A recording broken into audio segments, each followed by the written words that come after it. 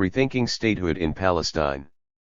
Self-Determination and Decolonization Beyond Partition. Edited by Leila H. Farsakh. Contents. List of illustrations 7. Acknowledgements 9/11, The Struggle for Self-Determination and the Palestinian Quest for Statehood 1 Leila Farsakh. Part 1. Partition and the Cost of Statehood 1. The Political Economy of State Formation in Palestine 29 Adam Hani 2. The Gaza Strip, Humanitarian Crisis and Lost Statehood 54 Tariq Baikoni 3. The Forgotten Palestinians, East Jerusalem and the Oslo Peace Process Adi Hania Walid Asali 4. The State, the Land, and the Hill Museum 107 Hanan Tukin 5. In the Trump Era and Beyond 127 Youssef Munayir. Part 2. Decolonizing Beyond Partition 6. Transitional Justice in Palestine/Israel, Whose Justice? Which Transition? 153 Nadim Kauri. 6 Contents. 7 Alternatives to Partition in Palestine, Re-articulating the State-Nation Nexus 173 Leila Farsakh. 8 Palestinian Nationality and Jewish Nationality, From the Lausanne Treaty to Today 192 Susan M. Akram. 9 Constitutional Frameworks for a One-State Option in Palestine, An Assessment 225 Mazen Masri. 10 Between Two States and One, Palestinian Citizens of Israel 253 Maha Nasser. 11 Indigeneity as Resistance 276 Elon Papp Conclusion 295 Leila Farsakh. List of Contributors 299. Index 303. 6. Self-determination, statehood, and partition are dominant political concepts that shaped the formation of the modern global order following World War I. The resistance of the Palestine question to any attempt at resolution guided by the logics of these concepts has generated a veritable industry of academic publications buttressed by an even bigger industry of documentation, reports, initiatives, resolutions, and summits on how to secure a two-state solution. Most of this scholarship, regardless of the political position of the authors, uncritically dwells within the confines of this nationalist conceptual architecture, thus reproducing the very epistemological climate that made possible the ongoing dispossession, displacement, and statelessness of the Palestinians.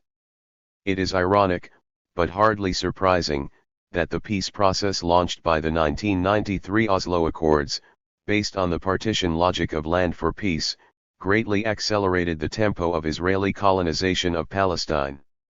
The spectacular contrast over the past 3 decades between state-centric discourses in the public sphere and settler colonial practices on the ground has pushed a new generation of scholars to consider intellectual exit strategies from the identity/territory/sovereignty matrix and to experiment with alternative paradigms. Rethinking Statehood in Palestine, Self-Determination and Decolonization Beyond Partition is an outstanding collection of essays, mostly by leading Palestinian scholars of this new generation, that forensically explain the operations of partition logic on the ground and point to different paths to decolonial futures. Statehood was never the sole mission of decolonization movements globally, and there is a rich tradition of thinking beyond the telos of the state among anti-colonial intellectuals. The Palestinians are no exception. Indeed, an outpouring of 12. Scholarship, activist initiatives, literary writing, and cultural projects have shifted the focus from the state to the nation. The concept of nation is more capacious engine for political struggle, as it privileges people over territory and recognizes the critical importance of the everyday lived experience. This outpouring was especially noticeable in the period following the 1982 Israeli invasion of Lebanon, which sought to destroy the institutional infrastructure of the Palestine Liberation Organization and to make irreversible the colonization of the territories occupied in the 1967 war. Nevertheless, the hold of partition logic remains especially strong in the Palestinian case for a variety of historical reasons, not the least of which are the modalities of international interventions. Rethinking Statehood encapsulates the mission of the New Directions in Palestinian Studies book series in that most of the authors draw on their intimate familiarity with the Palestinian condition to provide fresh perspectives, from the inside out, so to speak, on larger theoretical and global concerns. The editor, Leila Farsakh, assembled scholars from a variety of disciplines: political economy, law, international relations, history, and cultural studies, all of whom deliver crisp, concise, informative, and robustly insightful essays honed by years of research in their respective fields as well as by activist work.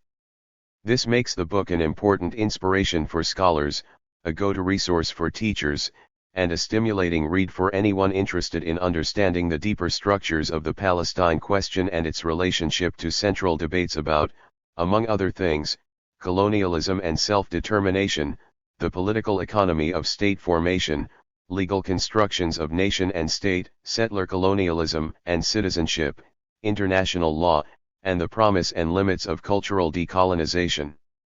Practices informed by the politics of indigeneity.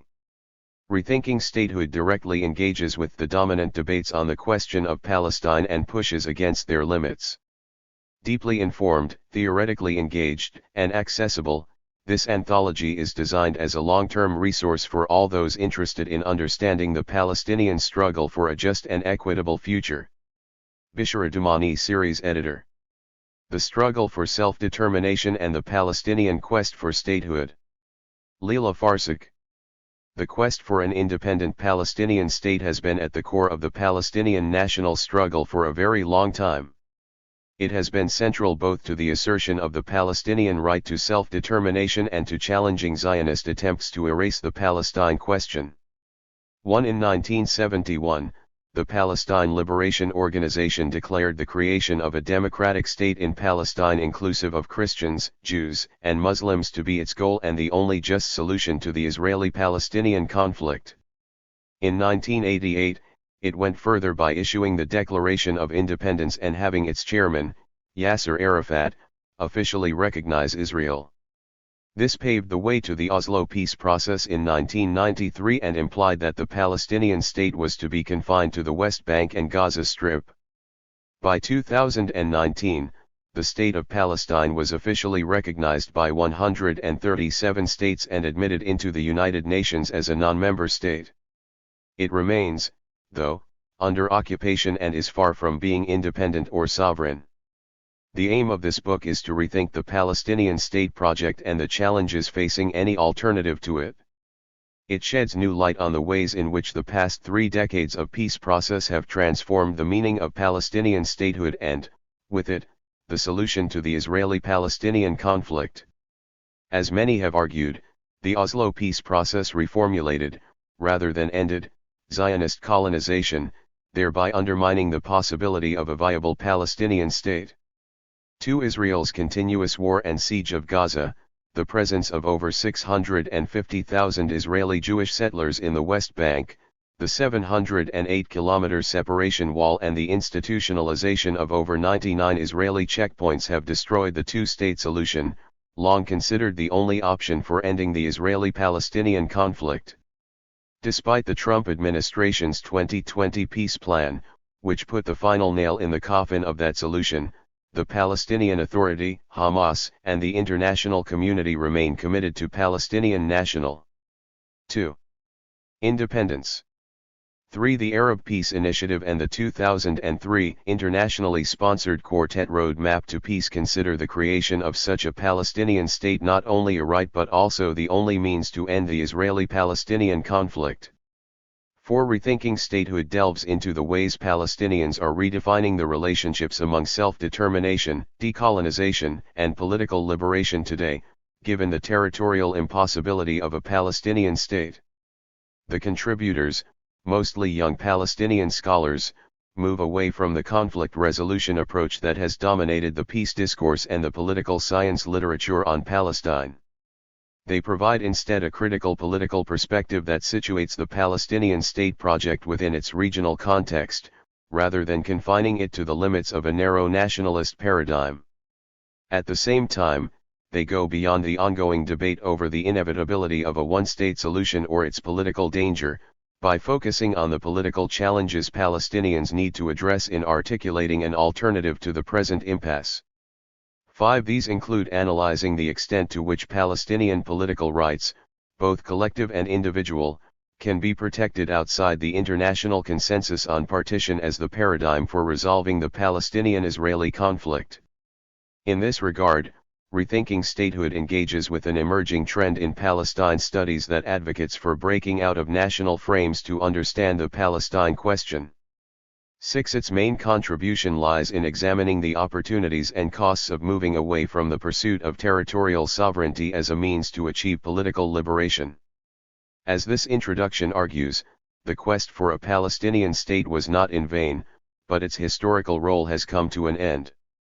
It is thus necessary to re-examine this role and explore how the failure of national independence enables us to re-articulate the relationship between self-determination and decolonization away from the telos of the nation-state.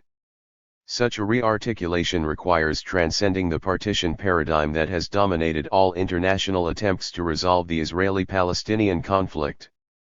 It entails defining the elements of a political alternative that is democratic, viable, and economically feasible. It also must address the question of Zionism and explain how the political rights of Jewish Israelis can be reconciled with Palestinian rights in any attempt to decolonize the ongoing settler colonial reality. Self-determination and statehood. At the heart of the Palestinian struggle is a yearning to return home and for freedom from settler colonialism, as much as from oppression and exile. 7. Ever since they were expelled from their land during the 1948 war and the creation of the State of Israel, Palestinians have sought to fulfill their right of return, which is enshrined in UN Resolution 194, issued on December 4, 1948. The establishment of the PLO by the Arab League in 1964 reaffirmed this right, as its charter called for the liberation of Palestine from Zionist imperialism. The PLO Charter 3. Did not specify statehood as part of its mission, though, since it envisaged Palestine as part of a larger Arab collectivity. It was only in the aftermath of the 1967 Six Days War and the International Consensus on UN Security Council Resolution 242 as a framework for peace in the Middle East that the Palestinian national movement made the project of an independent state the vehicle for decolonizing Palestine from Zionism and affirming the Palestinian right to self-determination. In this regard, the Palestinian national movement was not much different from most anti-colonial liberation movements of the 20th century. Self-determination, a concept internationalized with Lenin's defense of people's right to national independence and reframed by Wilson's 14 points in 1918, laid the foundation of a 20th century world order composed of nation-states. 8. By 1960, it became the juridical component of international non-domination, as Adam Getachew put it. 9. Yet, as she and others have shown, self-determination was a concept used by imperial powers to reorganize their spheres of control, as much as it was claimed by every national liberation movement demanding freedom from colonialism. Imperial powers viewed it a principle that colonized people could exercise once they proved fit to do so, thus tying it to imperial racial and political considerations. Anti-colonialists, on the other hand, defines self-determination as an inalienable right to achieve freedom from external domination. 10. UN Resolution 1514, adopted in 1960 by the UN General Assembly, affirmed the status of self-determination as a human right, one that is necessary in order to fulfill all other rights. It also declared colonialism a crime and specified that all people have an inalienable right to complete freedom, the exercise of their sovereignty and the integrity of their national territory. 11. It thus inadvertently made self-determination synonymous with national territorial sovereignty, that is, statehood. 12. While many were aware of the inherent contradiction of the nation-state as protector as well as violator of human rights, an international consensus had formed around the necessity of independent statehood as a first, if not sufficient, step towards political liberation. This is because the nation-state was conceived as the internationally recognized sovereign entity that ensures citizens their political rights, including their right to security and protection from external domination. For many anti-colonialists, though, the creation of an independent state was not the only, or optimal, means to guarantee people's freedom and their national sovereignty. They considered the right to self-determination as a people's right to define their political future and choose their political form, or system, of government for managing their affairs. It did not need to be territorially bound, since sovereignty is enshrined in the people, or the nation, not in the state per se. Instead, it can be fulfilled through various political configurations, such as transforming empires into representative federations, or confederations, of equal citizens. As Wilder and Getachew have shown, anti-colonial proponents of the right to self-determination envisaged its implementation as part of a larger project of remaking the world beyond the Westphalian order of sovereign states, one that required 4. Transforming political and economic structures, both domestically and internationally, in ways that would guarantee the freedom and equality of all people. 13. They were cognizant of what revolutionaries from Toussaint Louverture to Fanon have warned against, namely that national independence does not guarantee liberation, for it can create new forms of domination that deny citizens their political and economic rights. The Palestinian struggle for self-determination carried within it this ambiguity concerning the relationship between national liberation and statehood. As Edward Said put in 1978, the PLO never resolved the question of whether it is really a national independence or a national liberation movement. 14. Since the arrival of Fatah at the head of the PLO in 1968, the Palestinian national discourse has tied return with liberation and conscripted the notion of self-determination to the right to establish an independent Palestinian state. In 1971, the Eighth Palestinian National Council Convention adopted a unanimous resolution specifying that the armed struggle of the Palestinian people is not a racial or religious struggle directed against the Jews.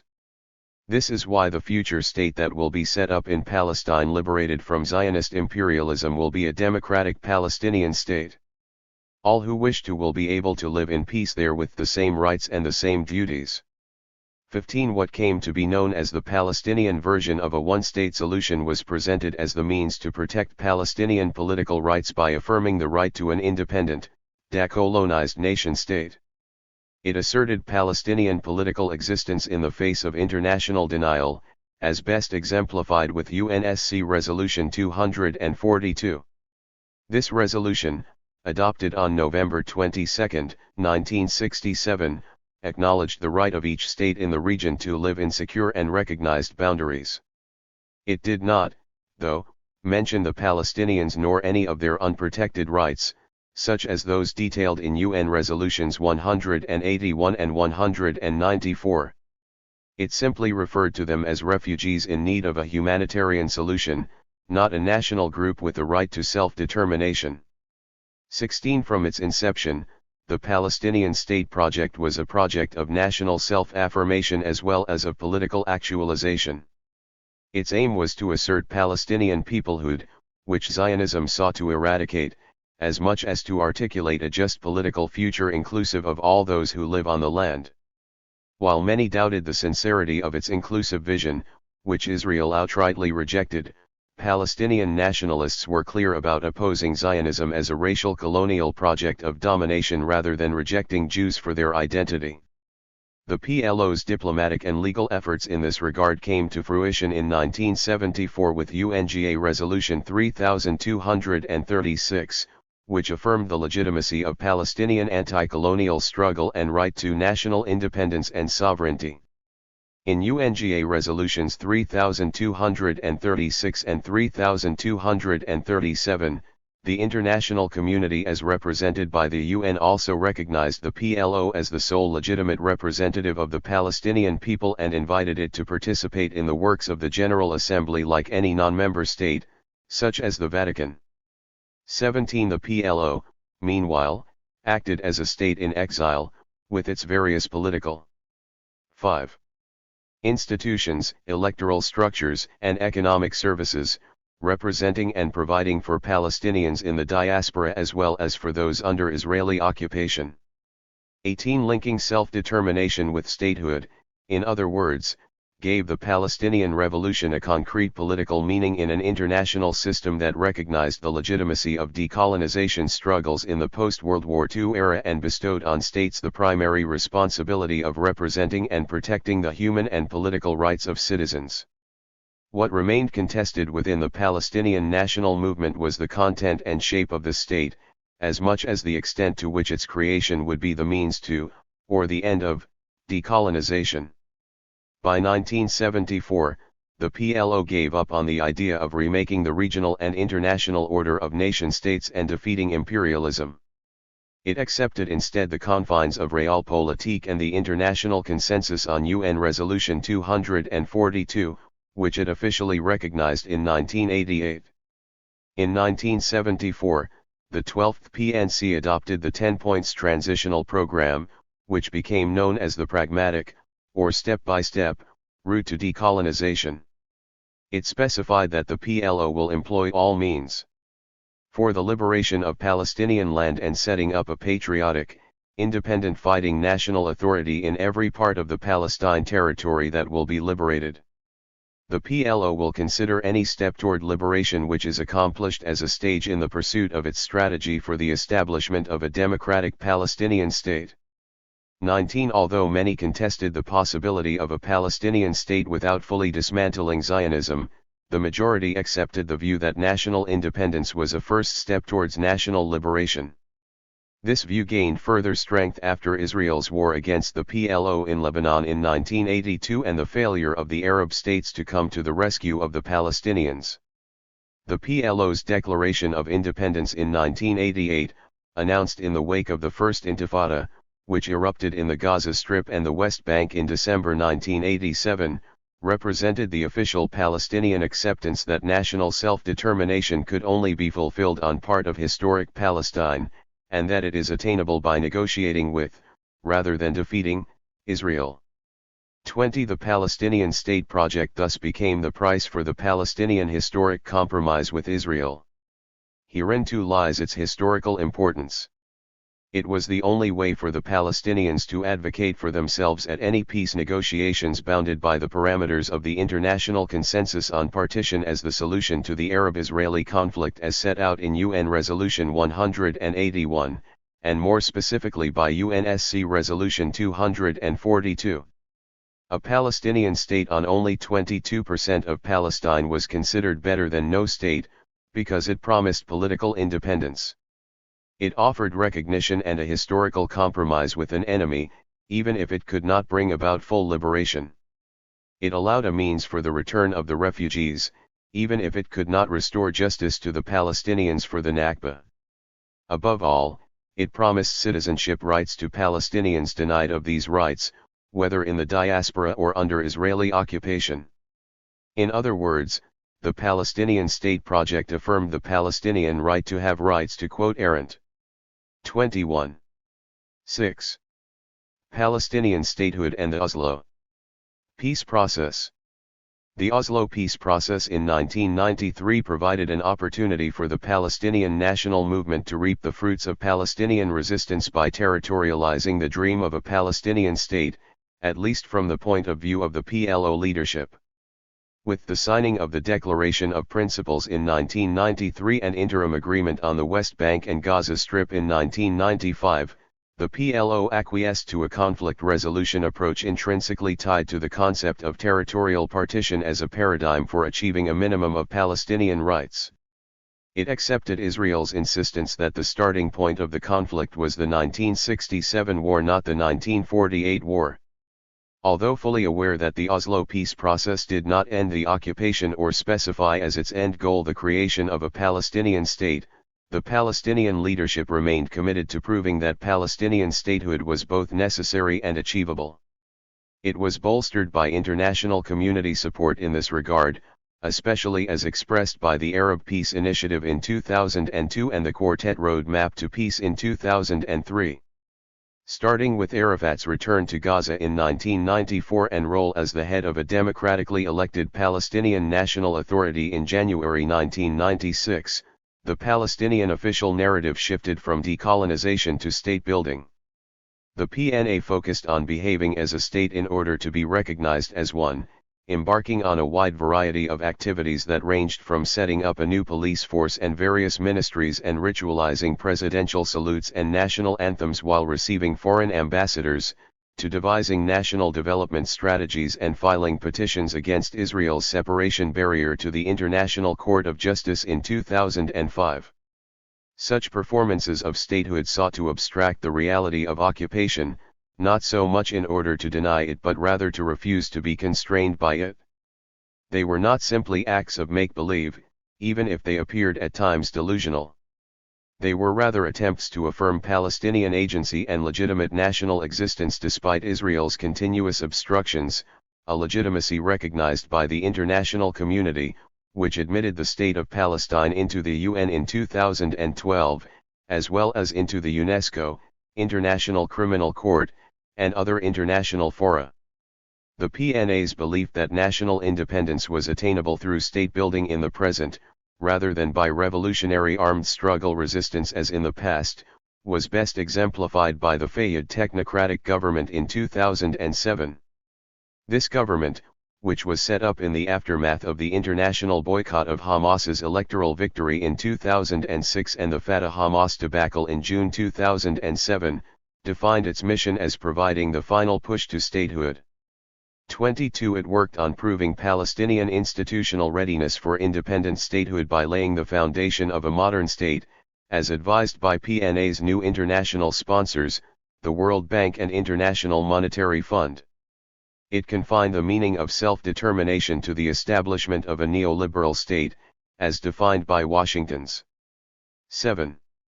Conception of good governance. State building thus became about law and order, not about national unity or democratic representation. Its mission was to foster institution building and fiscal transparency in order to ensure the development of a vibrant private sector.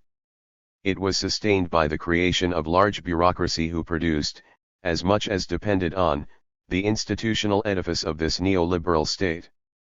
23. State building implied that the PNA was performing a kind of statehood not based on sovereignty but on management of financial resources and credible claims to management of an uncertain future.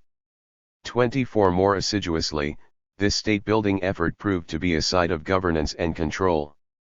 It became an effort by which the PNA shaped power relations over space and people, rather than a strategy that could effectively halt Israeli settlement construction, end the siege on Gaza, or bring liberation. This was visible at the macro level, in the creation of a repressive police force and prison system in the West Bank and Gaza Strip and in the failure to create independent and transparent judiciary. It also was clear in the way state-building efforts reshaped access to resources and power at the micro level, whether in developing the housing and land markets, encouraging public-private partnerships, or setting up the infrastructure for a modern electricity grid and road system. As a new generation of scholars have demonstrated, the development of modern electricity grids, new housing projects, or even national environmental policies does not only highlight the PNA's attempt to affirm a certain sovereign modernity. 25. Such projects also reflect the kind of polity the PNA is seeking to create, one that promotes a transactional, individualized relation between the central authority and the Palestinian population, rather than encourages collective representations and accountability. This state-building apparatus inevitably produced a political entity that was increasingly authoritarian, serving mostly an emerging private sector tied to the PNA and international capital. The PNA became unable, or unwilling, to undo the settler colonial reality, given how embedded it was with safeguarding Israeli security through the Oslo Peace Agreement and its state-building efforts. With the signing of the Oslo Peace Accords, the historical role of the Palestinian state project for the Palestinian cause was thus bound to come to an end. This was confirmed with the failure of the final status negotiations, after the Camp David summit in 2000, to bring about Palestinian territorial independence, despite all the compromises that the Palestinian Authority was willing to make towards Israel. 26. The pursuit of a state had been essential for achieving Israeli and international recognition of the Palestinians as a collective, or national, political entity. However, Israel's recognition of the PLO had proved to be a means to fragment the Palestinian people and undermine their right to self-determination. Attempts to counter this fragmentation remained ineffective because the Palestinian leadership, the international community, and the regional powers all remained committed to partition as the only way to achieve Palestinian independence. The PNA's insistence that the problem is not partition in itself, but in the lack of implementation of UN 8 resolutions did not carry much sway since the international community proved unwilling to exert pressure on Israel to retreat fully from the West Bank and Gaza or even to adhere to the terms of the Oslo agreements. Indeed, it is impossible to explain the persistence of the Palestinian state project, as much as its failure, without considering the international investment in it. 27 The Quartet on the Middle East has been the major advisor and funder of the Palestinian state project, dispersing over $27 billion to the Palestinian territories since 1994, making the Palestinian-occupied territories one of the world's largest recipients of aid per capita. 28 Although the international community has been frustrated with Israel's continuous construction of settlements and its violation of Palestinian human rights, its approach has been to reform, rather than reject, the principle of partition. It focused its energy on improving the PNA's institutional capability to prove Palestinian readiness for political independence, giving special attention to enhancing the PNA's monopoly over the use of violence in the West Bank and Gaza. The international community thus restricted the meaning of statehood to the power of an internationally recognized authority to impose law and order over a specific population. It did not tie it to fostering democratic accountability or ensuring Palestinian unity, let alone adhering to international law or forcing Israel to withdraw from Palestinian land. 29 It ignored the importance of territorial contiguity for the physical viability of any state by prioritizing Israel's security concerns in delineating the extent of Palestinian territorial and demographic jurisdiction. In acquiescing to the prioritization of Israeli security demands, the international community and the PNA thus contributed to transforming the Palestinian state project from a vehicle for national independence to a regionally and internationally sponsored endeavor to dissolve the Palestine question. Juridically, the Palestinian state project under Oslo confined the Palestinian nation to the West Bank and Gaza Strip. It thus compromised the unity of the Palestinian people and the political rights of those Palestinians not included in the new territorial nation-state, that is, the Palestinian citizens of Israel and refugees, who are at the crux of the Palestinian question. It also undermined the national Palestinian political system with the creation of new territorially confined political bodies, namely the PNA and the Palestinian Legislative Council. These political entities de facto superseded the Palestinian Liberation Organization and its Palestinian National Council, the bodies that had historically represented Palestinians both inside and outside the West Bank and Gaza Strip. 30 The Palestinian National Collective, or WE, was thus compromised, especially as no new encompassing entity was created to represent and reunite all Palestinians as the PLO had before 1993. The territorialization of the Palestinian dream of national self-determination has thus been emptied of any emancipatory potential. Rather than undo the unequal power relations imposed by Israel and the international order, the project of statehood introduced instead new structures of domination that perpetuate. 9. Rather than dismantle, the settler colonial reality Palestinians are forced to endure. The Palestinians living in the West Bank and Gaza are effectively living in a one-state condition, with Israel as the only sovereign, a reality that has been increasingly described as apartheid. 31 The entrenchment of the PNA's authoritarian regime and its refusal to revive the PLO or hold elections have compromised Palestinian citizenship rights. 32 Meanwhile, the PNA's obsession with statehood risks reducing the Palestinian struggle to a humanitarian problem once again. Palestinians' leaders are now more focused on finding means to combat COVID-19 and prevent poverty levels from rising further in the Gaza Strip while keeping a captive economy afloat through international aid.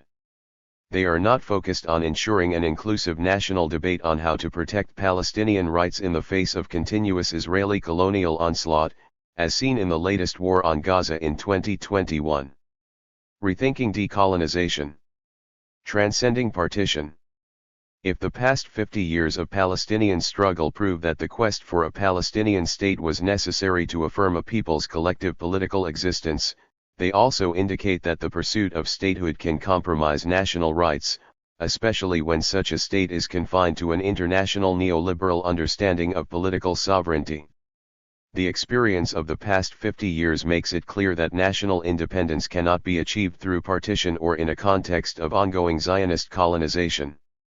As Dubanov and Robson have most recently argued, partition plans are intrinsic to imperial strategies to divide and conquer.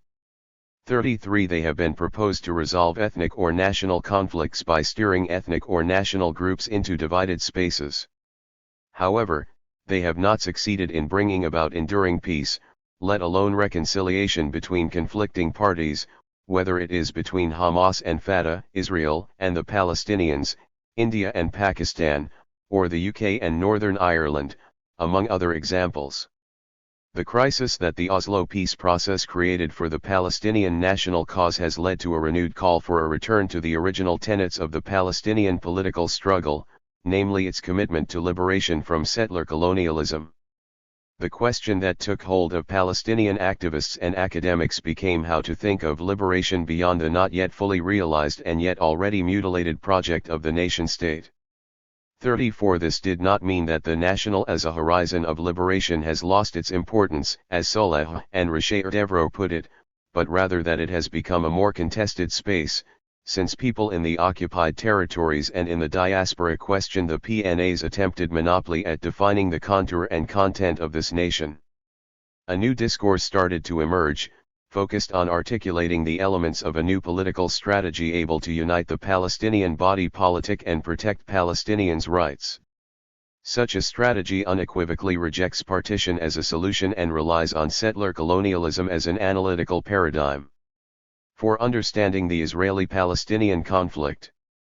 35 It seeks to transcend an ethnic and territorial understanding of self-determination, that is, the framework of the exclusive nation-state, and to propose a political alternative that protects the individual and collective rights of citizens. Since the failure of the Camp David negotiation in 2000, Palestinian academics and activists have become more vocal about how Israel reformulated, rather than ended, its colonial rule. They have highlighted, in particular, how Oslo's institutionalization of the demographic separation between Israelis and Palestinians through territorial fragmentation and annexation of Palestinian land has not only violated Palestinian rights but also made any solution based on partition racially delineated and unequal. The Oslo peace process, and the partition paradigm on which it was based, avoided dealing with Israel's colonial foundation, for it was premised on the principle that the only way to affirm Palestine's political existence is to acknowledge Israel's. This proved to be a real trap for the Palestinian leadership, given Israel's insistence on being recognized as a Jewish state in any final status peace agreement. Palestinians cannot acquiesce to such a demand, for it would deny their political existence and their right to the land. The revival of settler colonialism as an analytical framework has also been accompanied by a discursive shift away from the pursuit of statehood and towards Palestinians' inalienable rights. This rights-based approach has gained prominence with the ICJ ruling against Israel's wall in 2005 and the rise of the boycott, divestment, and sanctions movement. It sees in international law a potent tool for holding Israel accountable to its international obligations and for protecting the unity of Palestinian rights, including the right of return, freedom from occupation in the West Bank and Gaza, and the right to equal citizenship for the Palestinians living inside Israel. The BDS movement has been particularly effective in mobilizing support for new strategies of nonviolent resistance as an alternative to the violence of the Second Intifada, which became demonized in a post-9/11 world. It has helped to show the continuity of Israeli settler colonial policies that violate Palestinian rights and to generate a growing international solidarity with Palestinians at the grassroots level and in different policy circles. The rights-based discourse, however, has not been sufficient for articulating a political alternative to the present political impasse. The BDS movement, for example, does not take a position on whether the Palestinians should abandon the pursuit of a state. It also does not take a position on the international legal consensus on partition or offer an alternative to it. According to some critiques, the rights-based approach risks, albeit inadvertently, individualizing the Palestinian struggle by focusing on Palestinian individual human rights. 36 attempts to redress this problem have focused on affirming the unity or nationhood of Palestinian people, albeit by proposing two different approaches. The first rejects the very idea of a Palestinian state as a political aspiration. Led mainly by 13 anthropologists and historians, this approach calls for transcending nationalist frames, given that such frames prioritize the creation of a state over the Palestinian people. 37 It considers the state a site of inherent violence and thus bound to be oppressive, especially in the absence of a free and active civil society. It emphasizes that sovereignty lies with the people, not with the state, and highlights that globalization has undermined the importance of territorial sovereignty. Politically, this approach affirms the political agency of the Palestinians everywhere, not just in the occupied territories. It embraces the fragmented and exilic Palestinian experience rather than negates it, as the state project tried to do. This anti-statist approach has gained traction in the diaspora promoted among Palestinians living in Western societies. While this discourse may sound reminiscent of the PLO's original prioritization of return over statehood, its main focus is on redefining the relationship between identity and place beyond the territory of the nation or the boundaries of the state. In this regard, the anti-statist critique of the Palestinian state project provides a resounding rejection of the PNA attempt to monopolize who the Palestinian collective, or we, is. It gives space to counter-narratives created through Palestinian grassroots initiatives to reclaim the public sphere by challenging hegemonic power structures. Yet this anti-statist critique does not solve the political and humanitarian problems of those living with no legal protection or citizen rights in Lebanon or Syria, for example. It also overlooks the fact that vibrant autonomous public spheres usually exist only in democratic societies where residents have the legal and political tools to challenge state violence and where state power is both limited and circumscribed by law. This anti-statist critique remains pertinent, though, insofar as it highlights the importance of taming state power by emphasizing the creation of representative counterpowers and the protection of spaces for public engagement. It is helpful in pointing out the importance of defining the kind of political community, or polity, that the struggle for self-determination seeks to create in order to ensure that it does not compromise its people's rights. The second approach for reaffirming Palestinian national rights does not bypass the state. It rather considers the one-state solution the only means to decolonize Palestine. 38 Most of the critical writings by political scientists, legal scholars, and activists over the past 20 years have revolved around defining the political shape, and ethical value, of such a state. There is no consensus, however, on whether such a state should be a liberal democratic state or a binational one. Defenders of the former remain fundamentally attached to the importance of Palestinian territorial sovereignty over the whole of Palestine. They are committed to the principle of individual political equality between all the inhabitants of the land while emphasizing the indigenous sovereignty of the Palestinian people. According to Abunnameh, Israeli Jews living in Palestine have legitimate individual political rights as equal citizens, but not a collective, or national, right to self-determination. This is largely because whenever they have had such 14. a right, it has come at the expense of the Palestinians. Abunnameh and others reject binationalism as an option since, in their view, it entails an endorsement, however oblique, of Zionism and thus of colonialism. 39 The 2018 Israeli nationality law, which bestowed the right to self-determination in the whole area Israel controls only to the Jews, is a case in point. According to Omar Barghouti, a democratic state in all of Palestine offers the only ethical solution to the Israeli-Palestinian conflict, for it dismantles Zionism while allowing Israelis to remain in the land and live in the new polity as equal citizens.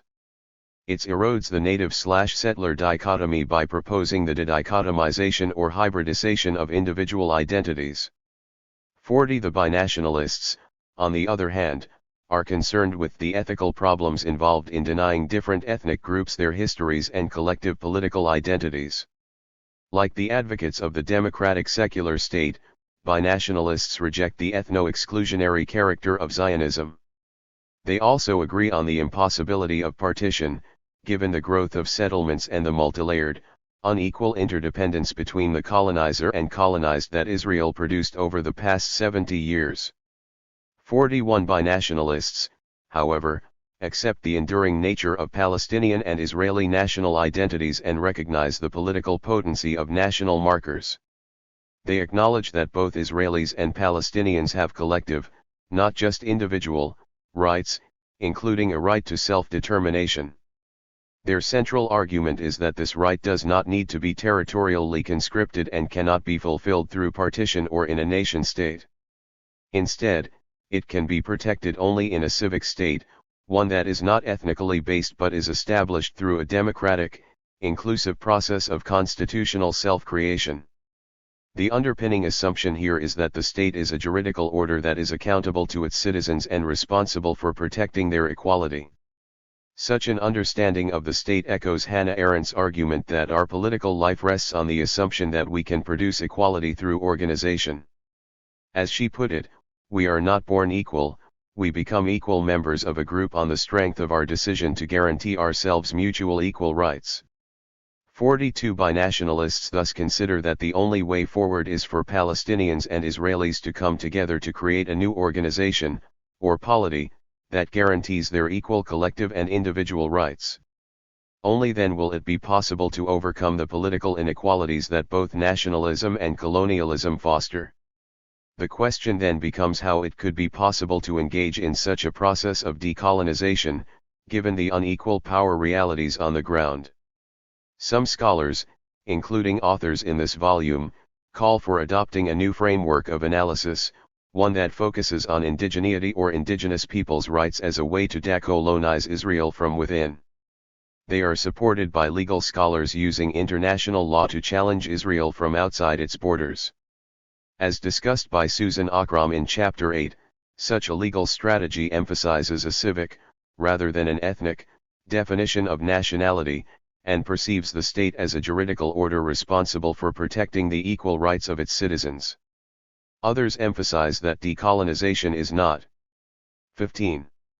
An event but a process that involves decolonizing Israeli-Palestinian relationships, rather than simply the land. According to Bashir and Busbridge, it requires placing Arab-Jewish relations at the center of the decolonization process, allowing for the narration of Palestinian and Jewish experience in the Middle East alongside each other, rather than at the expense of each other.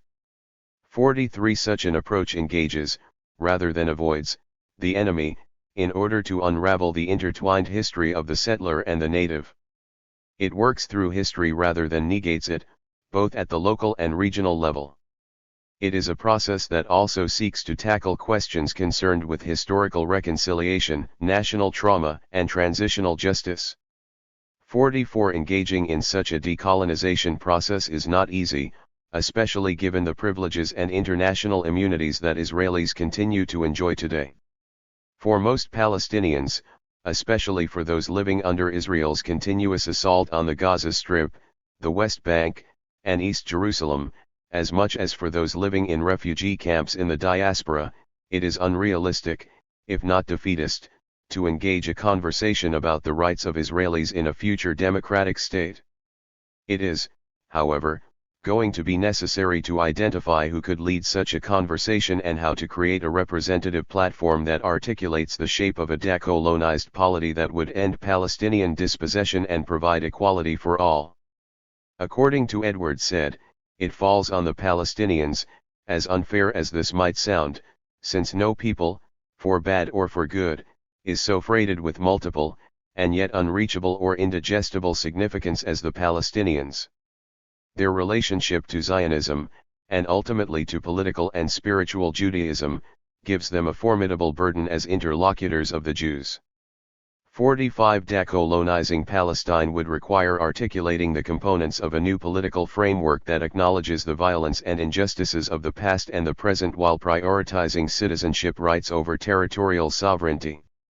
It cannot be divorced from the larger struggle within the Arab region, where citizens are defying their oppressive governments, reminding them of their responsibility towards their citizens, to represent rather than oppress them, to honor rather than crush their diversity, and to acknowledge that the acceptance of differences forms the basis of any democratic polity that ensures equality for all. Rethinking Statehood.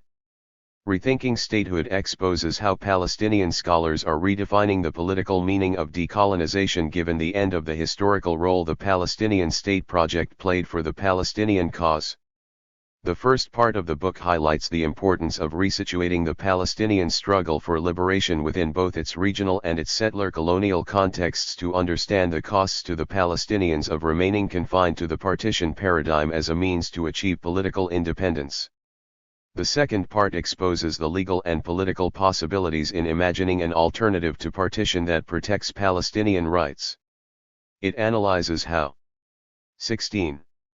The relationship between the nation and the state is being re-articulated to protect both the individual and collective rights of all those living in Israel/Palestine.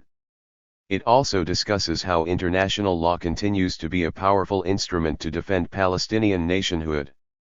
Together, the chapters included here advance a new epistemology of the Israeli-Palestinian conflict, one that sees the Palestinian struggle not solely through the prism of the nation-state or as confined only to Palestinians, but rather enables us to construct a new critical way of thinking about political liberation that allows people to live in equality and dignity, irrespective of their ethnicity. In Chapter 1, Adam Hani provides a political economy critique of the Palestinian state project. Hani argues that the Palestinian obsession with statehood cannot be understood by remaining confined within a nationalist framework of analysis and without unpacking the political economy of state and class formation. He sheds light on the PNA's institutional role as a facilitator of capital accumulation and highlights the role of regional capital originating in the Arab Gulf states in the development of a Palestinian capitalist class that sustains the Palestinian state project and depends on it.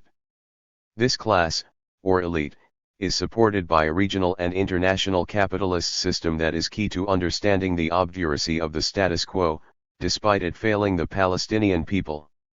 Chapter 2 looks more closely at the Gaza Strip as a microcosm of the limitations of the Palestinian state project and the crisis it created, rather than resolved, for the Palestinian national struggle.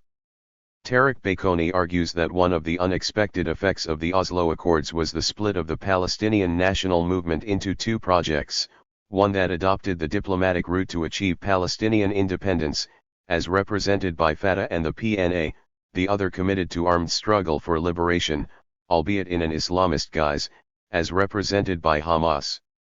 Although divisions within the Palestinian movement are not new, the persistence of this political infighting for over 15 years despite many reconciliation attempts leads to the conclusion that the Palestinian state project is sustained by an elite more interested in power than in national liberation. 46 Baikoni argues that the Gaza Strip has become the linchpin for determining the future of the Palestinian national movement. Its present humanitarian crisis demonstrates the costs of remaining committed to the tenets of Palestinian national liberation and seeking to assert political independence in a context of ongoing colonization. Chapter 3 provides a micro-picture of how the Palestinian state project disempowered different Palestinian constituencies, denying their political rights and dream of liberation. Hania Asali focuses on East Jerusalem to show how Jerusalem's position as the capital of a future Palestinian state has been undermined by the failure of the PNA to counter Israel's decision to sever the Holy City from the rest of the West Bank. She provides a review of Israel's legal, demographic, and territorial assaults on Palestinians living in East Jerusalem and the ways in which they resisted, as exemplified by the prayer intifada in the summer of 2017 and again during Ramadan in April and May 2021. 17. Hanan Tukan in Chapter 4 touches on the symbolic and aesthetic dimension of the Palestinian state project as represented by the construction of the Palestinian Museum. National museums have typically been markers of national independence. They can thus provide a discursive means to affirm the existence of a people whose history has been denied by the colonizer. The construction of the Palestinian Museum in Birzeit in 2016, however, elicited criticism for being a selective and an elitist endeavor that siphoned money away from more urgent needs.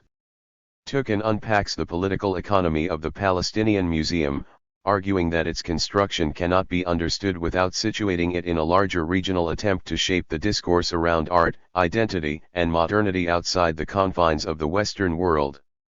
Her analysis complements Hania's argument in Chapter 1 by emphasizing the role of the museum's investors, mostly based in the Gulf and closely tied to the PNA, in seeking to shape the meaning of independence and resistance against Israel's physical, cultural, and economic domination.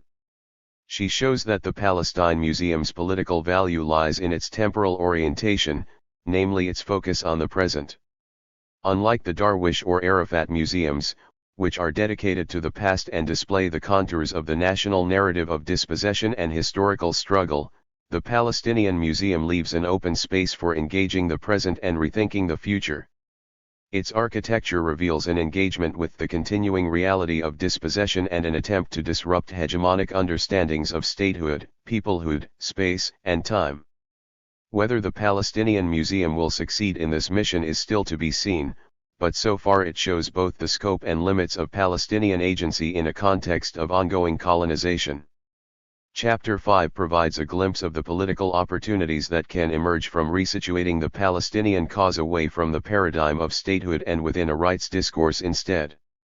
Youssef Munayyer in this chapter argues that a political strategy focused on defending Palestinian rights, rather than statehood, is more successful in generating international support today, particularly in the United States.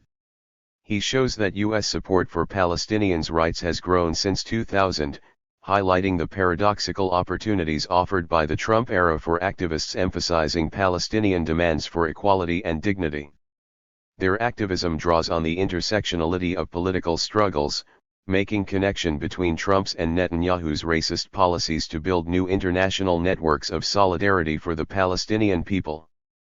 Munayyar's analysis provides a segue to the second part of the book, which explores the legal and political dimensions that must be revisited in order to construct a viable political alternative to the current colonial reality. Nadim Kauri in Chapter 6 examines the question of transitional justice and the way the Palestinian state project avoided it. He argues that the term has been raised by Palestinian critiques of Oslo to stress the impossibility of peace without providing justice for the full range of Palestinian rights, including the right of return. 18. Recognition of the Nakba, and an end to the ongoing Israeli violence. The Oslo peace agreements sought to settle the Israeli-Palestinian conflict by sidetracking the question of historical reconciliation. As Kauri demonstrates, the concept of transitional justice could spark new conversations about moving forward, but it is also a deeply contested concept since there remain fierce disagreements over whose historical injustices need to be addressed, with what mechanisms, and toward what ends. Chapter 7 examines how the first Zionist and Palestinian alternatives to partition sought to protect the individual and collective rights of Palestinians and Jews in a single polity. In this chapter, Leila Farsakh examines how early protagonists of a one-state solution conceptualized the notion of the nation and how separate it could be from the state. She also assesses Palestinian and Zionist attempts to incorporate the other in their conception of a one-state solution and points to the economic and political challenges that continue to haunt any binational or democratic alternative to partition today. Chapter 8 focuses on how international law protects Palestinian rights, not only the right of return but also the right to a Palestinian nationality. Susan Akram in this chapter argues that Palestinian nationality is a legally protected concept, despite the Balfour Declaration, the creation of the State of Israel in 1948, and the establishment of the Palestinian Authority in 1995. She unpacks the international legal definition of nationality, which emphasizes the direct relation between a people and a land, rather than the ethnic criteria or a sense of an imagined community that sociological use of the term implies.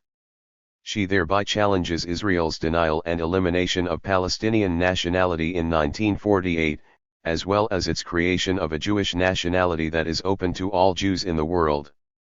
Akram maintains that Israel's notion of Jewish nationality is not legitimate from an international legal perspective because Israel based it on a religious and extraterritorial definition of the nation. Her analysis suggests that while the concept of Israeli nationality, which presently does not exist and which would bestow equal citizenship rights on both Jews and non-Jews born and living in Israel, would be a legally binding category, Israel's latest nationality law is not. 47. The legal persistence of the concept of the Palestinian nation has significant ramifications for any post-Oslo political configuration. Mazen Masri in Chapter 9 looks more closely at various constitutional frameworks for a single state in historic Palestine. He provides a comparative lens to assess which of the various models of federalism, binationalism, and/or liberal democracy can best protect Palestinian and Israeli individual citizenship rights without compromising their collective or national rights. These rights include not only the freedom to speak one's own language, levy taxes, and elect representatives, but also to acknowledge historical grievances, establish mechanisms for reparation and reconciliation, and decolonize economic and social relations. 19. Chapters 10 and 11 meanwhile zoom in on Palestinian citizens in Israel, core constituents of the Palestinian people, to consider how they are rethinking the relationship between the nation and the state in envisaging a political future. Maha Nasser in Chapter 10 examines the historical origins and ongoing challenges that Palestinian citizens of Israel confront in trying to both defend their individual and collective rights within Israel and remain part of the Palestinian national movement. She focuses on the evolving positions of Palestinian citizens of Israel in the one-state or two-states debate, exposing the tension they experience between asserting their intrinsic link to the Palestinian national struggle and finding a solution to the Israeli-Palestinian conflict that is politically feasible. Elon Papp complements this discussion in Chapter 11, where he makes a case for the notion of indigenous sovereignty. He argues that Palestinian citizens of Israel are at the forefront of reclaiming indigeneity as a way to assert the sovereignty of the Palestinian people. Indigenous sovereignty helps resituate the Palestinian struggle within a decolonization paradigm and offers new forms of resistance that challenge the nation-state as a solution. The conclusion wraps up the book by highlighting some of the line of inquiries that emerge from its chapters and the areas of new research needed to expand our understanding of the meaning and locus of political liberation moving forward. Part 1. 29. 1. The political economy of state. Formation in Palestine. Adam Hani. The question of state formation in Palestine has attracted a great deal of attention from scholars and activists alike since the establishment of the Palestinian National Authority in 1994. Much of this debate has focused upon questions about three matters: the relationship between peace and state formation, the priorities and nature of Palestinian Authority institution building, and the linkages between donor funding and the emerging features of Palestinian government. Given the nature of the Oslo Accords and subsequent negotiations between Israel and the Palestine Liberation Organization, the discourse surrounding these debates has tended to be based almost exclusively on some version of a two-state solution, typically with greater attention given to the West Bank as the spatial center of PNA institution building. The aim of this chapter is to present a critique of this state formation literature, focusing in particular on the analytical silence it shows concerning the wider political economy of the Middle East region as a whole. I argue that much of the debate around Palestinian state formation tends to a methodological perspective that views Palestinian society in the occupied Palestinian territories and in the West Bank specifically as a self-contained social formation in which state-civil society relations are implicitly assumed to exist as separate and distinct from the wider region. In this sense, state formation literature is typically characterized by a form of methodological nationalism, in which the territorial borders of the national state or the Palestinian state in formation are considered as the exclusive vantage point from which to understand the various modalities of state building. This is not to deny that much of the literature considers the impact of various trade and financial relationships between a future Palestinian state and neighboring countries. The point, however, is that these relationships are considered as external to Palestinian social formation as such. It is the contention of this chapter that it is necessary to consider the ways in which the developmental tendencies of 30. The regional scale already exist internal to Palestinian social formation. Without considering the ways that these regional processes have been internalized into the nature of Palestinian state and class formation under the PNA, it is not possible to accurately assess the likelihood of any state-building trajectories over the coming period. The chapter is divided into two main parts. The first begins with a survey of the general state-building literature as expressed in the policies of international agencies and government donors. This literature has identified three supposed characteristics of successful states: authority, legitimacy, and capacity, and aims to develop these features through technical support and financial aid.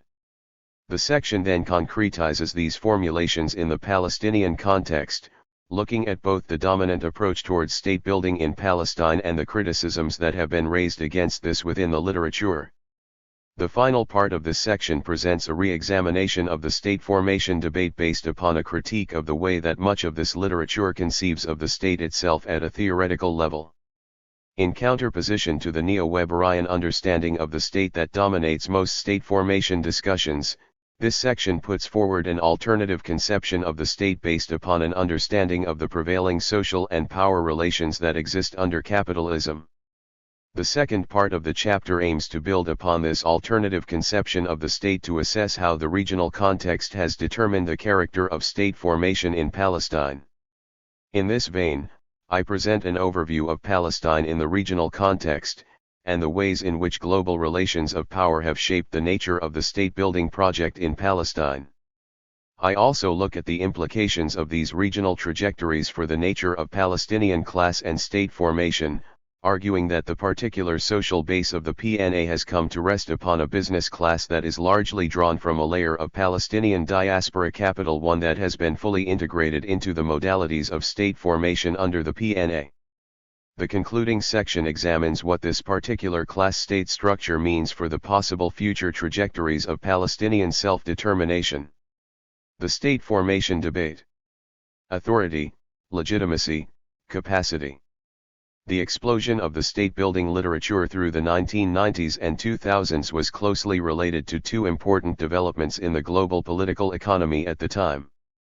The first of these was the emergence of the neoliberal economic paradigm as the virtually unchallenged policy model.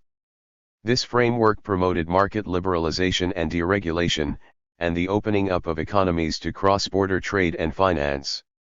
Closely connected to the breakup of the Soviet Union and the emergence of newly independent states across Europe and Central Asia, the so-called transition economies, this new era of neoliberal globalization raised a 31. Series of questions about how best to move from centrally planned, bureaucratic economies to market-based systems of accumulation. At the same time in the South, a range of conflicts and wars across numerous countries, notably Somalia, Iraq, Afghanistan, the Democratic Republic of Congo, and Sudan, placed the issue of rebuilding apparently dysfunctional state systems firmly on the map of international institutions and development practitioners. These trajectories of neoliberalism and conflict were to shape the content of the emerging state-building debate, which crystallized around two key theoretical propositions. The first of these was the linkage between democratization and neoliberal models of development. The creation of liberal democracies and market-based economies were said to be mutually reinforcing processes that offered the best guarantors for stability. In Europe, newly established institutions such as the European Bank for Reconstruction and Development consciously twinned the rebuilding of former Eastern Bloc states with free market principles, providing loans and grants to promote the privatization of infrastructure and industry. Elsewhere, notably in the Middle East, the U.S. government was to launch a policy framework based on what George W. Bush described in 2004 as free elections and free markets. The initial testing ground for this policy was post-2003 Iraq, where the U.S. government stated they sought to see a narrow form of liberal democracy that could provide legitimacy for free market economic measures. Accompanying this policy turn, a host of quasi-governmental institutions such as the U.S. National Endowment for Democracy, the National Democratic Institute, the International Republican Institute, the Center for International Private Enterprise, and the Solidarity Center were to employ the same basic argument linking free markets and a vibrant civil society with the new state-building emphasis. The second key theoretical proposition of the state-building literature was the explicit argument that effective state-building was causally related to more peaceful states. This liberal peace perspective claimed that conflicts could be defused by encouraging the liberalization of the political and economic structures of post-conflict societies. 3. If a state were governed along liberal democratic lines, it would be less likely to go to war because of the inherent reluctance of the population to engage in military conflict. Democracies, as one perceptive critic of the liberal peace paradigm noted, do not go to war with one another. 4. Through the 1990s and 2000s, this perspective was supplemented with further arguments both theoretical and empirical that intrastate violence was also less likely to occur within liberal democracies. 5. Francis Fukuyama, for example, was to link state weakness to a long list of internal crises, claiming that weak or failing states commit human rights abuses, provoke humanitarian disasters, drive massive waves of immigration, and attack their neighbors. 6. Likewise, the World Bank would explain the rationale behind its State and Peace Building Fund as one in which building states and building peace are considered as complementary processes. 7. 32. Nonetheless, beyond the emphasis on neoliberal economic models and the claims around peace, the question of state building raises a range of related theoretical and practical issues. What is meant by state building in practice? How is the state conceived of theoretically, and what particular institutional features characterize a successful state? What is the most appropriate temporal sequencing for the process of building state institutions? What actors should drive this process? Although there exists a wide variety of specific approaches to these questions, the starting point for the vast majority of relevant literature is an ideal type definition of the state drawn from neo-Weberian sociology. 8. According to this perspective, a state is defined through its monopoly of the legitimate use of physical force within a given territory. 9. Flowing from this definition, there are 3 supposed features of all states that are typically highlighted across the literature. 1. Authority, defined as the ability of the state to project its political power over all its territory, to reach all citizens regardless of their location, to maintain law and order and protect citizens from predation and violence. It is the ability of the laws and rules of the state to trump all other laws and rules. 2. Capacity, or the ability of the state to deliver or procure goods and services, design and implement policies, build infrastructure, collect revenue, dispense justice, and maintain a conducive environment for the private sector. 3. Legitimacy, or whether citizens feel the government has the right to govern and whether they trust the government. 10. Each of these 3 features is postulated to be interrelated to the others and self-reinforcing. Successful states are able to enforce authority over their populations within a defined territory, and this helps to sustain their legitimacy. But authority stems not only from the use of violence, but also from the generalized belief of the subject population in the legitimacy of the state's right to act as the supreme monopoly of force. In turn, this legitimacy arises from the state's capacity to ensure that needs such as security, stability, and provision of basic services are met. Successful states are therefore characterized by the right balance of this interconnected triumvirate: authority, legitimacy, and capacity. When this balance does not exist, a state is said to be in crisis. As the United States Agency for International Development was to put it in the mid-2000s, such states are defined by a central government does not exert significant control over its own territory or is unable or unwilling to assure the provision of vital services to significant parts of its territory, where legitimacy of the government is weak or non-existent, and where violent conflict is a reality or a great risk. 11. By assessing states' relative degrees of authority, legitimacy, and capacity, academic and development research attempted to correlate gaps in one or more of these attributes with what were described as weak, fragile, fragmented, or stressed states. 33. Throughout these debates, the case of Palestine and the Palestinian National Authority has provided a prominent laboratory for these theoretical claims. Large levels of donor funding have gone towards building the institutions of the Palestinian National Authority since its establishment in 1994. In many ways, as numerous government and donor reports have noted, the PNA's institutional capacity has consistently been viewed as an international exemplar in relation to state building. 12. Moreover, given the ongoing reality of Israel's occupation, Palestine also remains a key focus of the debates around peace-building and state formation. In this respect, it is instructive to turn to how these state formation debates have unfolded in the Palestinian context. State building in Palestine. The debates around state formation in Palestine are closely linked to an assessment of the negotiations process between Israel and the PLO that began in the early 1990s with the Oslo Accords.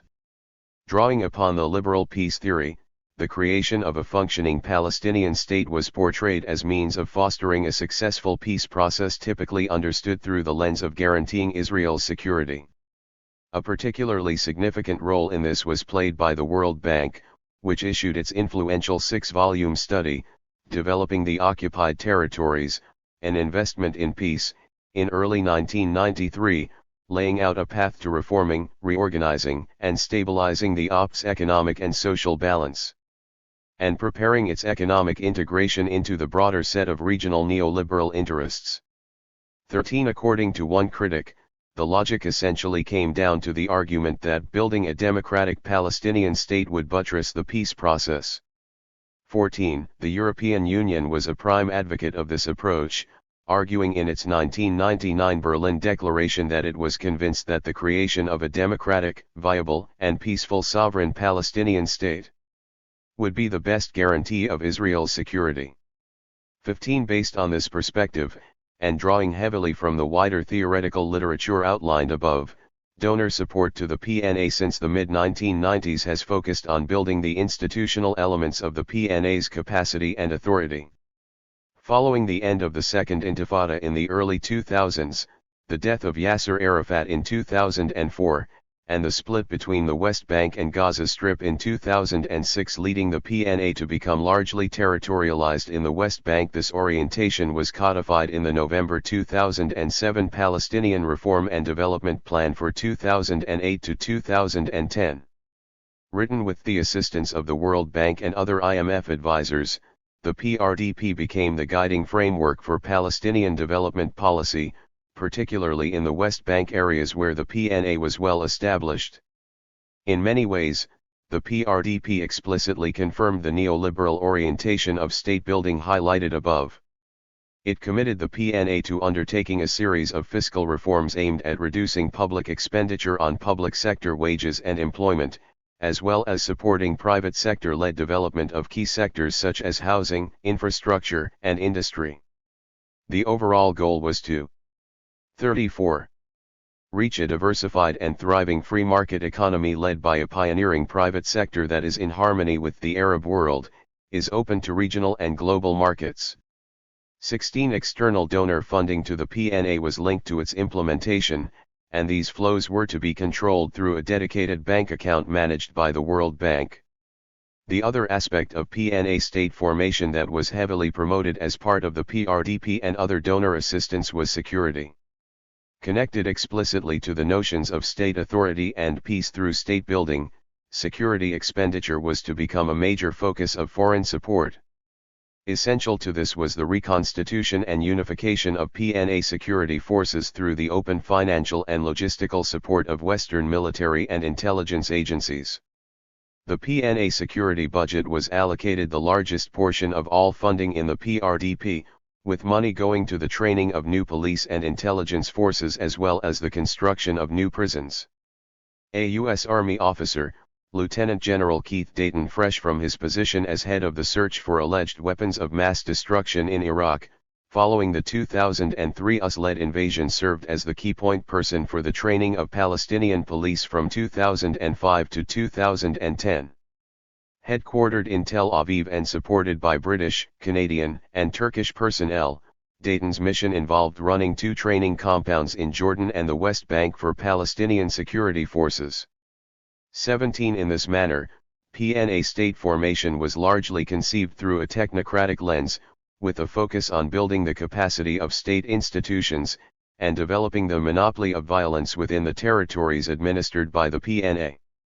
These themes encapsulating the authority and capacity features of the state-building theory were strongly supported by US and EU policymakers, institutions such as the Quartet, the World Bank and the International Monetary Fund, as well as non-governmental donor organizations. Despite the uniformity in international support for this model of state building, a number of important studies have raised significant critiques regarding donor approaches to state building in Palestine. 18 One early influential critique of the dominant approach to state formation in Palestine has been offered by Mushtaq Khan.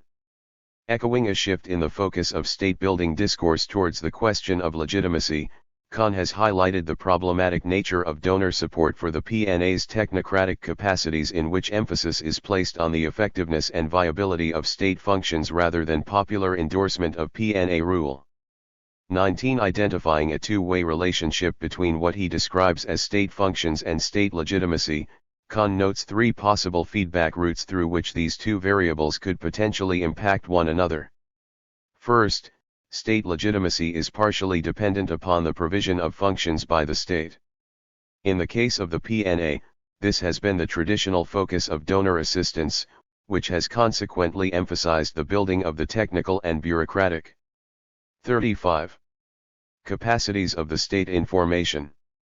Secondly, however, Khan notes that the choice of what functions are provided is inherently a political one if certain functions are prioritized over others, and these do not correspond with the distribution of political values, organizations, and aspirations in a country, then the legitimacy of the state is likely to be undermined.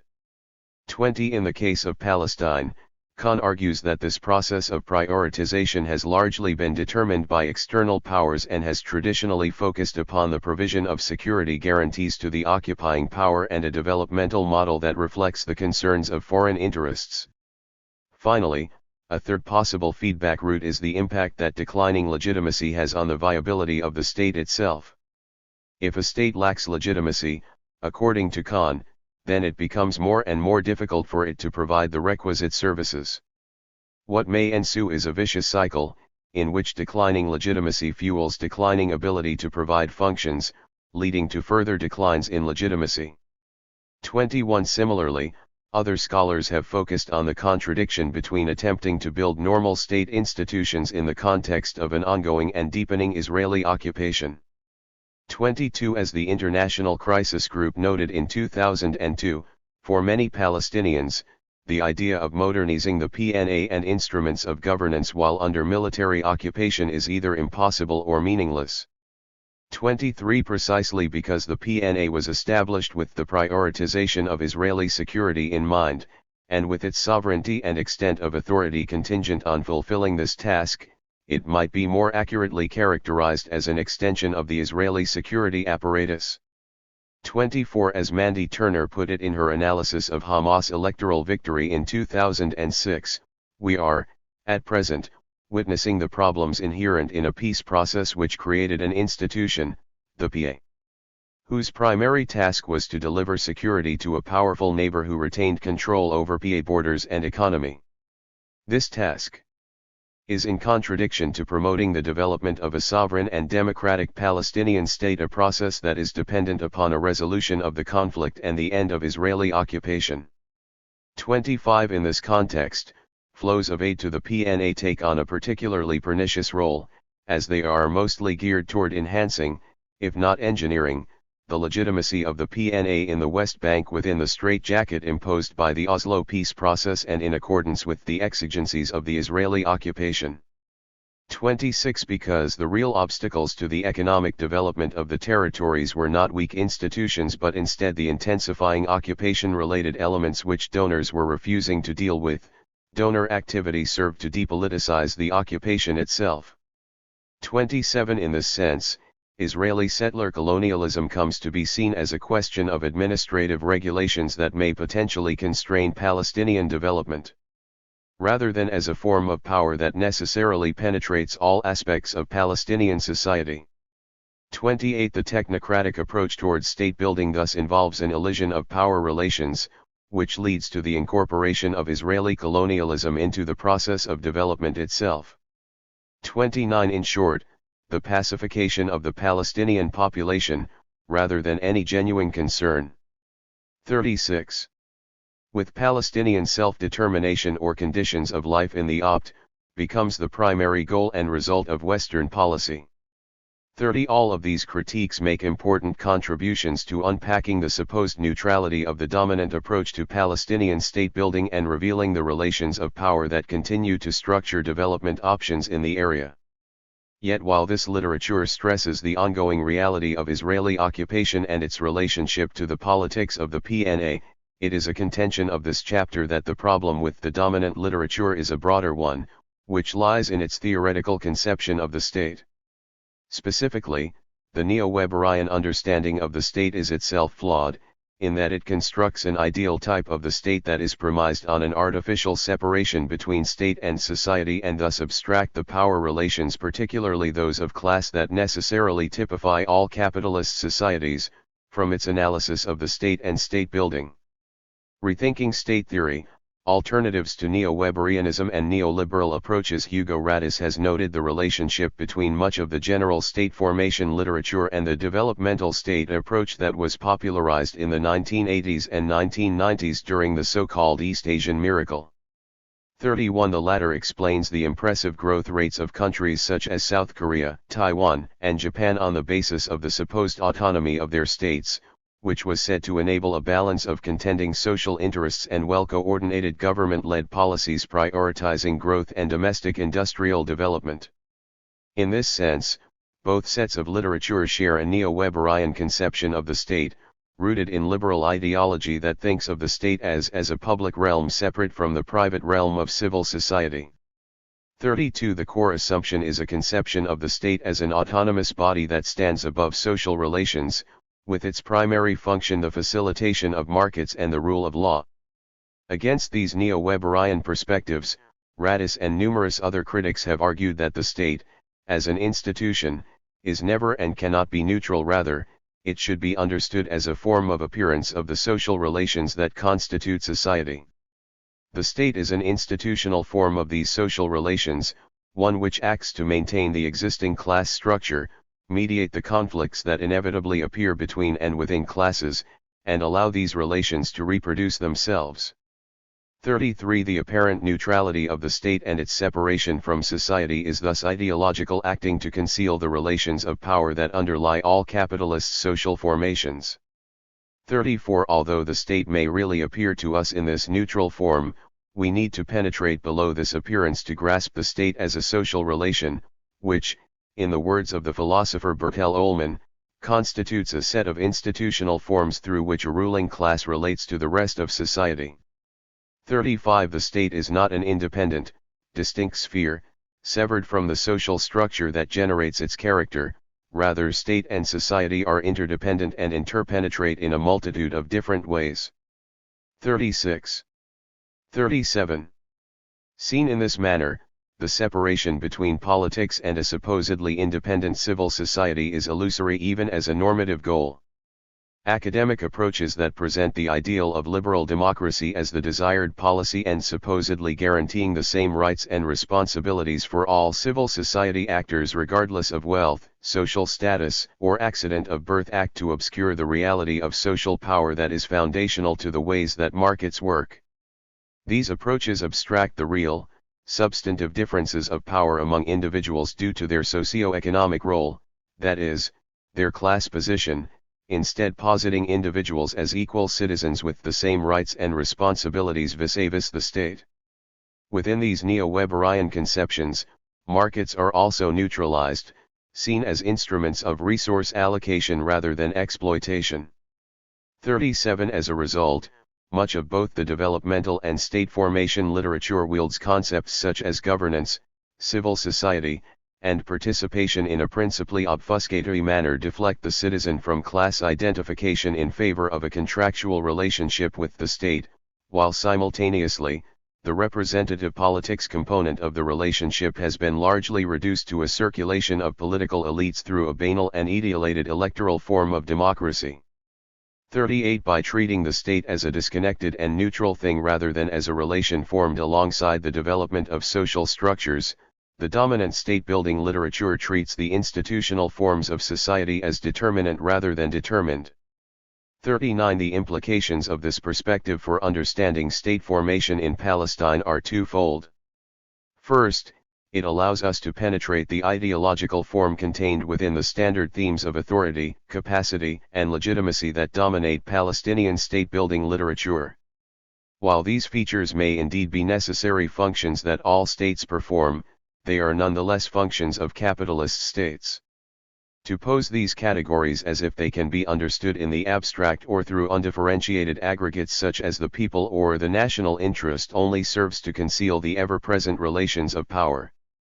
Instead, we should ask questions like, authority in whose hands?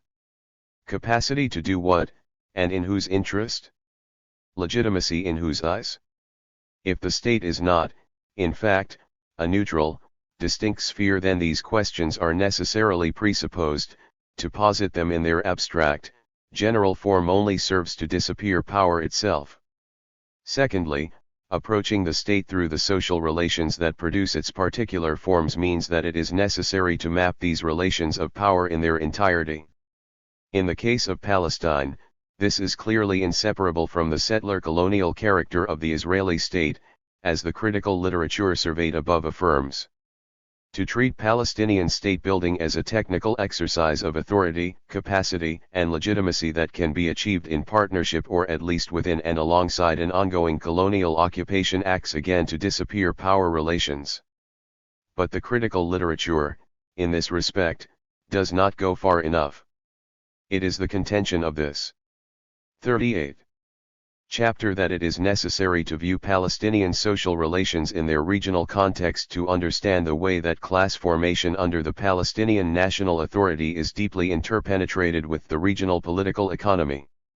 This can tell us a great deal about the state-building project as it currently is framed, as well as the obstacles to alternative models of state formation. Situating Palestine in the regional context. Central to any understanding of the Middle East is an appreciation of the region's insertion within the global economy and its role in shaping the architecture of international power relations. In this respect, there are two interlinked dynamics that have shaped the region's development since the early 20th century. The first of these is the fundamental place of hydrocarbons, oil and gas, in powering global capitalism. Oil and gas came to underpin the shifts in global production chains in the post-World War II era, constituting a strategic commodity that fueled industrial, transportation, and military networks, and formed the feedstock of petrochemical products such as synthetic rubbers, plastics, and fertilizers. 40 Through the post-war period, the Middle East, notably the oil-rich region of the Gulf Arab states, became the core global supply source for the extraction and export of relatively cheap and accessible hydrocarbons. Simultaneously, the sale of these hydrocarbons facilitated the flow of large amounts of capital, which came to be known as petrodollars, into the Gulf. The redirection of these petrodollar surpluses into U.S. and European financial markets was a vital feature of the way that the architecture of global finance developed through the 1960s and 1970s, helping to underpin the reserve status of the U.S. dollar as well as the emergence of debt and other financial markets through these decades. 41 In the context of these two interrelated dynamics of oil and finance, foreign domination of the region constituted a key strategic element to the balance of rivalries between different global powers. This was particularly significant with the shift from a largely European-centered colonial system to an international state system structured around U.S. hegemony in the post-war period. These global issues intersected with local, regional dynamics, most notably the various anti-colonial and nationalist movements that emerged through the 1950s and 1960s in countries such as Egypt, Yemen, Algeria, Syria, and Iraq. As new governments came to power in these states, they attempted to pursue statist forms of development that prioritized domestic control of industry, the provision of social services backed by food and fuel subsidies, the expansion of higher education, and the guarantee of employment to university graduates within growing public sectors. These policies led to an improvement in living conditions for much of the region's population, but they were also characterized by repressive forms of rule aimed at curtailing any independent political action. 42 In response to these developments, Western governments led by the United States sought to roll 39. Back the growing independence movements in the region. At the political level, this was pursued through the consolidation of alliances with three main regional allies, Saudi Arabia, Iran, and Israel. Financial and military aid to these three countries helped to strengthen their positions within regional hierarchies, and, in return, these states moved to confront and undermine the nationalist or left-wing movements that were growing in influence across the Middle East. Israel played a particularly significant role in this process. Because it had emerged as a settler colonial state founded upon the expulsion of around 3/4 of the original Palestinian population, Israel depended upon foreign support for its ongoing viability and the maintenance of its ethno-religious character as a self-defined Jewish state. 43 In this sense, it was a much more reliable partner of foreign powers than Arab regimes that faced ever-present pressure from their own citizen populations. Following the 1967 war, in which the Israeli military dealt a devastating blow to Arab nationalist regimes in Syria and Egypt and expanded its occupation of Arab land to the West Bank, Gaza Strip, Sinai Peninsula, and Golan Heights, the United States became the country's key patron, supplying it annually with billions of dollars worth of military hardware and financial support. Indeed, one former U.S. intelligence officer has been quoted as claiming that the US-Israel military relationship was worth 5 CIAs and that upkeep of an armed force equivalent to Israel's in the Middle East would cost U.S. taxpayers $125 billion. 44 In the wake of these military defeats soon followed by the global economic recession of the early 1970s, and the subsequent erosion of Arab nationalist regimes, the door was opened for the reconfiguration of the regional political economy.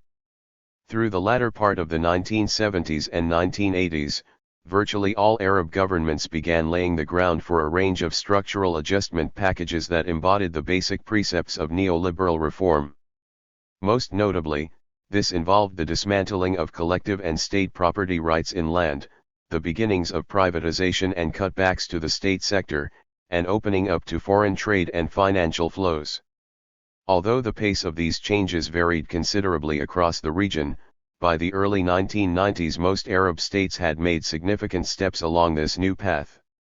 45 The changes during this period coincided with and were closely connected to the rise to prominence of the state and peace-building literature surveyed above. The cases of Iraq and Palestine were the two central foci of this policy shift in the Middle East. In Iraq, the themes of democracy promotion, regime change, and state-building adumbrated the devastating decade-long sanctions regime imposed on the country in the 1990s and the US/British-led invasion of 2003, which led to the overthrow of Saddam Hussein and the establishment of a new US-led coalition provisional authority. Simultaneously, the Palestinian Authority was formed in 1994 as part of the Oslo peace process discussed above. These political developments were accompanied by a re-articulation of both US and EU policy. 40. Towards the region itself. In the case of US policy, hegemony over the Middle East continued to center upon alliances with Israel, the Gulf states, and client regimes such as Egypt and Jordan. There was a change, however, in how these alliances were conceived. Most importantly, through the 1990s and 2000s, U.S. policy shifted towards the explicit aim of developing closer political and economic ties between these three pillars of support within the region. Articulated under the concept of the New Middle East, the policy sought to tie these different zones together within a single economic zone. To do so required the dropping of Arab boycotts towards Israel and the development of joint investments and other economic projects. Normalization of Israel's ties with Arab states thus became a central focus of U.S. policy in the region. 46 In this respect, the Oslo negotiations were an important feature of integrating Israel into the region. Most significantly, Oslo would provide a Palestinian green light for Arab normalization with Israel. For Israel, this process would also enable a shift in its own economic orientation. Following an economic crisis in 1985, the Israeli economy had moved towards high-value-added exports connected to development of information technology, pharmaceuticals, and military industries. Growth in these sectors was enabled by U.S. financial support. Indeed, for many decades Israel had been the recipient of U.S. aid without the conditions that were tied to loans made to Arab states. Moreover, since the signing of a U.S. free trade agreement with Israel in 1985, the United States had run a significant trade deficit with Israel.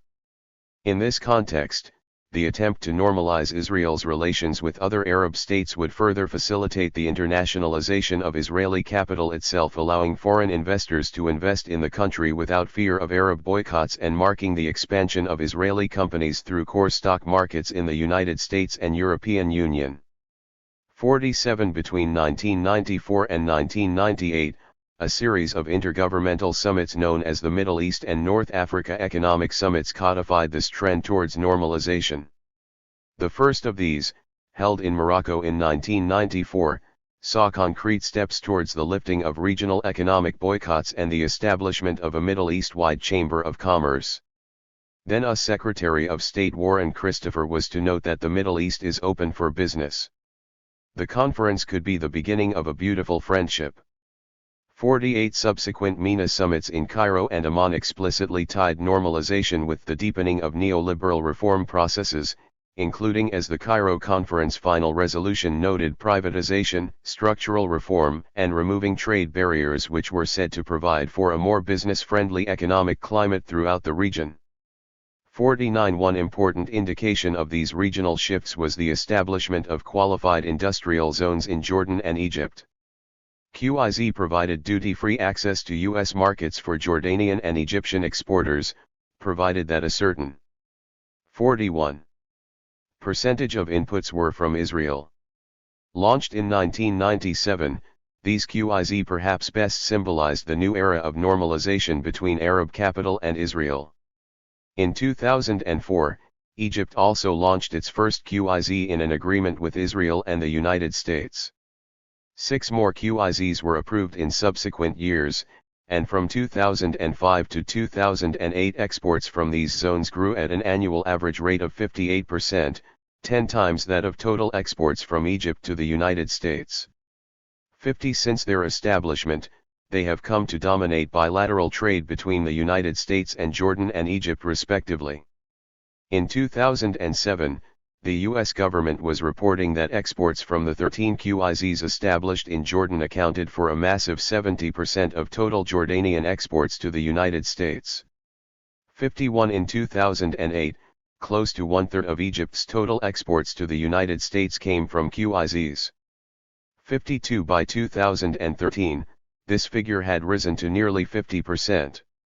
53 Despite the eruption of the Second Intifada in 2000, the orientation towards normalization, neoliberal reform, and the strengthening of U.S. influence in the region continued to deepen.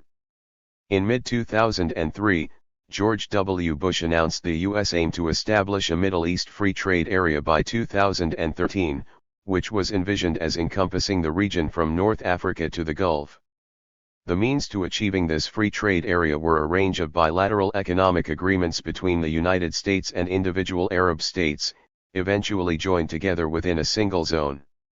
Importantly, these free trade agreements contained clauses that committed these states to lift any boycotts on Israel. Pointedly, they were also connected within U.S. government discourse with the democratization discourse described earlier. Robert Zoellick, for example, who acted as U.S. trade representative in the early 2000s, was to note that the goal of this regional trading bloc was to assist nations that are ready to embrace economic liberty and the rule of law, integrate into the global trading system, and bring their economies into the modern era. 54 Although MEFTA ultimately proved unable to reach its goal of establishing a regional free trade area, it did lead to 4 new free trade agreements with countries in the Middle East, Bahrain, Jordan, Morocco, and Oman. Prior to MEFTA, The only bilateral free trade agreement the United States held in the region was with Israel, completed in 1985. 55 In parallel to these U.S. trade agreements through the 1990s and 2000s, the European Union also sought to deepen its influence in the region. In this case, the focus was on countries surrounding the Mediterranean, reflecting the long-standing economic ties between Europe and North Africa in particular. The European Union's moves in this direction, like those of the United States, have promoted liberalization of economies and normalization with Israel. These goals were initially expressed in the Euro-Mediterranean Partnership, also called the Barcelona Process, which was established in 1995 with representatives from Algeria, Cyprus, Egypt, Jordan, Israel, Lebanon, Malta, Morocco, the PNA, Syria, Tunisia, and Turkey. The Barcelona Process aimed at creating open economies. 42. By the opening up of markets. The elimination of trade barriers. 56. This would include a focus on fiscal, administrative, and legal reforms as well as deregulation of public services. In order to raise the level of foreign direct investment in the southern Mediterranean economies. 57. Following the establishment of the EMP, the European Union moved to sign a range of individual treaties, known as association agreements, with Mediterranean countries. 58. These association agreements required EMP countries to liberalize trade and domestic markets in order to receive access to financial aid and European export markets. In the wake of these internationally driven restructuring processes accompanied by the increased engagement of international financial institutions in the development of Arab government economic policy was a pronounced deepening of neoliberal reform processes throughout the 2000s. By 2009, the Middle East as a whole was acclaimed by the World Bank as the region with the second greatest jump in liberalization measures of any in the world. 17 out of 19 countries recorded advances in this regard. This was most clearly marked in Egypt, where the so-called government of businessmen of the mid-2000s won plaudits from the World Bank and other international institutions, but, more generally, Arab governments moved decisively in this period towards adopting policies such as privatization, labor market deregulation, and opening up to trade and financial flows. Importantly, however, this extension of neoliberalism did not only involve shifts in national economic policy. Accompanying these trends, large Arab conglomerates, most notably those based in the Gulf region, utilized market liberalization to expand their own regional activities. This internationalization of largely Gulf-based capital, facilitated by the rapid rise in oil prices from 2000 to 2008, meant that class structures within individual Arab states became increasingly imbricated with ownership structures involving Gulf investors. 59. This is partially indicated by figures on foreign direct investment flows originating in the Gulf, notably to the Mashreq subregion. Indeed, from 2003 to 2010, Gulf investments made up 75% of total FDI inflows for Lebanon, 69% for Jordan, 61% for Syria, 59% for Egypt, and 46% for Iraq. 60. These capital flows were especially marked in the real estate, financial, telecommunications, and retail sectors, but also involved the extension of Gulf-based ownership of logistics, manufacturing, and industrial assets. This particular feature of the regional political economy has critical implications for understanding Palestinian state formation as it is currently conceived. From 2003 to 2008, more than two-thirds of total global FDI projects announced in PNA-controlled areas originated in the Gulf region. 61. These figures are a tiny proportion of total Gulf origin FDI in the wider region, but for the Palestinian economy they are substantial. Moreover, they do not capture other important Gulf capital flows to the PNA, including budgetary support, development loans, and portfolio investment in the Palestinian stock market. 43.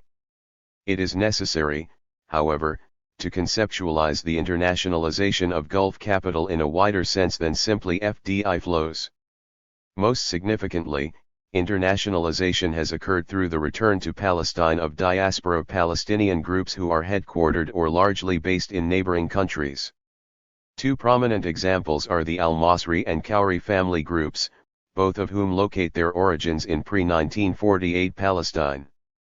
The initial capital accumulation of these groups was closely connected to state formation in the Gulf states, through the establishment of companies involved in the laying of pipelines, engineering and construction, and the provision of services to the Gulf's oil and gas industries. Since that time, the original companies founded by these family groups have expanded across the Middle East, but a key zone of their accumulation remains located in the Gulf. Following the signing of the Oslo Accords and the establishment of the PNA in the 1990s, this diaspora capital became integral to the development of the new Palestinian economy in the West Bank and Gaza Strip. This took place through direct investments and the establishment of subsidiaries in the OPT, as well as through the formation of an important network of holding companies that linked this diaspora class to state capital and local elites. The outcome of these cross-border ownership ties linking the diaspora and the local Palestinian market has been an economy largely dominated by Palestinian capital groups based in the Gulf, as well as Gulf investors. In banking and finance, for example, such groups directly control 15 out of the 17 banks in operation in PNA-controlled areas. 62 these include the three most important banks, which between them operate nearly half of all bank branches in the Palestinian territories. In telecommunications, two companies Paltel and Watani Yamobile completely monopolize Palestinian cellular, fixed landlines, and internet service provision in the West Bank. The first is controlled through a holding company that is dominated by the Masri family and a range of other diaspora investors, while the second is a subsidiary of a Qatari telecom company. Similar patterns of ownership and control over key Palestinian economic sectors can be seen in real estate, manufacturing and transport, retail, and energy. 63 These characteristics of Palestinian class structure help to illuminate the neoliberal form of state building under the PNA. As noted earlier, in line with the wider regional trends, the PNA has pursued a clear neoliberal project over the past decade that has been codified in the PRDP and subsequent national development plans. This trajectory is not simply a reflection of policies driven by international financial institutions, but has actually helped constitute the PNA as a principal conduit of wealth transfer to the large, internationalized conglomerates that dominate the Palestinian economy.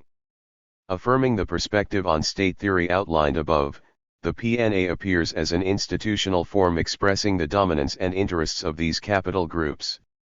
44. Moreover, this configuration of class and state helps to clarify the social forces that underlie the PNA's incorporation into the structures of the Israeli occupation. Closely tied to the major regional powers in the Arab world, the social class embodied by these large conglomerates remains reliant upon power structures in the Gulf and the regional order constructed over recent decades. Moreover, in Palestine itself, its reproduction as a class is contingent upon the particular form of state building materialized through the PNA, including the neoliberal policy trajectory and the economic policies that have unfolded through the Oslo process. Palestinian state and class structures are thus intimately linked, with each side of the equation shaping the characteristics of the other. Conclusion: implications for alternative models of state formation.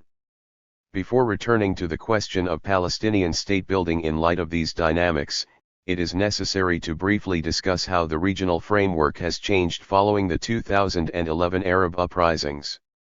In their initial phases, the uprisings represented an important moment of popular hope across the region, embodying a rejection of neoliberal authoritarianism and aspirations for a long sought-after transformation in socio-economic and political rights. In many ways, these uprisings represented the most significant upsurge of popular mobilization since the post-war Arab nationalist struggles. The striking manner in which their political and social forms generalized rapidly across all states in the Middle East indicated a profound challenge to the regional order of the past 5 decades. Since this initial phase, Western powers and their regional allies have moved decisively in an attempt to reconstitute state structures and the local bases of support on which their hegemony depends. Despite ongoing struggles, established elites have largely been able to win back political power. Military and state-supported repression was a critical element in this return to the status quo scene, for example, in the assassinations of Tunisian opposition leaders Chakri Belaid and Mohamed Brahmi in 2013, and the May 2013 military coup in Egypt. Simultaneously, the devastating repression of the Assad regime in Syria and the ongoing disintegration of the Iraqi state helped to spur the growth of sectarian and Islamic fundamentalist movements across the region, further disrupting the social and political goals initially embodied in the uprisings. Given the social justice aspirations of the uprisings, it is particularly significant that there has been little change in the near-universal hegemony of the neoliberal development model post-2011. The Deauville Partnership, an initiative launched at the May 2011 G8 summit in France and led by the major international financial institutions, which promised up to $40 billion in loans and other assistance towards Arab countries in transition, was premised upon a neoliberal orientation in all its essential elements.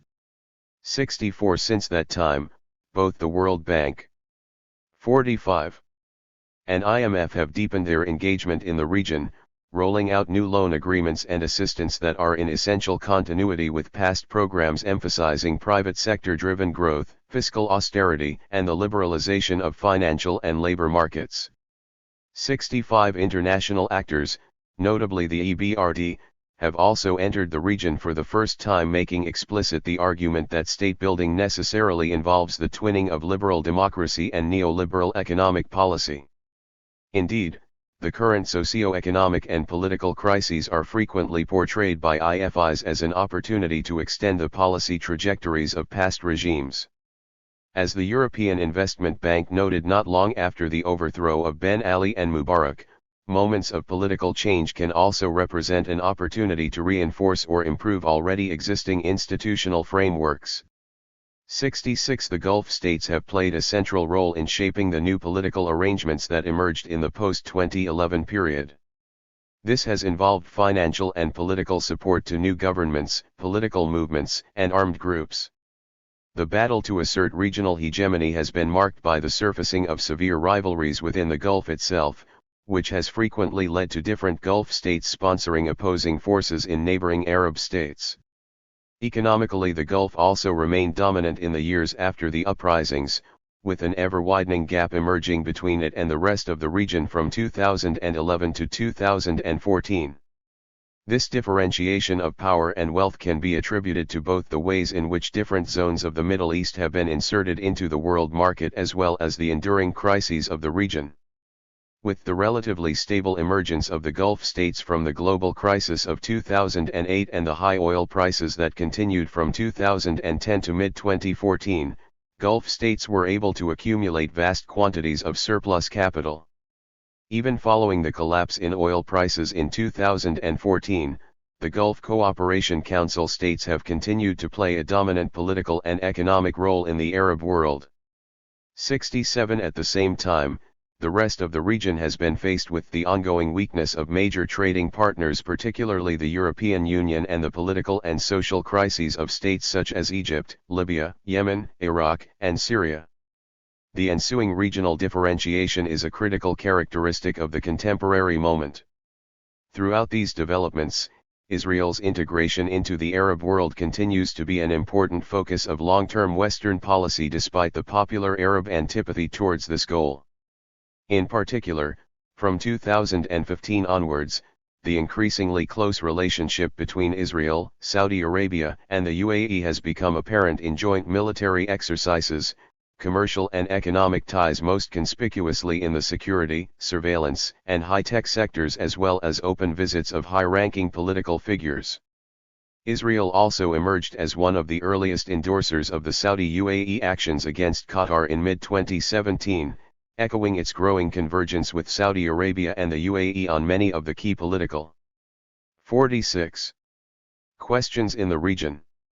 These developments also set the stage for the Abraham Accords, signed in August 2020, which officially recognized the normalization of economic relations between Israel and the United Arab Emirates and Bahrain.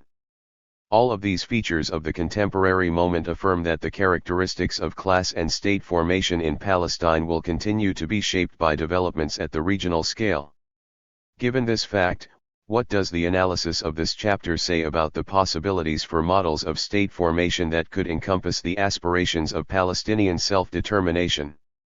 Most significantly, what conditions are necessary for an alternative path that breaks from the current situation under the PNA, and moves towards including the totality of the Palestinian people, not least those that live outside the borders of the West Bank and Gaza Strip? The first aspect to emphasize in this regard is one of the core premises of this chapter, the importance of not approaching the question of state formation in the abstract, that is, as simply a technocratic question of arranging institutional forms to best meet a checklist of preconceived functions such as authority, legitimacy, and capacity. The character of the state needs to be seen as reflective of social and other power structures that are delineated across various spatial scales. The state is not a neutral apparatus that sits above these structures, but rather a social relation that enables ruling groups to maintain their dominant position vis-a-vis those who are dominated. In this sense, it is imperative to consider, on the one hand, the social forces that underlie existing state arrangements, and, on the other hand, those that may enable alternative models of state building to emerge.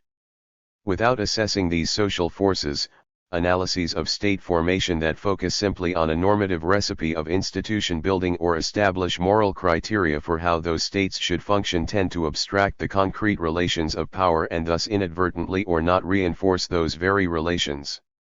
In the Palestinian case, this paper has surveyed the critical literature of state building, which correctly highlights the ongoing reality of Israeli occupation and the importance of incorporating the impact of this settler colonial context into an understanding of the PNA state-building project. It has also, however, argued for the need to situate this project within the wider context of the regional political economy. This includes an appreciation of the ways in which the state system arose in the Middle East, fully located within the global economy, and the more recent changes in regional accumulation patterns that have occurred under the aegis of U.S. power.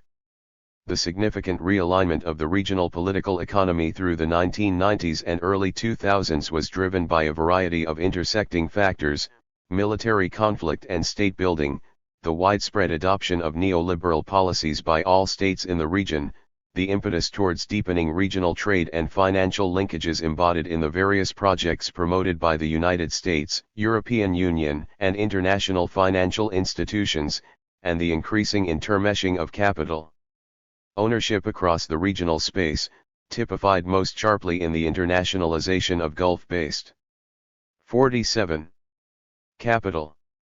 All of these emerging features of the regional political economy were profoundly connected with the normalization of Arab relations with the Israeli state. And in this respect, the formation of the PNA and the extension of its state-building project across the West Bank was a central feature of the period. The internationalization of regional capital, particularly that originating in the Gulf Arab states, is essential to understanding the nature of class formation under the Palestinian National Authority. The class that has emerged as a result of these processes is interiorized within the structures of the PNA state in formation, and simultaneously constituted at the regional scale through its ongoing accumulation activities in the Gulf and other neighboring countries. In this sense, Palestinian capital reproduces itself across different spatial scales that cannot be confined to the national borders, however ill-defined, that exist within the OPT. Breaking with nationalist methodological perspectives that treat social relations as neatly circumscribed within these borders is thus imperative to a full appreciation of state/class relations in the Palestinian context. This internationalizing class is a particularly important frame through which to view the Palestinian state-building project as it is currently conceived. It constitutes the primary social base of the PNA within Palestinian society, shaping the character of its policy-making and institution building at the domestic level. It does so in full interaction with international state-building actors and the structures of the Israeli occupation, and thus in terms of assessing the various social forces at play within the state-building project needs to be viewed as both a key element of the obduracy of the status quo, as well as a fundamental obstacle to any alternative paths of state formation.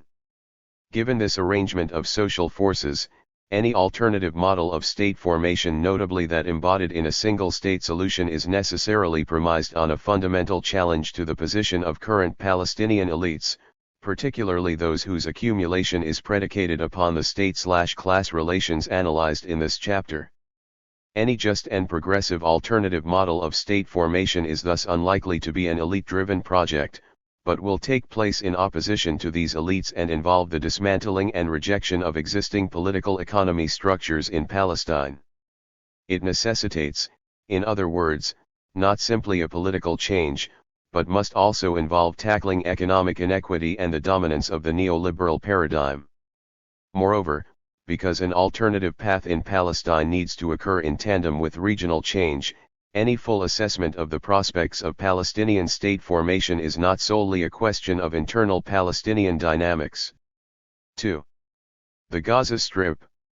Humanitarian crisis and lost statehood. Tarek Baconi. The Oslo Accords defined a moment of transition in which the Palestinian liberation project moved from a focus on armed struggle and revolution towards negotiation and state-building under occupation.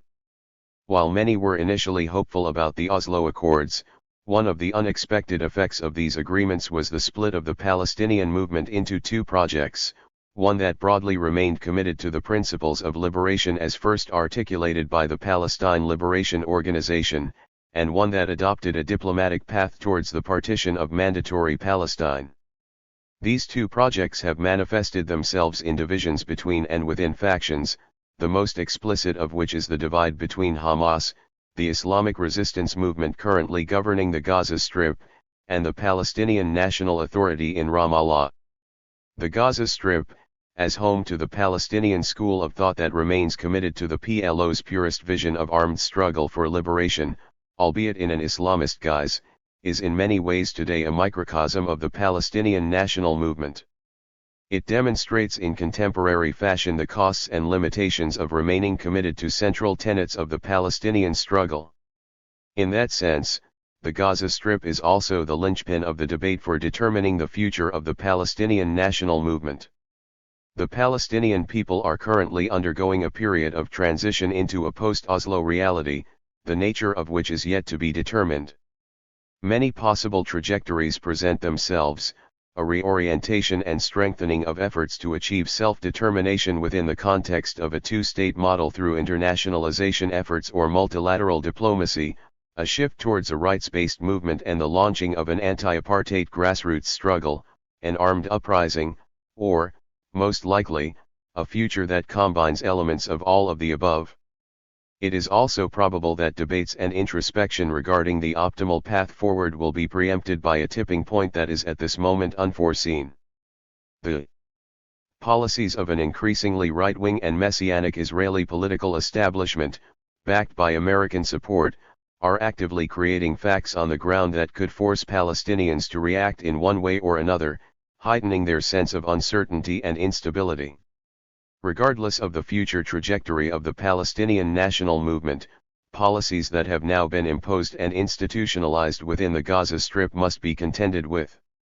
The political reality that informs and justifies present attempts to separate and isolate the Gaza Strip is itself a symptom of a broader unwillingness to contend with the ongoing suffering of the Palestinian people, and their quest for a justice rooted in the catastrophic events of 1948.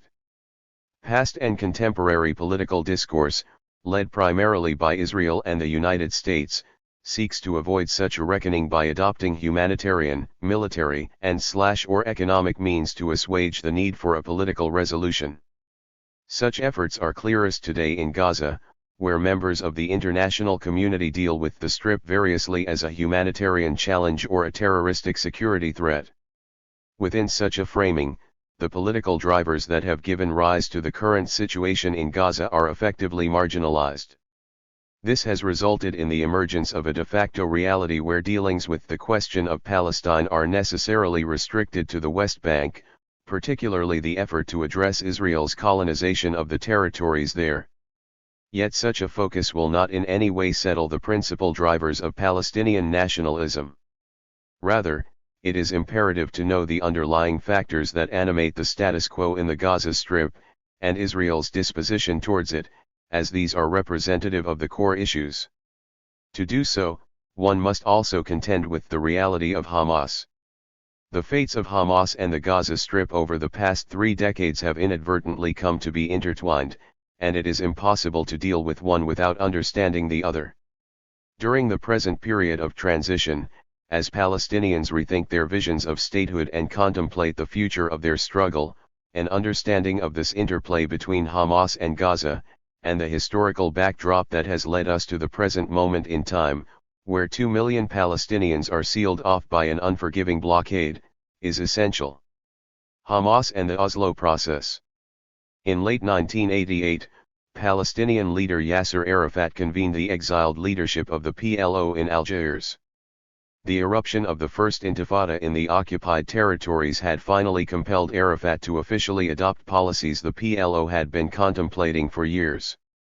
Since Arafat had taken over the chairmanship of the PLO, and his movement, Fatah, had come to dominate its leadership, the PLO's policies had been clear. PLO factions were conducting a revolutionary global offensive against Israel. According to a 1967 statement by Fatah, armed struggle was central to this revolution. Our correct understanding of the reality of the Zionist.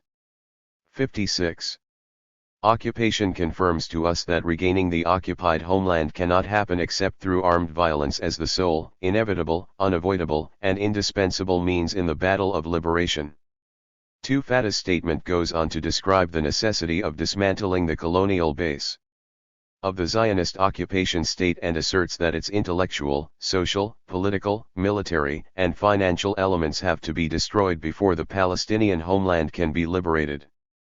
Addressing the convened attendees in 1988, Arafat gave a speech that conclusively broke with this trajectory.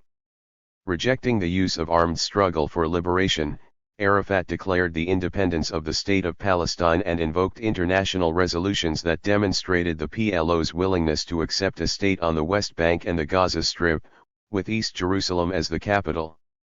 Arafat's declaration signaled the PLO's readiness to concede the 78% of Palestinian land that had been lost in 1948 and to officially renounce terrorism. For with this long-anticipated about-face, the PLO transitioned to a diplomatic track that was focused on achieving statehood on the remaining 22% of historic Palestine. The PLO's concessions were anathema for Hamas, the Islamic resistance movement that had been created in December 1987, only a few months prior to Arafat's speech. In its charter, Hamas stressed the indivisibility of the land of historic Palestine, referring to the land that had constituted the British Mandate, located between the eastern Mediterranean and the River Jordan, over which Israel had been established. Hamas defined this territory as an Islamic land entrusted to the Muslim generations until Judgment Day. The Charter proclaimed that jihad for the liberation of Palestine is obligatory. No other path for liberation was viable. The movement dismissed diplomatic efforts as contrary to its ideology, primarily because they were premised on conceding parts of Palestine, but also because Hamas believed they were unlikely to serve Palestinian interests. Instead, jihad was defined not as a tactic but rather a holistic and effective strategy around which the Palestinian community could rally. With Hamas's charter and the PLO's strategic shift, 1988 became a turning point that heralded a new phase of Palestinian nationalism. In that year, the PLO's resolve to sustain the use of armed force to liberate historic Palestine appeared to wane. Almost seamlessly, Islamic nationalism rose to carry the mantle forward. While the PLO had risen at a time of global revolutionary anti-colonialism, Hamas emerged against a regional backdrop of resurgent Islamism. The lessons that Fatah and the PLO had learned regarding the limitations of armed struggle and their path towards pacification were not seen as relevant to Hamas, which believed that its success was predestined. The movement's leaders contended that Hamas's Islamic character would offer a robust ideological framework through which to offset the worldly pressures that had hamstrung the PLO. With Arafat's concession, the Palestinian national movement conclusively moved away from the notion of liberation through arms towards state building in the pursuit of independence. This transition culminated with the signing of the Oslo Accords in 1993, which Hamas came out in full opposition against. 10. The Oslo Accords enshrine the mutual recognition of Israel and the PLO, without officially making any commitments to Palestinian statehood. A central product of the Oslo Accords was the creation of the PNA. It was established in 1994 as a temporary administrative body that could govern portions of the Palestinian territories for a transitional period of 5 years, when the conclusive settlement was to be reached. 11. Among other governing tasks, the PNA was held accountable for security issues, as coordination mechanisms were put in place between the nascent entity and the Israeli army. Security was framed as a litmus test for Palestinian readiness to self-govern and a prerequisite for further Israeli withdrawal. 12. While the PNA was restricted to administering the affairs of daily governance under occupation, responsibility for negotiations in the pursuit of liberation ostensibly continued to rest with the PLO. The Oslo Accords precipitated what has become a chronic disagreement between the PLO and Hamas on the nature of the Palestinian national movement, one that continues to this day. Palestinians under occupation hoped the Oslo Accords would bring statehood. 13. Yet Hamas opposed the recognition of Israel on which the Oslo Accords were premised. It joined forces with Marxist and other nationalist groups to form a rejectionist front that called for the continuation of resistance. 14. As peace talks were launched, Hamas played the role of a typical spoiler movement, embracing armed operations to derail the talks, even though this put it at odds with public sentiment. 15. In response, thousands of Hamas members were arrested by the PNA and Israel, as security coordination mechanisms were initiated throughout the West Bank and Gaza. 16. Alongside its military operations, Hamas also contemplated participating in the PNA's presidential and legislative elections, which were set for 1996. 17. After extensive debate, however, the movement's consultative council decided to boycott the ballot box to avoid conferring legitimacy to the Oslo Accords. 18. Expectedly, Yasser Arafat and his party, Fatah, emerged victorious and consolidated their grip on the presidency and the legislature.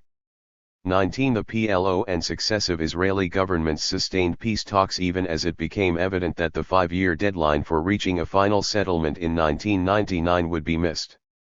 During this period, Israeli settlements continued to expand against a backdrop of growing Palestinian frustration, aggravated by Israeli closures and checkpoint policies that severely undermined the Palestinian economy, weakened its labor markets and physically separated the Gaza Strip from the West Bank.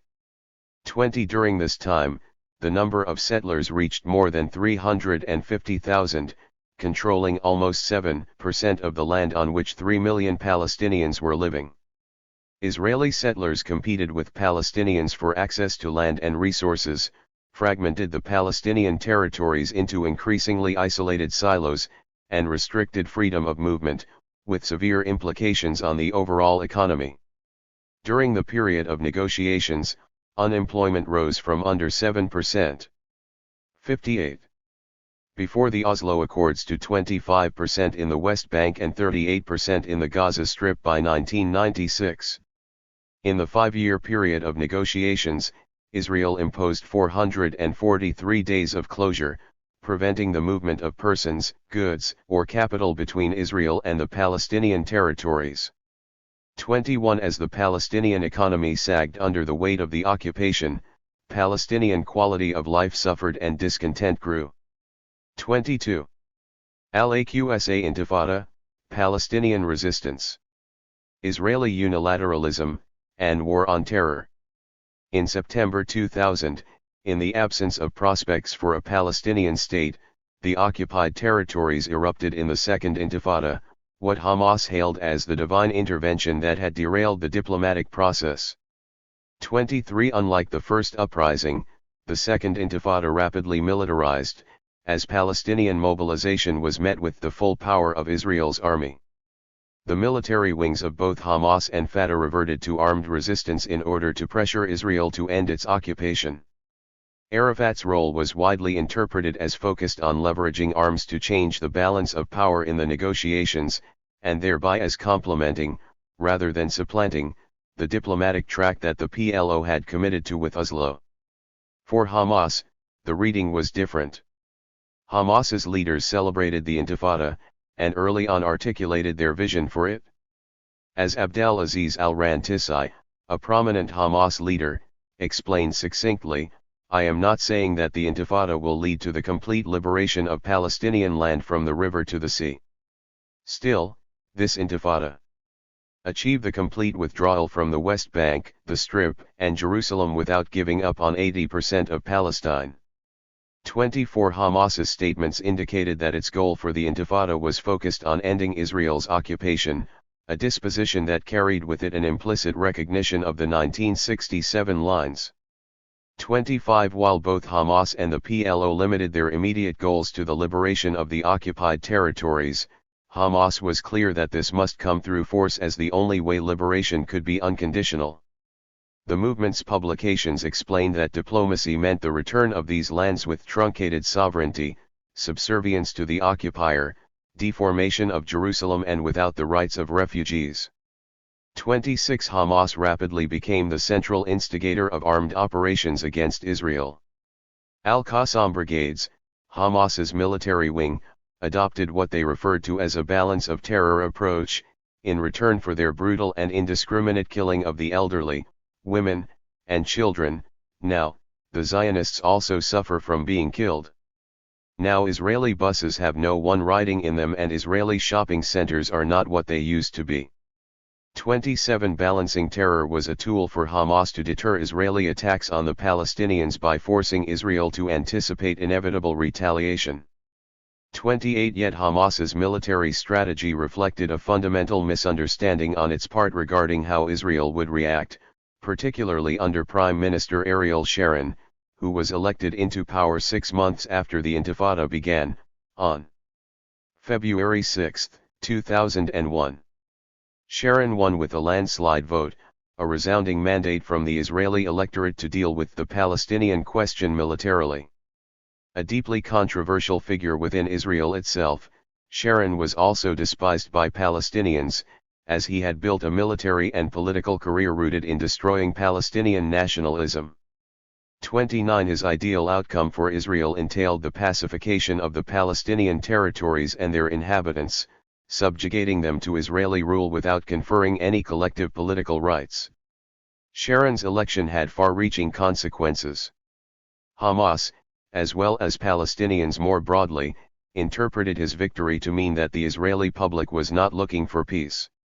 30 Early on, Sharon sought American approval for Israel's heavy-handedness. Reaching out to the United States, Sharon noted that Israel was facing its own Al-Qaeda in the form of Palestinian armed resistance. Initially, Sharon's rhetoric failed to gather sympathy from the administration of George W. Bush. 31 However, after September 11, the war of attrition between Israel and the Palestinians that had marked the first year of the Second Intifada almost immediately shifted in Israel's favor. Overnight, the Second Intifada was presented as Israel's war on terror. Arafat condemned Al-Qaeda's actions, as did Hamas, which de-escalated its military front. 32 Nonetheless, in a post-9/11 Bush administration, Sharon's analogy carried a great deal of weight. Conflating what constituted Islamic extremism, Hamas's bombs in Jerusalem were described as being another symptom of global Islamic terrorism. Within the regional and international climate, any argument that Hamas was using armed struggle strategically to end Israel's illegal occupation of Palestinian land was circumvented, as Israel positioned its response to the Second Intifada as an existential battle. Even though Sharon held Arafat, and the PNA, directly responsible for the violence, Israel also dealt Hamas a powerful blow. Israel sustained a policy of targeted assassinations that removed all of Hamas's senior leadership, including those seen as pragmatic leaders who had been instrumental in negotiating ceasefires. The war on terror rhetoric justified, to the American administration, not only Israel's iron grip, but also its unilateral initiatives to reconfigure the structure of occupation. This was carried out through the construction of a wall, which Israelis refer to as the security fence and Palestinians as the apartheid wall, that physically separates the West Bank from Israel.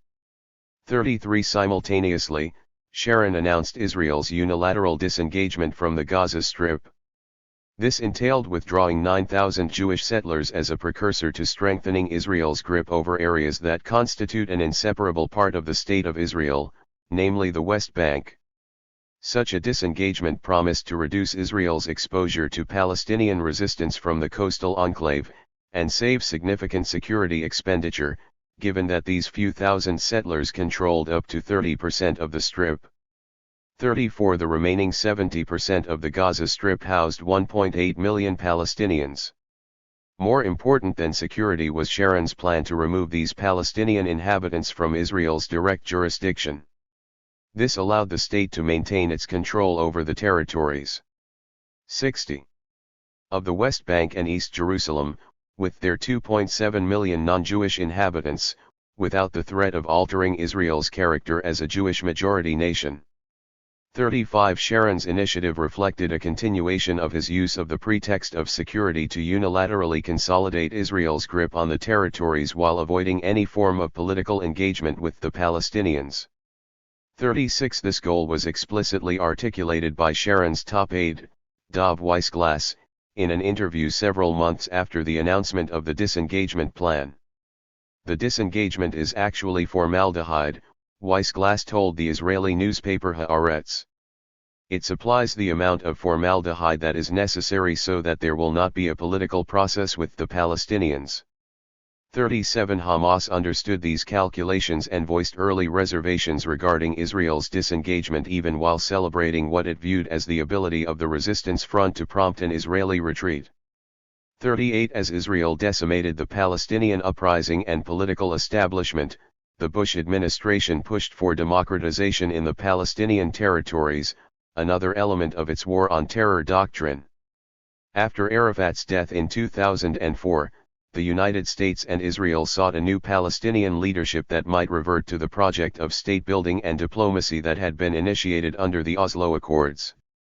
The failure of Hamas's military strategy meant that the movement needed to consider other means to safeguard its ideology. The elections that the United States pushed for in 2006 inadvertently provided an entry point for Hamas into the Palestinian political establishment, which had to be rebuilt.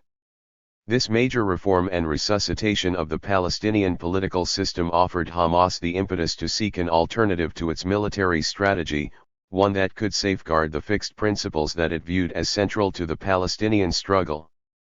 39 Like the PLO before it, Hamas defined these principles as the refusal to concede the land of historic Palestine, a commitment to the right of return of refugees, and the safeguarding of the right to resist in the face of an unyielding and lethal occupation. 40.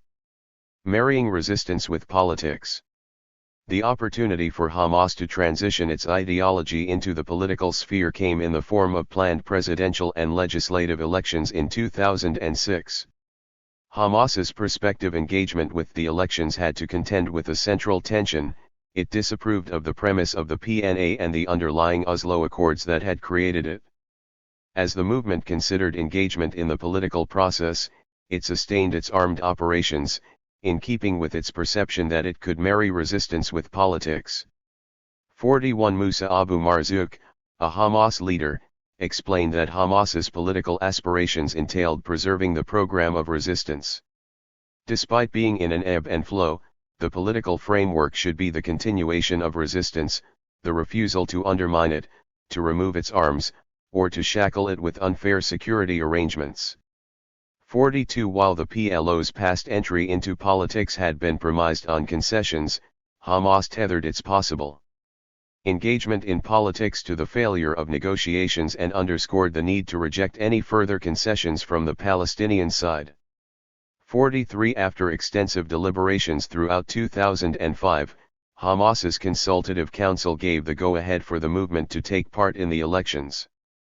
44 Hamas's leadership declared that the perceived demise of the peace process meant that its political participation could not be seen as conferring legitimacy onto the Oslo Accords, which it believed had been annulled by the developments of the Second Intifada. 45 Rather, Hamas held the goal of circumventing the PNA and what it felt was the focus on governance that had institutionalized Palestinian capitulation to the Israeli occupation. Hamas's leaders advocated instead for the resuscitation of the overarching institutions overseeing Palestinian liberation, namely the PLO. 46 It was on this basis that Hamas ran on a platform of change and reform, a far-reaching agenda that presented its strategic trajectory for the liberation struggle alongside promises to tackle daily administrative challenges within the territories. In a historic watershed that marked the culmination of its politicization, Hamas won 76 of the 132 seats of the Legislative Council, relative to Fatah's 43. As a senior leader in Beirut stated, "This is a peaceful coup on the present decrepit political reality, which was born out of defeat, corruption, and acquiescence to rotten political solutions. These results are an excellent political renewal, as if the Palestinian people are reborn, and it's a new birth for the project of resistance, for the development of a society of resistance, for a shaking off of all the institutions." 47 Hamas's political emergence heightened Israeli worries by rupturing the prolonged subservience of Palestinian institutions to the occupation. This compliance had become concretized in the body of the PNA following the Oslo Accords. By resuscitating key demands that the PLO had conceded, including the goal of liberating historic Palestine, Hamas was attempting to take Palestinian nationalism back to a pre-Oslo period. The Oslo Accords had failed to achieve the goals that Palestinians aspired to, and had instead facilitated the continuation of Israel's occupation at significant cost to Palestinians. Hamas's efforts to undo the political structures created by Oslo challenged a status quo that had been made sustainable, if not beneficial, for Israel and its colonization of Palestinian territories. Hamas's victory caused utter confusion within the Bush administration, given its focus on democracy promotion in Palestine and in Iraq, as test cases for the region. The most immediate reaction was trepidation regarding the place of a designated terrorist organization in public office. As Elliot Abrams, a senior member of the Bush administration, noted, "Legally, we had to treat Hamas as we treated al-Qaeda." 48 In high-level meetings within the White House shortly after Hamas's victory, it was quickly decided that the optimal response was to adopt a strategy that could both isolate Hamas and reassert Fatah's dominance. 49 The dual-pronged plan was to be implemented on several levels: military, financial, and diplomatic. 50 Concurrently, the Quartet, the international body composed of the United States, the United Nations, the European Union, and Russia, issued a statement noting that 62.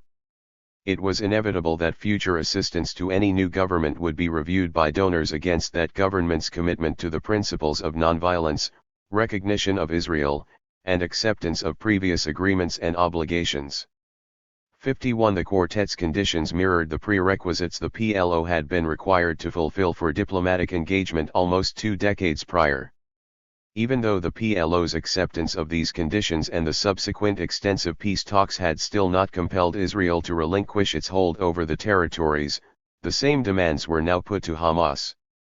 Until these demands were met, the United States and Israel launched what Hamas's publications referred to as an iron wall strategy aimed at suffocating its government. 52 Such intervention precluded any engagement with Hamas despite the movement's efforts to show pragmatism, including offering a political agenda that called for the formation of an independent and fully sovereign Palestinian state, with Jerusalem as its capital, on the West Bank and the Gaza Strip, and limiting resistance to the removal of the occupation beyond the 1967 borders. 53 In a pragmatic nod, Hamas's agenda stated that the government will deal with signed agreements with a high level of responsibility, in a manner that protects the interests of our people, preserves their rights and does not harm their fixed principles. 54 Addressing calls for more flexibility in dealing with the Quartet's conditions, Hamas's leader Khalid Meshal stated, "We have shown enough flexibility. We cannot say more than the official Arab and Palestinian position, which is to call for a Palestinian state on the land occupied in 1967. The problem is not with us. It is not with Hamas, as in the past it was also not with the official Palestinian and Arab positions. The problem has always been with Israel. 55 Alongside such offerings, Hamas stressed the need to sustain resistance. Abu Marzouk explained, "We are in government, yes, but the government is not whole. We are a government under occupation.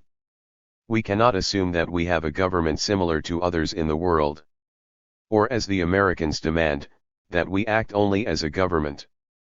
Hamas's program in government is one which is aligned, which is compatible, with its program of resistance. 56 Through its political intervention, Hamas sought to reassess how Palestinians dealt with their occupation, namely by breaking from the trappings of self-governance, repoliticizing the PNA away from its administrative focus and dedication to endless peace talks, and rupturing the continuity that the incumbent leadership hoped to secure. 57 In essence, Hamas sought to reverse the institutional inertia that had pacified the Palestinian leadership, and to resuscitate the calls for liberation that had marked the PLO's early history, and to do so within the framework of its Islamist ideology. 58 Hamas's politics of resistance created much discomfort to those invested in the peace process launched through the Oslo Accords, which called for governance and gradual state building under occupation. Opposition to Hamas's vision of the Palestinian national movement, now endowed with a popular mandate by the democratic election, was seen as an existential threat to Fatah and the PNA.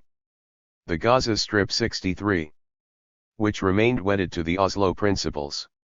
Supported by the United States and Israel, and by the cover of the Quartet principles, domestic measures were taken within the Palestinian political establishment to stymie power sharing and prevent Hamas's actual entry into a leadership position.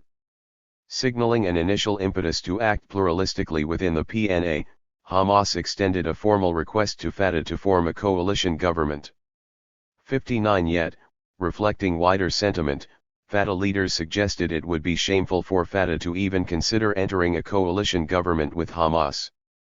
60 Fatah's monopolization of the political establishment meant that Hamas faced enormous institutional inertia.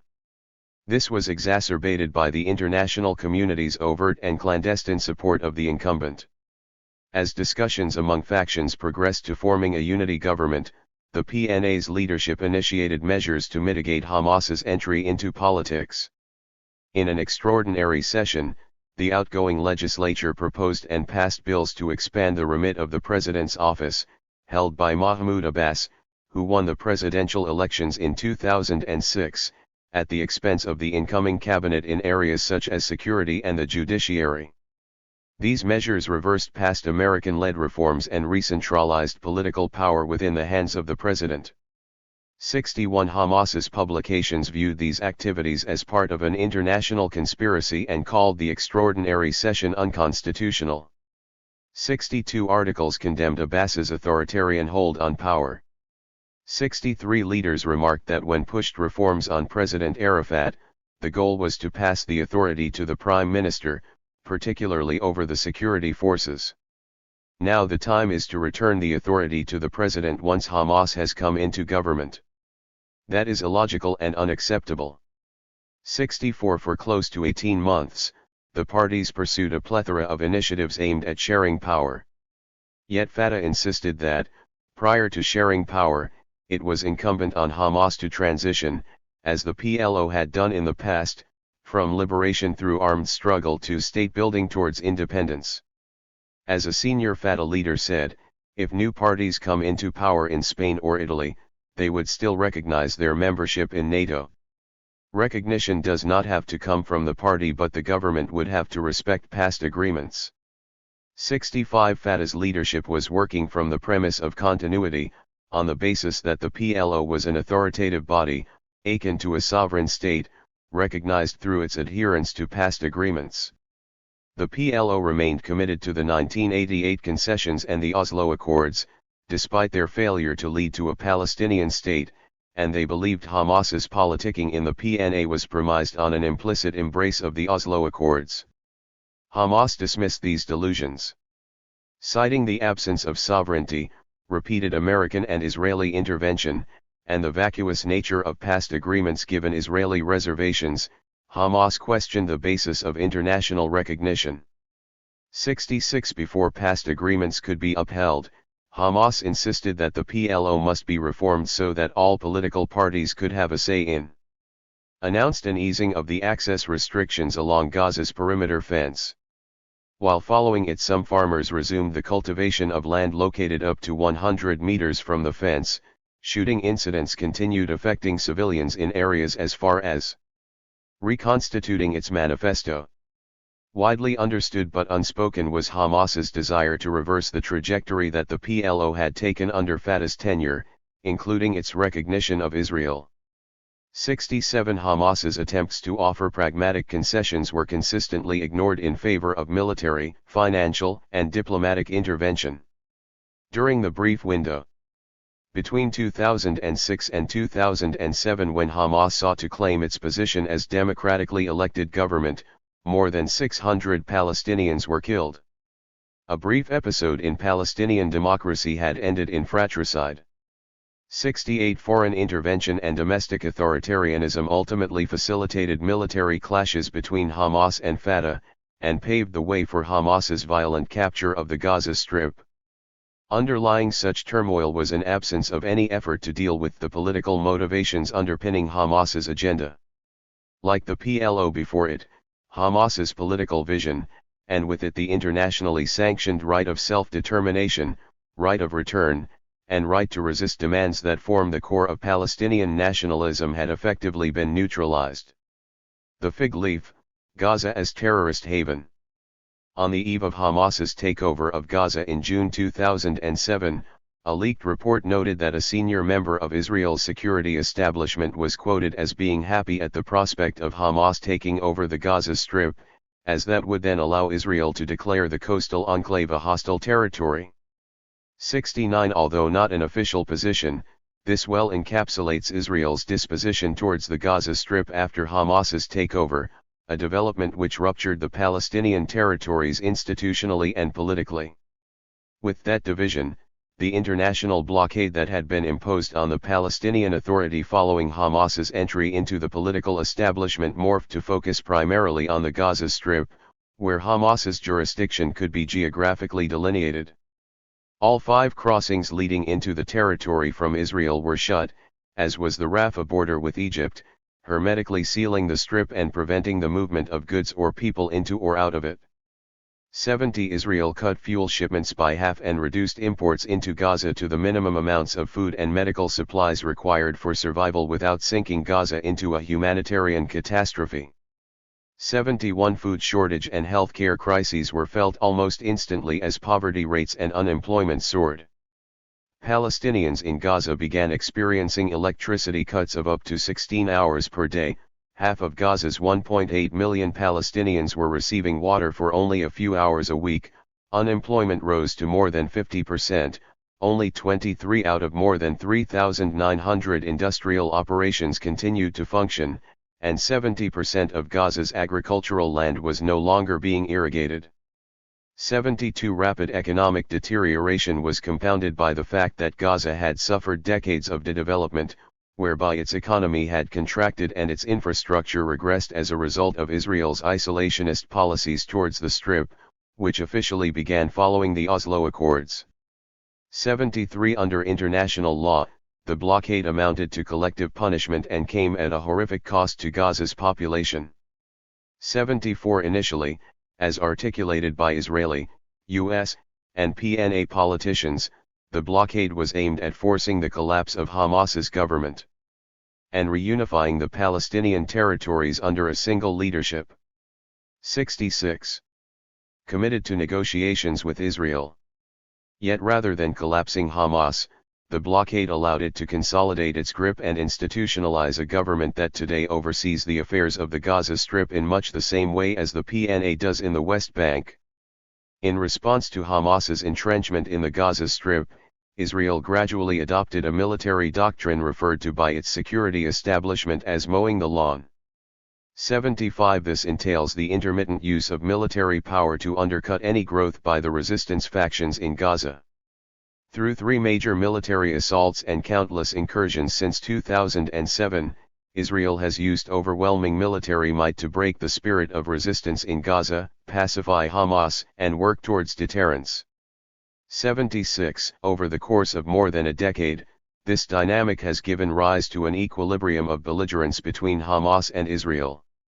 Hamas relies on rocket fire as a negotiating tactic, to unsettle the status quo and pressure Israel to ease access of goods and people into the Gaza Strip by loosening the blockade. Israel employs military might to deter Hamas and prevent it from developing its military arsenal. This modus operandi has enabled both Israel and Hamas to pursue short-term victories at the expense of a longer-term resolution while they both bide their time. From Israel's perspective, resistance has been sufficiently managed so that Hamas's rule over the Gaza Strip can be tolerated, even abetted. Israeli politicians and the security establishment today speak of the need to stabilize Gaza under Hamas's rule and as a separate territory from the West Bank. 77. As a key member of Israel's security establishment noted, Israel needs Hamas to be weak enough not to attack, but stable enough to deal with the radical terrorist groups in Gaza. This line may be blurry, but the logic is clear. The challenge lies with walking this blurry line. 78. Such policies have produced a situation whereby Israel is able to exercise effective control over the entirety of the occupied Palestinian territories without taking responsibility as an occupying force. Within the West Bank, the occupation has been outsourced to a compliant PA. Even as Israel maintains its settlement expansion throughout the territories, the PA is still held accountable for administering and governing the lives of Palestinians under Israel's occupation and for safeguarding Israel's security through extensive coordination mechanisms with the Israeli army. Even in the absence of an effective peace process, the Palestinian leadership in the West Bank remains rooted in the international legitimacy that was gained following the PLO's concessions in 1988 and the signing of the Oslo Agreement. The ongoing belief is that international law mechanisms and diplomacy will ultimately compel Israel to allow for the creation of a Palestinian state on the 1967 armistice line. As such, commitment to security coordination with Israel persists alongside state-building endeavors by the PNA, despite the absence of the effective sovereignty such tactics entail. Within the Gaza Strip, Hamas remains ideologically committed to the notion of armed struggle for full liberation, despite the failure of this strategy as well to achieve any tangible gains for the Palestinian people. Hamas's ideology and its Islamist nature are often described by Israel, cynically or inadvertently, as the local manifestation of global terror networks. 79. Such demonization has succeeded in marginalizing the Gaza Strip and justifying the collective punishment inherent in besieging 2 million Palestinians. Operations carried out by the Israeli army against Gaza are then understood as a legitimate form of most often preemptive self-defense. By containing Hamas in the Gaza Strip, Israel has effectively cultivated a fig leaf that legitimates its policies of separation towards the Strip. Those policies predate Hamas. As home to a high proportion of Palestinian refugees, Gaza had long been a foundation of resistance to Zionism and to Israel's ongoing military rule over Palestinians. 80. In the 1950s, decades before Hamas's creation, Israel designated Gaza a Fedayeen's nest, in reference to the PLO fighters, and thus a territory that merited constant isolation and military bombardment in order to break the resistance. 81. Under Hamas's rule, Gaza moved from being a Fedayeen's nest to becoming a hostile entity and an enclave of terrorism. Israel has leveraged Hamas's entrenchment in Gaza in a manner that allows it to act as an effective and disengaged occupier, ensuring the containment and isolation of the Palestinians in Gaza without having to incur any additional cost for administration. 82. The outcome is two administrative Palestinian authorities operating under an unyielding occupation. Whether there is a systematic Israeli separation policy for the West Bank and Gaza remains unclear, but Israel has nonetheless benefited from and reinforced this division. 83. More importantly, by reducing both strands of the Palestinian national movement from liberation to governance and stabilization, Israel has successfully avoided any engagement with the political drivers that continue to animate the Palestinian struggle. Despite their failed strategies, both Hamas and the PLO are driven by key Palestinian political demands that remain unmet and unanswered and that form the basis of the Palestinian struggle: achieving self-determination, dealing with the festering injustice of the refugee problem created by Israel's establishment in 1948, and exercising the right to use armed struggle to resist an illegal occupation. 84 Hamas's takeover of Gaza marked the failure of Israel's efforts to centralize Palestinian decision-making within compliance structures such as the PA, which in effect allows Israel to maintain its occupation cost-free. Hamas's fate, and with it Gaza's, is emblematic of Israel's decision not to decide on the future of the Palestinian territories and its reliance on military superiority to dismiss the political demands animating the Palestinian national movement, choosing instead to continually manage rather than address the question of Palestine. 85 In this light, Hamas is the contemporary manifestation of demands that began a century ago. Israeli efforts to continue sidelining these demands, addressing them solely from a military lens, have persisted. Having moved from the terminology of anti-guerrilla warfare to that of its own war on terror, Israel merely employs contemporary language to wage a century-old war. 68. Argued in another way, the political reality that makes Gaza a hostile entity extends beyond that strip of land and animates the Palestinian struggle in its entirety. Gaza is one microcosm, one parcel, of the Palestinian experience. 86 Instead of addressing this reality or engaging with Hamas's political drivers, Israel has adopted a military approach that defines Hamas solely as a terrorist organization. This depoliticizes and decontextualizes the movement, giving credence to the persistent politicide of Palestinian nationalism, Israel's process of erasing the political ideology that animates Palestinian nationalism. 87 This approach has allowed successive Israeli governments to avoid taking a position on the demands that have been upheld by Palestinians since before the creation of the State of Israel. Gaza as humanitarianism and the Great March of Return. Under the administration of President Donald J. Trump, American foreign policy towards Israel and the Palestinian territories was clarified. Rather than commit to the two-state model, as historically understood by the international community, President Trump pursued drastic measures to formalize the one-state reality on the ground, and effectively terminated the prospect of a viable and sovereign Palestinian state. Over the course of little more than a year after Trump's inauguration in 2017, the United States recognized Jerusalem as Israel's capital, severely defunded the United Nations Relief and Works Agency, the main international body charged with providing social and economic services to Palestinian refugees, reduced financial support to the PA and to development organizations active throughout the territories, recognized Israel's annexation of the Syrian Golan Heights, and legitimized Israel's settlement enterprise, paving the way for its de jure annexation of up to 30% of the West Bank. Alongside these measures, the Trump administration also pursued policies that focused specifically on the Gaza Strip, and that demonstrated the continued efforts to depoliticize and isolate the coastal enclave. 1 year into his administration, as reports gathered pace regarding the presence of a deal of the century that would presumably resolve the question of Israel/Palestine, the Trump administration hosted a closed, invitation-only conference in the White House. This was attended by politicians and business people from the United States, Israel, and a host of Arab countries. The conference was aimed at promoting foreign investment within the Gaza Strip, ostensibly with the goal of alleviating the dire humanitarian suffering on the ground.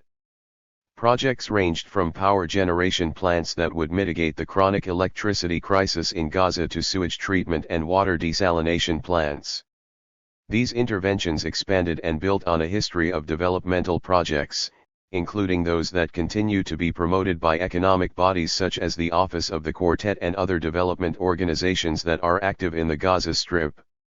Alongside planning for these projects, a media campaign was carried out by the U.S. mediators against Hamas, blaming the movement exclusively for the situation in the Gaza Strip, and failing to mention issues related to the blockade or Israel's occupation of the Palestinian territories. Efforts to deal with Gaza in a humanitarian framing are not new, and with the current reality, they serve Israel's continued occupation of Palestinian territories in two ways. The first is by reducing the humanitarian suffering in the Gaza Strip without challenging the overall political context that is, in reality, the prime driver for that suffering, that of the blockade. Addressing Gaza's humanitarian misery is an urgent priority. Yet doing so in a manner that does not engage with the blockade makes this reality sustainable for much longer than it otherwise might be.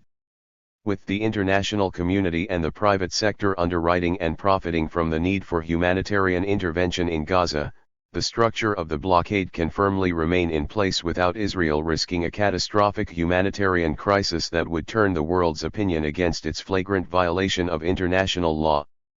The second benefit follows directly from the first, and involves the formalization of policies of positioning Gaza as a challenge to be addressed independently of the rest of the Palestinian territories. With Gaza stabilized under Hamas's governance and with international intervention, Israel's ongoing annexation of the West Bank is free to continue apace with no accountability.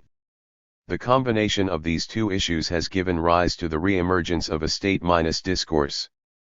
This alludes to a resolution whereby Palestinians would be placated with measures that are symbolically akin to statehood but that lack constituent elements of true sovereignty.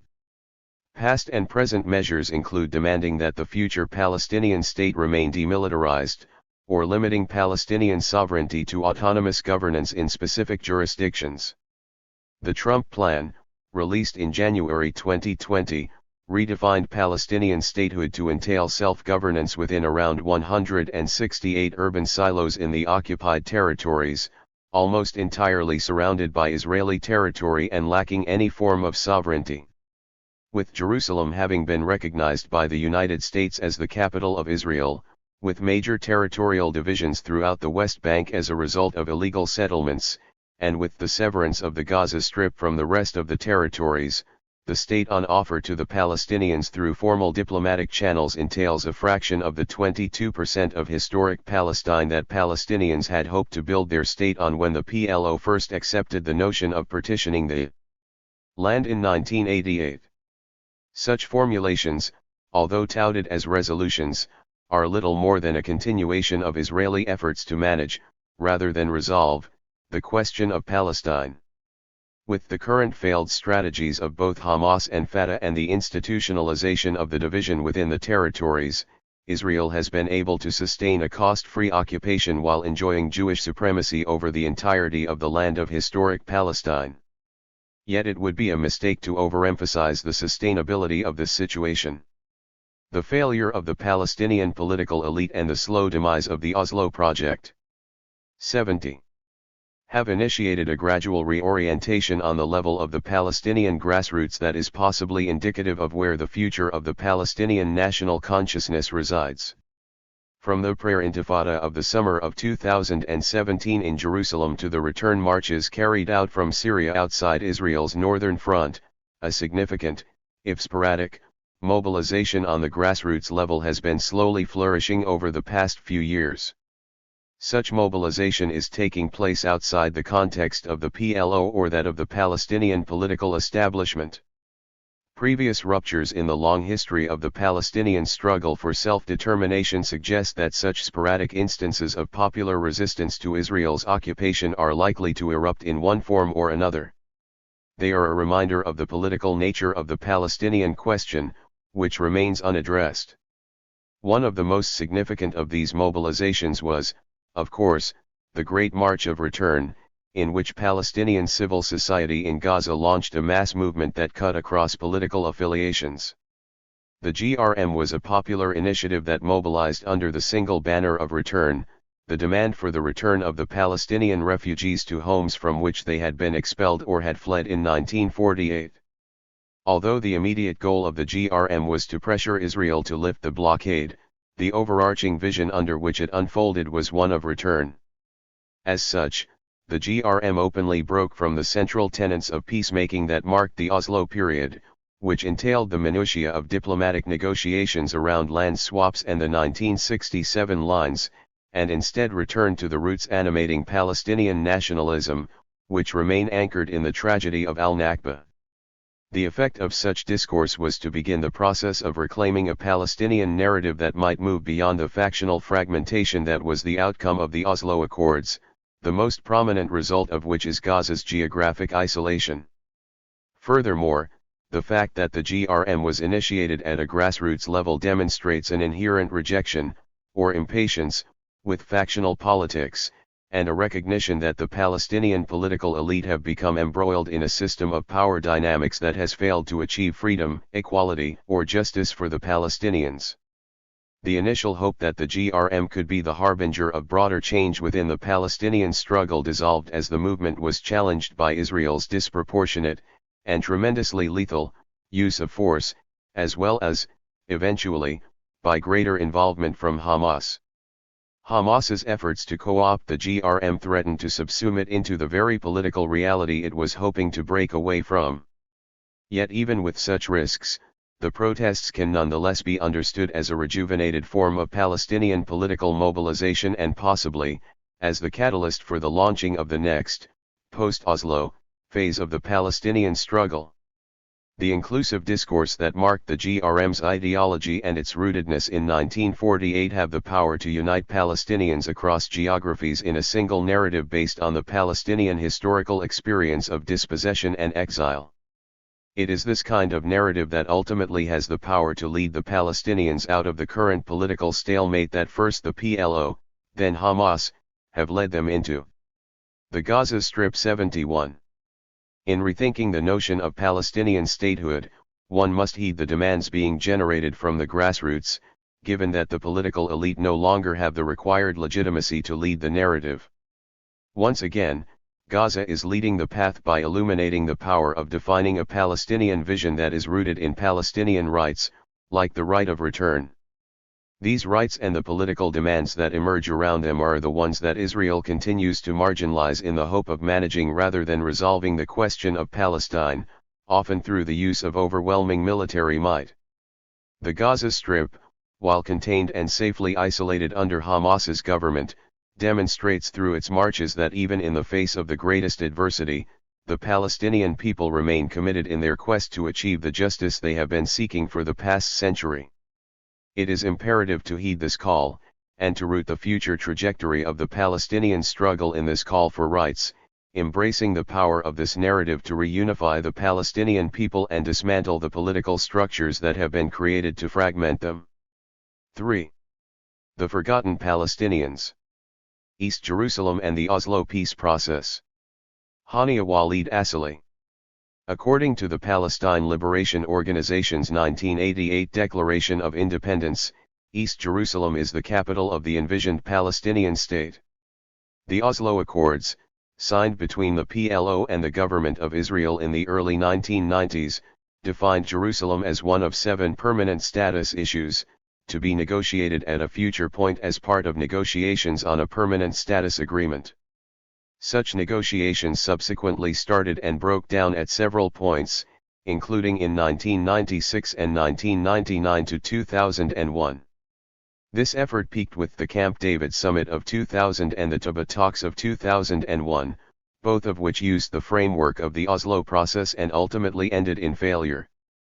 In 2012, the PLO again announced its state, with its capital as East Jerusalem, this time at the United Nations, to which it was admitted as a non-member state. Despite having been recognized by 138 countries, the Palestinian state, let alone its capital, has failed to materialize. Rather, 28 years after the Oslo Accords and more than 20 years beyond the timeline stipulated in the original accords, the negotiations over the permanent status issues have completely broken down, and the Oslo process has been declared dead.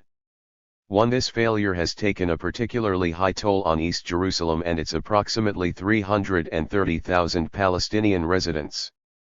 This chapter explores how the Oslo Accords failed to lay the groundwork for East Jerusalem to become the future capital of the State of Palestine. It exposes how Israel consolidated its control over the eastern side of Jerusalem, in support of its goal of keeping the entire city as its unified capital and Judaizing it, in violation of international law. Since 1991, Israel has effectively severed East Jerusalem from the West Bank, for which it was formerly a central hub. Throughout the Oslo years, Israel took myriad unilateral measures against both land and people aimed at making any future division of the city impossible. Israel's actions and sweeping statements. 81. Clearly demonstrate not only that it does not intend to relinquish control over East Jerusalem, but also that it intends to transform it from an Arab urban space to a Jewish one. On the flip side, the Palestinian National Authority, established as part of the Oslo Accords, failed to counter Israel's unilateral measures. Palestinians in Jerusalem ended up feeling abandoned and left to fend for themselves with the scant political and social resources available to them. Today, the demise of the peace process and the vanishing possibility for the two-state solution it envisioned requires us to examine anew how drastically the situation for Palestinians living in Jerusalem has changed in the decades since Oslo, and what can potentially be done about it. This need is all the more urgent in view of the United States' formal recognition in December 2017 of Jerusalem as the capital of Israel, U.S. efforts to impose a regional deal to terminate the Israeli-Palestinian conflict, and the ongoing rapprochement between Israel, Saudi Arabia, and certain Gulf countries, notably the United Arab Emirates, which culminated with the signing of the Abraham Accords in August 2020. These accords normalize economic and diplomatic relationships between Israel and the United Arab Emirates and Bahrain. To this end, this chapter is divided into 4 parts. First, it provides an overview of the status of the city and its Palestinian residents since 1967. Next, it focuses on the toll that the Oslo years have had on East Jerusalem as a territory. Third, it delves into the impact of these developments on the city's Palestinian residents. Finally, the chapter explores what may lie ahead for East Jerusalem and its Palestinian residents. East Jerusalem since 1967, an overview. During the 1967 war, Israel occupied East Jerusalem, along with the rest of the West Bank, the Gaza Strip, the Golan Heights, and the Sinai Peninsula. After the war, Israel illegally annexed East Jerusalem, redrew its boundaries, and expanded them to include the maximum amount of territory, with the fewest number of Jerusalemite Palestinians, in order to ensure a Jewish majority in the city. 3. This expansion was formally approved by Israel's cabinet on July 26, 1967, and by the Knesset 2 days later. It brought the combined East and West Jerusalem area to a total of 108 square kilometers with a population ratio of 74.2% Jewish to 25.8% Palestinian Arab. 4. The newly expanded total area was comprised of 38 square kilometers of West Jerusalem, 6 square kilometers that had been the Jordanian-administered area of East Jerusalem, and 64 square kilometers of additional annexed land that belonged to 28 adjacent Palestinian villages in the West Bank. 5. Israel immediately proceeded to apply Israeli law to the total expanded municipal area. It issued Law and Administration Ordinance 5727 of 1967, which included language from Section 11b of Law and Administration. 82. Ordinance Number 5708 of 1948. Section 11b reads as follows: The law, jurisdiction, and administration of the state shall extend to any area of Eretz Israel designated by the government by order. By virtue of this provision, the Minister of the Interior ordered on June 28, 1967 the expansion of the municipal boundaries of the Jerusalem municipality and ensured the application of Israeli law within it. Israel did not, however, explicitly state in any of the above amendments that it was annexing East Jerusalem, nor did it affirm that it was applying its sovereignty over East Jerusalem. Israel simply started applying Israeli law to East Jerusalem. It went for a de facto rather than a declared annexation, hoping to stay under the radar and avoid international condemnation and hoping that the de facto annexation would become a fait accompli somewhere down the line. 6. In 1980, Israel passed Law No. 5740, Jerusalem, Capital of Israel, which states that Jerusalem is the complete and united capital of Israel. UN Security Council Resolution 478 in 1980 affirmed that this law constitutes a violation of international law, declared its enactment null and void, and decided not to recognize it. 7. The annexation of East Jerusalem is illegal under international law in light of the inadmissibility of territory acquired through the use or threat of use of force, as codified into Article 2 of the Union Charter and reiterated in UN General Assembly Resolution 2253 and Union Security Council Resolution 242. Accordingly, the international community has never recognized the annexation and has continuously declared it null and void. The only exception came from the Trump U.S. administration, which broke with the international consensus and all diplomatic precedents and recognized Jerusalem as Israel's capital in December 2017. Israel, however, had little concern for the international illegality of its territorial annexation of East Jerusalem. Its major interest was rather in devising legal, urban, and demographic strategies that would enable it to incorporate the city without its Palestinian population. Israel considered the Palestinians of East Jerusalem a liability that needed to be contained if not dissolved. In June 1967, just after occupying East Jerusalem and annexing it, Israel conducted a census in the annexed area. It declared that Palestinians who happened to be absent at that time had lost the right to return to their homes. Only Palestinians who were present in their homes in East Jerusalem during the census were given the status of permanent residents. This status was given to them on the basis of the Entry into Israel law enacted in 1952, even though East Jerusalemites had not entered Israel. Rather, Israel entered the area where they lived by means of belligerent occupation. It is important to try to understand why East Jerusalemites were granted permanent residency, in contrast to the Palestinians who remained in 1948 and on whom Israeli citizenship was imposed in 1952, and those present in the West Bank and the Gaza Strip after the 1967 war, who were given identification cards by the Israeli authorities. Elements of an answer are cited in a 2012 book by IRMM's publication, in June 1967, during discussions to determine the legal framework required to apply Israeli law to the area, officials considered the idea of imposing Israeli citizenship upon the residents of the annexed territory. The ministerial committee charged with drafting the unification procedures rejected the idea. Its members were convinced that the rules of international law forbade forcing the citizenship of one country on the citizens of another. An opposing proposal to let the residents keep their Jordanian identity cards was also ruled out. In the end, the Arabs of East Jerusalem became Israeli residents with Jordanian citizenship. 8. Meanwhile, Israel worked on maintaining a Jewish demographic majority in the city. In 1973, the Gafna Committee Recommendation 85 on development rates for Jerusalem was adopted by the Israeli government, calling for the percentages of Jews and Arabs to be preserved at their levels of 1972, that is, at 73.5% Jews and 25.5% Palestinians. 9. Granting East Jerusalemites residency rather than citizenship was a means of controlling the Palestinian population growth in the city, since residency, by definition, requires constant verification and is subject to revocation. The 1952 Entry into Israel law, though, does not explicitly provide for a permit for permanent residency to expire if the permit holder leaves Israel and settles abroad. Provisions to that effect exist in Amendment 2 of the Entry into Israel Law Regulations No. 5734 of 1974. 10. In 1985, that amendment was introduced into Section 11 and Section 11A. Section 11 states that the validity of a permanent residency expires if the permit holder leaves Israel and settles in another country.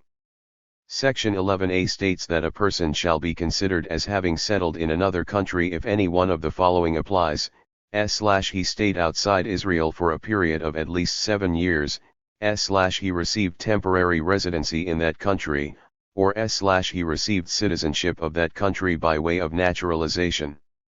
Jerusalem in the Oslo Accords. As noted, the first Oslo Accord relegated negotiation over Jerusalem as a permanent status issue to a later stage. Article V2 of Oslo I stipulates that permanent status negotiations will commence as soon as possible, but not later than the beginning of the third year of the interim period, between the government of Israel and the Palestinian people representatives. 11 Article V3 continues, it is understood that these negotiations shall cover remaining issues, including Jerusalem, refugees, settlements, security arrangements, border relations, and cooperation with their neighbors, and other issues of common interest. While Article 4 specifies that the two sides view the West Bank and the Gaza Strip as a single territorial unit, whose integrity will be preserved during the interim period, it was not specified if that territorial unit includes East Jerusalem. The 1995 Second Oslo Accord excluded Jerusalem from the jurisdiction of the new Palestinian Authority. Chapter 3, Article 17 stipulated that the jurisdiction of the Council will cover West Bank and Gaza Strip territory, except for issues that will be negotiated in the permanent status negotiations. 12 The Oslo Accords also did not provide any protection to the territorial integrity of East Jerusalem or its Palestinian residents. As far as the latter, the Oslo Accords afforded them only the right to participate in the election process of the Palestinian Legislative Council. 13 However, this right to representation is in fact superfluous, because, as noted, the PNA and the PLO were given no jurisdiction over East Jerusalem. The lack of protection for either East Jerusalem is an 86. Urban space or its Palestinian residents meant that Israel had a free hand to tighten its grip over East Jerusalem, especially as negotiations continued to drag on. Israel's consolidation of territorial control in the wake of Oslo. Since the Oslo Accords were signed, Israel has taken several unilateral actions to sever East Jerusalem from its hinterland. These included severing Jerusalem from its natural hinterland, the West Bank, via restricting entry and constructing the separation wall, as well as expanding Jewish settlements and targeting the heart of East Jerusalem, the Old City and its surrounding basin. 14. Settlement activity and urban planning.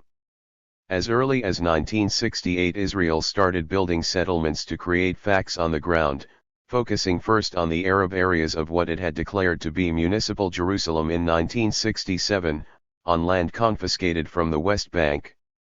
Between 1968 and 1977, Israel built 8 settlements hosting 33,300 settlers, compared with only 4,300 in the rest of the West Bank.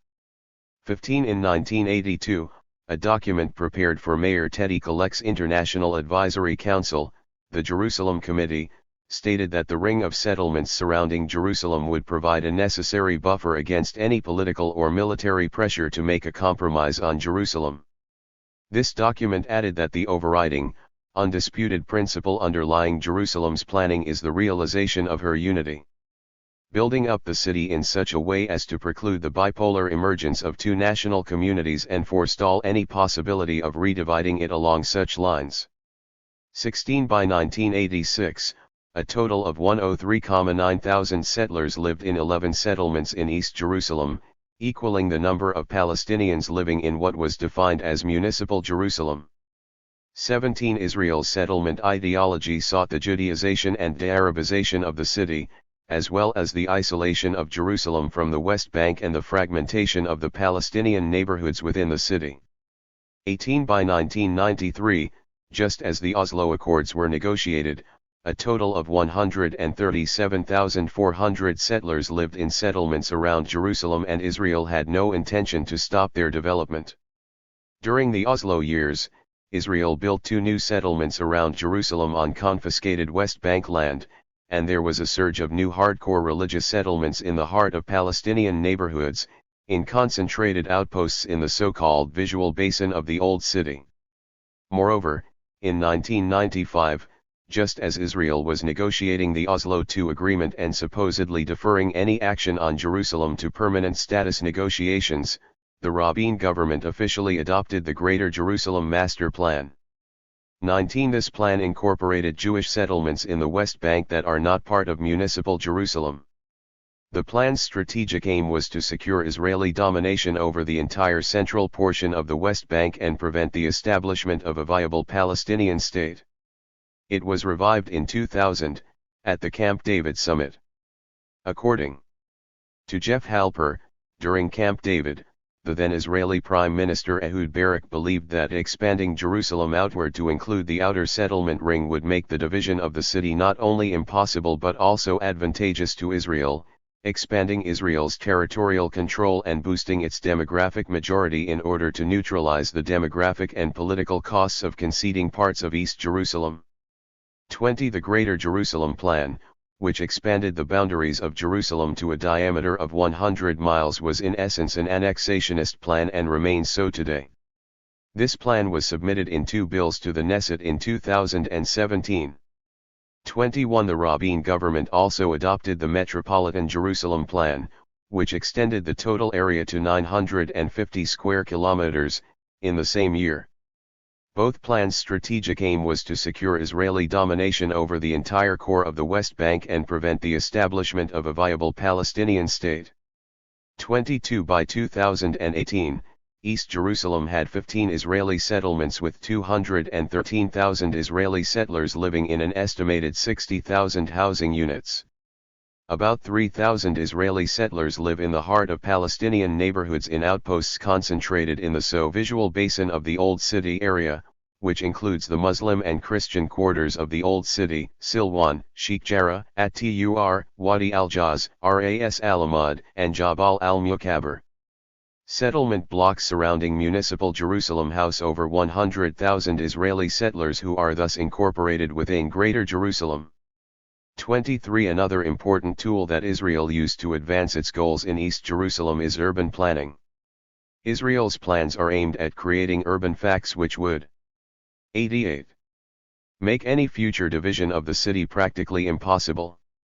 24. Israel discriminates against Palestinians through the master plans and town planning schemes that it formulates for the city of Jerusalem, and East Jerusalemites are unable to receive permits to build or renovate their homes, and if they build without permits, Israeli authorities demolish their homes. 25. Moreover, Israeli laws limit the election of certain positions in Jerusalem solely to Israeli citizens. For example, a person who is not an Israeli citizen cannot serve as a board member or executive member of the Jerusalem Development Authority. The Jerusalem Development Authority has broad powers concerning the planning and development of Jerusalem. 26. Indeed, Israel's intentions regarding East Jerusalem, irrespective of which Israeli government is in power, have not changed since 1967. Less than 3 years after the signing of Oslo Israeli Prime Minister Benjamin Netanyahu began to use the words undivided and eternal in relation to Jerusalem. In his speech to a joint session of the U.S. Congress in Washington, D.C. on July 10, 1996, the newly elected Netanyahu said, "There have been efforts to redivide the city by those who claim that peace can come through division, that it can be secured through multiple sovereignties, multiple laws, and multiple police forces. This is a groundless and dangerous assumption, which impels me to declare today, there will never be such a redivision of Jerusalem. Never. We shall not allow a Berlin Wall to be erected inside Jerusalem. We will not drive out anyone, but neither shall we be driven out of any quarter, any neighborhood, any street of our eternal capital." 27. Closure, checkpoints, and the separation wall. In January 1991, in the wake of the First Intifada and during the Gulf War, Israel revoked the general exit permit for residents of the occupied territories wishing to enter Jerusalem, marking the beginning of the permanent closure policy. 28. On March 30, 1993, during Israeli Prime Minister Yitzhak Rabin's term and following a series of stabbings, Israel imposed an overall closure on the occupied territories until further notice. To enforce the closure, Israel set up military checkpoints along the Green Line separating the West Bank from Jerusalem. Permits for Palestinians from the West Bank to enter Jerusalem for any reason were issued only sparingly. 29. Israel also began curtailing the activities of Palestinian institutions in East Jerusalem. From 1967 to 1995, Jerusalem had been the home for Palestinian newspaper publishers, the main printing presses and publishing houses, the best hospitals, the most important schools, the largest and most important commercial market, the center for trade union associations, and so on. It was the undisputed economic center and the center of the national movement and its official and unofficial leadership and institutions. 30 In October 2000, as the Second Intifada erupted in the wake of Ariel Sharon's deliberate provocation in the form of visiting the Al-Aqsa Mosque surrounded by a phalanx of Israeli soldiers, then Israeli Prime Minister Ehud Barak approved plans to establish more permanent checkpoints and barriers across the entire West Bank to stop Palestinians from 89. Entering Israel. 31 In March 2001, Sharon's government ordered the closure of the Orient House, the historic building and institution that had served as the unofficial PLO headquarters in Jerusalem in the late 1980s and early 1990s and was a center for Palestinian national work, diplomatic relations, community support, and cultural and economic development projects in East Jerusalem. 32 The closure of the Orient House happened less than 4 months after the sudden death of the Palestinian East Jerusalemite leader Faisal Husseini in a hotel in Kuwait. Under his leadership, the Orient House had become the Palestinian political center of East Jerusalem. Its closure marked the end of the leadership role that Jerusalem had enjoyed in Palestinian life up until 1995, when the late Yasser Arafat set up the PNA headquarters in Ramallah. Israel also closed other Palestinian organizations in the city, notably the Chamber of Commerce. Several of those Palestinian institutions that had not been closed by Israel were left with no choice but to relocate to Ramallah, especially after Israel closed the city to the West Bank and then started the construction of the separation wall in 2002. In 2002, Israel started construction of the separation wall, designed to include as many Israeli settlements while excluding as many Palestinian neighborhoods as possible. The total length of the separation wall total is 712 kilometers, of which only 15% run along the Green Line. The length of the wall in Jerusalem reaches approximately 140 kilometers, of which only 4 kilometers runs along the Green Line.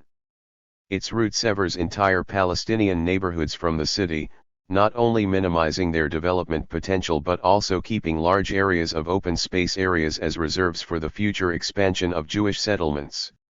Today 140,000 Palestinian East Jerusalemites live in neighborhoods that lie beyond the wall and as a result do not receive any municipal services from the Jerusalem municipality.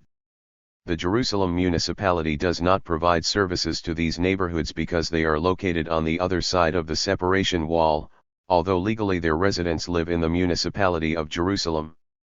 On the other hand, the Palestinian National Authority does not provide services to these residents because it has no jurisdiction to do so. These neighborhoods have remained a sort of no man's land in which the warning of an impending humanitarian disaster is screaming from the walls. Police responsibility for these neighborhoods resides with Israel, according to its own decision and made ironclad by the legal constraints. As a result, on the day of reckoning, it is Israel that will be called upon to give a moral accounting both to itself and to the international community. 33 On July 9, 2004, the International Court of Justice in The Hague published its advisory opinion on the separation wall. It held that both construction of the wall and the regime that Israel instituted to accompany it violate international law, and that Israel must tear it down and compensate the Palestinians who suffered losses as a result of its construction. 34 The checkpoints and illegal separation wall continue to infringe upon the fundamental rights of Palestinians to freedom of movement and to family unity. 35. 90. Legal entrenchments aimed at impeding future territorial concessions in Jerusalem. Over the last 10 years, Israel has enacted legislation aiming at creating legal barriers to conceding any East Jerusalem territory, in case the government of Israel was to reach an agreement with other parties or decide to do so unilaterally. 36 Thus, in 2000, Israeli Basic Law, Jerusalem, capital of Israel, 5740-1980 was amended by the insertion of sections 5, 6, and 737. Section 5 states for the first time that the jurisdiction of Jerusalem includes, as pertaining to this basic law, among other things. All of the area that is described in the appendix of the proclamation expanding the borders of municipal Jerusalem beginning 27,5727, as was given according to the municipality's ordinance. Section 6 specifies that no authority that is stipulated in the law of the State of Israel or of the Jerusalem municipality may be transferred either permanently, or for an allotted period of time, to a foreign body, whether political, governmental, or any other similar type of foreign body. As for Section 7, it was inserted to entrench the above two sections. It states that Sections 5 and 6 cannot be modified except by a basic law passed by a majority of Knesset members. In 2014, further entrenchment took place with Basic Law, Referendum, No. 5774 to 2014. 38. This law stipulates that Israel's sovereignty over part of its territory may not be waived unless the government has so decided, and its decision is ratified by a 2/3 majority of MKS as well as by a referendum. All these enactments are intended to render difficult, if not impossible, any future division of Jerusalem between Israel and the Palestinians. In 2018, yet another entrenchment was undertaken by further amending Basic Law, Jerusalem, capital of Israel, with the aim of impeding any future division of the city. The amendment stipulates that the government must obtain a supermajority of 80 of the 120 MKS in order to transfer to a foreign entity any authority pertaining to the area of the Jerusalem municipality. However, it is possible to change the statutory requirement for a supermajority through a simple majority vote by only 61 MKS. This same stipulations would also make it possible to change the city's municipal boundaries by a simple majority, rather than a supermajority of MKS, as it did before. The Knesset thus paved the way for the realization of its goal to advance the Greater Jerusalem Plan. 39. In 2017, two bill proposals were submitted in the Knesset with the aim of putting 5 settlement blocks under Jerusalem's municipal jurisdiction and of disconnecting from the Jerusalem municipality the Palestinian neighborhoods of Kafrakab and Shuafat, which lie beyond the separation wall, placing them under a different municipal Israeli authority. 40. As of this writing, these proposals have not yet been passed, but their success is likely given the immunity that Israel continues to have. Thus, with the advent of the Oslo peace process, Israel finalized the process by which East Jerusalem became a forbidden city for all Palestinians from the West Bank and the Gaza Strip. For them, going to East Jerusalem surrounded by 91 Jewish settlements and the separation wall has become an unreachable dream. That said, in the eyes of international law and the international community, East Jerusalem is still an occupied territory. Demographic engineering, accelerating. Palestinian expulsion from East Jerusalem post-Oslo. Alongside these sweeping changes in land, planning, and access, Israel implemented a variety of harsh policies and administrative measures to discourage demographic growth among Jerusalem's Arab population. Since 1967, Israeli leaders have adopted two basic principles in their rule of the Palestinian residents in East Jerusalem. 41. The first was to hinder by any means the growth of the Arab population and to force Arab residents to make their homes elsewhere. The second was to rapidly increase the Jewish population in East Jerusalem. The building of settlements was a key element for increasing the number of Israelis in East Jerusalem, as noted. Israel also introduced and enhanced administrative measures to deprive Palestinians of their residence rights. The Center of Life Policy, the 1988 Mubarak Awad case in regulating the permanent residency of Palestinians in East Jerusalem, one case in particular became notorious for the ways in which Israel devised legalistic measures to curtail the rights of Palestinian residents of East Jerusalem to live in their city, the Mubarak Awad case of 1988. 42. Mubarak Awad, an East Jerusalemite, was born and raised in Jerusalem. In the 1970s, he left for the United States to study and work. In the 1980s, he returned to live in Jerusalem but was ultimately deported by the Israeli authorities. In his case, the Supreme Court of Israel ruled that eligibility for the right of residence and loss thereof are decided in accordance with the Entry into Israel Law of 1952 and with the Entry into Israel Regulations of 1974, issued in accordance with the 1952 law. The court rejected the argument that Palestinian Jerusalemites have a special status that provides them with quasi-citizenship or constitutional residency that cannot be revoked by the Minister of the Interior. 43 Justice Aharon Barak held that permanent residency might also automatically expire, either because it had surpassed its period of validity or because the premise on which it rests, actual permanent residency in Israel, had expired. 44 He went beyond the provisions of the 1974 regulations and held that a permit for permanent residency, when granted, is based on a reality of permanent residency. Once this reality no longer exists, the permit expires of itself.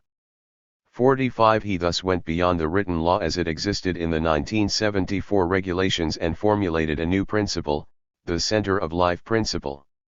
Barak further stated, Awad's acquisition of American citizenship signified that his center of life is no longer, regardless of the fact that in his heart of hearts he aspired to return to. 46. 92. After the Oslo Accords, the center of life principle came to be one of the most harmful policies for Palestinian residents of East Jerusalem. In the Shikaki case of June 1995, Fatia Shikaki lost her permanent residency rights despite the fact that none of the situations specified in Section 11A of the Entry into Israel Law of 1952 applied to her. She had remained outside Israel for less than 7 years and had not received citizenship or permanent residency in any foreign country. At the time of her case, she had been living with her husband and her children in Syria for 6 years after her husband was deported from Israel. In her case, Justice Goldberg stated, the appearance of a new reality, changing the reality of permanent residency in Israel, is clearly indicated by circumstances other than those mentioned in Regulation 11A of the 47. After the Shikaki case, Israel started to apply the Center of Life principle introduced in the 1988 Awad case aggressively and across the board. By end of 1996, 739 Palestinian East Jerusalemites had their residencies revoked. By end of 1997, the total annual number jumped to 1,067. In 2006, the number reached 1,363, and in 2008, it skyrocketed to 4,577. 48. The Center of Life principle was not utilized by the Israeli Ministry of the Interior until after the Oslo Accords, when Jerusalem had been defined as a permanent status issue. Up until 1995, a Palestinian resident of East Jerusalem could lose his or her residency status only by settling outside Israel for a period of 7 years without renewing the exit permit or by receiving the status of resident or citizen in another country. The Israeli Ministry of Interior regularly renewed exit permits and registered changes to family status. Also, before 1995, Palestinian East Jerusalemites who moved elsewhere in the WBGS were not required to have permits to exit and enter Jerusalem, and some even continued to receive the allotments from the National Insurance Institute that they had received prior to leaving the city. 49. After 1995, the interpretation of the term outside Israel was expanded to include residency in the WBGS, effectuated through a directive issued by the legal advisor of the Ministry of the Interior to the East Jerusalem office. This meant that all Palestinian East Jerusalemites who had lived for a period of time in a foreign country or in the WBGS were liable to lose their rights as Jerusalem residents. This policy remained unclear on how much time spent outside Israel in a foreign country could cost a person his or her residency, and it has been applied arbitrarily. 50. Even worse, the Israeli Interior Ministry did not publicize it at the time and then applied it retroactively. 51. Between 1995 and 2017, Israel revoked the status of 11,555 Palestinians from East Jerusalem as opposed to 3,078 revocations during the period from 1967 till 1994. 52. This Center of Life policy came to be known as silent transfer or quiet deportation, intended to further reduce the Palestinian population in Jerusalem after the Oslo Accords. As a result of numerous legal challenges against this policy by various Arab and Israeli civil society organizations, though, the Sharansky Declaration was issued in 2000. Named after then Minister of the Interior Natan 93. Sharansky, it provided for the reinstatement of residency status on a case-by-case basis under a rigorous set of criteria, including the period of absence of the residents, retention of connection with East Jerusalem during their absence, reasons for obtaining citizenship or residency in another country, and years of residency in East Jerusalem after return. However, this measure led to the reinstatement of the residency of only a few hundred East Jerusalem residents. On March 14, 2017, the High Court of Justice issued the Al-Haq ruling, in which it recognized East Jerusalemites as native-born residents. Al-Haq was 9 years old when his family moved from Jerusalem to the United States. Years later, as a married adult, he wanted to move back to his native city and was told that he didn't have the right to do so. The court ruled that Israel must consider the unique status of Palestinian East Jerusalemites as native-born when deciding whether to restore their residency status. 53. In this particular case, the High Court shifted away from the discriminatory legal precedents of the Awad and Shikaki cases. However, this ruling does not eliminate the possibility of revocation of residency of East Jerusalem residents according to the Awad precedent, as it adds weight in favor of restoring status only in cases of purportedly expired residency following a long stay abroad, excluding the WBGS or the acquisition of foreign status. The most striking aspect of Israel's residency regulations is how deeply discriminatory they are. Israeli citizens, including Jewish settlers in East Jerusalem, can live anywhere in the world for as long as they wish without losing their citizenship or any of the rights it entails. Special complications facing mixed families in families where a Palestinian East Jerusalemite marries a Palestinian from the West Bank or Gaza. Issues of family unification and child registration further complicate the picture. Until early 1990, Palestinian residents of the WBGS could live with their Palestinian East Jerusalemite spouses and children without needing special permits.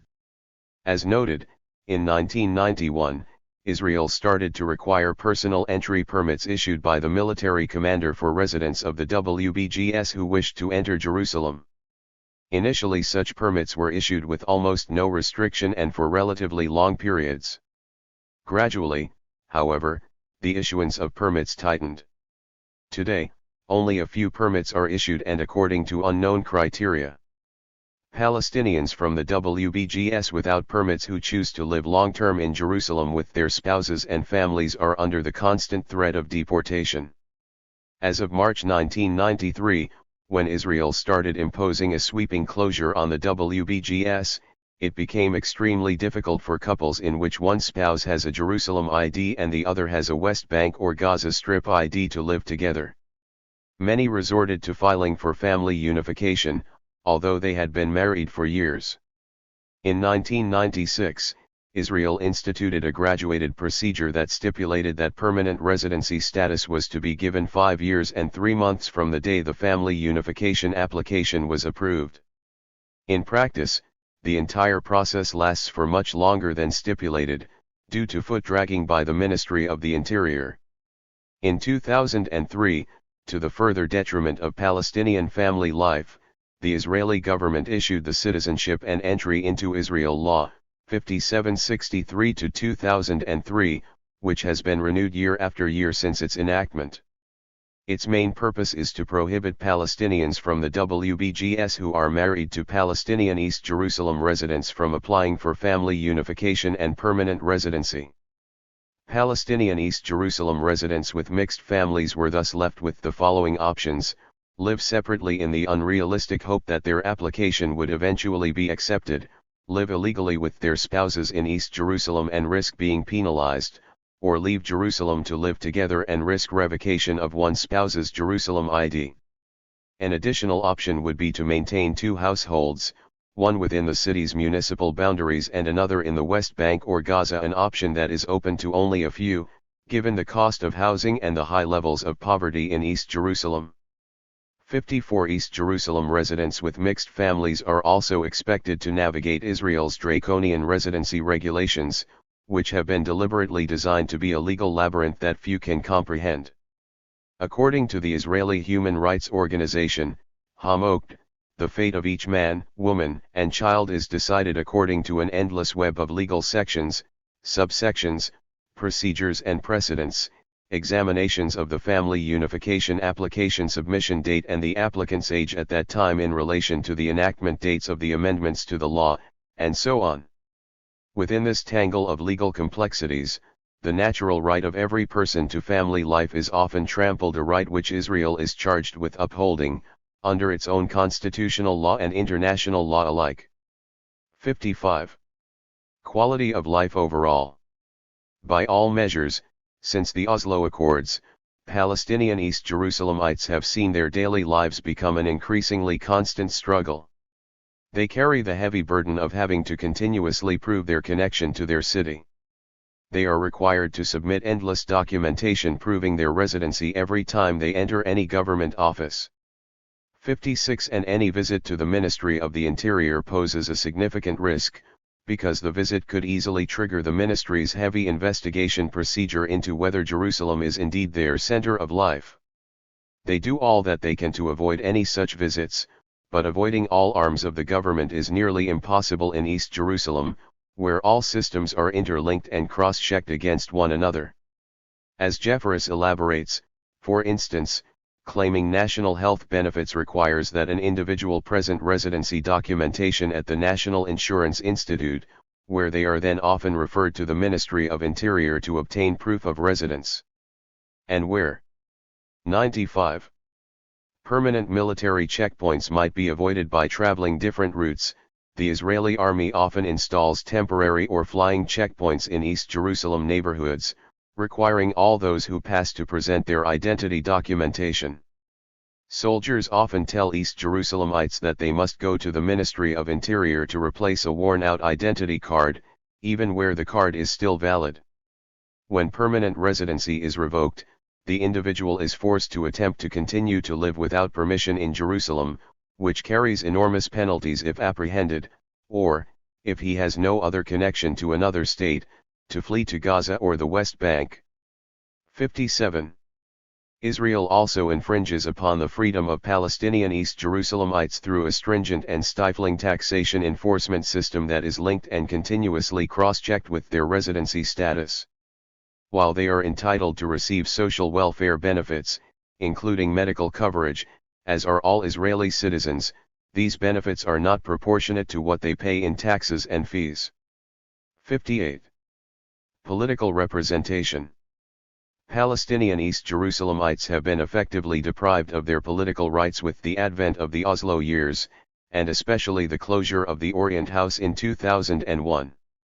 Their freedom of expression and right to equality, including economic equality, depend on the goodwill of Israel, their occupier. The legislative body they are eligible to vote for, is not allowed to promulgate laws or to act in East Jerusalem.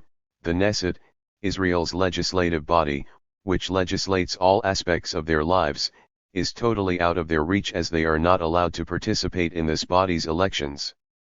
Generally, most Palestinian East Jerusalemites remain in a political and legal limbo. They have Jordanian passports, which serve as travel documents, but they are not Jordanian citizens. 59 Likewise, they have Israeli identity cards, but they are not Israeli citizens. They are subject to Israeli law and are obliged to pay taxes to the Israeli authorities lest they lose their residency. They can obtain Israeli travel documents, but not Israeli passports. They self-identify as Palestinians, but they are not allowed to carry any formal papers officially identifying them as such. They are allowed to vote in PLC elections, but the PLC is not allowed to act in the place of their residence, that is, East Jerusalem. In sum, Palestinian East Jerusalemites have no real representation or effective mechanism for defending their political rights today. They effectively are stateless residents of an occupying state. On the flip side, the PNA and the PLO have failed to sustain Palestinian Jerusalemites' presence and resilience in their city. This contention stands regardless of the limitations placed by the Oslo Accords on the PNA's presence and actions in East Jerusalem. The PNA's failure has meant that the Palestinian residents of East Jerusalem feel abandoned. They have been forced to fend for themselves through whatever institutions have survived, including a vast number of civil society NGOs that have emerged to try and fill the vacuum left by the PLO and PNA in East Jerusalem. 60. 96. What lies ahead, redeeming Jerusalem? The Palestinian people, and those in East Jerusalem in particular, find themselves at a standstill, with the most viable option being to exercise resilience and focus on self-preservation until the balance of power shifts and the time is ripe for all parties to reach a comprehensive, fair, and just solution. The formal recognition by the United States in December 2017 of Jerusalem as the capital of Israel, the American so-called deal of the century, and the ongoing rapprochement between Israel, Saudi Arabia, and certain Gulf countries do not bode well for the Palestinian people, making the need for resilience and self-preservation all the more urgent. As bad as the past 28 years have been, Palestinians in East Jerusalem have to prepare for worse to come. Recent developments, namely the Israeli municipal elections in Jerusalem in 2018 and the passage of the Israel nationality law in 2018, raise difficult questions that East Jerusalemites need to address, chiefly, how to protect their individual rights while still remaining part of a larger national Palestinian project, one that needs to be refined to ensure their effective, not rhetorical, participation. The Israeli municipal elections in Jerusalem. In 2018, a few Palestinians in East Jerusalem began calling for participation in Jerusalem's municipal elections, held at the end of October 2018. For the first time since 1967, two Palestinian Jerusalemites stepped forward as candidates, Aziz Abu Sarah and Ramadan Dabish. Aziz Abu Sarah was the first to present his candidacy for mayor but withdrew it in September. He was caught between two fires: Israel trying to take away his residency rights and his people's anger at him for breaking ranks. 61 Palestinians have historically refused to participate in such elections in order not to bestow any legitimacy on Israel's annexation of the city. The Palestinian leadership has always rejected participation in Israeli municipal elections, and the Council of Palestinian Muftis issued a religious ruling barring Muslim residents of Jerusalem from either running for office or voting in municipal elections. 62 Palestinian Christian leaders also issued similar pronouncements in 2018. 63 As for Ramadan Dabish, an engineer and one of the few Palestinian East Jerusalemites to receive Israeli citizenship, he continued in his candidacy only to receive 3,001 votes, several hundred of them from Jews. 64 According to neighborhood-level election results provided by the Jerusalem municipality, under 1% of eligible East Jerusalemite voters cast ballots. 65 Using Israeli political channels to protect Palestinian individual rights is in fact futile. According to IRMM, an Israeli non-profit that advocates for a shared Jerusalem, Palestinians do not believe that their political participation in municipal elections will significantly reduce their systematic deprivation in every area of life. Their position is understandable because policy for Jerusalem is not made at City Hall but by the Israeli government, through the Ministerial Committee on Jerusalem Affairs, development authorities that answer directly to the Prime Ministers. 97. Office and the Interior Ministry. Without the ability to vote on the national level and without political representation, the ability of Jerusalem Palestinians to affect their daily lives is minimal. 66 One Eastern Jerusalemite woman said, "I don't want to legitimize the Israeli occupation, and I am afraid of the Palestinian Authority. Our situation is terrible, but voting wouldn't make it any better. We Jerusalemite Palestinians are no one and we are nowhere." 67. Applying for Israeli citizenship. In the past few years, some Palestinian East Jerusalemites have applied for Israeli citizenship. They consider themselves to be Palestinians, but request citizenship to guard their residency status. 68 Since 1967, applying for Israeli citizenship has been viewed by Palestinians as recognition of Israel's illegal annexation of East Jerusalem. Even if this view is changing slightly, the numbers who actually become citizens are minimal. Between 2014 and September 2016, of 4,152 East Jerusalemites who applied for citizenship, only 84 were approved and 161 were rejected. The rest of the applications are pending formally, still being processed. 69 Most importantly, and regardless of the number of applications, there should be no doubt as to the fact that Israel will always ensure that these applications are approved at the lowest possible rate, in order to ensure its demographic majority and Jewish character of the city. 70 The outcome of all applications is ultimately at the discretion of the Minister of the Interior, who can deny citizenship even where all requirements are met. In all cases, and notwithstanding any change in the Israeli position, applying for Israeli citizenship remains an individual undertaking that will not advance the cause of East Jerusalem and its Palestinian residents as a community and will only end up diluting their Palestinian identity unless this comes as part of an agreed-upon comprehensive and just solution that maintains the identity of both East Jerusalem and its Palestinian residents and does not isolate them from the rest of their fellow Palestinians. This could potentially be part of a one-state solution scenario. Palestinian resistance. Palestinians in East Jerusalem have resisted Israel's oppressive rule in various ways. Before Oslo, they maintained, against all odds, their own schools and curricula, their own newspapers, their own NGOs, and a local leadership.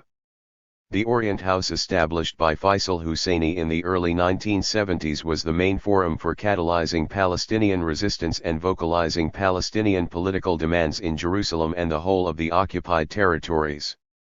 It was the national address for local notables and grassroots organizations working to challenge Israel's encroachment upon their land.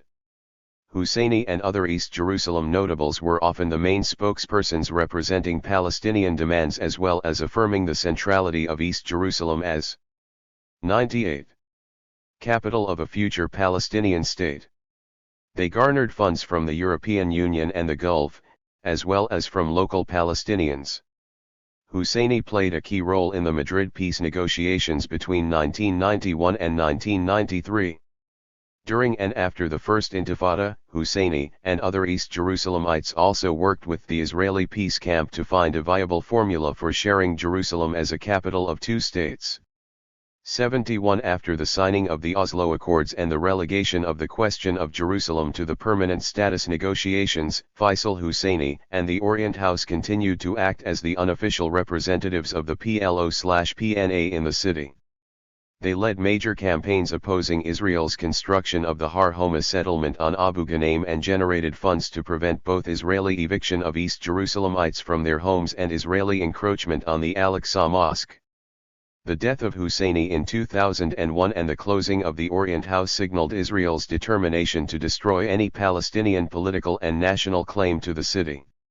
Indeed, since 2000, East Jerusalemites have had to fend for themselves, as the PNA had limited physical and financial access to them because of the conditions Israel imposed during negotiations. Although the PNA created a ministry for Jerusalem affairs and continued to have a representative for the city, its main energy was channeled into state building in the West Bank and preserving its own existence in Ramallah. Palestinians and their NGOs in East Jerusalem found themselves devoid of any political forum in which to their individual struggles with the Palestinian national struggle. Often they found themselves reliant on their own NGOs, such as Al-Haq, the Jerusalem Legal Aid and Human Rights Center, and the Civic Coalition for Palestinian Rights in Jerusalem, and on Israeli peace activist organizations, such as Hamocht and the Israeli Committee Against House Demolitions, to protest Israeli government home demolitions and confiscation orders. 72 The Palestinian NGOs and associations in East Jerusalem have found themselves increasingly pushed to address the growing humanitarian needs in the city. Their success remains a function of the aid they receive from international donors and their compliance with the donors' agendas. 73 Above all, their work continues to be challenged by Israel. Perhaps the clearest example of the limits of Palestinian steadfastness, and extent of Palestinian despair, in East Jerusalem was the wave of knife stabbings between 2016 and 2017, which led to the death of the assailants while petrifying Israeli soldiers and civilians. These attacks were neither nationally planned nor coordinated, reflecting a certain atomization of Palestinian resistance. They also remind everyone that Israel cannot ignore the Palestinians and their rights indefinitely, as revealed by their demonstration against Israeli attempted evictions from their homes in Sheikh Jarrah in April-May 2021. The way forward. Palestinian East Jerusalem needs immediate, creative, proactive, and efficient action from the Palestinian leadership, the PNA and the PLO. Major funding is required to sustain Palestinian presence in the city.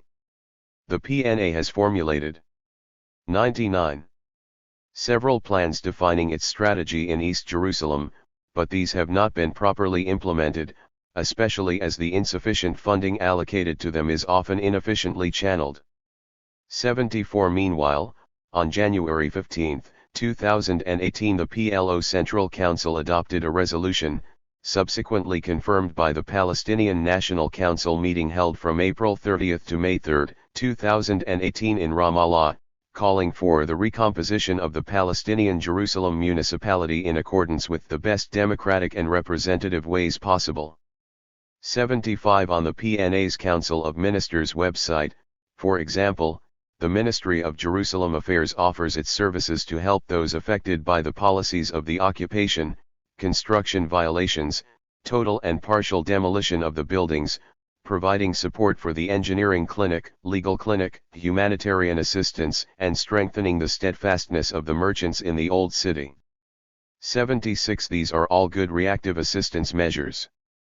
But what is actually needed are proactive measures solidifying the Palestinian presence on the ground and countering Israel's policies targeting the land and the people of East Jerusalem. Proactive protection of East Jerusalem land and property. A task force aimed at preemptively protecting Arab property in East Jerusalem from being dispossessed through ambiguous transactions is urgently needed to protect against such aggressions within and outside of the old city walls by both the Israeli government and right-wing Israeli Jewish settler organizations such as Ataret Kohanim. A very recent publication of the NGO Peace Now, entitled Annex and Dispossess, Use of the Absentees Property Law to Dispossess Palestinians of Their Property in East Jerusalem, reveals the collaborative efforts, dating from the early 1980s, between the Israeli government and settlers in dispossessing Arab property in East Jerusalem and the unbearable ease with which properties were deemed absentees' property. 77. Attacks and aggressions on Arab property in East Jerusalem have been made worse by right-wing organizations such as Ataret Kohanim, which was founded in 1978 with the primary goal of acquiring as much land and as many buildings as possible in order to settle as many Jews as possible in the Muslim and Christian quarters of the Old City and beyond. 78. Such organizations are extremely well organized and funded. They are able to infiltrate Palestinian society searching for potential deals.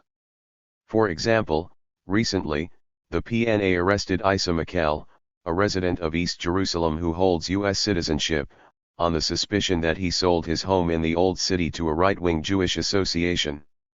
The PNA's appointed Jerusalem district governor, Adnan Gaith, was apparently involved in Akel's arrest and was subsequently himself arrested by the Israeli police. 79. The actions of such aggressive organizations need to be exposed, defended against, and, if possible, halted. A task force to work to this end will require major funding. The task force should be very active and highly involved in defending Arab property in addition to preemptively protecting Arab property in East Jerusalem by all possible legal means. 100. Proactive protection of Palestinian East Jerusalemites. All possible efforts must be exerted to defend against the Israeli government's revocation of Palestinians' residency status, on both the individual and on collective levels. Palestinian East Jerusalemites need a support system for defending their individual cases in Israeli courts. On the collective level, several organizations offer legal assistance and advocacy in general, among them the Jerusalem Legal Aid and Human Rights Center, the Alternative Information Center, the Civic Coalition for Palestinians' Rights in Jerusalem, and the Israeli Coalition Against House Demolition. Their work is excellent, but their capacities are limited. More resources and advocacy are needed so that individual cases become a collective cause. This collective cause could then be put in front of all possible international forums to influence international public opinion and raise awareness about the unjust treatment of Palestinian East Jerusalemites. Israel's treatment of Palestinians in East Jerusalem violates multiple internationally recognized human rights, including several rights codified in the International Covenant on Civil and Political Rights and the International Covenant on Economic, Social, and Cultural Rights. 80 And although the systematic reporting of any such violations to the relevant international bodies will not result in any enforcement, it will nonetheless greatly contribute to rallying support among these bodies and in the international public sphere in general. East Jerusalem and its Palestinian residents are an integral part of the Palestinian cause in its just call for liberation and self-determination. They remain key to any peaceful resolution of the Israeli-Palestinian conflict. Jerusalem has been declared the capital of a Palestinian state, a declaration supported by international law. The failure of all peace negotiations conducted between Israel and the Palestinians since 2000 has been attributed largely to the Israeli unwillingness to share Jerusalem. The U.S. decision to move its embassy to Jerusalem might have boosted Israeli claims in the court of public opinion, but it did not make them legal or internationally acceptable. The current conglomeration of events does not bode well for Palestinians in general and for Palestinians in Jerusalem in particular. Israel's annexationist plans loom on the horizon, with the Greater Jerusalem bill still on hold in the Knesset. Israel has also been increasingly targeting Al-Aqsa Mosque in particular and the Old City in general. All this needs to be countered effectively. The PNA and PLO as leaders of the Palestinian people have to stand firmly by East Jerusalem and its Palestinian residents, in concrete, proactive actions taken on the ground, not in rhetoric. They are in dire need of support from their leadership, the Arab world, and all freedom-loving peoples. Israel's policies of closure, silent transfer, impoverishment, and deinstitutionalization continue to suffocate Palestinians in East Jerusalem and to render them increasingly dependent on the Israeli authorities. Nonetheless, they remain 101. Resilient and steadfast as they have been since 1967. Their resilience continues to be repeatedly tested, for example recently in the summer of 2017 when Israel planted metal detectors at the entrances of the Al-Aqsa Mosque and ended up removing them several days later. 81 In April 2021, Palestinian youth demonstrated again against Israeli right-wing groups, who were shouting death to the Arabs in the Old City. Palestinians in East Jerusalem, especially the younger generation, have become more resilient and street smart and know how to navigate the Israeli system with the least harm possible while maintaining their identity. Clinging to their city against all odds, Palestinian East Jerusalemites are Morabitown and therein lies their strength. 4. The State, the Land, and the Hill Museum. Hanan Tukin.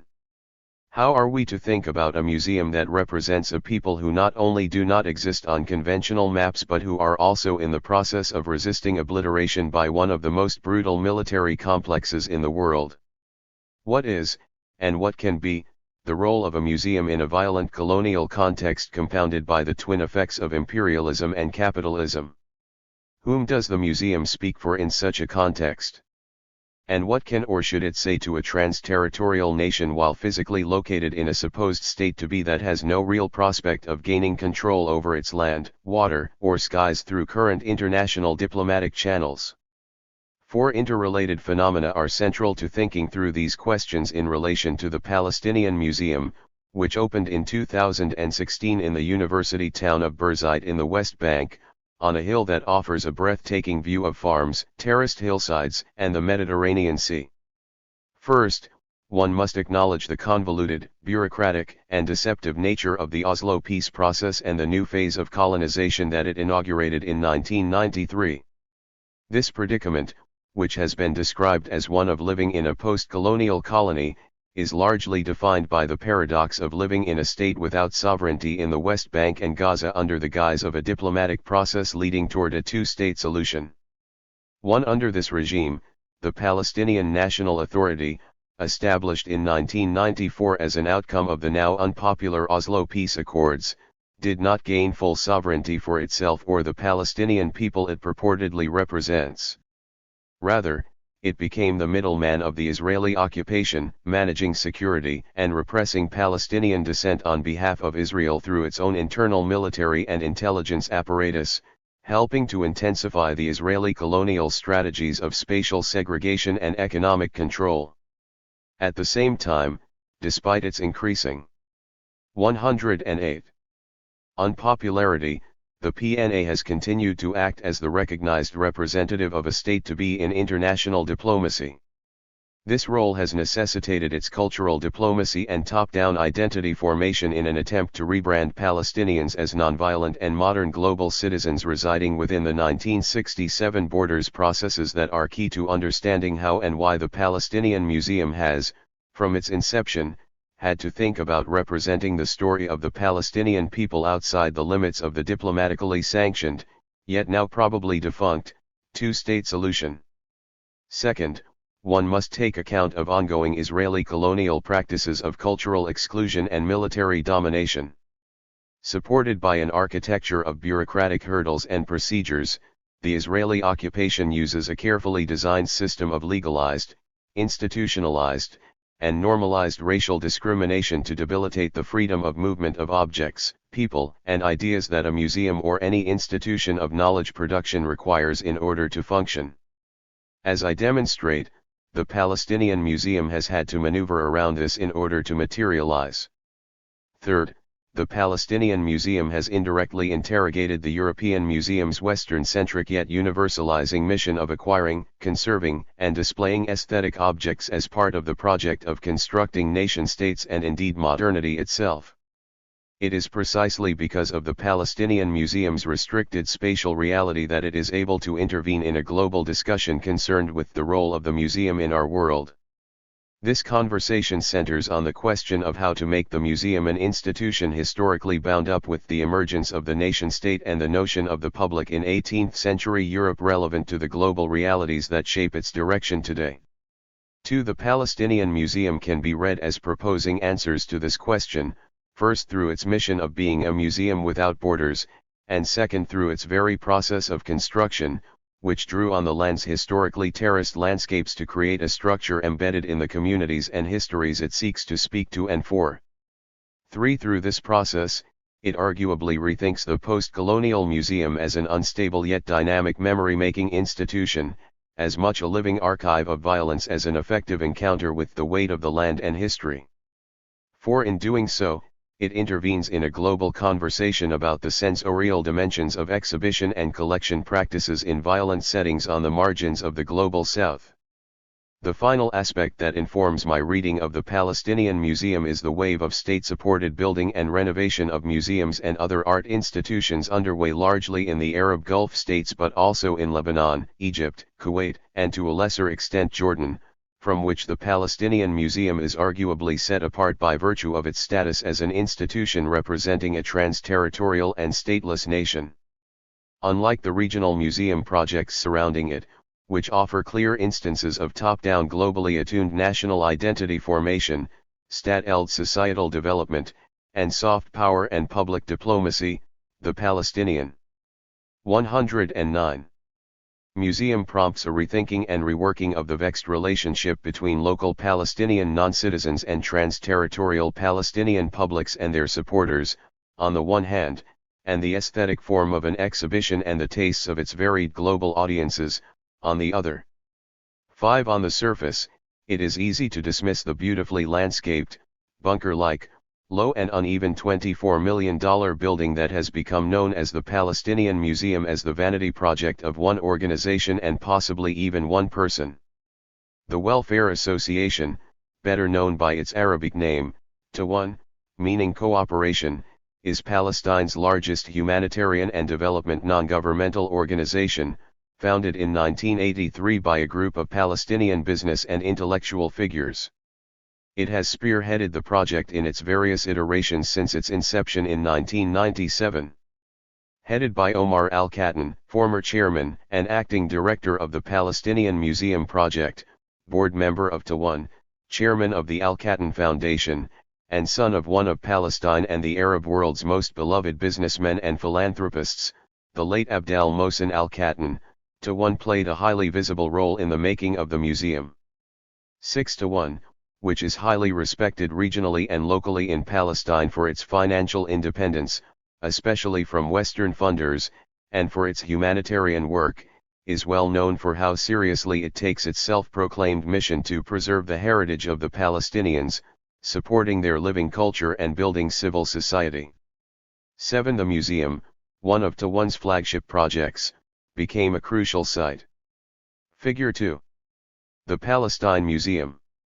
Source: Iwan Bayan, copyright The Palestinian Museum. 110. For the implementation of its heritage mandate. As with most of its humanitarian projects, THIRD-WORLDISM relied heavily on private money donated by Palestinian business entities on the association's board, such as Arab Tech Jardina, Consolidated Contractors Company, Al-Hani Construction and Trading, Projax International, as well as the Bank of Palestine.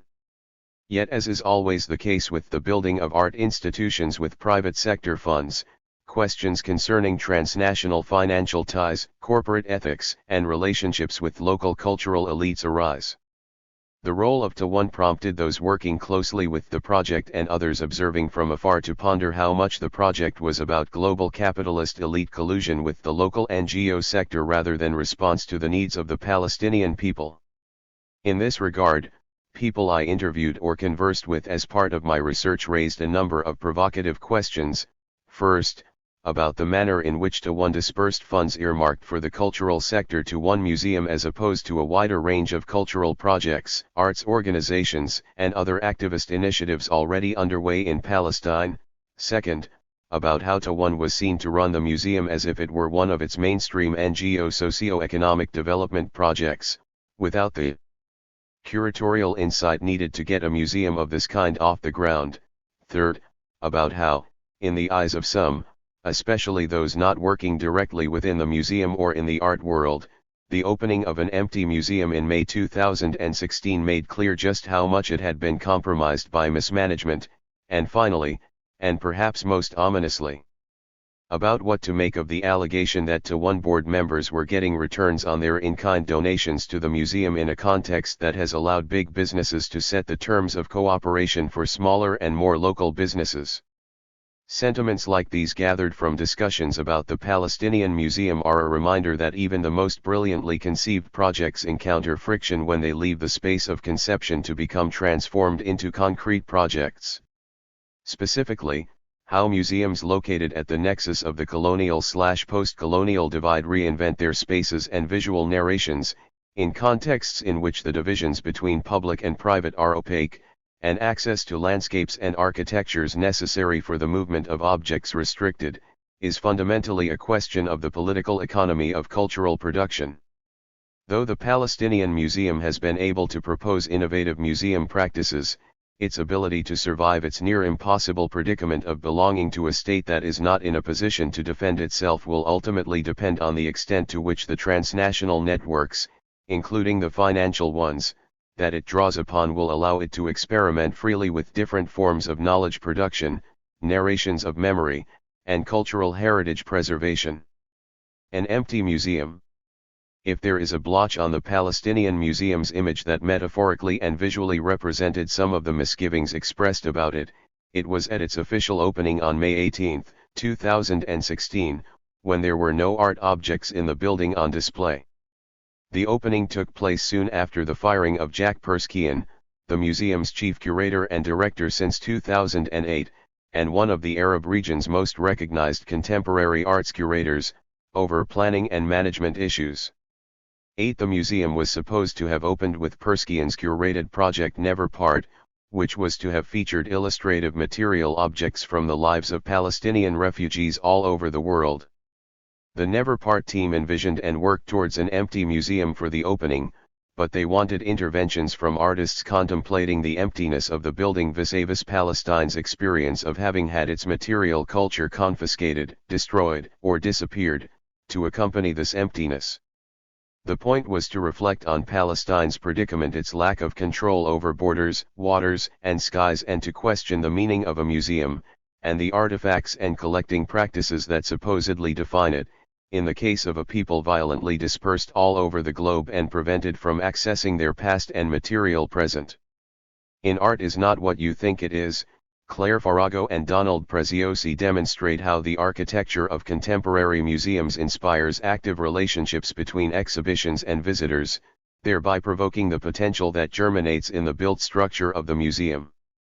9. Accordingly, when artists and curators are invited to converse with the spaces of museums rather than contexts of art in architecture, unexpected capacities may be set in motion which go beyond the ordinary encounters of exhibitions and spectatorship, works and visitors.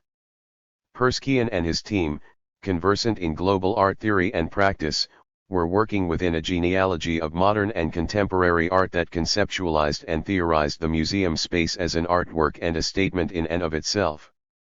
10. But having the museum empty for the official opening, which was scheduled to coincide with Nakba Day, did not go down well with the task force set up by THIRD-WORLDISM to take charge of the museum project.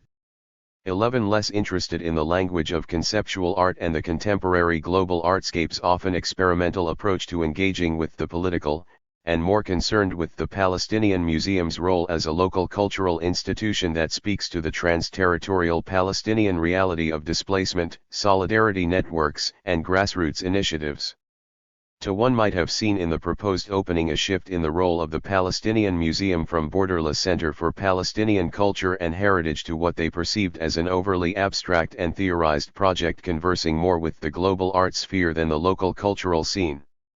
12. Being a grassroots organization, THIRD-WORLDISM may also have been attuned to the fact that Palestinians, who lack sufficient access to their own artifacts but who value whatever material culture.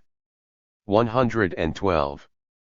They are still in possession of as a means of historical narration, needed to see a museum that carried their name with objects in it, if only as a symbolic affirmation of their existence.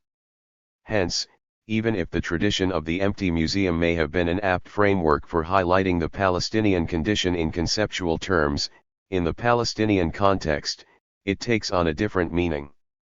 When the Jewish Museum first opened without objects in Berlin in 1999, it was to highlight the eerily claustrophobic and uneven architecture of the zinc-clad building, which was meant to evoke feelings of fear, disorientation, and paranoia, even though the point of the museum was to celebrate Jewish contributions to the history of the city. 13. Its initial emptiness corresponded to the message being conveyed. In the case of the Palestinians, history has put them in the absurd position of perpetually having to convince the rest of the world of their very existence. In response, scholars, artists, and filmmakers working in and on Palestine, interested in countering Orientalist tropes representing the Palestinian as terrorist, victim, or romantic revolutionary, are slowly building a formidable archive of the historical fact and experience of ongoing dispossession and displacement, but also continued survival on the land. By recording and proactively reorganizing existing oral and visual testaments of surviving witnesses, they are reassembling the story of the Palestinian struggle into a coherent and introspective counter-narrative that rejects the central tenets of the media and public discourse on Islam, Arabs, and the Palestinians. Even if it is difficult to access, cultural heritage and specifically material culture is the site where this reclamation of narrative is fought for most fiercely. Ironically, notwithstanding THIRD-WORLDISM's misgivings about the curatorial conceptualization of emptiness, the museum ended up being empty on the day of its opening, thanks to a series of internal developments that culminated in the dismissal of Perskian, officially attributed to differences over planning and management.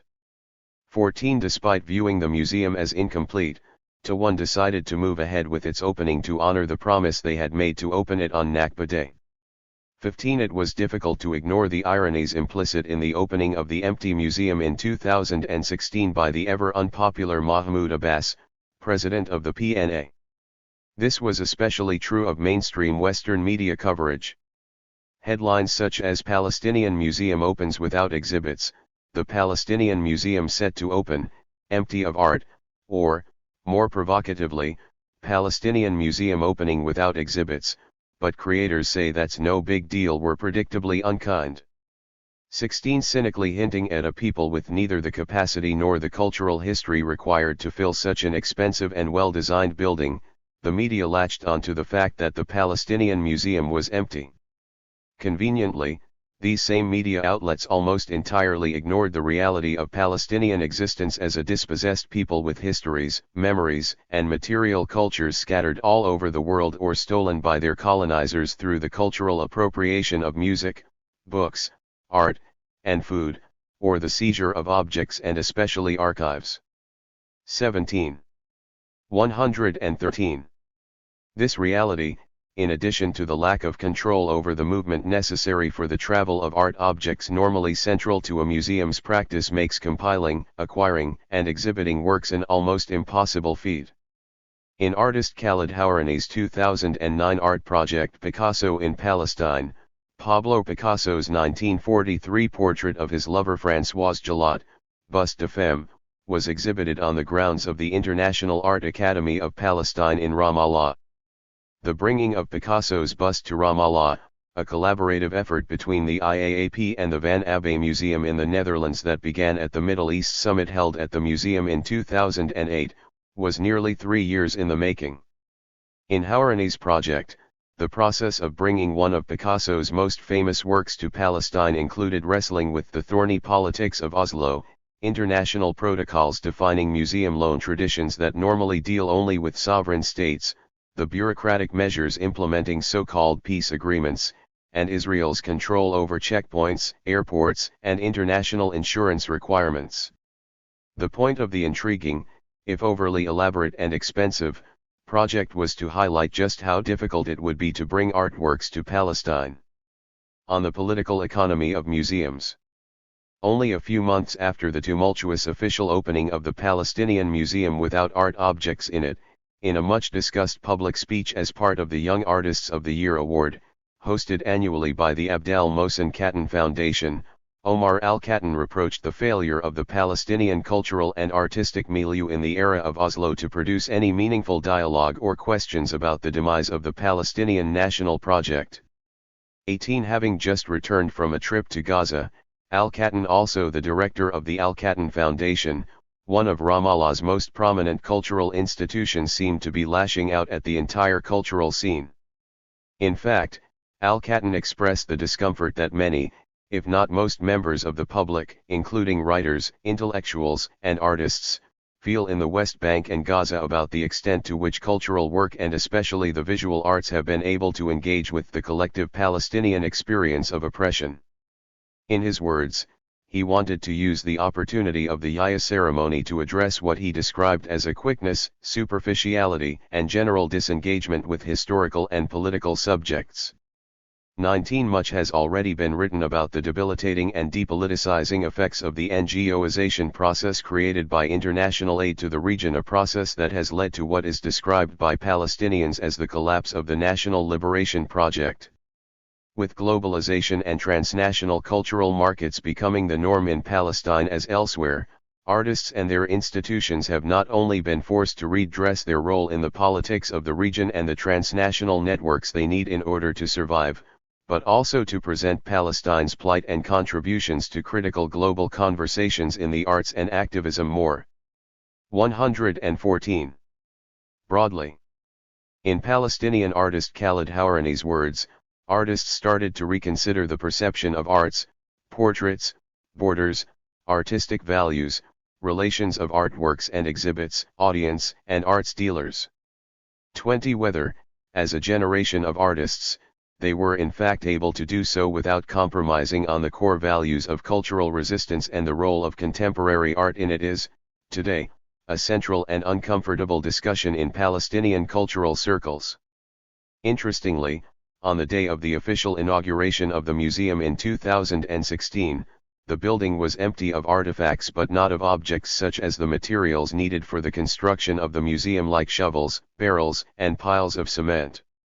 As some critics of the museum quipped, The fact that the museum was not emptied of its construction materials was a visual reminder of precisely how tied up it was in global capital circulation and real estate development, a marker of post-Oslo Palestine par excellence, rather than a representation of the dispossessed and oppressed people it supposedly represented.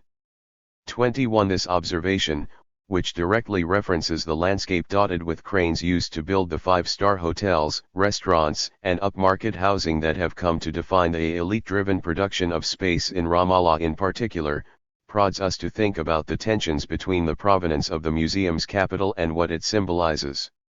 22. It is a fact that most of the investors in the Palestinian Museum were businessmen who made their money in the Arab Gulf. It is also believed that donations included in-kind contributions, revenue from which was channeled back into the construction, management, and development firms of some of the board's members. Adam Hani has shown how the internationalization of Gulf capital throughout the economies of the Middle East has been a central feature of regional capitalist development over the last 2 decades. 23. Palestinian class formation since Oslo has gone hand in hand with the internationalization of capital, a process that sits at the heart of the economic doctrine of neoliberalism. Hani posits that Palestinian class formation cannot be understood solely through the prism of Palestine's subordination to Israel. Important businesses based in the Gulf have played a critical role in restructuring society in ways that make it highly reliant and dependent on transnational capital in order to survive. Along these lines, Shireen Saikali provides a fascinating account of a dynamic class of Palestinian capitalist entrepreneurs involved in both local and regional trade, enabling us to historicize today's class of museum investors. 24. Contemporary businesses are part of a longer genealogy of capital accumulation and investment in Palestine and the region at large. At the same time, they are only one component in a contingently linked cluster of people, technology, objects, and knowledge that circulate through the social and economic fields that museums inhabit. 25. This raises a question: even if the presence of construction material and workers visually symbolized Ramallah's role in the normalization of the occupation, and provoked the ambivalent feelings that some felt toward the opening of an empty museum, might it still be possible to separate the function of the Palestinian Museum as resistant praxis from the context of its provenance? 115. Landscape and architecture. Taking up a mere 3,000 square meters of the 40,000 square meter plot on which it stands, the landscape in which the museum is set is as aesthetically and politically significant as the building and its artifacts. The visual and sensorial experience of standing in the foyer of the building is one of an affective encounter with the weight of history, the land, and continued presence on it. Indeed, the topography of the land on which the museum is built and its terraced garden design was as significant to the conceptualization of the museum as the building itself. According to Lara Zurakat, the landscape architect, based in neighboring Amman, both understanding traditional practices of horticulture and working with the site slopes and its existing plants were central to the Palestinian Museum's mission to respect the cultural and natural heritage of the landscape and its determination not to disrupt it yet again. 26. This is in reference, and contrast, to the Israeli occupation's practice of intercepting and intervening in the harmony of the landscape for settlement construction, surveillance, and wall-building purposes, intrusions which sever Palestinians' access to cultivable land. 27. Predictably, Zurakat, who is a Jordanian national, was prevented by Israel from visiting the site of the project. She and her team resorted to the use of satellite imagery and internet communication to finalize the project. This reveals how, from the beginning, the process of turning the museum into a material reality from an idea was imbricated with the museum's objective of building on the trans-territorial reality of Palestinians by thinking imaginatively about modes of delivery. The building is therefore physically and conceptually responsive to its landscape and built environment. In the words of Conor Sreenan, chief architect of the project, from the Dublin-based architecture firm Hennigan Peng, it was the physical that introduced us to the geopolitical. We literally traced the existing topography and looked at the way that the landscape had been inhabited for 2,000 plus years. 28. The idea, he explained, was not to be defined by the occupation but rather to take back control of the landscape. The hills of the West Bank, on which illegal Jewish settlements sit, visually embody what settler colonialism entails and the consequences it has had. Some of these include moving communities into territories acquired in war, a Zionist practice that predates the establishment of the Israeli state, in addition to settler violence against local Palestinian communities and the imposition of new demographic realities on the ground that will not only threaten the form but the very possibility of a future Palestinian state. The planting on the grounds of the Museum of Groves of apricot, pomegranate, mulberry, cypress, olive, walnut and fig trees, lemons and oranges, herbs like za'atar, mint, and other plants that Israel has appropriated as part of a policy of erasing the memory and identity of Palestinian people, are a step towards reclaiming what has been taken away. But standing inside the small museum and looking out of the floor-to-ceiling windows that adorn an entire wall that overlooks the hills and the Mediterranean. 116. See in the distance, which Palestinians are barred from reaching, thanks to Israeli-imposed restrictions on movement, the foundation on which Zionism stands is usurped, even mocked, if only momentarily. In other words, instead of directly confronting politics as such, the Palestinian Museum may in fact be aiming to create a platform from which to expand the meaning of the political to include not only critical thought and the collection and exhibition of dispersed art, but also to link the lived and built environments and people's relationships to each of these. With this in mind, even the sight of the unpopular Mahmoud Abbas cutting the ribbon on the opening day becomes more palatable. The art institution, the state, and decolonization. The PNA complained about the museum's apparent appropriation of what it saw as the state's role of cultural patronage, most visibly in the name the museum chose for itself, the Palestinian Museum. Despite this point of contention, one felt the need to be courteous and to invite the president because in the end, as Al-Katan explained, we need to work with the existing bureaucratic structure and engage it, regardless of who is in power. We cannot function in isolation. 29. Al-Katan's reasoning might sit uncomfortably with activists who see resisting colonial violence as a fundamentally confrontational act that requires tackling head-on the PNA's role as middleman of the occupation. Yet it is perhaps the only way in which to get a grand project of this kind off the ground in colonized Palestine today. The question that this reality begs is whether a museum of this kind was needed and whether one would have done better to distribute its millions to the multitude of artists, writers, filmmakers, collectives, activists, and smaller-scale arts organizations that are working laboriously to collect and document Palestine's history and cultural heritage, a question I heard on numerous occasions in the field. Rasha Salti and Christine Cowrey's Past Disquiet, Narratives and Ghosts from the International Art Exhibition for Palestine, 1978 revisits the making of the International Art Exhibition for Palestine, which opened in Beirut in the spring of 1978 and which comprised some 200 works donated by artists in solidarity with Palestine from nearly 30 countries. Following the exhibit's inauguration in Beirut, and after parts of it had traveled to Japan, Norway, and then Iran some years later, the Israeli army invaded Beirut in the summer of 1982 with the aim of flushing out the PLO. The building where the collection was stored was bombed, along with the offices of the PLO's Office of Unified Information, where most of the archive of the exhibition would have been stored. Salty and Cowrey's painstakingly curated exhibition traces the sheer challenge of locating the works, archives, stories, and memories today scattered all over the globe, but which were intended as a seed collection for a museum in exile until the moment it could return to a free Palestine. 30. 117. Palestinian artist Nasser Soumi has been working since the mid-1990s to recover some of this lost cultural history by navigating the labyrinth of facts, urban legends, hints, clues, and social tensions that cluster around some of the disappeared paintings that featured in the show. When I recently asked him about his evident personal need to do so in the face of challenges he has faced from colleagues as well as the PNA that point to the impossibility of such collecting practices, he replied that Palestinians need some semblance of an art institution, especially as their so-called state refuses to look for the story of resistance in places where it is not in control. 31. For him, finding these works and knowing their story is a way for Palestinians to reclaim part of their lost archive. These histories and artistic initiatives point to the importance of a site around which an oppressed people fighting for liberation may gather to present their narratives, negotiate their strategies of protest in the face of oppression, and reflect on their colonial pasts and presents by referencing objects and ideas that are accessible to them in physical or virtual form.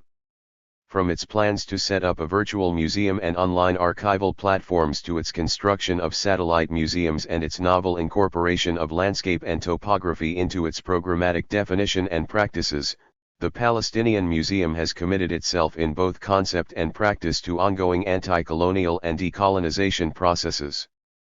32 Its space is, then, equally a potential launchpad for interventions into discourses on and practices of decolonization, and specifically the de-westernizing of knowledge production in a changing post-colonial world, by calling into question the principles that sustain the current dominant knowledge production system, particularly in respect to art and museums. 33 To appreciate what a significant institution the Palestinian Museum is, despite its precariousness, we need to revisit Palestinian historian Bishara Dumani's original conception of the project and the strategic plan he envisioned for it. Dumani was invited by THIRD-WORLDISM in 2010 to submit a proposal for a museum to the organization's Palestinian Museum Task Force.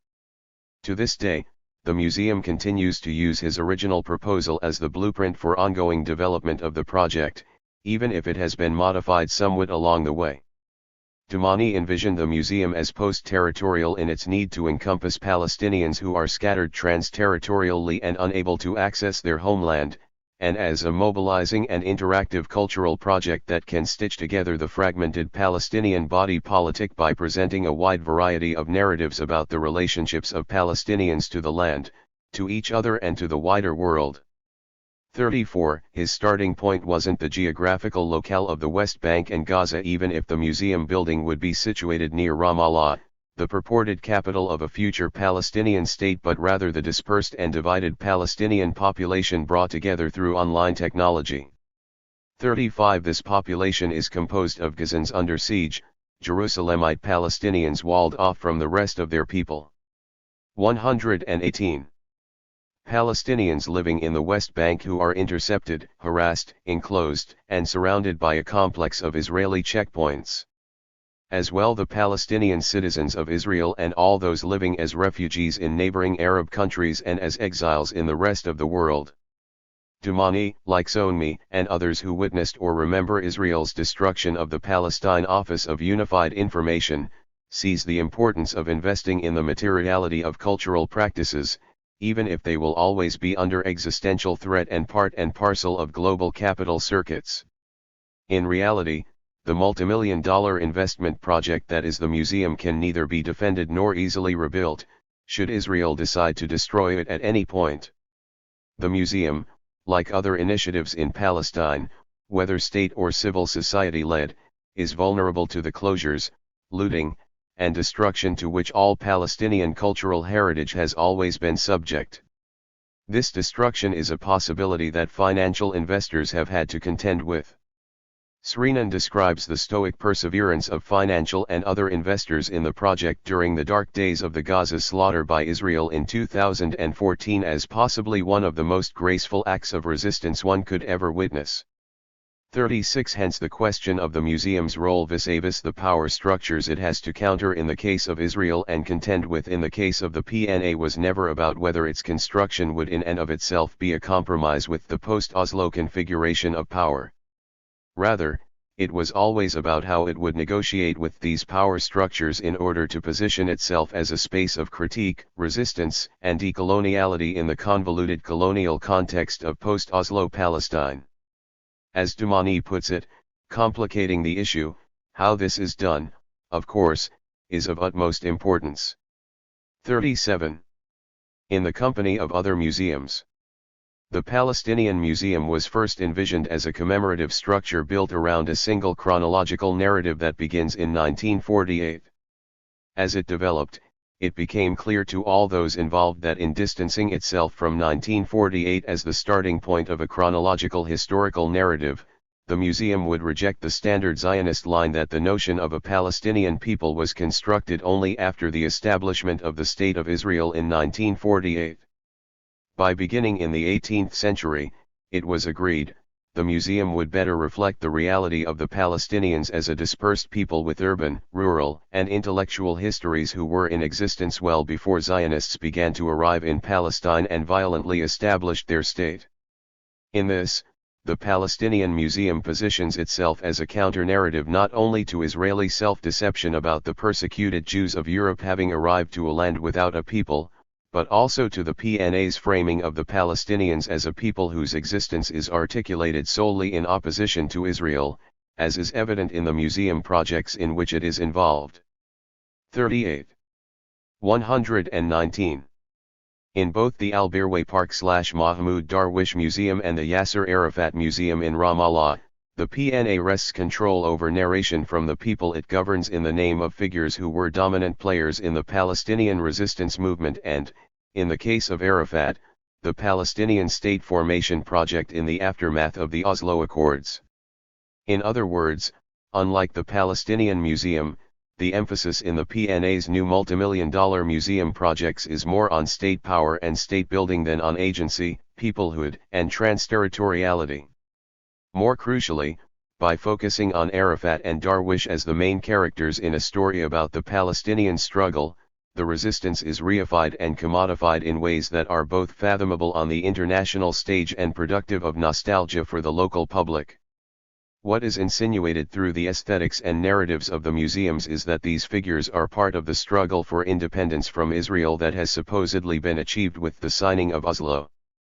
They are stories from a glorious past, relics from a bygone era, what Svetlana Boym has termed a dictatorship of nostalgia that reigns at the supposed end of a conflict.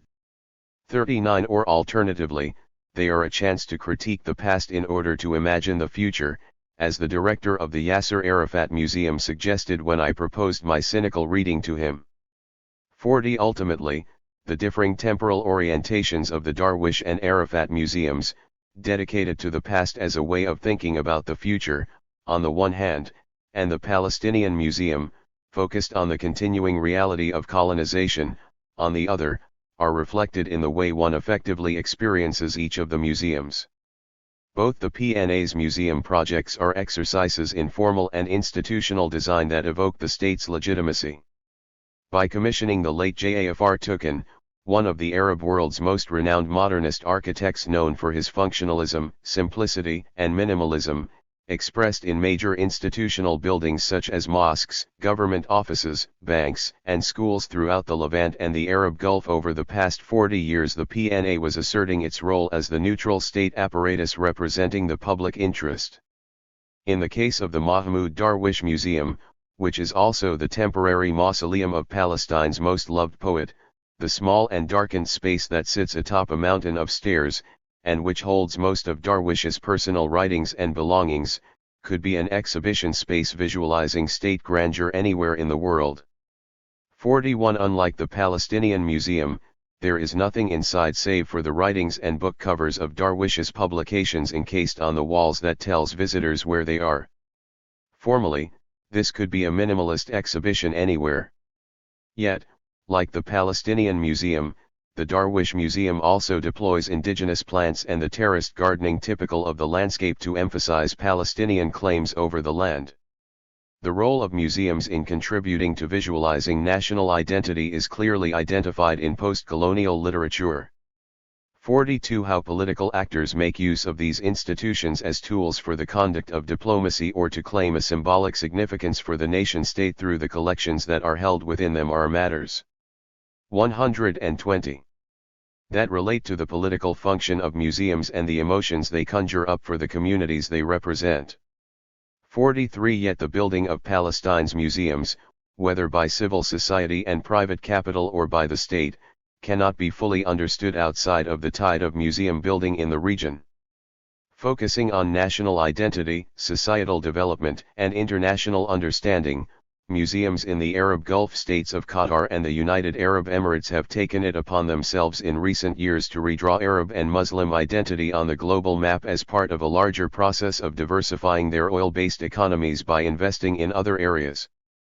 44 Though these efforts replicate the tools, modes, and ideas of Western museum construction and maintenance, Gulf states have been credited with taking the initiative to de-Westernize and decolonize Arab representations by delinking them from their original source, the Western Museum and its historic relationship to the nation-state in the time of empire. In the words of the decolonial theorist Walter Mignolo, writing about the Qatar Museum of Islamic Art in Doha, what is happening is not merely an imitation of Westernization, but an enactment of de-Westernization in that Western cultural standards are being appropriated and adapted to local or regional sensibilities, needs and visions. In the sphere of civilizations and museums, this is a significant departure. 45 The suggestion that he and others have made is that prosperous and stable Arab capitals like Doha, Dubai, Abu Dhabi, and Muscat have the capability to redraw the global cultural map by redefining the Arab capital in a manner that is neither Eurocentric nor Europhobic, neither retrograde nativist nor rootless cosmopolitan. 46 While there is something to these celebratory and hopeful takes on art infrastructure in the Gulf, what seems to be missing is an examination of how tied up these spaces are in regional geopolitics, economic diversification strategies, and military alliances with Western powers, even if they are seemingly de-Westernizing art discourses and collecting practices by rerouting the direction of travel and sales of each. Decolonial claims do not seem to factor in the corporate power that often shapes the conversations that take place in and about museums, even if these museums, especially as in the case of the Gulf museums, are able to reverse art market trends by paying more for artworks than traditional Western art patrons, such as the British Museum, are able to today. I would argue that this process by itself is not proof that a decolonial epistemic shift is occurring, in the absence of evidence of the production of one's own knowledge on one's own terms, outside of market constraints. My reference to other museums in Palestine and the Arab region more generally is not intended to suggest that the Palestinian Museum is somehow more resistant or more worthy as a museum for the people by the people. Instead, my point concerns the need to start a conversation about the content and form of museums in the region that do not fit the emerging Gulf Museum format of massive. 121. Powerful symbols of capital defined by aesthetically minimalist, white cube styles that are a means to assert global relevance and centrality. I want to ask how smaller post-colonial museums, like the Palestinian Museum, that are not commissioned as part of a larger national strategic plan, intervene in the space of decoloniality that the Gulf is ironically now celebrated as spearheading. It is no coincidence that the financial patrons of the Palestinian Museum have made their money in the Gulf.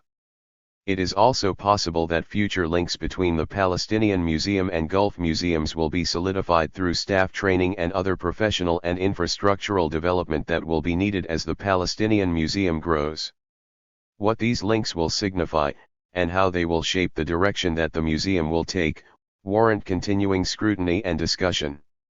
The Palestinian Museum's mission of wresting back the narratives, material culture, and memories that have been so crudely taken from the Palestinian people is a reminder of an integral element of decolonization. If we think of decolonization in the realm of museum curation as entailing not simply a decentering of the art market and the flows of art sales, as suggested in the decolonial claims of Mignolo and others, but also a forestalling of the violence of amnesia and narrative erasure that accompanies colonialism in Palestine, a new emancipatory definition of the term may be enunciated. 47 For all its faults and the criticism it might incur in the future, the Palestinian Museum is ultimately striving to seize control over its destiny not only from its oppressor Israel but also from hegemonic understandings and practices of statehood, peoplehood, space, time, and architecture.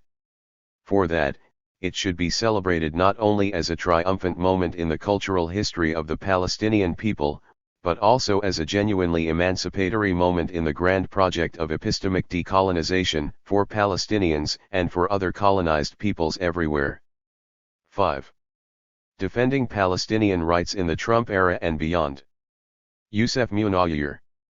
This chapter explores the challenges and opportunities presented for Palestinian rights work in the United States in the era of Donald Trump and beyond. It argues that Trump's election paradoxically enhanced the momentum for American support for Palestinian rights and for the boycott, divestment, and sanctions movement that seeks to hold Israel accountable for its treatment of Palestinians.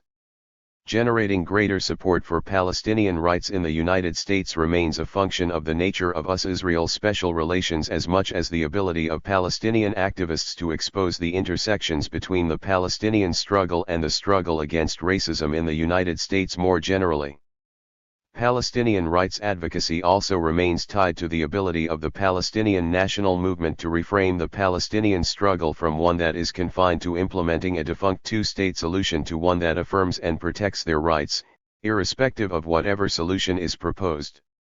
By reviewing the history of activism for Palestine in the United States over the past 2 decades, and the opportunity that Obama's election in particular opened for talking about race and equal rights, this chapter explains why a rights-based approach for defending Palestinian rights has greater prospects for success today than ever before.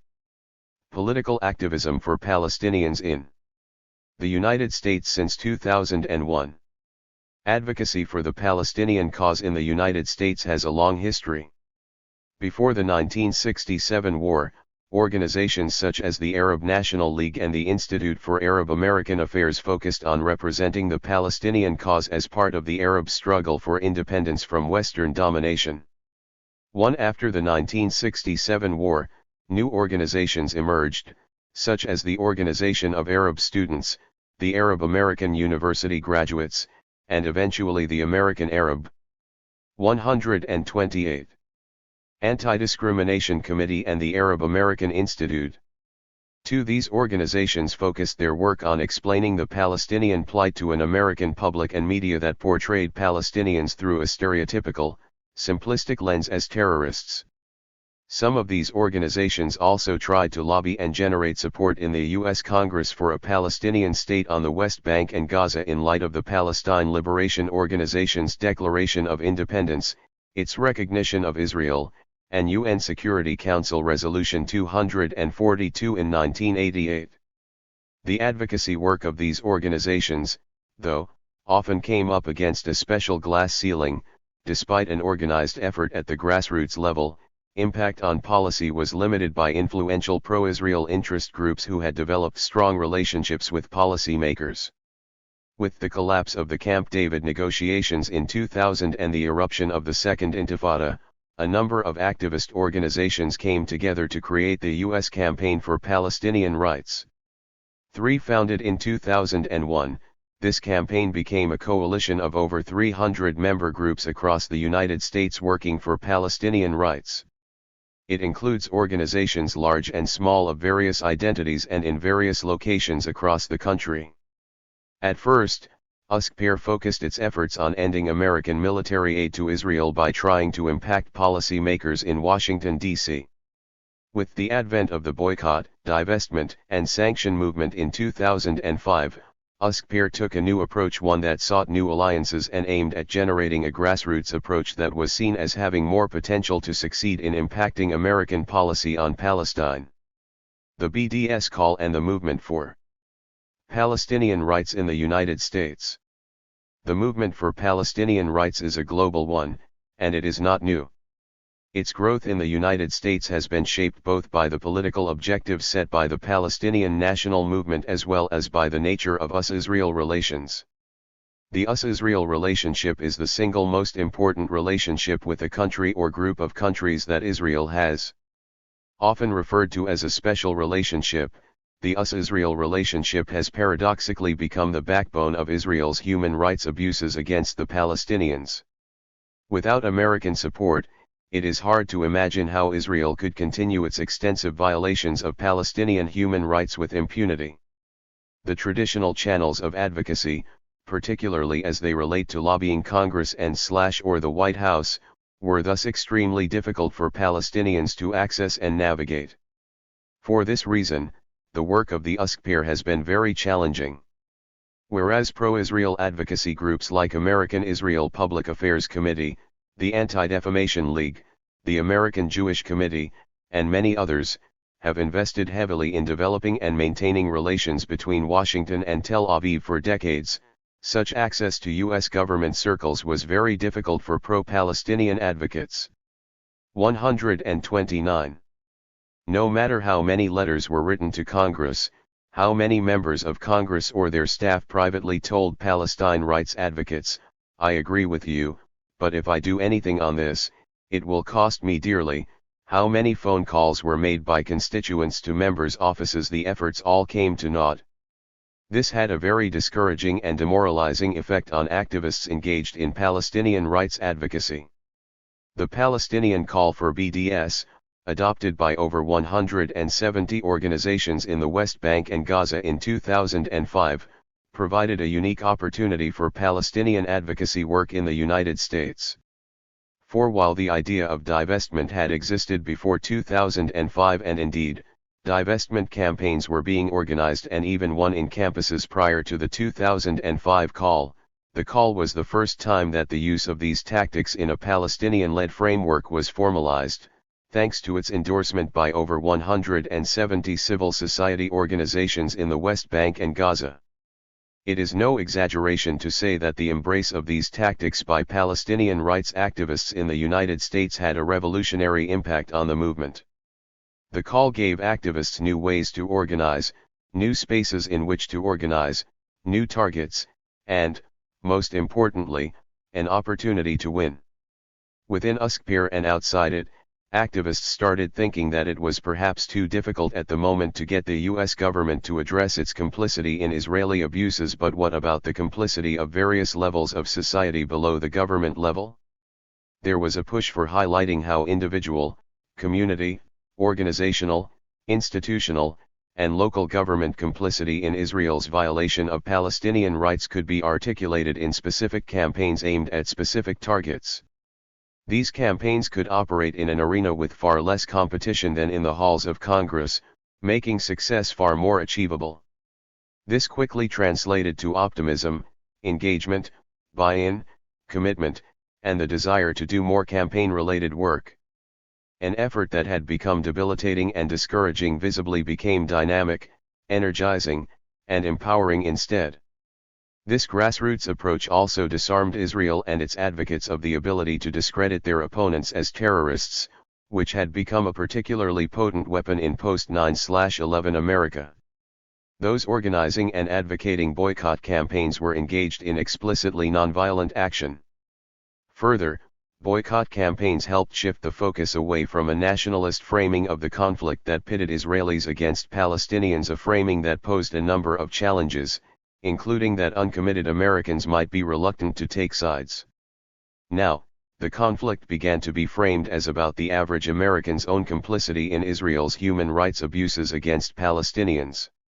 For all these reasons, BDS campaigns have seen numerous successes in the past 12 years, as can be seen from the list of BDS wins on the USCPIR website. 5. The sheer diversity of victories is impressive: corporate divestment victories, church divestment victories, cultural boycott victories, university boycott victories, professional association victories, and the list goes on. As well, the pace of victories has accelerated over time.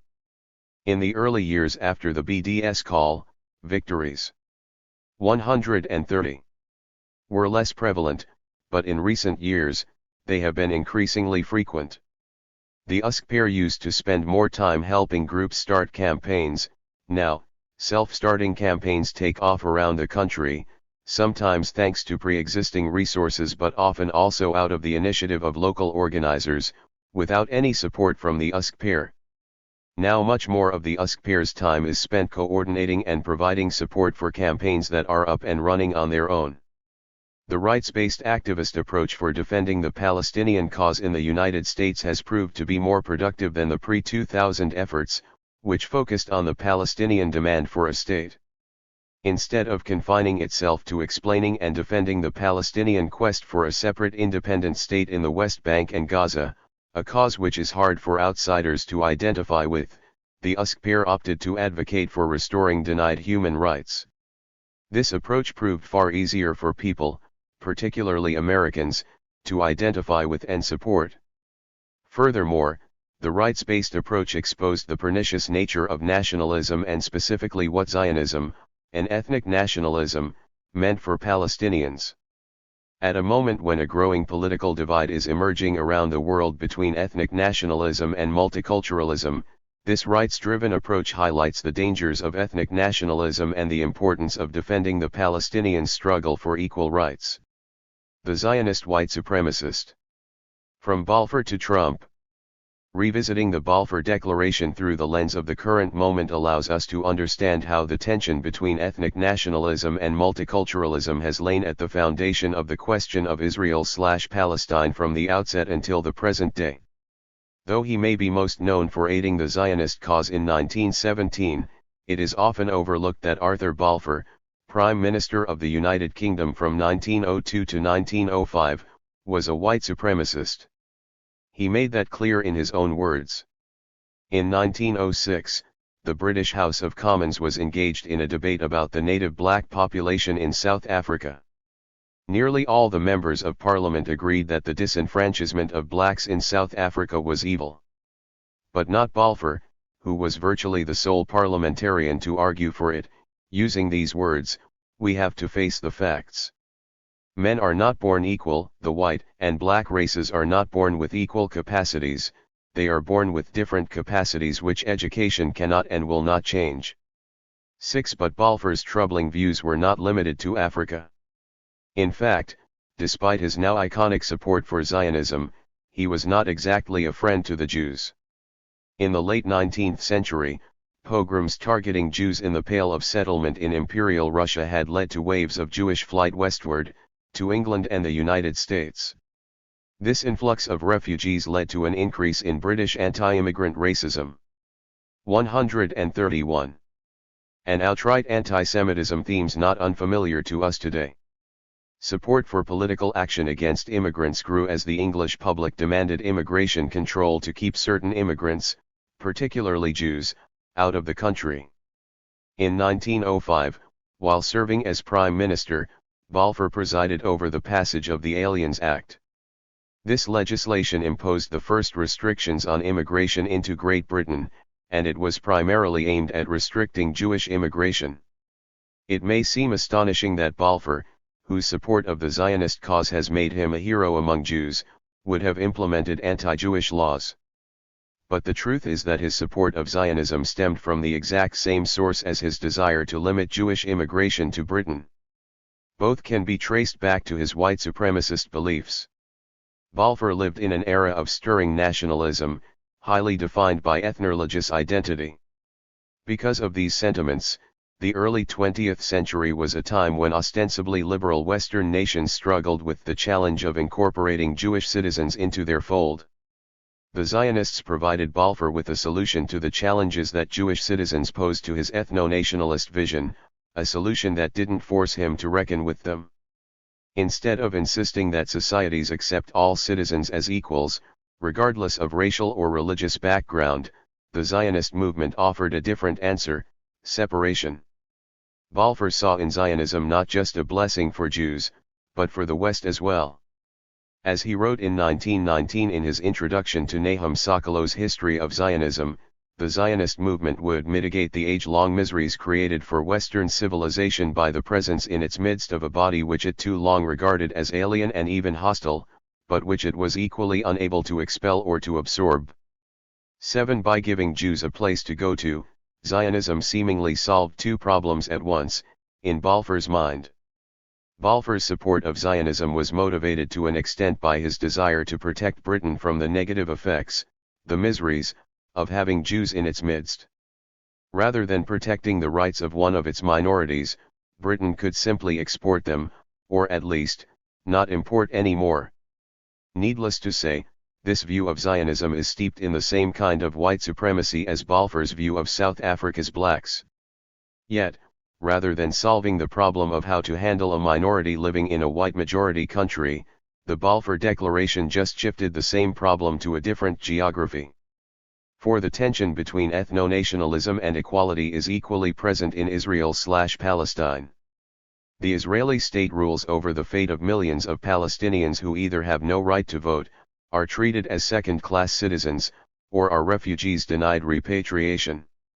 Today, it is Israel that views Palestinians as a demographic threat and sees the presence in its midst of a body which it too long regarded as alien and even hostile, but which it was equally unable to expel or to absorb, as Balfour put it. 8. That Balfour's legacy of supremacy persists today is no accident.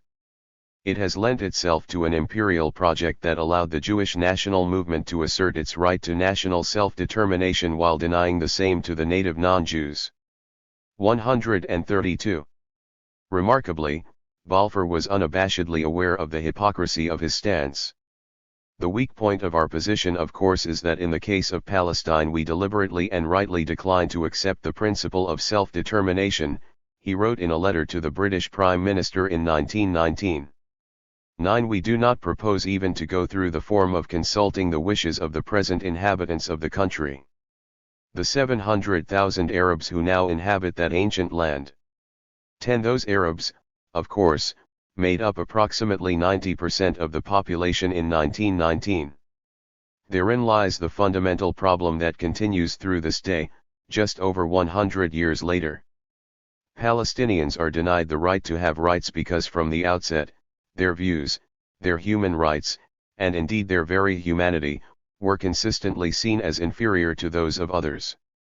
That was clear in Balfour's perspective and the British Mandate's policy.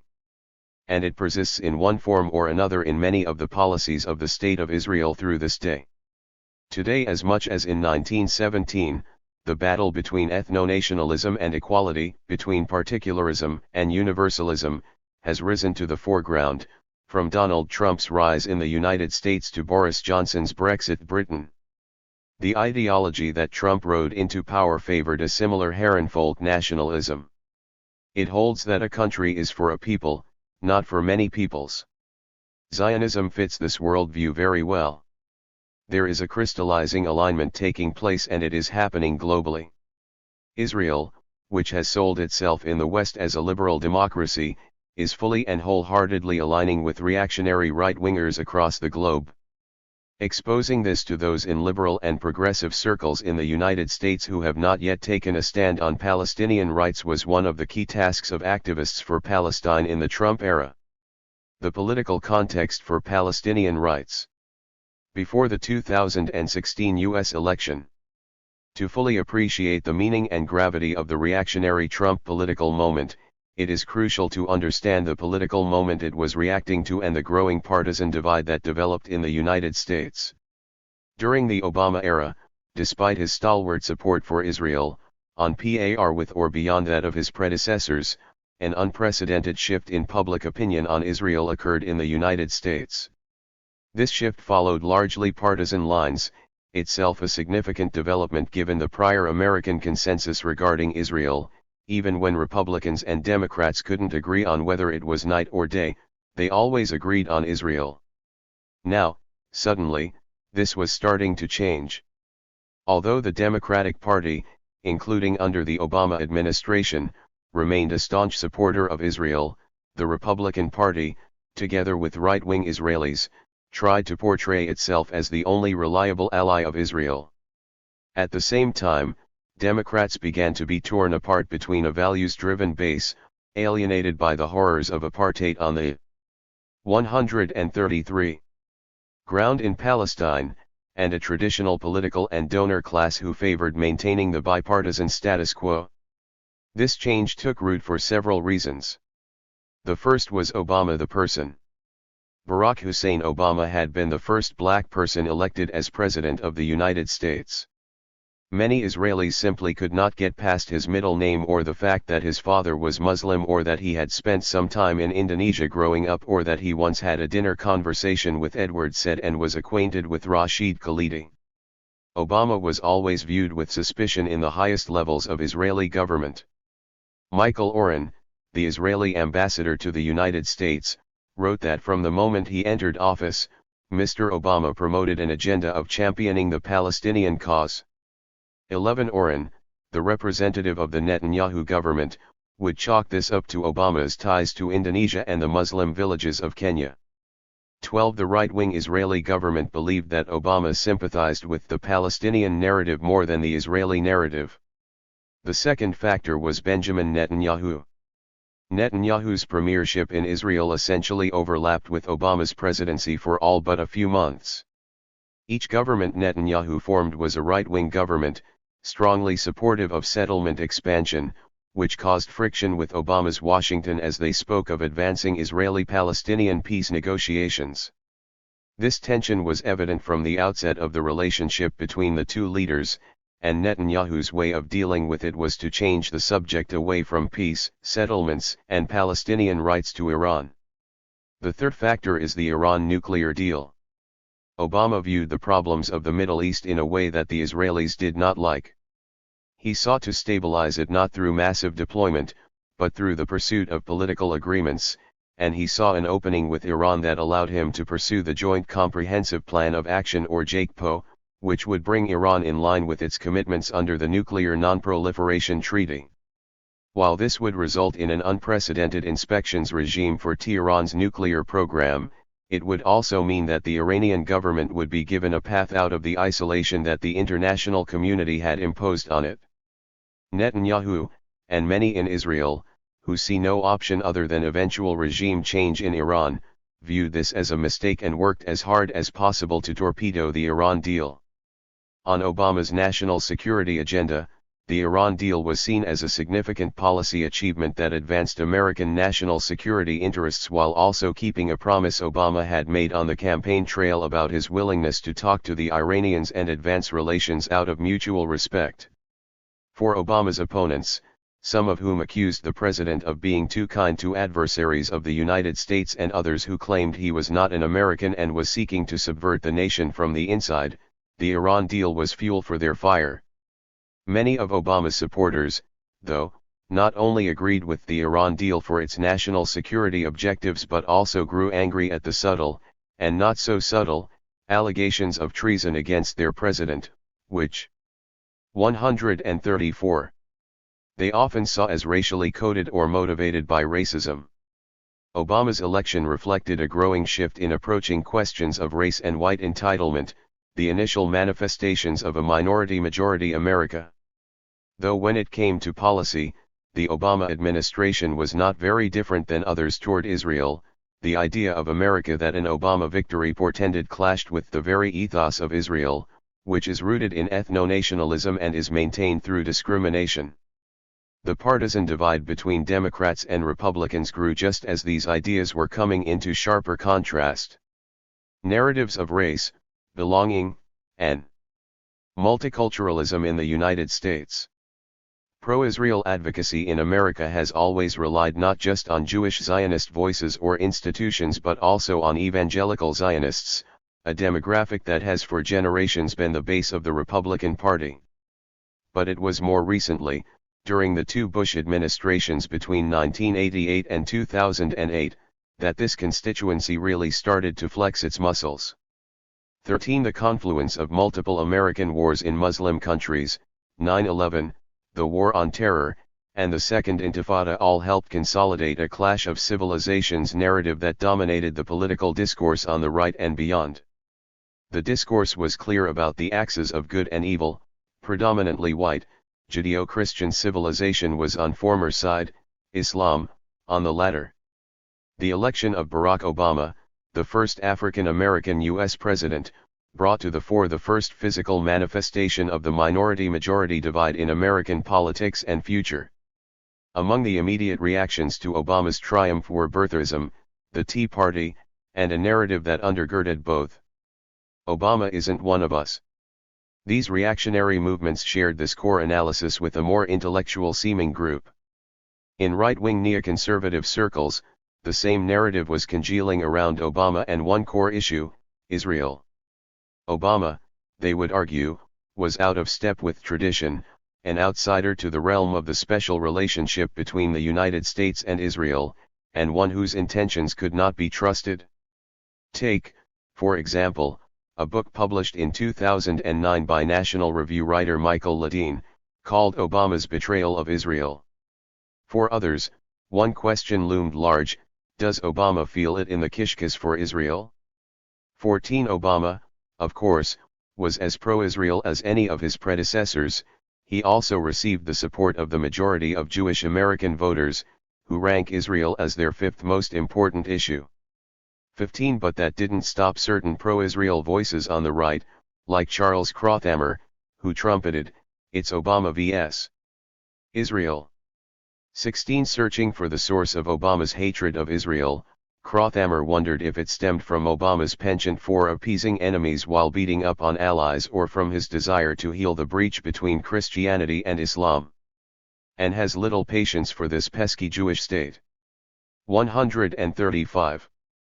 Over in the Weekly Standard, Bill Kristol argued that Obama was angry, accelerating both his appeasement of Iran and his attacks on Israel. But there was good news. The Republican Party and the conservative movement and most of the American people stand with Israel and against President Obama. 17 Kristol also set up the Emergency Committee for Israel, a right-wing attack operation intended to counterbalance J Street, the moderate in comparison American Jewish Zionist advocacy group, which was seen as giving Obama Jewish cover. The emergency?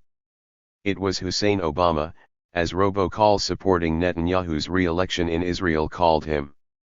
18 After the 2016 election, the Emergency Committee for Israel changed its name to the Committee for Israel.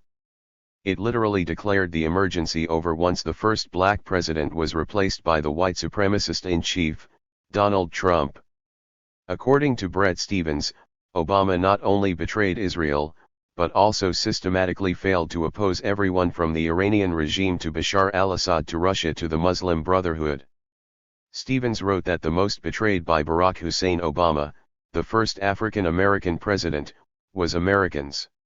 19 The narrative flowed back and forth between these voices and others on the right, like Robert Spence, Dick Cheney, Sean Hannity, and Alan West, who wrote, for example, "The barbarians are indeed at the gate, but there are also traitors within our ranks." If Barack Obama goes to the UN Security Council and drops the veto support for the two-state solution, I believe we will see the latter enable the former. 20 Likewise, Mike Huckabee and Newt Gingrich, two of President Trump's early supporters, helped carry the tune of dog whistles. Gingrich argued that Obama is so outside our comprehension that understanding him required knowing Kenyan, anti-colonial behavior. 21 Mike Huckabee told Fox News viewers that everything Obama does is against what Christians stand for, and he's against the Jews in Israel. Furthermore, argued Huckabee, the one group of people that can know they have his undying, unfailing support would be the Muslim community. And it doesn't matter whether it's the radical Muslim community or the more moderate Muslim community. 22 Casting Obama as a traitor to the orthodox Judeo-Christian position on Israel had a deeper impact than these pundits reckoned with. This framing is well illustrated in an article written by Jennifer Rubin in the Washington Post with the headline, "Why It's Correct to Label the Obama Administration Anti-Israel." Rubin concluded that the Obama administration was the most anti-Israel in history, a disloyal, unhelpful ally. Her article, which was typical of her output regarding Obama throughout the 8 years of his presidency, had a ripple effect. The piece was amplified on the online magazine Breitbart News, which Steve Bannon, its co-founder and later a chief strategic advisor to Donald Trump, called the platform of the alt-right. 23 In other words, the white supremacist base saw no contradiction between Rubin's analysis of Obama and Israel and their own Weltanschauung. And this 136 is exactly the point. Not only did these pundits not contradict the ideological undercurrent of the alt-right, they provided a piece of the paradigm, with their insistence over and over on an us versus them mentality. The fight over the Iran deal, during which much of this narrative swirled, put Israel, Republicans, Islamophobes, and racists of various stripes on one side and the president, Democrats, and multiculturalists on another. It came to a climax when the Israeli Prime Minister Benjamin Netanyahu secured an invitation to speak before a joint session of the American Congress through the Republican Speaker of the House, circumventing the White House, purely for the purpose of lobbying against the U.S. President's agenda. This meant that the Republican Speaker of the House was cooperating with a foreign leader in an effort to derail the signature foreign policy objective of the American president. As a result, a stunning 60 members of Congress, senators and representatives alike, almost all Democrats, chose to skip the speech of Benjamin Netanyahu and held press conferences instead explaining why they had done so. Many of them were members of the Congressional Black Caucus. Speeches of Israeli prime ministers before the American Congress had become known for featuring more standing ovations than the annual State of the Union address delivered by the president. So for 60 members of Congress to skip out of this high-profile address was stunning rebuke for Netanyahu and a sign of the changing times. This brings us to the fourth factor that can help explain the unprecedented shift in public opinion on Israel occurring in the United States, what Obama represented, and the challenge this was to many Americans, as the 2016 election of Trump showed. Barack Obama represented a changing America, a majority-minority country that was headed in the direction of more people of color assuming decision-making roles. Obama represented an ethos that would be at the center of the political battle boiling in the next election. That ethos is one of civic belonging, one that prioritizes democracy over identity. American is an idea, not a color, ethnicity, or religion. America does not cease to exist if it no longer has a white Christian majority. The same cannot be said for the Israeli ethos, however. This is an ethos that prioritizes identity over democracy. Obama represented an America that was becoming more demographically diverse and was embracing this diversity. Israel, on the other hand, considers demographic changes existential threats, a view Trump and his allies propagate with regards to the United States as well. The election of Trump in 2016. The 2016 U.S. presidential election was probably the most covered and most followed political contest in modern history. It was a campaign unlike any other, pitting the most insider of insiders, Hillary Clinton, against the most unorthodox of outsiders, Donald J. Trump. Neither of them was particularly good on Palestine or a friend to the BDS movement. Hillary Clinton made a commitment on the 137 campaign trail to combat the BDS movement, in large part as a response to her major donor, Haim Saban, who has made fighting BDS a priority. Donald Trump's pro-Israel bona fides were laid out at the annual AIPAC conference and in many statements before or after. 24 While activists for Palestine in the United States were not expecting much from Trump, most began thinking about how advocacy work for Palestine would change under his presidency. Trump rode to power on a wave of nativist, xenophobic white nationalism that would continue to be empowered after his victory. Trump won despite making attacking the press a cornerstone of his campaigning and despite his pernicious policies towards immigrants and refugees. Some of his key advisors had a clash of civilizations mindset that advocated for eternal war with Islam. Some think tanks friendly to Trump had made combating BDS a priority, including through attacking Muslim American organizations that practiced BDS, like American Muslims for Palestine, which is part of the USPCR, and was subjected to hostile legal targeting. The Netanyahu/Trump bromance. Despite uttering words about neutrality between Israel and Palestine early on in his campaign, candidate Trump soon made very clear he would veer further right than any previous major party presidential candidate before him on this issue. Not only did he state he would recognize Jerusalem as Israel's capital, but he brought onto his team as advisors on the matter two right-wing pro-Israel advocates, David Friedman and Jason Greenblatt.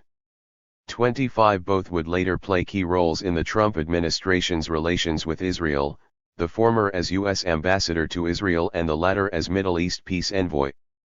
While Trump continued to attack minorities, he also continued to embrace Israel and in particular Benjamin Netanyahu even before officially taking office. This was clearly seen in December 2016, when he was president-elect and the UN Security Council was voting on a resolution to condemn settlements, which Obama had ultimately permitted to pass by withholding the U.S. veto. Netanyahu worked to stop the resolution, and when the White House refused to commit to veto it, Netanyahu called Trump Trump then called Egypt's Sisi, whose ambassador had introduced the resolution, and Egypt withdrew it. However, 4 other countries were prepared to move ahead with it, and the vote ultimately happened with a U.S. abstention.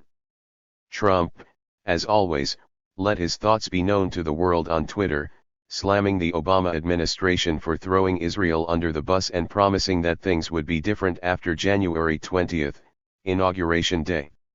During this time, he also promised to move the U.S. Embassy to Jerusalem. Netanyahu promptly thanked him for his support and tweeted that he looked forward to the new relationship. 26 When President Trump made clear he wanted to pursue an even bigger wall to prevent immigrants from coming into the United States from 138.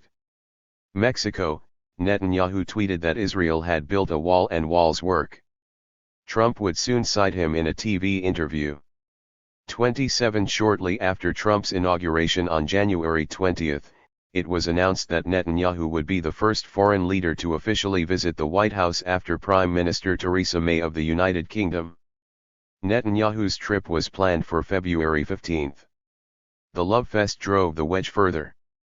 Early in his presidency, Trump was a remarkably unpopular figure in the United States and only becoming more despised, particularly among Democrats, including those who did not support Palestinian rights or BDS. Being in opposition to Trump was where all the energy, power, and dynamism was. Being able to brand Israel and Benjamin Netanyahu as Trump allies was a way to continue to open eyes to their pernicious alliance in progressive and liberal circles in the United States. The two leaders were largely doing this work on their own. But activists made highlighting their partnership a central part of their advocacy during this time.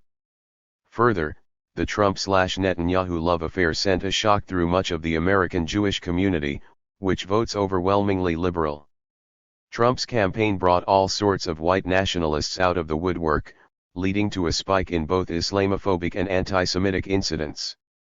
Yet at the press conference between both leaders, the leader of the State of the Jewish People provided backing when Trump faced a question about his campaign's role in fueling anti-Semitism. This rubber-stamping attitude was once again on display when Netanyahu's government retracted a statement condemning an anti-Semitic ad targeting George Soros, an Israel critic and philanthropist, in Hungary. Or when Netanyahu's son Yair and the head of the Israeli-American coalition, Adam Milstein, shared social media memes attacking Israeli critics using anti-Semitic tropes. Netanyahu's coddling of global right-wingers has been a constant theme in his foreign policy, and it only intensified during the Trump era. Netanyahu provided cover for the Polish government after it passed a law criminalizing suggestions that Poland had any complicity in Holocaust deaths and drew rebuke from the Holocaust Museum in Israel. 28 He similarly was criticized for providing cover for Lithuania, despite the fact that it continues to honor Nazi collaborators. 29 In recent years, Netanyahu also gave a speech in which he blamed a Palestinian, not Hitler, for inspiring the Holocaust. 30 He welcomed a visit to Israel by the right-wing Rodrigo Duterte of the Philippines, who compared himself favorably to Hitler. 31 When the U.S. Embassy was opened in Jerusalem on May 14, 2018, evangelical Christian pastors who have anti-Semitic track records spoke at the ceremony and were warmly welcomed by Israeli officials. More recently, Netanyahu has embraced newly elected Brazilian President Jair Bolsonaro, an outspoken supporter of military rule and torture, who also pledged to move Brazil's embassy to Jerusalem and close the Palestinian diplomatic office in Brazil. Netanyahu is shrewdly calculating 139. That he can advance Israel's diplomatic agenda thwarting accountability for Israel's historic denial of Palestinian rights around the world, using the far right as a conduit. This alignment between Zionists and right-wing bigots, anti-Semites, and white supremacists has a long history. Trump's anti-democrat and anti-democracy. Middle East policy. The Trump administration's embrace of Benjamin Netanyahu and the Israeli right has catalyzed the process of making the issue of Israel a partisan one in the United States and helped turn away many Democrats, but Trump has also pursued what can be called an anti-democracy policy when it comes to Israel/Palestine. This approach sought to normalize Israeli apartheid, wherein millions of Palestinians are denied the right to vote, by having unelected Gulf Arab leaders recognize Israel despite the overwhelming opposition of Arab publics. 32 In the beginning of 2020 and after several years of waiting, the Trump administration finally released its peace plan. Before doing so, however, it began laying the groundwork with regional allies, most notably Israel, the United Arab Emirates, Saudi Arabia, and Bahrain. This coordination was rooted in what seemed to be the pursuit of a new strategy of using the common interest of an adversarial Iran to bring Israel and Gulf states together. Doing so, despite the fact that Arab publics opposed the idea, would foster normalized relations between Israel and the Gulf states. This would in turn break the Arab consensus around the Arab Peace Initiative and upend the established sequence of Land for Peace, weakening what little leverage the Palestinians had and pressing them to accept an apartheid-like outcome instead of an independent state. When it was revealed, the Trump peace plan followed the anti-democracy theme by looking favorably on Israeli annexation of 30% of the West Bank while still referring to a non-sovereign, disconnected land archipelago as a Palestinian state. 33 The first stage of the plan's release was programmed to coincide with an economic conference hosted in Manama, Bahrain, in which no Palestinians were officially involved. The political parameters were then released by the administration in January 2020. The Manama Conference in June 2019, which followed the Trump administration's support for the unprecedented Saudi and Emirati-led marginalization of Qatar 2 years earlier, made it clear to many that the Trump administration was hoping to work with select Gulf monarchies to press the Palestinians into accepting an apartheid-like solution. While the Trump plan was roundly rejected in the Arab world officially and was met with an Arab League affirmation of the Arab Peace Initiative, that consensus began to shake when the United Arab Emirates announced it would pursue normalized relations with Israel in August 2020. The signing of the Abraham Accords in August 2020 between Israel and the United 140 Arab Emirates and Bahrain made official this normalization, to the detriment of Palestinian rights. The Trump administration's overall approach toward the region, as well as its specific initiatives to push Gulf autocracies to help legitimize Israel's ongoing violations of international law and human rights, offer observers a clear contrast between Trump and Israel on the one hand, and the values of rights, pluralism, and equality on the other. An agenda for change, challenges, and opportunities in building toward the S in BDS. While the movement for Palestinian rights has had success over the past 12 years, in many BDS campaigns much work remains as far as getting to the sanctions. Getting the U.S. government to level sanctions on Israel would be a game changer, and the U.S. campaign among others has not shied away from this objective. Rather, it has sought to assess what it would take to achieve this goal, to be realistic about the time it will take, and to build the popular or grassroots support necessary to march down this path and do so unapologetically. The question for activists on Palestine during the Trump era was how to work most effectively toward this ultimate goal. Below I outline what I see as current and future challenges and opportunities for this effort. Intersectionally organize.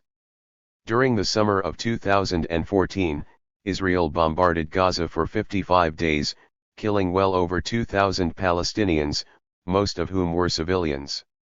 34 The war on Gaza received massive coverage in the United States, albeit primarily filtered through a pro-Israel lens, and was the lead story on almost every day of the summer and in every newscast. But what may be less known outside the United States is that on August 9, just as the war in Gaza was beginning to wind down, Michael Brown, an unarmed 18-year-old African American from Ferguson, Missouri, was shot to death by a white police officer allegedly while he had his hands up and was turning around to face the officer. He was shot 6 times in the front. The case ignited long-simmering tensions between the city's majority black population and the majority white city government and police. The U.S. media recentered its focus from Gaza to police brutality in the United States and the legacy of racism in American institutions, especially in law enforcement. but the fact that Brown's murder came during the war on Gaza meant that activists in the United States following the news on both traditional and social media were confronted by a striking juxtaposition between state violence aimed at upholding a system of injustice across the world, on the one hand, and right here at home, on the other. As protesters gathered in the streets of Missouri only to be met with harsh police response, activists from Palestine sent messages with tips on how to mitigate the influence of 141. Tear gas. Others circulated images of the identical tear gas canisters being used 6,000 miles apart, made by the same corporation in Pennsylvania. Palestinian keffiyehs could be seen in the streets of Ferguson during protests. The connections were just too striking to ignore. This episode highlights one of many intersectional organizing opportunities that offer a path to building coalitions with groups and movements who are unaware of activism on Palestine and can, in turn, benefit from support from Palestine activists. There are intersections with Palestinian rights issues and various other prominent issues in the United States, including some that came to the fore after Trump's election.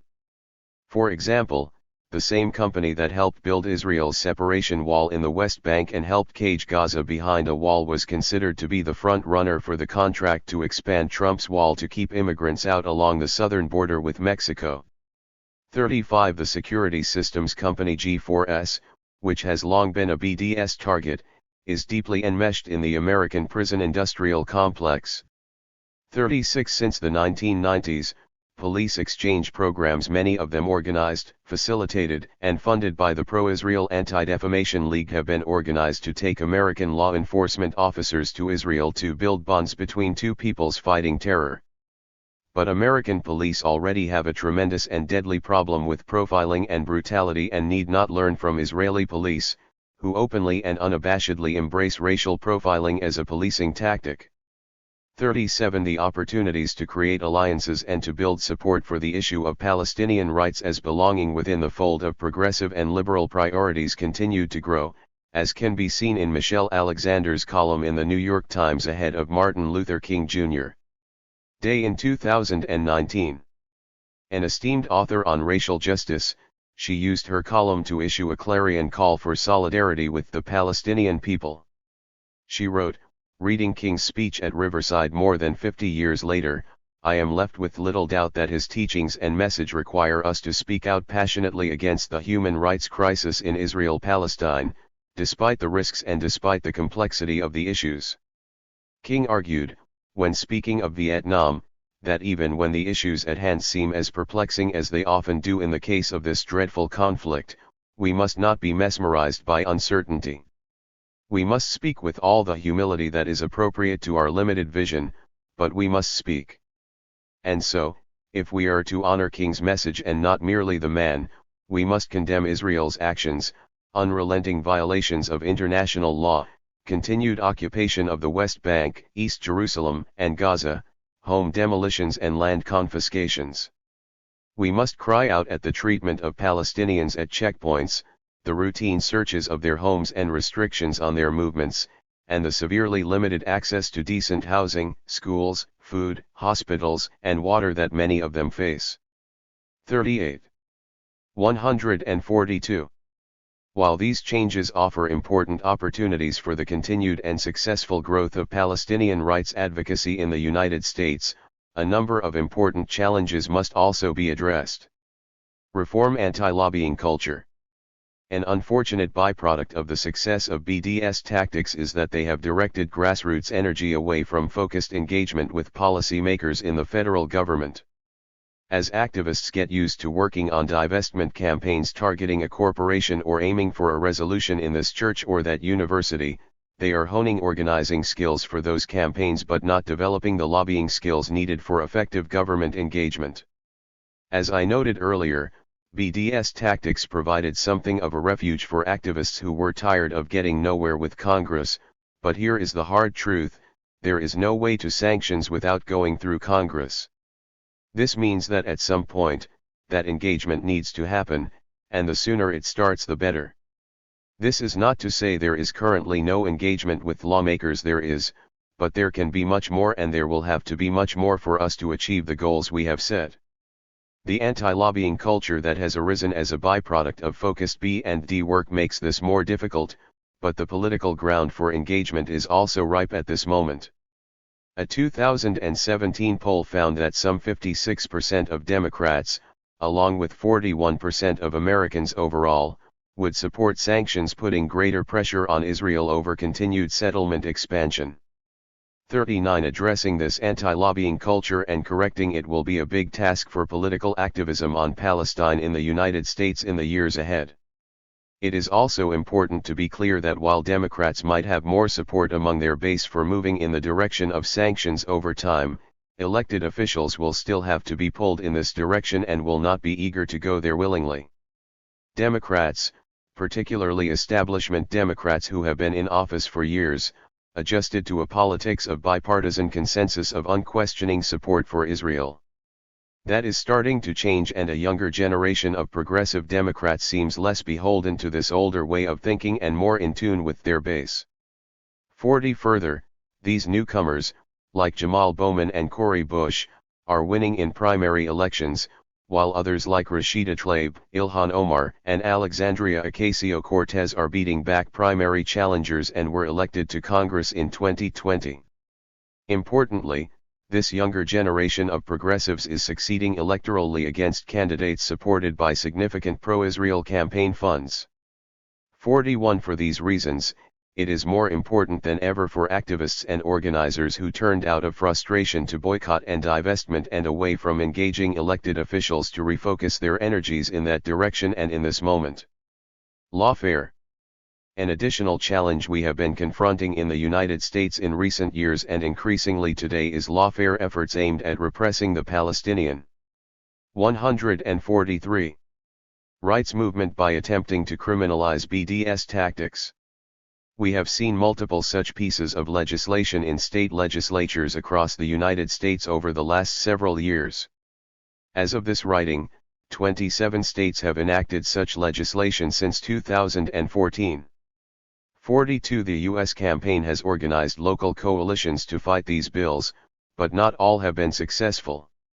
As a group of organizations with a relatively small capacity in comparison to the capacity of those opposing them, local BDS organizers must be careful not to get bogged down in fighting anti-BDS legislation to the point where it becomes all-consuming.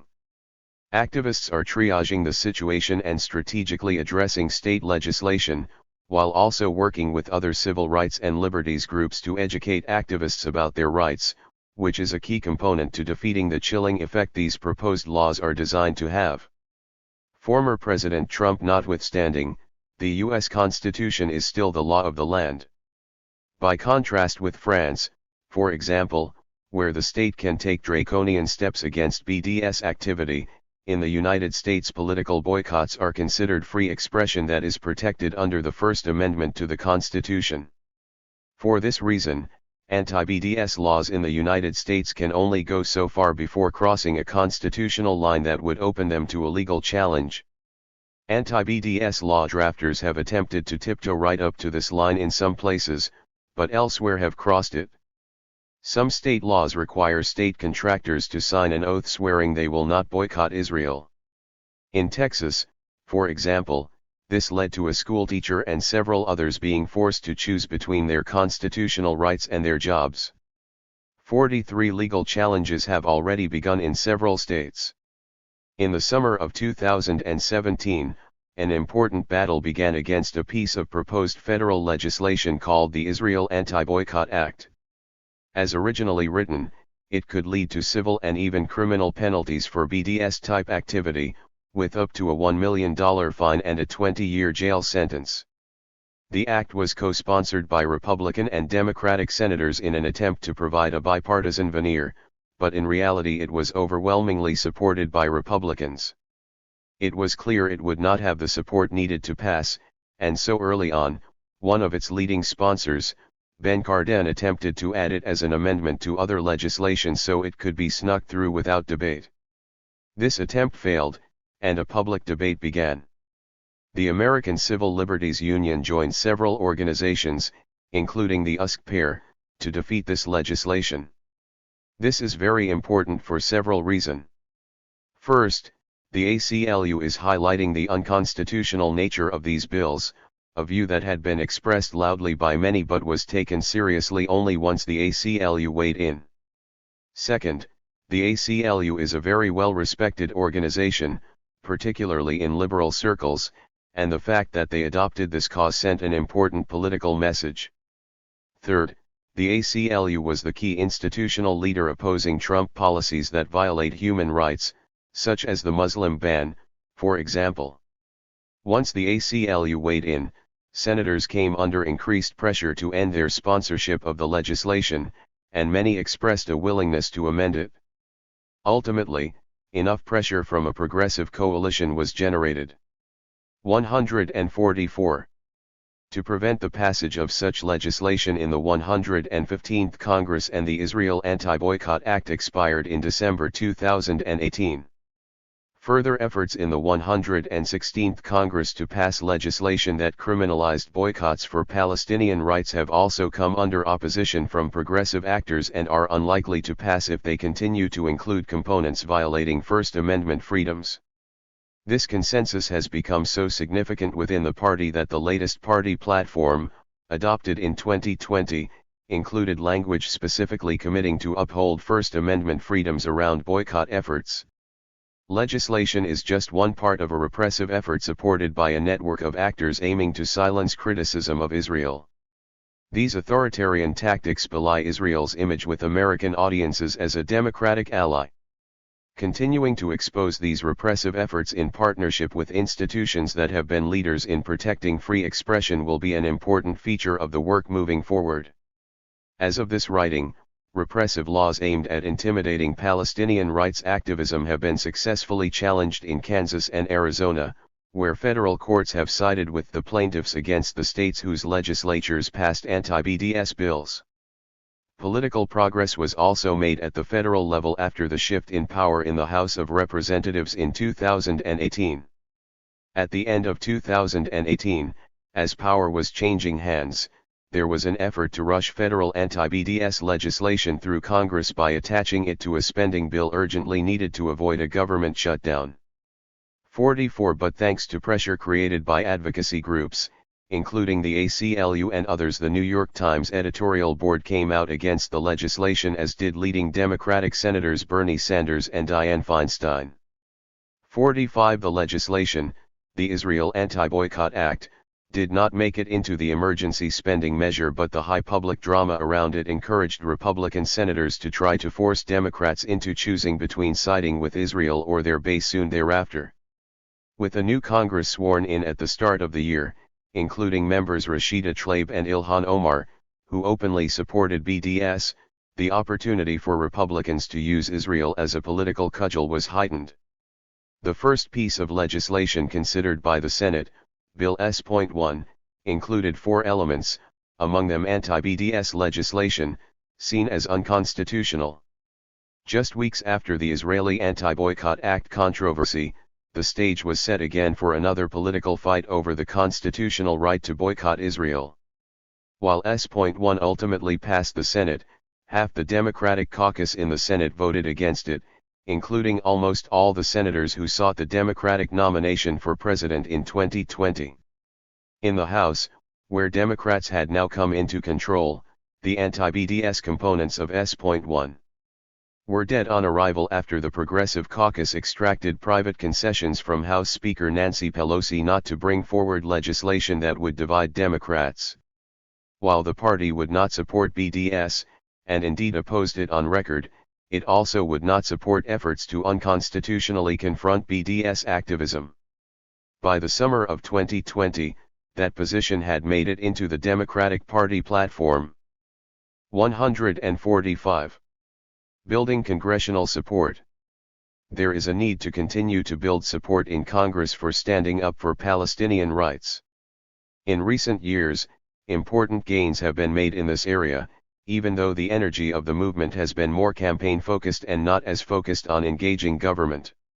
In 2016, for example, 19 members of Congress, led by Representative Betty McCollum, signed onto a letter to the Secretary of State demanding that steps be taken to protect Palestinian children whose rights are abused by Israeli policies. The letter even called for holding Israeli military units accountable under the Lehi law, a provision that would deny aid or training to those units. Other letters have focused on supporting human rights defenders facing falsified charges or calling for investigations into extrajudicial killings. This may seem unremarkable, but consider that even just 10 years ago, it was difficult to get 5 members of Congress to sign a Dear Colleague letter urging continued support for humanitarian aid to Gaza through UN Relief and Works Agency. Much has changed in these 10 years. Over time, multiple Dear Colleague letters have rallied progressive and liberal members of Congress concerned about Palestinian rights.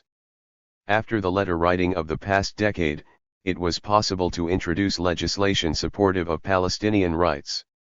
That happened in late 2017, when Representative McCollum introduced H.R. 4391, which would condition aid to Israel on its treatment of Palestinian children. Some 31 members of Congress have since joined this legislation as co-sponsors. While these letters and bills are important on their own, they are also vehicles for building and broadening congressional support. By way of historical comparison, the first comprehensive bill for sanctions against South Africa was introduced in 1972, but it took a full 14 years before it could pass. Today, with unprecedented numbers of representatives and senators taking steps to defy the intimidation of pro-Israel lobby groups, there is newfound energy to redouble efforts and continue to build. As the number of people supporting Palestinian rights grows, more members feel safe joining.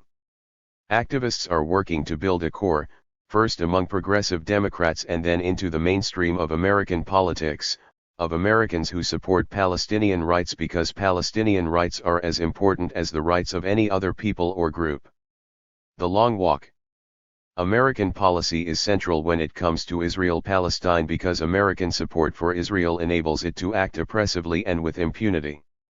For many reasons, America's policy toward Israel is a function of a unique set of foreign and domestic interests that have established a long-standing orthodoxy.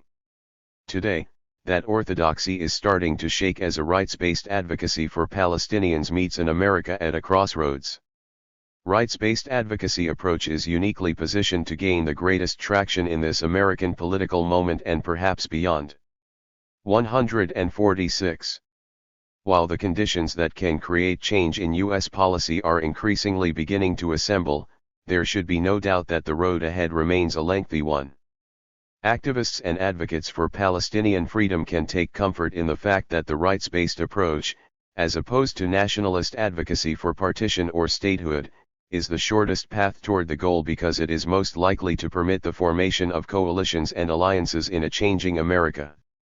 As the contrast between the values of freedom, justice, and equality and what Israel is doing to the Palestinian people continues to grow increasingly stark, Americans across the political spectrum will begin to re-evaluate U.S. support for Israel.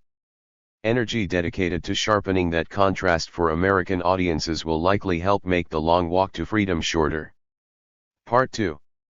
153. 6. Whose justice? Which transition? Nadim Kauri. This chapter examines the significance of transitional justice in Palestine/Israel. One transitional justice is the process of dealing with past wrongs in order to shift towards a new democratic regime. While the concept has gained little attention in mainstream debates on Palestine/Israel, it touches upon crucial aspects to ending the conflict, such as dealing with historical injustices, decolonization, and the proposed one-state and two-state solutions. The chapter makes 2 claims. First, it argues that transitional justice has gained appeal within the Palestinian camp as a way to devise political alternatives to the Oslo peace process. In this case, it is a tool used to counter the fragmentation of the Palestinian people, reckon with past wrongs, and provide venues for political reconciliation with Israeli Jews. Transitional justice, however, can further a variety of political ends or solutions. After examining the various ways in which transitional justice is discussed in Palestine/Israel, the chapter identifies deep disagreements over key issues, including what counts as a historical injustice, what mechanisms we should employ to deal with historical injustices, what are the goals we are transitioning to, and what is the nature of the transition that is supposed to take place. Disagreement over these issues means that transitional justice can serve a range of ends: to devise alternatives to the Oslo agreements, to justify measures that are in line with them, or even to negate Palestinian demands for justice. The chapter concludes with a precautionary note. In the context of Palestine/Israel, transitional justice is a deeply contested concept, and its potential as a tool to devise real alternatives to the failed peace process depends on whether or not it is incorporated into a larger political project that seeks to establish equality and justice for all Palestinians. 154. What is transitional justice? According to the United Nations, transitional justice is the full range of processes and mechanisms associated with a society's attempt to come to terms with a legacy of large-scale past abuses, in order to ensure accountability, serve justice, and achieve reconciliation. 2. The definition is wordy, but it is comprehensive. Transitional justice occurs when societies transition away from regimes responsible for large-scale abuses and move towards establishing accountable democratic regimes. These transitions rely on a variety of mechanisms, such as truth commissions, criminal trials, and apologies, whose purpose is to enable political reconciliation among competing parties in order to create a peaceful present and future. Transitions rely on two kinds of justice: retributive and restorative. 3. Retributive transitional justice grants legitimacy to new democratic regimes by punishing the perpetrators of the old regime. Germany after World War II is a good example in this regard, as the criminal trials at Nuremberg punished the leaders of the old regime, established a new jurisprudence, and created an official record of Nazi horrors. Nationally, these trials enabled a transition towards a new and democratic Germany, and internationally they laid the basis of our contemporary international criminal justice system on which retributive transitional justice relies. 4. Retribution, however, is not a one-size-fits-all recipe. In the case of South Africa, for example, retribution would have hindered a peaceful transition towards democracy, as Thabo Mbeki acknowledges. Within the ANC, the cry was to catch the bastards and hang them. But we realized that you could not simultaneously prepare for a peaceful transition while saying we want to catch and hang people. So we paid a price for the peaceful transition. If we had not taken this route, I do not know where the country would have been today. Had there been a threat of Nuremberg-style trials over members of the apartheid security establishment, we would never have undergone the peaceful change. 5. The price that South Africa paid was indeed costly. The perpetrators were not punished but offered amnesty in exchange for the public acknowledgement of their crimes. Not all South Africans were happy with this decision, but the ANC deemed it necessary to guarantee a peaceful transition out of the apartheid regime. Therefore, it privileged truth commissions rather than criminal trials to pave the way towards a democratic South Africa. Truth commissions are government-appointed bodies mandated to unearth large-scale human rights abuses. Unlike criminal courts, they are extrajudicial and cannot pass sentences. 6. More fundamentally, they rely on a restorative conception of justice that is premised on public mediation between victims and perpetrators. In truth commissions, victims are given ample space to voice their narratives, receive validation for their stories, and demand reparations. This is unlike in criminal courts where victims are heard only. 155. To testify and provide evidence.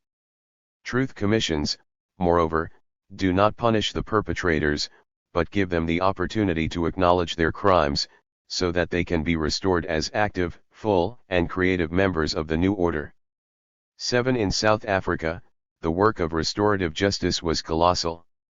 Over a period of 7 years, the Truth and Reconciliation Commission gathered the testimony of 21,000 victims and received 7,112 amnesty applications. 849 of these were granted while 5,392 were denied.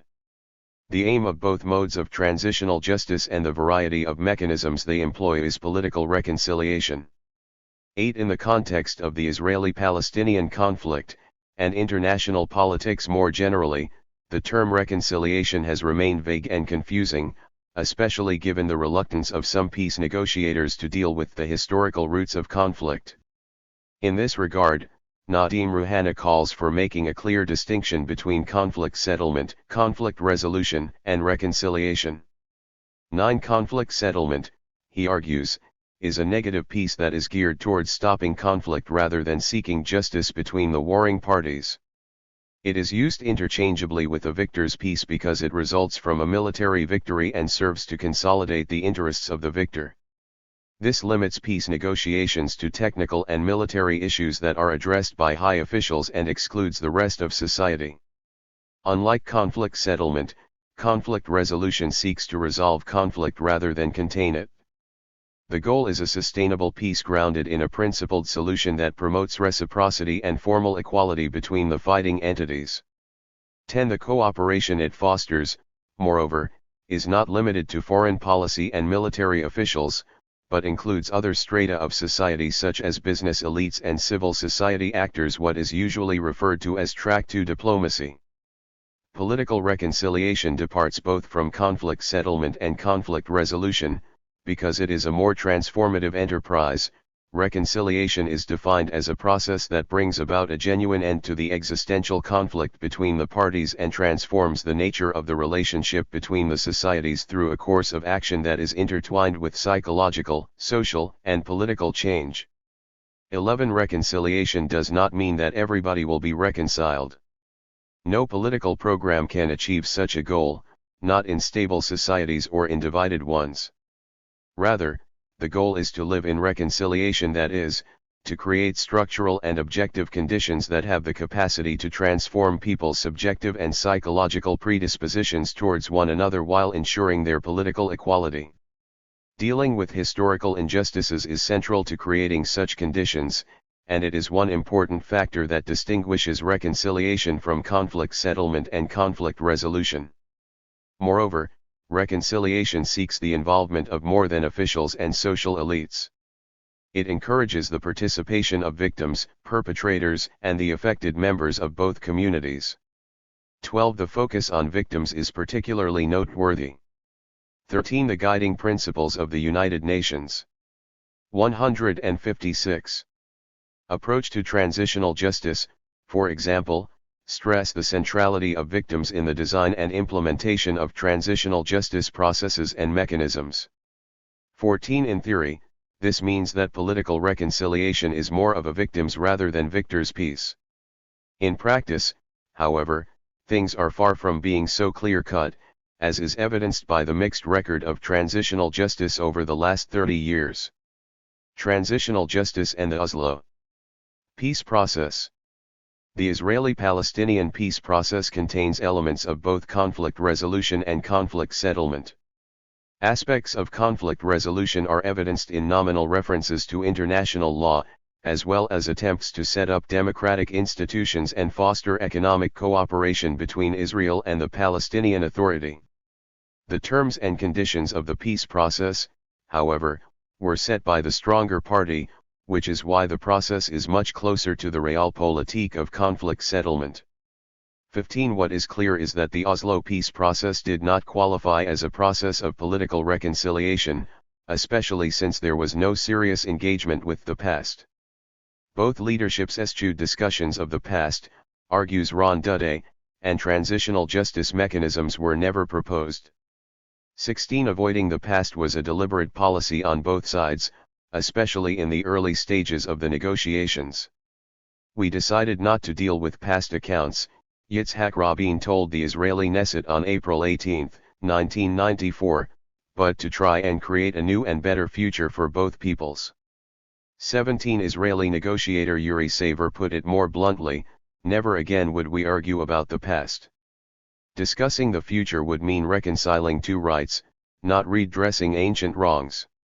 18. We focused our attention on the present and the future, writes Palestinian negotiator Ahmed Kouré, trying to gauge the extent to which we had a common ground. 19. The focus was therefore given to immediate issues such as mutual recognition, the creation of a Palestinian Authority, and a progressive withdrawal of Israeli occupying forces. It left the final status issues, namely the status of Jerusalem, borders, and Palestinian refugees, to a later stage. The negotiations at Camp David in 2000 were supposed to address these final status issues, but they failed to bring about any resolution. 1 year later in Taba, the refugee issue made some progress and a consensus emerged around monetary compensation as the primary response to the problem of Palestinian refugees. 20 disagreements remained, however, regarding what losses would be compensated, the amount for which they would be compensated, the party who would bear the costs of such compensation, as well as how the refugee issue would be narrated. Compensation, of course, was not a new solution. United Nations General Assembly Resolution 194, issued in December 1948, already offered refugees the option of monetary compensation if they decided not to return to their homes in what became Israel. The novelty at the Taba negotiations was to delink compensation from return, leaving Palestinian refugees with compensation as their only option. 157. And this option itself quickly disappeared with the collapse of the peace process that followed the Second Intifada and the election of Sharon as head of the Israeli government in spring 2001. The short-lived revivals of the peace process in 2007 and 2008 could not bring the refugee question back to the negotiation table, let alone other forms of reparations. This failure to grapple with the historical and ongoing injustice of the Nakba, from which the issue of refugees emerged, did not occur by accident but by design. The peace process was not meant to solve the refugee problem, but to dissolve it, that is, to undermine the framework that had made it a problem in the first place. 21. This occurred primarily by framing the refugees issue as a humanitarian one, a trend that goes back to 1948 when the entire question of Palestine was treated as a humanitarian question, rather than a question of justice and national self-determination. With the peace process, only parts of the West Bank and Gaza became subject to potential self-determination, further constraining the 1948 refugee issue to a humanitarian framework. For example, if one looks at the proceedings of the Refugee Working Group at the 1991 Madrid Multilateral Conference, one notices a strong emphasis on humanitarian solutions. There, the multilateral negotiations were focused on discussing databases, family reunification, human resources development, public health, child welfare, job creation, and social infrastructure. 22. No doubt, these are important issues. However, when these become the only issues, they reduce the refugee question to a humanitarian problem. Israeli negotiators have systematically insisted on this humanitarian approach, which purposely sets aside issues of justice. Even when they accepted the return of a limited number of refugees at the Camp David summit in 2000, they did so solely on humanitarian grounds, not reparatory ones. 23. The peace process also dissolved the refugee issue by imposing a new temporality to the conflict that blocked the Palestinian memory of 1948. By erecting the Green Line as a potential future border, the peace process delineated the field of territorial and historical negotiations. Only the land conquered in 1967 and the history that followed it were open to negotiations. What occurred before 1967 was placed off limits and, therefore, off memory. 24. The Palestinian leadership knows that they have to forget Ramal and Lod and Jaffa, wrote the Israeli journalist Danny Rubenstein, referring to cities ethnically cleansed in 1948 and currently located in Israel. If I was a Palestinian politician, he continued, I would say that you don't have to remember. You have to forget. 25. Rubenstein's demand to forget is not coincidental but integral to the compromise signed in Oslo. Within the mindset of territorial partition, there is no place for a narrative of Palestinian ethnic cleansing, but only a narrative of Jewish rebirth, no Nakba, only Geula. Not only does partition erase the memory of the Nakba, it also displaces the issue of historical responsibility, deferring it to a future Palestinian state. The basis for the creation of the State of Israel is that it was created for the Jewish people. Tzippi 158. Livni told Palestinian negotiators, "And your state will be the answer to all Palestinians including refugees." 26. According to Livni, therefore, only a future Palestinian state, not Israel, will be responsible for the issue of Palestinian refugees. Such a state would offer them a country to return to, and in the process, wash Israel's hands clean of its past crimes. Surely, Livni was not alone in endorsing this position. At the negotiating table, she was representing a liberal Zionist consensus and negotiating with a Palestinian leadership that had accepted the principle of partition in 1988. Many within the Palestinian leadership hoped that partition would not entirely sacrifice justice for the refugees. This was naively optimistic, especially since Israel systematically denied its responsibility for the refugee problem. Even at the height of the process in the THIRD negotiations in 2001, Israel rejected legal, historical, and moral responsibility. This is why Israeli negotiators insisted that monetary compensation payments for Palestinian refugees be indirect, that is, paid by an international fund and administered by an international commission. 27. The insistence is important, since direct compensations imply responsibility for the past, while indirect ones do not. The promise of transitional justice. In light of these inbuilt problems and the inability of the Oslo peace process to deal with the past, many in the Palestinian camp have turned their attention to the issue of transitional justice. As long as historical truth is denied or excluded, writes Nur Masalha, there can be no peace, no reconciliation in the Middle East.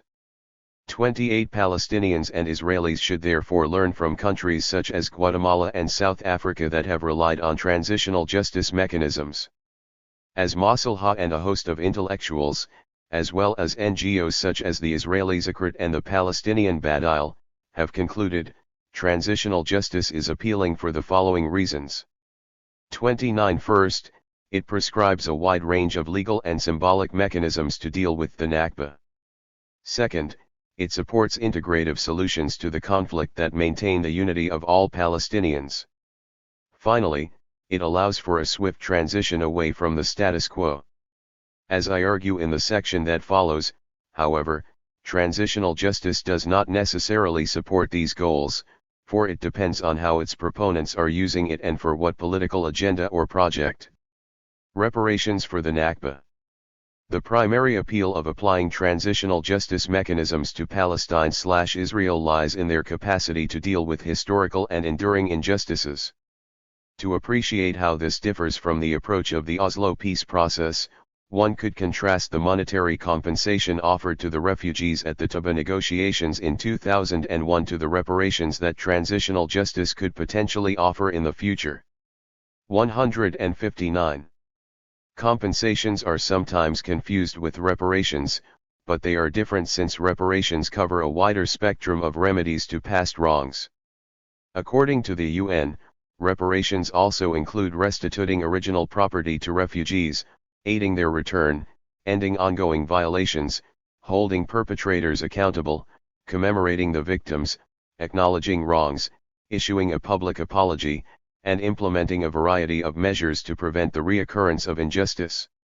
30. Israel and its allies have systematically rejected this wider understanding of reparations.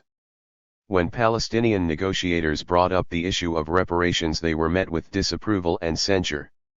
The U.S. Secretary of State Condoleezza Rice deemed Israeli reparations for Palestinian refugees backward-looking rather than forward-looking, an attempt to halt the peace process rather than move it in the right direction.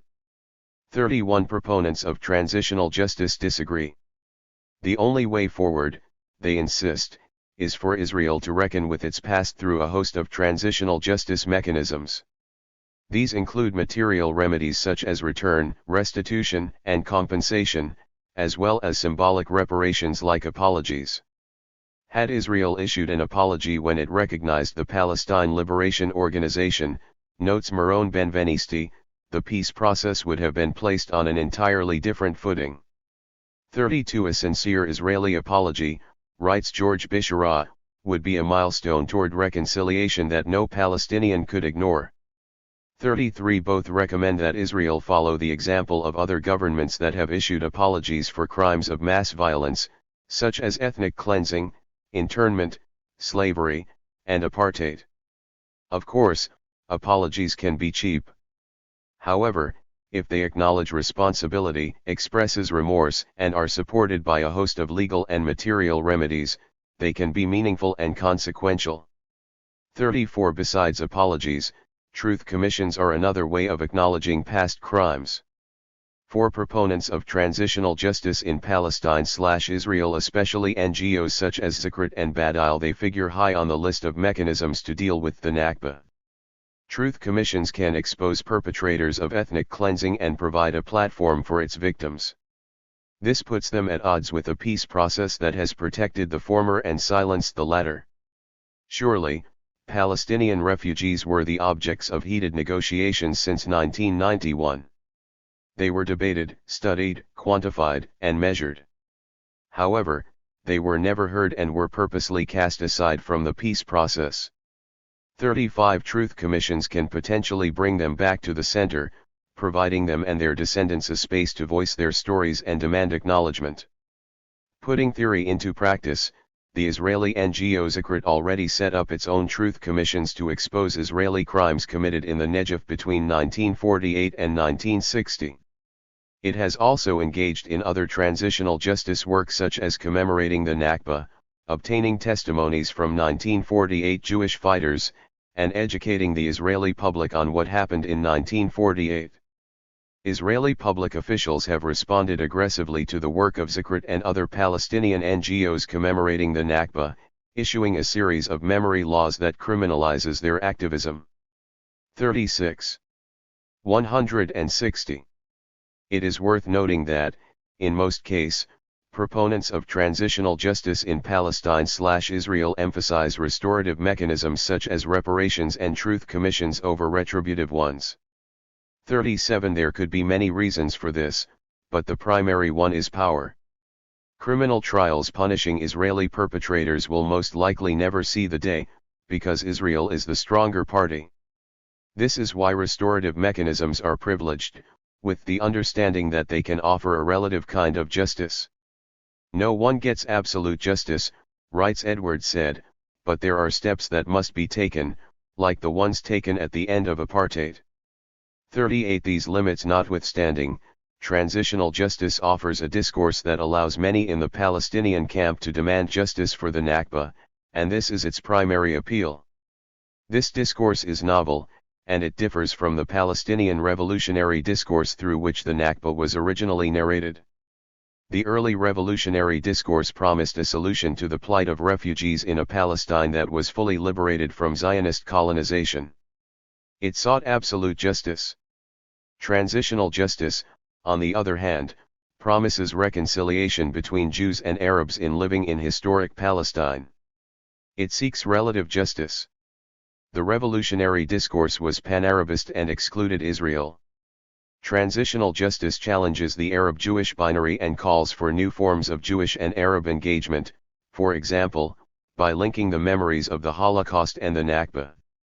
39 Finally, historical responsibility in the revolutionary discourse was framed in internal terms. How did we, Arabs, allow this tragedy to happen? 40 In the transitional justice discourse, historical responsibility is framed in external terms. How can Israelis take responsibility for the Nakba? Integrative solutions and decolonization. Transitional justice is also appealing for critics of the Oslo peace process because, by returning to the Nakba, it reframes the entire land of historic Palestine as one political unit and Palestinians as one people. 41 This counters the fragmentation codified by the Oslo Accords, which divided Palestinians into separate entities: Palestinian citizens of Israel, refugees, members of the diaspora, East Jerusalemites, West Bankers, and Gazans. Transitional justice also supports integrative solutions to the Israeli-Palestinian conflict, such as a one-state democracy, because the paradigmatic cases of transitional justice, like South Africa, have all occurred within a single state. This does not mean, however, that transitional justice prescribes specific institutional arrangements, whether one or two states. In fact, the mechanisms of transitional justice can go either way.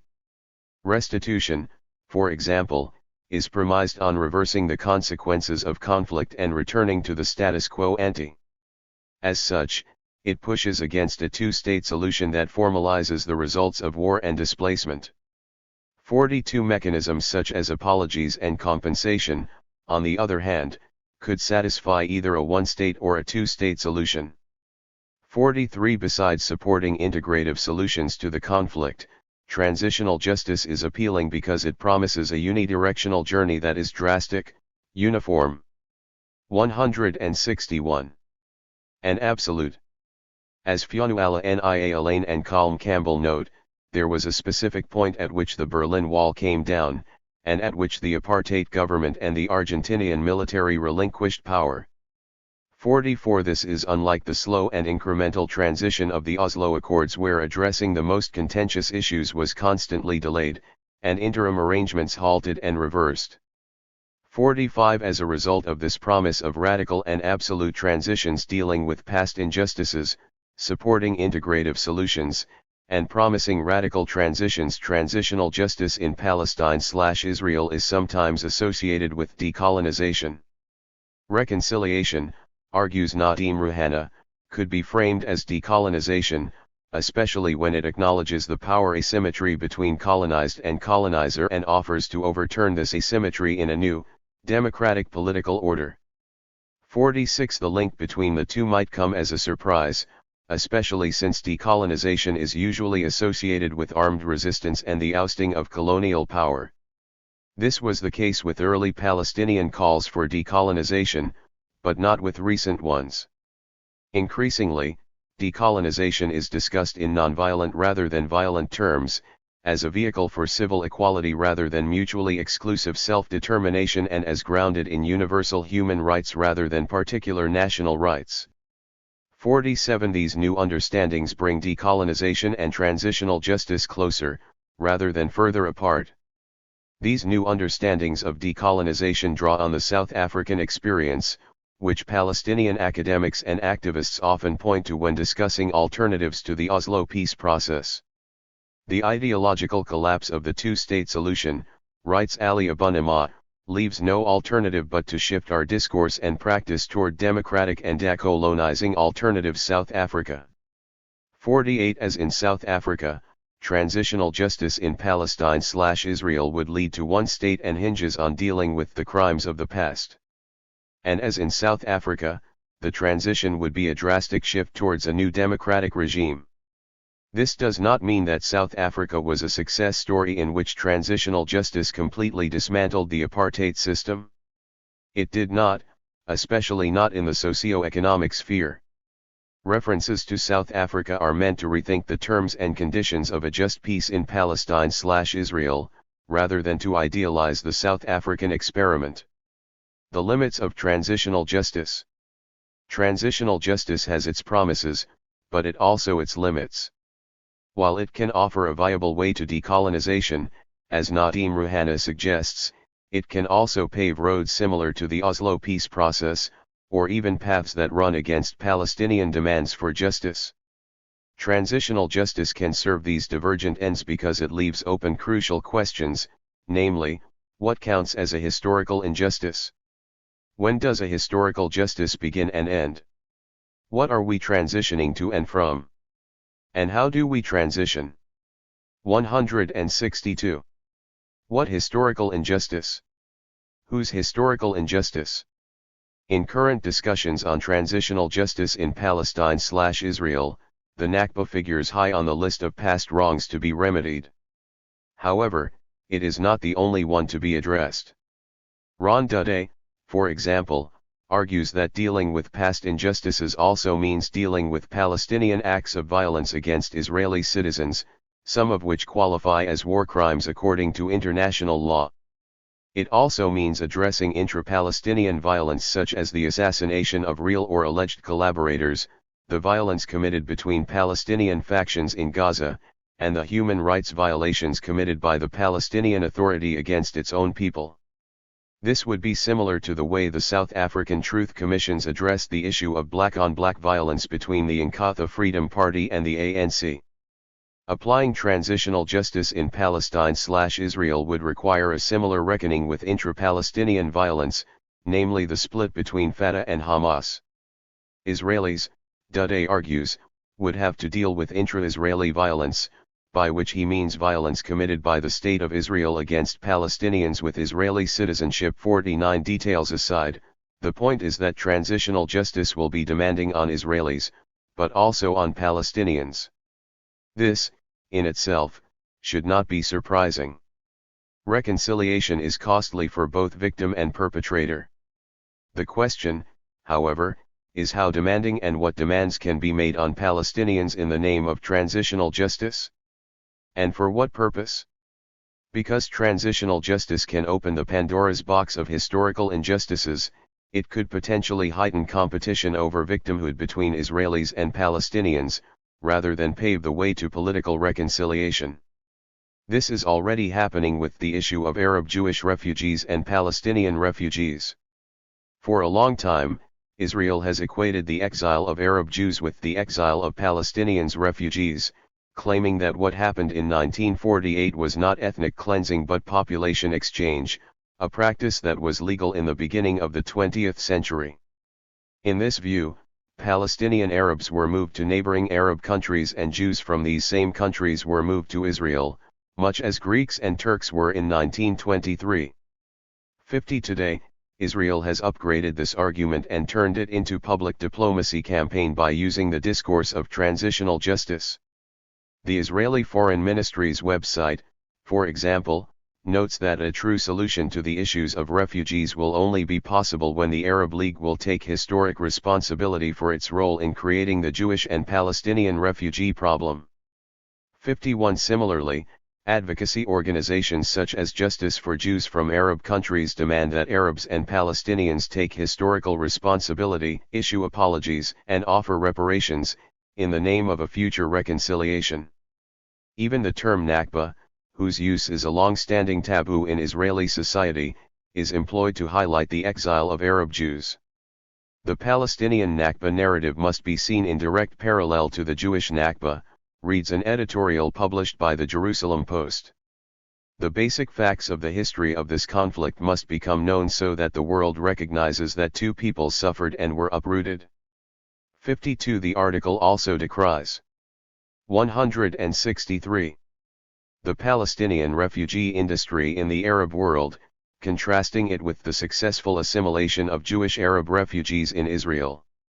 Like the Foreign Ministry and advocacy organizations, it also holds Palestinians and Arabs directly responsible for causing the Palestinian and Jewish refugee problems. Discursively, these public diplomacy campaigns are weaponizing the language of transitional justice against Palestinians. In the process, they are erasing the racism Sephardi Jews suffered at the hands of their Ashkenazi counterparts. In The Human Right to Dominate, Nicola Perugini and Neve Gordon show how Israeli settler groups mimic, invert, and co-opt the discourse of human rights to legitimize their colonization of Palestinian land.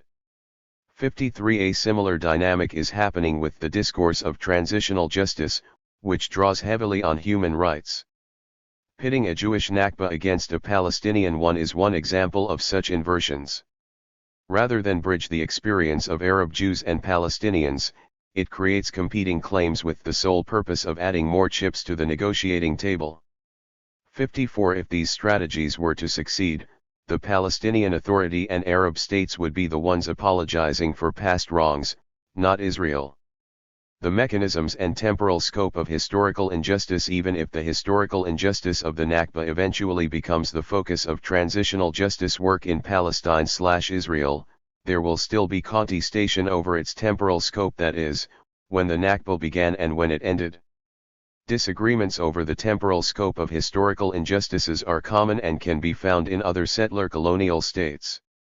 For example, in 2008, Canada employed transitional justice mechanisms to address the forced removal of First Nations, Métis, and Inuit children and their relocation to residential schools. Indigenous leaders and activists welcomed the government's decision to deal with a crime that affected more than 150,000 children in the 19th century. However, they disagreed with the government's understanding of when these injustices began and when they ended. For the Canadian government, the injustice of the residential schools referred to a specific event in time, and employing mechanisms of transitional justice meant moving to an even playing field in which the government can no longer be held accountable for past wrongs. 55 For Indigenous peoples, however, transitional justice meant another thing. As Courtney Young argues, the interest in using apologies, compensation, and truth commissions is to draw history into the present, and to draw connections between past policy, and present injustices. The transition is to a relationship in which connections between past and present are firmly acknowledged, and in which the past guides present conceptions of obligation. 56 Indigenous leaders, writes Young, wanted to use transitional justice as a bridge to connect past with present injustices, linking what was happening today to a larger history of settler colonialism. The Canadian government, however, wanted to use it as a wall, separating historical injustices inflicted on Indigenous people from current ones. 164. Similar disagreements will most likely arise should Israel employ transitional justice mechanisms. Israel, for example, can acknowledge the Nakba as a historical injustice that occurred between 1948 and 1949. This, however, would clash with the way Palestinians see the Nakba as a historical and ongoing injustice. 57 To paraphrase Patrick Wolfe, the Nakba is a structure, not a single event. 58 The expulsions of Tanchara in 1948 and the assaults on Gaza in 2021 form a long chain of injustices that cannot be severed. A transitional justice approach, however, does not have to treat them as such. It can accommodate both interpretations, thus creating opportunities for contestation. Disagreements on the temporal scope of historical injustices will influence another important issue, that of the mechanisms used to deal with the Nakba. Do we deploy the full breadth of legal and symbolic mechanisms, or do we take a more limited approach? Since Palestinians see the Nakba as a historical and ongoing injustice, they could demand compensation and restitution to provide refugees with material justice, apologies and truth commissions to provide them with symbolic justice, constitutional and institutional reforms to overturn a system designed to exclude them. Israel, on the other hand, could opt for much less. Delimiting the Nakba to a specific event in time, Israeli negotiators could acknowledge it, offer some compensations, and stop there. This acknowledgement would act as a no further claims clause, vaccinating Israel against further Palestinian demands, foremost among them the right of return. 59 This targeted approach would do more to absolve the consciousness of Israelis than provide justice for Palestinians, but it would still be consistent with a transitional justice approach. Transition to what? Which transition? Earlier, I argued that most advocates of transitional justice are also supporters of integrative solutions to the Israeli-Palestinian conflict. 60 paradigmatic cases of transitional justices have all occurred within one state, not between states, thus lending support to their position. Transitional justice, however, can justify alternative positions. In Israel/Palestine, writes Ron Duday, reconciliation would be between two states, not in a single society. It would thus entail not learning to live together but learning to live side by side. Perhaps a less ambitious task. 61 Duday suggests a three-strand approach to transitional justice. The process would be Israeli-Palestinian, intra-Israeli, and intra-Palestinian. Reconciliation would take place primarily among Palestinians in the West Bank and Gaza, Israeli Jews and Israeli Arabs, and later between the State of Israel and a future State of Palestine. And rather than a drastic transition away from the status quo, there would be an incremental transition that would not fully break with current institutional arrangements. The potential for transitional justice programs lies in an incremental process of narrow mechanisms and small steps through a long process of transition, rather than in one high-profile and all-encompassing mechanism in the post-conflict state, as in the case of the South African Truth and Reconciliation. 165. Commission. 62. Transitional justice, in this view, would work as a corrective to the Oslo peace process, not as an alternative. It would not change the incremental nature of the process, but only add extra steps to the process. Such a proposal maintains continuity with the status quo, rather than a break with the current regime. Edward Kaufman and Ibrahim Bishara defend a similar position. While dealing with the past is typically undertaken by a new regime, they argue, in Israel/Palestine there will be two sovereign governments, each representing more continuity than change and both with a history of involvement in individual, group and state terror. 63. This is surely not what advocates of the one-state solution have in mind when advocating for transitional justice. And while the above-mentioned proposals are not paradigmatic, they are in line with the current broadening of transitional justice and its application to a wide array of contexts. In the case of Canada, mentioned above, for example, there was simply no transition. Mechanisms of transitional justice were employed in an ad hoc manner to address specific historical injustices. They did not move Canada towards a new regime but reinstated the moral legitimacy of the state and its basic structures. The larger point is this: transitional justice per se does not offer guidance on what we are transitioning to nor how we transition. Rather, it can support all these solutions.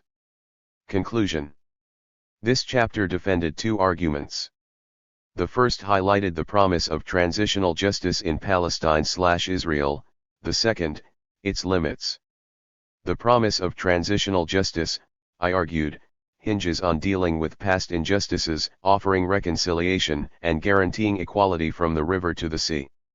Its pitfalls, however, are the multiple meanings of past injustices, reconciliation, and equality.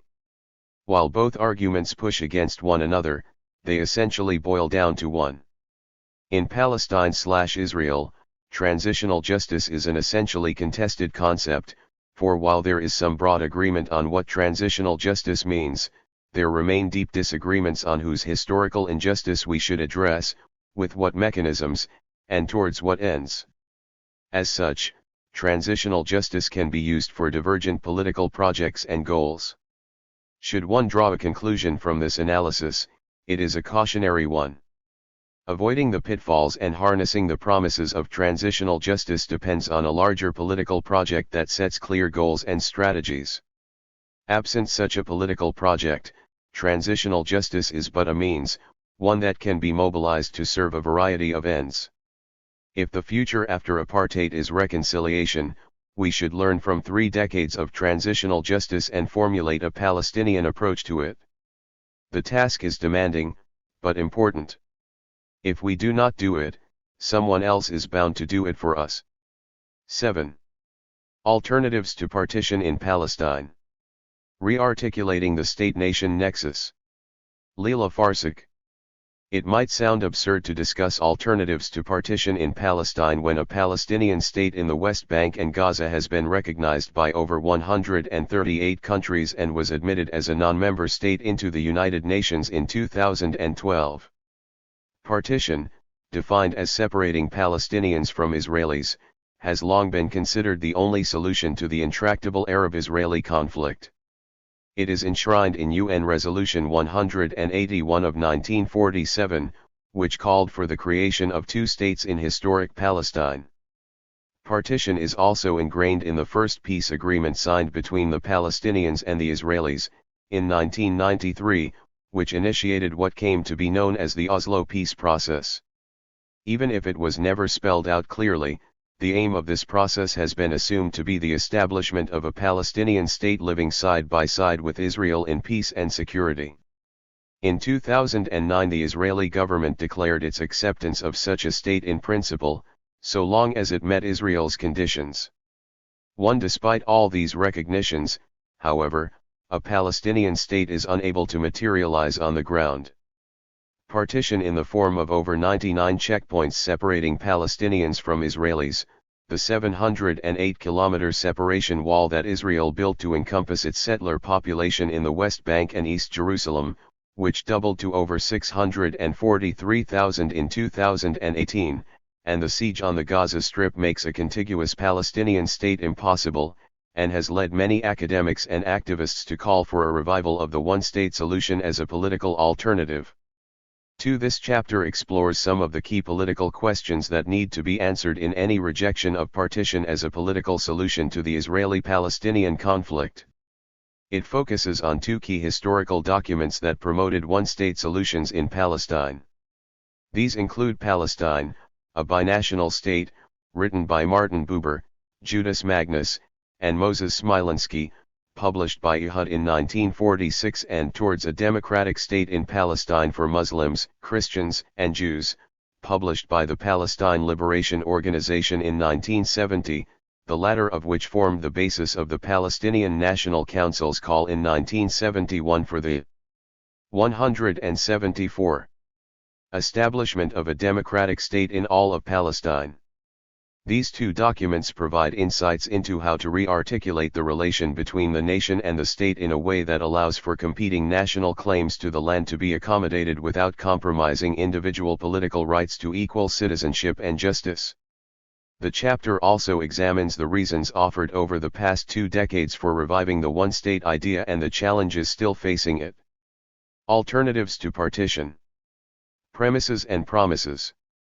The one-state solution to two national groups fighting over the same land is not new.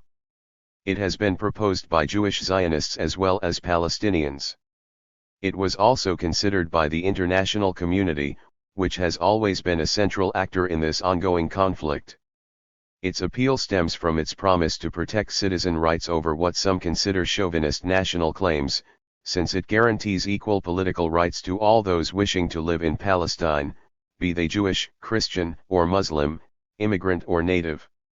Its problem has lain in how it can reconcile individual rights with national rights within a single polity, in other words, with how to protect citizens' individual political rights to representation and equality as well as their collective rights to speak their own languages, protect their cultures, and define themselves as national entities with the right to self-determination, that is, to rule themselves by themselves. Proponents of the one-state idea have attempted to tackle this problem by proposing two main political structures for it, a singular democratic state or a binational state. The former prioritizes individual over collective rights, leaving it to specific constitutional arrangements to sort out the ways in which group rights can be protected. The latter envisages a federated or confederated state along the Belgium or Swiss model, one that protects Israeli and Palestinian cultural and political institutions while giving them local autonomy within a democratic, binational state.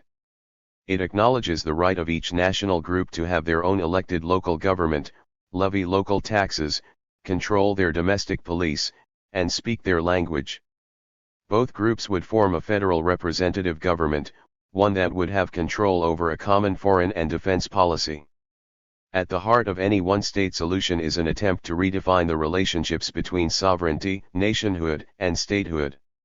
Examining how proponents of a unitary solution in Palestine have historically articulated the link between these concepts can shed light on the political challenges, as well as the opportunities, involved in advocating today for a one-state solution to the Israeli-Palestinian conflict.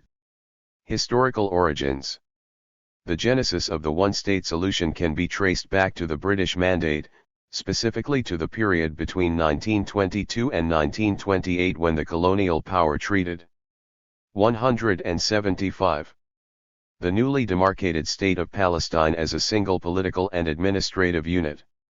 Britain, while incorporating the Balfour Declaration in its mandate, drafted a constitution for Palestine in 1922 that included the different communities in a single polity.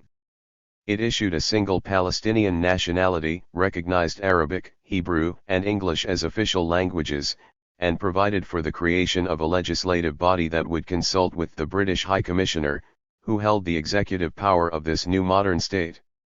This legislative body was to represent the whole population and be the parliament of the single state.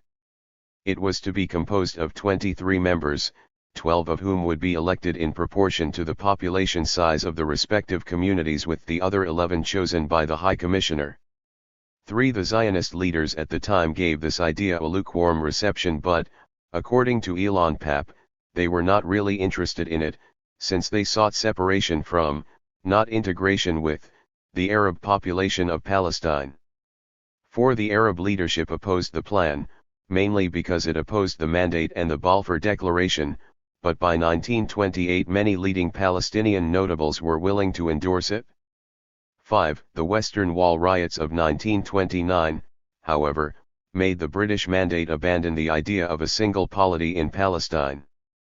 The Peel Commission recommendation in 1937, and later UN Resolution 181 in 1947, enshrined partition as an imperial and, later, the internationally sanctioned solution.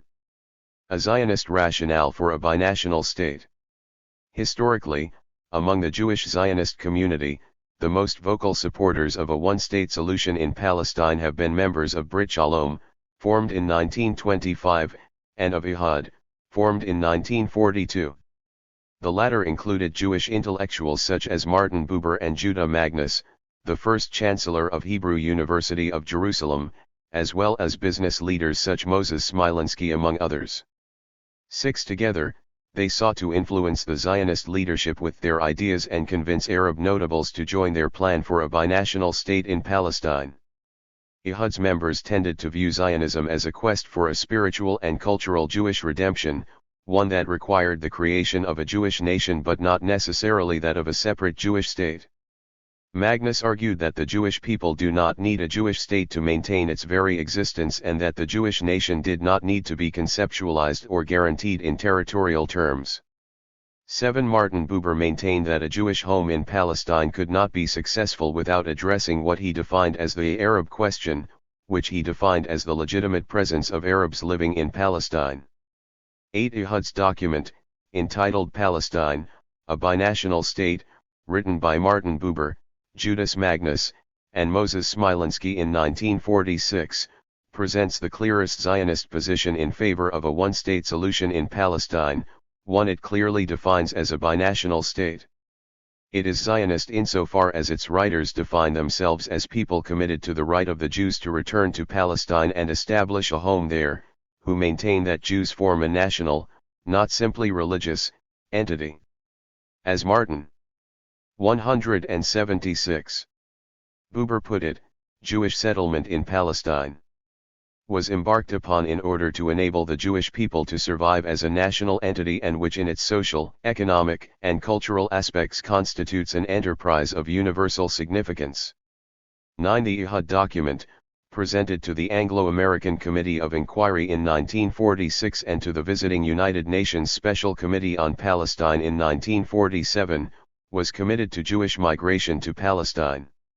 However, it called for the union of Jews and Arabs in a binational Palestine based on parity of the two peoples, and for the union of the binational Palestine with neighboring countries. 10. It defines this binational country as one in which the two nations have equal freedom and independence, equal participation in government and equality of representation, and one people shall not be stronger than the other. They must make the country into a country of nationalities. This is altogether different from a nationalist country.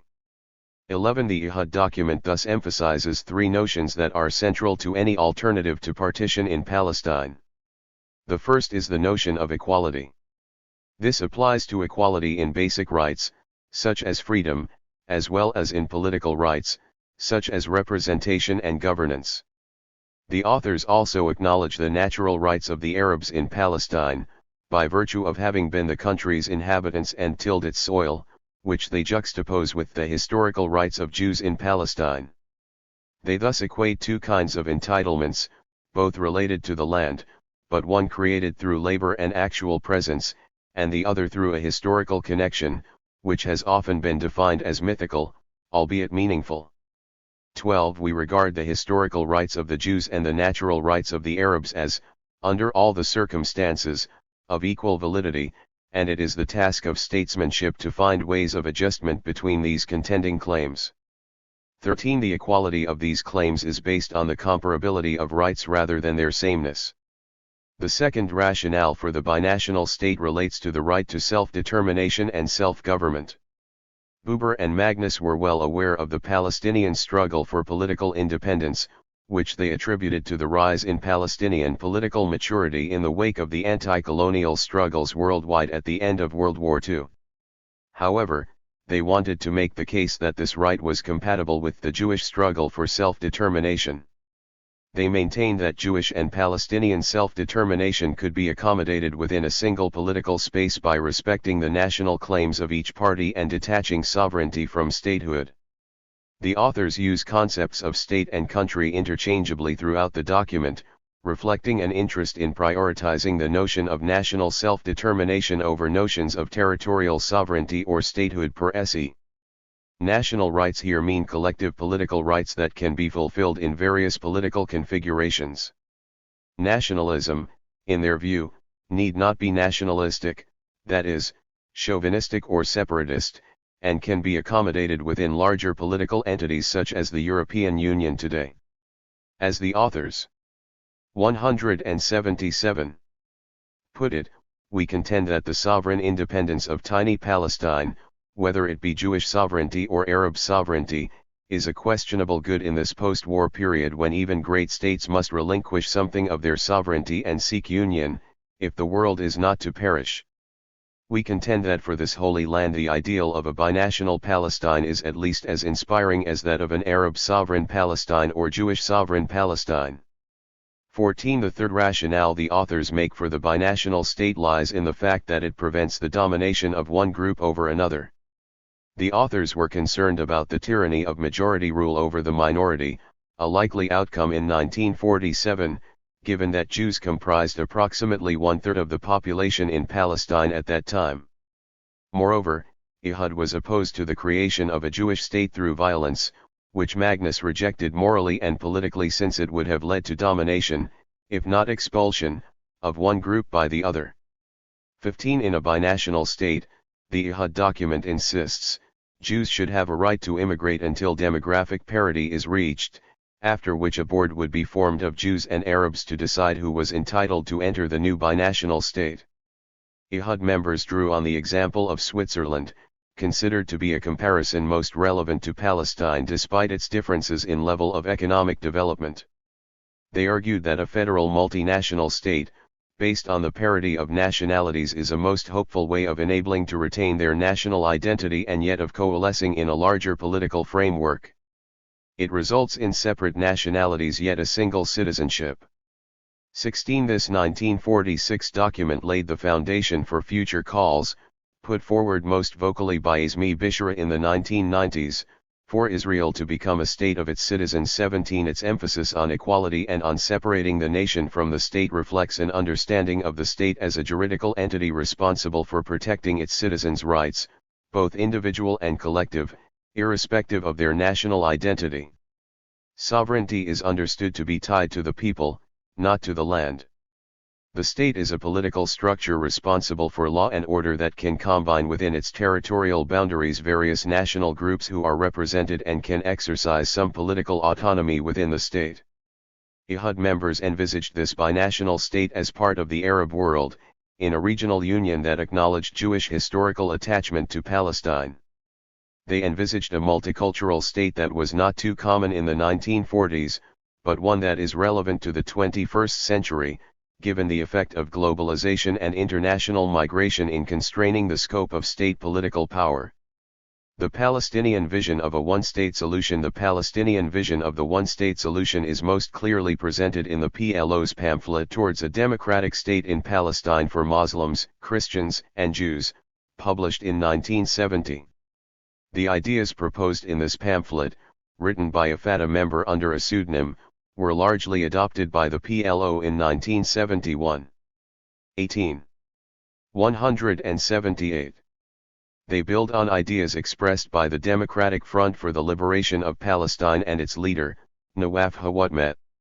19. The pamphlet, as well as the 8th Palestinian National Council of the PLO in 1971, calls for the creation of a democratic, non-sectarian, state in Palestine inclusive of Muslims, Christians, and Jews.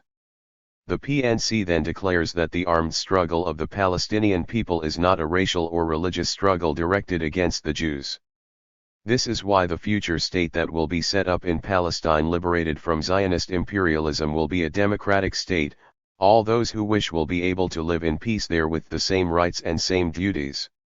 20. Although the PLO called for the destruction of Israel, which it defined as a colonial entity, its one-state position in 1971 provided the first official Palestinian attempt to accept Jewish presence in Palestine. It acknowledged their individual, if not their national, political rights.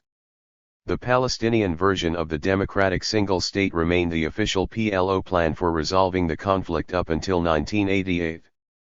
It represented the Palestinian interpretation of its right to self-determination, at a time when Israel and the international community, with UN Resolution 242, had not acknowledged the existence of the Palestinian people. The PLO 1971 state project thus was as much about proposing a solution to that conflict that would affirm Palestinian existence as a national, not humanitarian, entity, with the right to self-determination, as it was about being inclusive of Jews in a single polity. The revolutionary element in the Fatah 1970 proposal, as far as the author put it in his pamphlet, lies in its acceptance of the Jews, both those living in this new state and those wishing to come to it. One could argue that the Fatah and PLO proposal seeks to repair the injustice that the creation of the State of Israel generated and that Ehud had predicted. It wants to eliminate the Zionist domination Magnus and Buber warned against. The democratic state the PLO is proposing, though, is neither binational nor clearly secular in the true sense of the term. 21. The constitutional shape of the state is not discussed, nor is the relation between state and religion, though the document recommends the teaching of Hebrew and Arabic in the public schools of the future democratic state.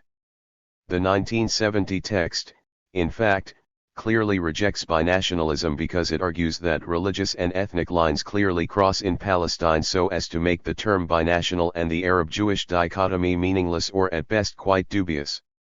22. The document does not consider that Jews form a nation, and refuses to deal with them as a unified cultural group either. It considers them rather a diverse group of people, of different nationalities, never holding a truly monolithic Jewish opinion, all the while, though, it acknowledges the persecution they have suffered as a people.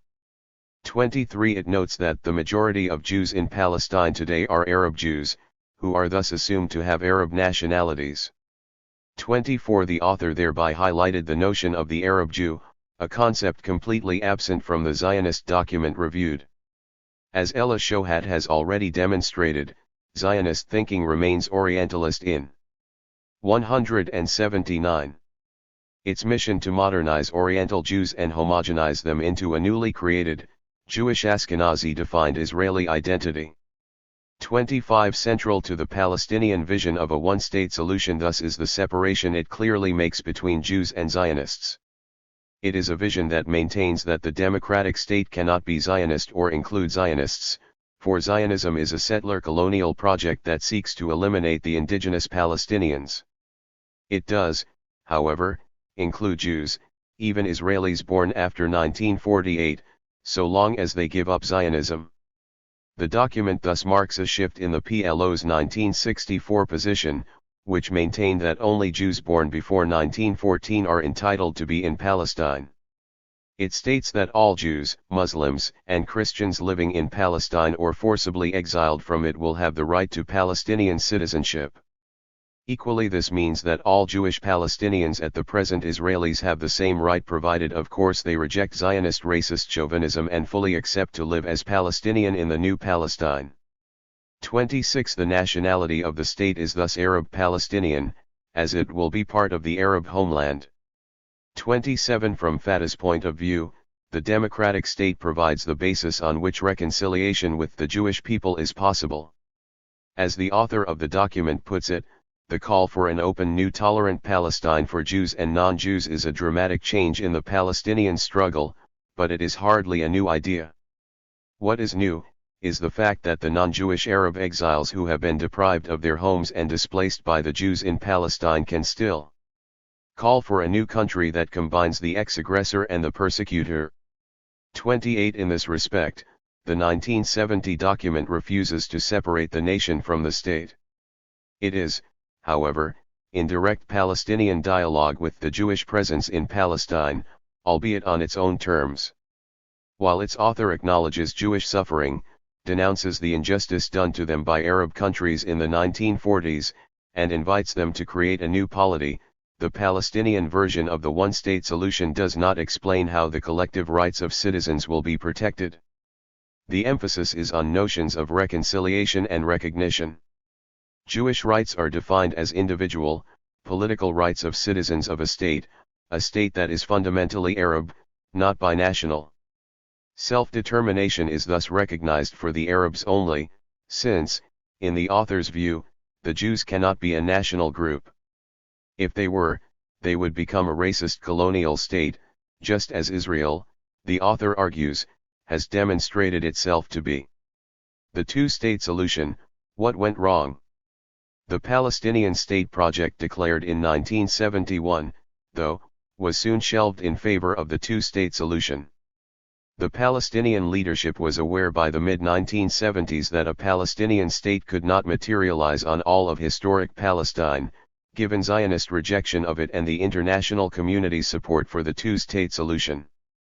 In 1988 the PLO issued its Declaration of Independence, officially acknowledged Israel, and accepted UN Resolution 242 as the basis for peace negotiation. This paved the way for the signing of the Oslo Accords in 1993 and 1995. 180. The Oslo Agreements indirectly acknowledged the Palestinian right to self-government in the West Bank and Gaza. They allowed the formation of Palestinian elected representative institutions and the creation of a whole infrastructure of security coordination between the Israeli military and the Palestinian Authority. Although the signed agreements never promised the independence of a Palestinian state in the occupied territories, the Palestinian leadership and the international community saw as the aim of the peace process the eventual establishment of a Palestinian state, as acknowledged by the Quartet Roadmap for Peace in 2003. A Palestinian state on 22% of historic Palestine was considered better than no state. It was also an act of historical reconciliation with Israel, one that acknowledged Jewish individual and collective political rights to their own state on part of Palestine. The developments of the past 30 years, though, reveal that a Palestinian state cannot materialize. The present revival of the one-state solution today is part of an attempt by activists and intellectuals to challenge the Oslo conceptualization of the conflict and the means to resolve it, stressing the way in which the peace process deepened, rather than repealed, Israel's colonial domination. These activists argue that the conflict was never a struggle between two equal competing national groups but rather as a struggle for ending colonialism and achieving political liberation. 29 3 reasons explain the revived interest in a one-state solution in Palestine since 2000. The first argument lies in the fact that Zionism proved determined to destroy, rather than respect, Palestinian national self-determination. The bet that many Palestinians were willing to make in September 1993, when the first Oslo Accord was signed, that the end of the occupation would create a Palestinian state on 22% of Palestine that would protect their fundamental rights, was lost with the Camp David negotiations in 2000 and the Israeli military response to the Second Intifada. Moreover, facts on the ground reveal that Israel instituted by a de facto apartheid structure of domination. Israel devised a segregated system of control by which Israeli citizens are governed by democratic rules while Palestinians are deprived of political rights. The U.S. stance in 2020, in which the Trump administration accepted Israeli claims over East Jerusalem and the annexation of Palestinian land, confirmed Israeli colonial control and trivialized the scope of the Palestinian territorial and political jurisdiction. 32ndly, the Palestinian quest for statehood under the Oslo peace process has compromised Palestinian collective and individual political rights. These rights include not only the end of Israeli occupation in the West Bank and Gaza, but also Palestinian sovereignty and access to East Jerusalem and a recognition of the right of return, which is protected by UN Resolution 194. The Oslo Agreements, by prioritizing the Palestinian National Authority over the all-encompassing PLO institutions, separated refugees from those living in the West Bank. 181. And the Gaza Strip, who were in turn separated from Palestinians living inside Israel and the Palestinian diaspora. It fragmented the Palestinian body politic by locking Palestinian national aspiration to the West Bank and Gaza. At the same time, the Palestinian Authority has forsaken the unity of the Palestinian people for a promise of independence that provided financial gains to a small stratum of the population. It proved uninterested in protecting citizens' rights. In the West Bank, the PNA tried to buy legitimacy and divert calls for political accountability by providing unsustainable economic opportunities. 31. In Gaza, the Hamas government sought political legitimacy by asserting the right to resistance, promising security and fighting Israel, not by protecting freedom of expression and political representation. Thirdly, the demographic reality on the ground threatens the political sustainability of the segregated political structure Israel has created. In 2020, 6.87 million Jews were living in Israel/Palestine, which is close to the number of Palestinians living in it. By 2025, Palestinians will be a majority in Israel/Palestine, given their higher population growth rate, making the question of their lack of real political rights increasingly troublesome, both to the Israelis and the present Palestinian leadership. 32. For many Palestinians, inside and outside the West Bank and Gaza, the quest for separate statehood is void, if not altogether outdated. Political framework and principles. Turning the one-state apartheid reality that the Oslo years have institutionalized into a one-state solution, though, is not an easy task. It requires a political will to undo the colonial structure that Israel perpetuates, as well as the ability to articulate the components of a viable democratic state that is inclusive of the individual and collective rights of Palestinians and Israelis. It is thus necessary for any political alternative to partition, whether a democratic binational state or a democratic federal state, to explain how the political visions introduced in the 1940s and 1970s can be reworked in view of the developments that have taken place over the past decades. In other words, it needs to re-articulate the relation between the nation and the state, as well as explain how the colonial power relations that the partition paradigm consolidated can be dismantled. The right to self-determination, decoupling the state from the nation. The right to self-determination, ever since it was recognized by international law, has been tied to the notion of statehood. The definition of the state, and the political expression of the right to self-determination, however, have remained contested as much as historically determined. The state has been perceived in Western thought not only as the highest form of political union between free individuals, but also 182. As a tool of domination, particularly in Marxist thinking.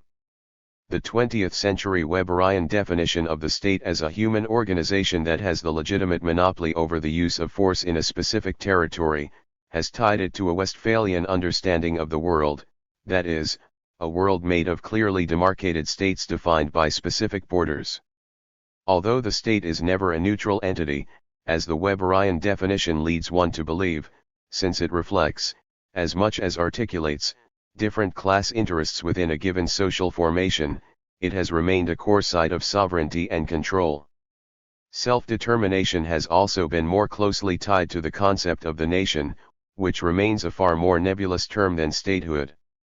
The nation is understood today to be an imagined community, a political entity that affirms the right of the people, however they define their collective sense of we, to have collective, not just individual, rights, and to have the right to rule themselves by themselves. 33 people under colonial rule have used the notion of self-determination to claim their right to political independence, one that is associated with statehood. The demand for an independent state has been a central demand of most nationalist movements precisely because the state asserts sovereignty and confers international recognition of the nation's right to political agency, or self-determination. There has always been an inherent tension, though, in the quest to exercise self-determination through the creation of an independent nation-state. This tension arises from the inherent incongruency between the state, which is a territorially bound political concept, and the nation, whose boundaries can transcend the territorial frontiers of a given state. 34. This tension also stems from the ambiguity surrounding the notion of sovereignty. Ever since the 18th century, sovereignty has been articulated as springing from the people, who create the polity called the state and are the source of its legitimacy. The state speaks for the people as much as represents them through its representative institutions, especially when it claims to be a democratic state. However, once established, the state becomes juridically sovereign in the sense that it has the ultimate power over the life and death of its citizens. As Arendt has argued, a state is needed to affirm people's right to have rights, that is, to exist juridically as a political entity and have a political structure that protects its citizenship rights. However, as soon as the nation-state is established, it inadvertently leads to the exclusion of others, those who do not belong to the nation, creating categories of minorities and of refugees, or stateless people deprived of their basic human rights. 35. While international law has tried to resolve this tension through international human rights law, which protects individual human rights irrespective of political affiliation, it also admits that human rights are tied to citizenship rights, that is, to belonging to a state.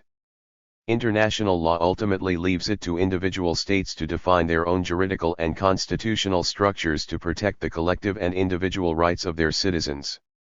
183. Various scholars have sought to redress the exclusionary nature of the nation-state and the problem of minorities it creates by calling on the state to be above the nation. 36. They privilege a definition of the state in civic, rather than in ethnic terms, confining it to the juridical role of executing the will of citizens living within its boundaries.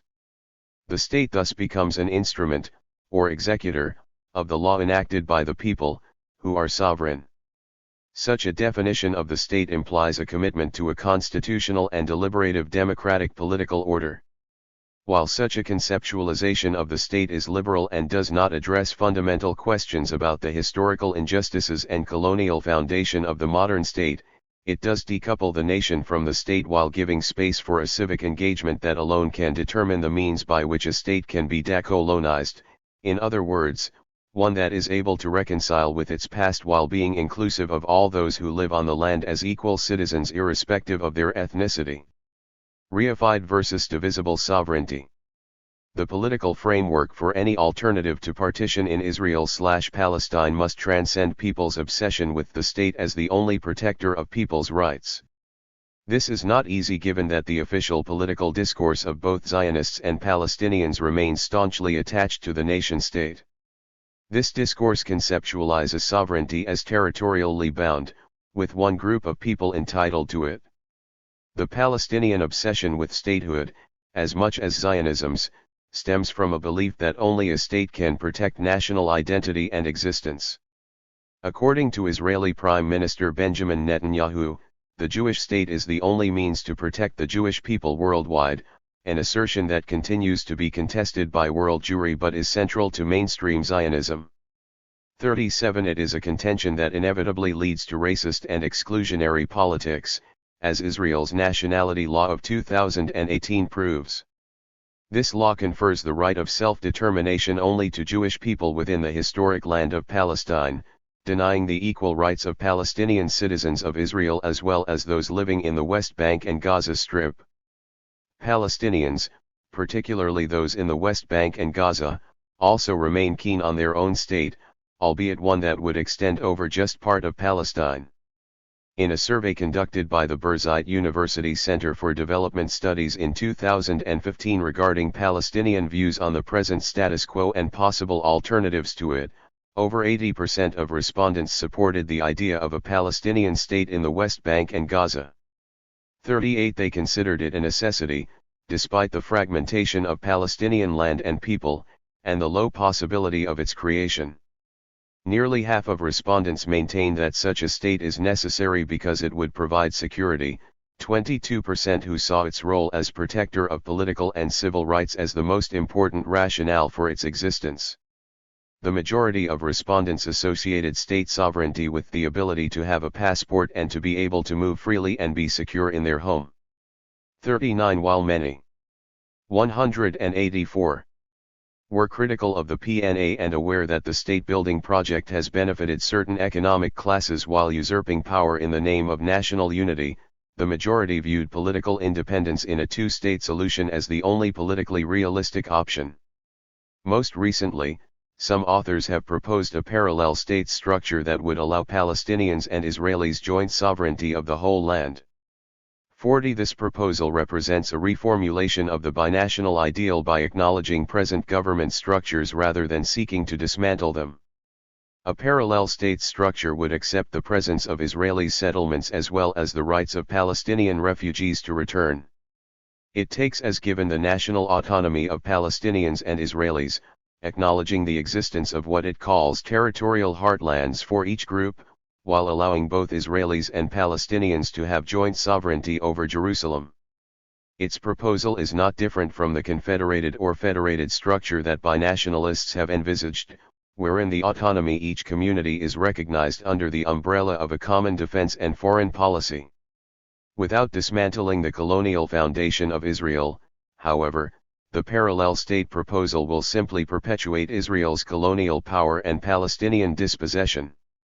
On a most rudimentary level, it is difficult to imagine how to get two groups of people who have been separated by 708-kilometer walls, over 99 checkpoints and a siege on 2 million Palestinians in Gaza to talk, let alone to want to live together. The Israel government has shown no intention of treating the Palestinians as equal, let alone of relinquishing its control of land and resources. Some among the Israeli political right, meanwhile, are willing to give Palestinians political rights but no national rights in what it defines as Greater Israel. 41 The majority of Israelis have no intention of living with Palestinians together in one state, as the 2021 Israeli war on Gaza and the Palestinians revealed. Moreover, political elites both within Israel and among the PNA consider the one-state option a capitulation of their respective national projects, rather than a fulfillment of each party's right to self-determination. Judging from the 2015 CD's survey, the average Palestinian in the West Bank and Gaza also is not keen on the one-state idea. In the survey, over 66% of respondents rejected the idea of a democratic state guaranteeing equal political rights to Palestinians and Israelis. Only Palestinian citizens of Israel accept political representation and voting rights for Palestinians and Israelis in a single state. 42 While many Palestinians in the West Bank and Gaza lament the siege of Gaza, and the lack of independence of the West Bank, they demand the lift of the siege, not integration into Israel. By contrast, the advocates of a one-state solution are concentrated in the diaspora and among Palestinian citizens of Israel. Unless they form a political movement that can galvanize the population both in Israel and inside the occupied territories. 185. It is difficult to see how the one-state model can become a viable political project rather than an expression of despair or a threat. Domination versus equality. It would be difficult to move forward with any alternative to partition without proposing a political and legal strategy for dismantling Israeli colonialism. Such a dismantlement would require rebalancing the power inequalities between Israelis and Palestinians, both militarily and economically.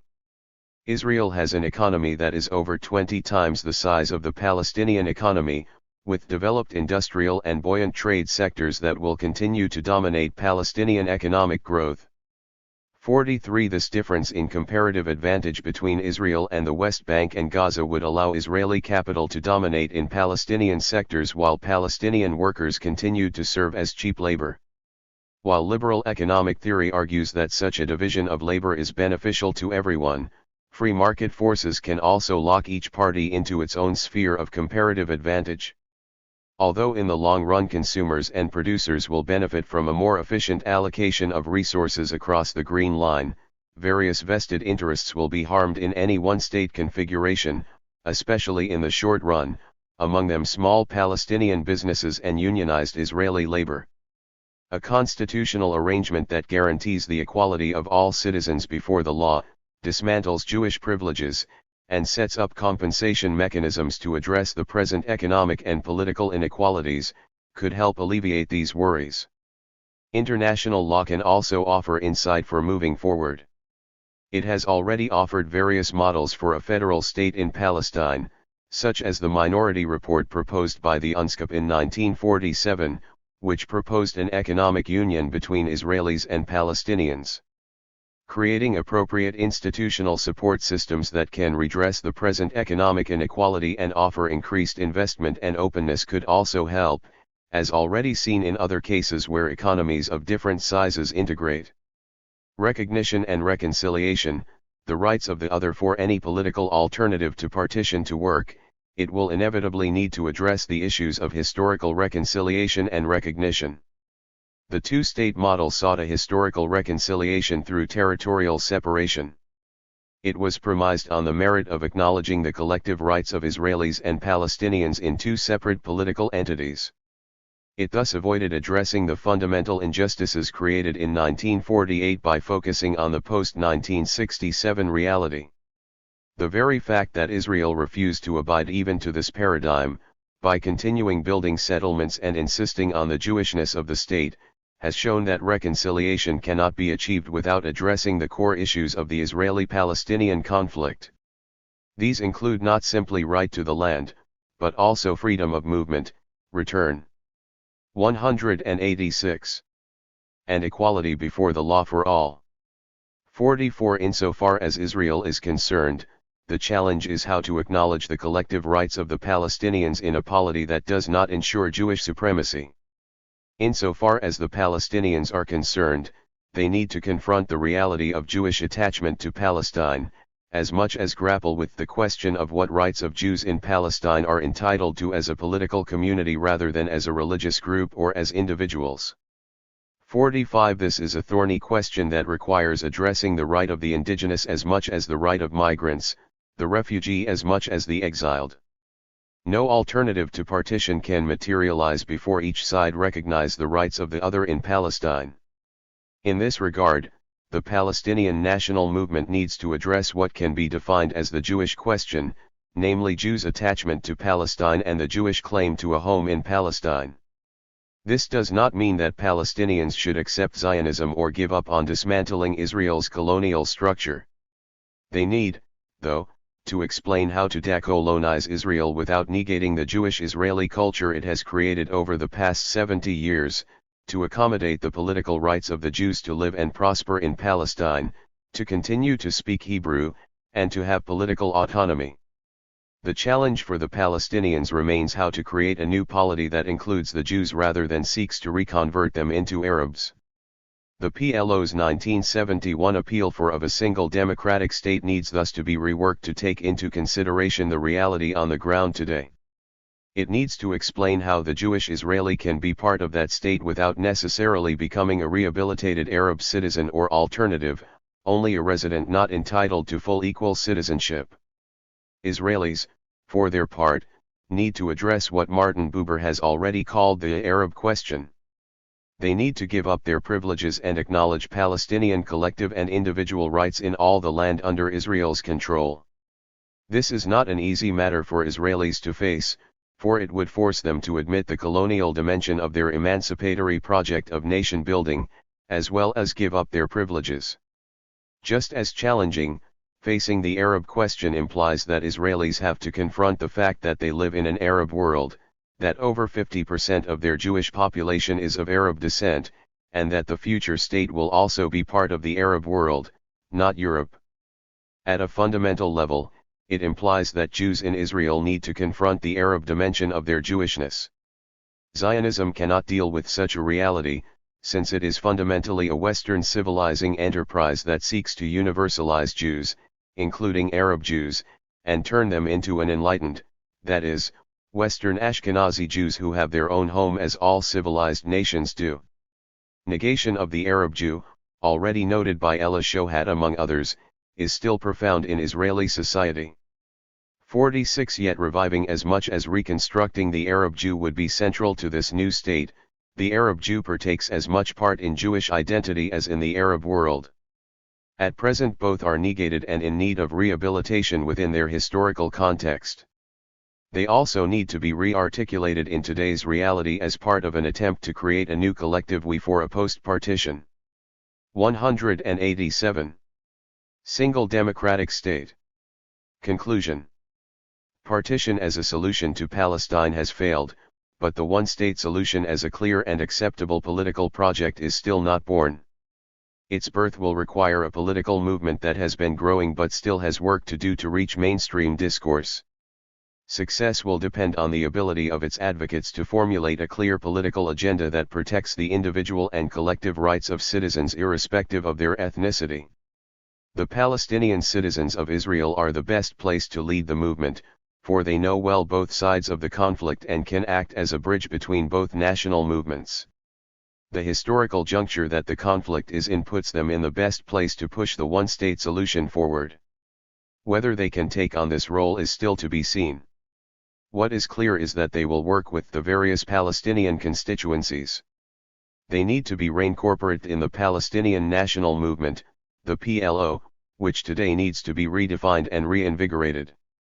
International pressure on Israel will also be key in any attempt to force it to give up its privileges, uphold its international obligations, and renounce the ethno-racist definition of identity that Israel's 2018 nationality law enshrined. 8. Palestinian nationality and Jewish nationality from the Lausanne Treaty to today. Susan M. Akram. This chapter assesses the legal foundations of Zionist and Palestinian national claims over the land of Palestine since the British Mandate. It explores the legal basis and implications of the claim of Jewish nationality in Palestine and compares it with the claim of Palestinian nationality. The question of national rights, and who can claim them, is central to rethinking the statehood and residency rights of those living today in the area of historic Palestine. The law of nationality is at the core of the protections of people's right to self-determination, and understanding the principles underlying nationality law is essential to separating claims from rights in considering Palestinian and Jewish people's supposedly conflicting claims to residency and right of return. The central premise in applying international nationality law to the conflict over territorial claims is that Palestinians possess a defined nationality that remains valid and legally cognizable today. Moreover, as a legal matter, Palestinian nationality is not negated by the claim of a Jewish state in Israel, or by an extraterritorial claim to Israel by Jews elsewhere in the world. In order to understand the difference between Israeli, Jewish, and Palestinian national statuses, it is critical to appreciate that the international law of nationality operates to protect a fundamental connection between peoples and their lands of origin, the territorial and direct bloodline connection, not a religious connection, determines national rights. This chapter will analyze the key norms of international nationality law, and apply them to the relevant legal instruments affecting the conflict over rights to territory in Palestine. It examines not only the application of the norms to this conflict, but also how instruments such as the British Mandate, the Balfour Declaration, and the most relevant United Nations resolutions affected the claims of Jews and Palestinians to national status in the territory. In essence. 193. This short excursus into the legal and historical background of the conflicting claims of self-determination to and in Palestine illustrates how getting the law right paves the way for a different and more equitable shared future in the same land for Jews and Palestinians, both those now living there and those who have the right to return there. International legal definitions of nationals and citizens. At the outset, it is important to define the meaning of the terms citizen and national. Although these terms are frequently used interchangeably, they have distinct legal meanings. Nationality has both a sociological meaning and a legal one. The sociological understanding is quite distinct from but more commonly understood than its legal definition. In sociological terms, nationality encompasses ethno-national identity, that is, self-identification with a particular group considered to have a common ethnic origin, for example, Bosnians, Serbs, Kurds, Tamils, or Armenians, regardless of the territory in which they are located. The legal meaning is quite different, however, and refers to a legal relationship between an individual and a particular state or territory. Under classical international law theory, nationality determines which state a person belongs to for purposes of disputes with other states. Since nationality is the link between law and the individual, it is critical to determine who is a national of a state or territory, and hence what rights in and to that state or territory the individual has as a matter of international law. 1. From the legal perspective, the ethno-national identity of a person is irrelevant, as it is the connection the person has to a particular state or territory, that is, their membership in it, which defines a person's legal nationality and political rights. 2. Nationality as an international legal concept was defined as early as 1939 by the Permanent Court of International Justice American Samoa, the bond between the state and the individual, and further interpreted by the successor International Court of Justice as the genuine link between an individual and a territory. 3. The core principle of which genuine links establish nationality was already incorporated in domestic laws and treaties by the late 1800s and included birth on the soil of the territory, birth to a parent with the national status of the territory, and less frequently and with less certain rules, long-term residence on the territory. 4. By the early 1900s, nationality principles had solidified around these norms to exclude race, religion, language, or ethnic origin alone as the basis for national status. Birth on the territory, direct blood relationship through a parent holding the nationality, and / or long-term residence were the key genuine links for nationality status to be recognized under international law. 5. Equally important during the colonial era was the obligation. 194. To conform any nationality legislation to binding treaties regulating the status of inhabitants of territories, whether such inhabitants were part of independent states or under colonial rule. 6. The term citizen is of significance as a matter of the domestic law of states, that is, a state can determine through its internal laws who among its residents has the preferred status of citizenship, with its particular privileges and benefits, as well as its concomitant responsibilities. A state's prerogative to define its citizens, however, has normative limitations, as it cannot define citizens in an arbitrary or discriminatory way that is prohibited by treaty or international custom. In other words, a state's ability to pass domestic law on citizenship is circumscribed by certain international legal rules. 7. The most important of these rules is the genuine links principle described above. Another key rule that was already recognized as customary international law by the time of the Harvard study on nationality laws in 1929 was that inhabitants of a territory undergoing a change of sovereignty automatically acquire nationality in the new state. 8. A corollary to this principle, now codified in human rights treaties, is the principle that no state can denationalize an individual on an arbitrary basis. This prohibits, for example, denationalization or prevention of return to the territory of nationality for reasons of race, religion, or national or ethnic origin. 9. The rule requiring states to conform to these treaty requirements is as absolute today as it was during the colonial or mandate era. 10. Although in classical international law terms the nationality of a person is determined by international law and citizenship by domestic law, the distinction between the two has become less significant with the growing importance of human rights law. In the Palestinian case, and in most of the Arab world, however, the distinction between the two remains both relevant and critical, primarily because most of these states have not ratified the relevant treaties that would apply human rights law to nationality, citizenship, and related principles regarding stateless people and refugees. One of the prime illustrations of the importance of distinguishing between the concepts of citizenship and nationality is with regard to the definition of statelessness. The international legal definition of a stateless person under the 1954 Stateless Persons Convention is one who is not considered as a national by any state under the operation of its law, a definition clearly connected to domestic citizenship legislation. 11. However, if the relevant domestic citizenship law fails to conform to international principles, is the individual truly stateless. The 1961 Convention on the Reduction of Statelessness adopted a recommendation that persons who were effectively deprived of nationality should be treated as meeting the international definition of stateless persons de jure. 12. In the Palestinian case, it is the premise of this chapter that Palestinians remain nationals of Palestine today, but are effectively stateless because they have been wrongfully deprived of their nationality in violation of international law. Stateless nationals of Palestine number approximately 12 million persons worldwide today, all of whom are 195 entitled to return to their original homes and lands, and obtain either Palestine nationality or the nationality of the successor state regardless of race, religion, or ethnic origin. 13. The legal status of Palestinians and Jews. In Palestine before 1948.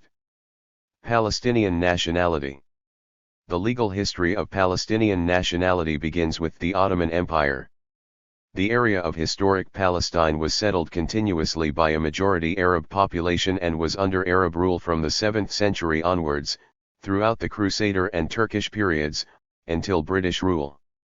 14. During the Ottoman period, from 1516 to 1917, Palestinians obtained Ottoman citizenship under the Ottoman Nationality Law of 1869, which was largely based on jus sanguinis and jus soli principles discussed above, and not on religious or ethnic criteria. 15. The British occupation of Palestine began on December 9, 1917, by which time Palestinians had a recognized nationality through the Ottoman Nationality Law, and carried internationally recognized Ottoman passports. Following Britain's imposition of civil administration through the Government of Palestine, it took steps to recognize Palestinian citizenship, including issuing passports and travel documents to Palestinian citizens. 16. Within the next 10 years Palestinian nationality was attached to a territory with defined boundaries, distinct from its former Ottoman neighbors, which had attained statehood. 17. The Palestine Mandate was adopted by the Council of the League of Nations on July 24, 1922 under the Covenant of the League of Nations. 18. The Palestine Mandate had a unique provision that obliged the Palestine administration to enact a nationality law that included provisions to facilitate the acquisition of Palestinian citizenship by Jews who take up their permanent residence in Palestine.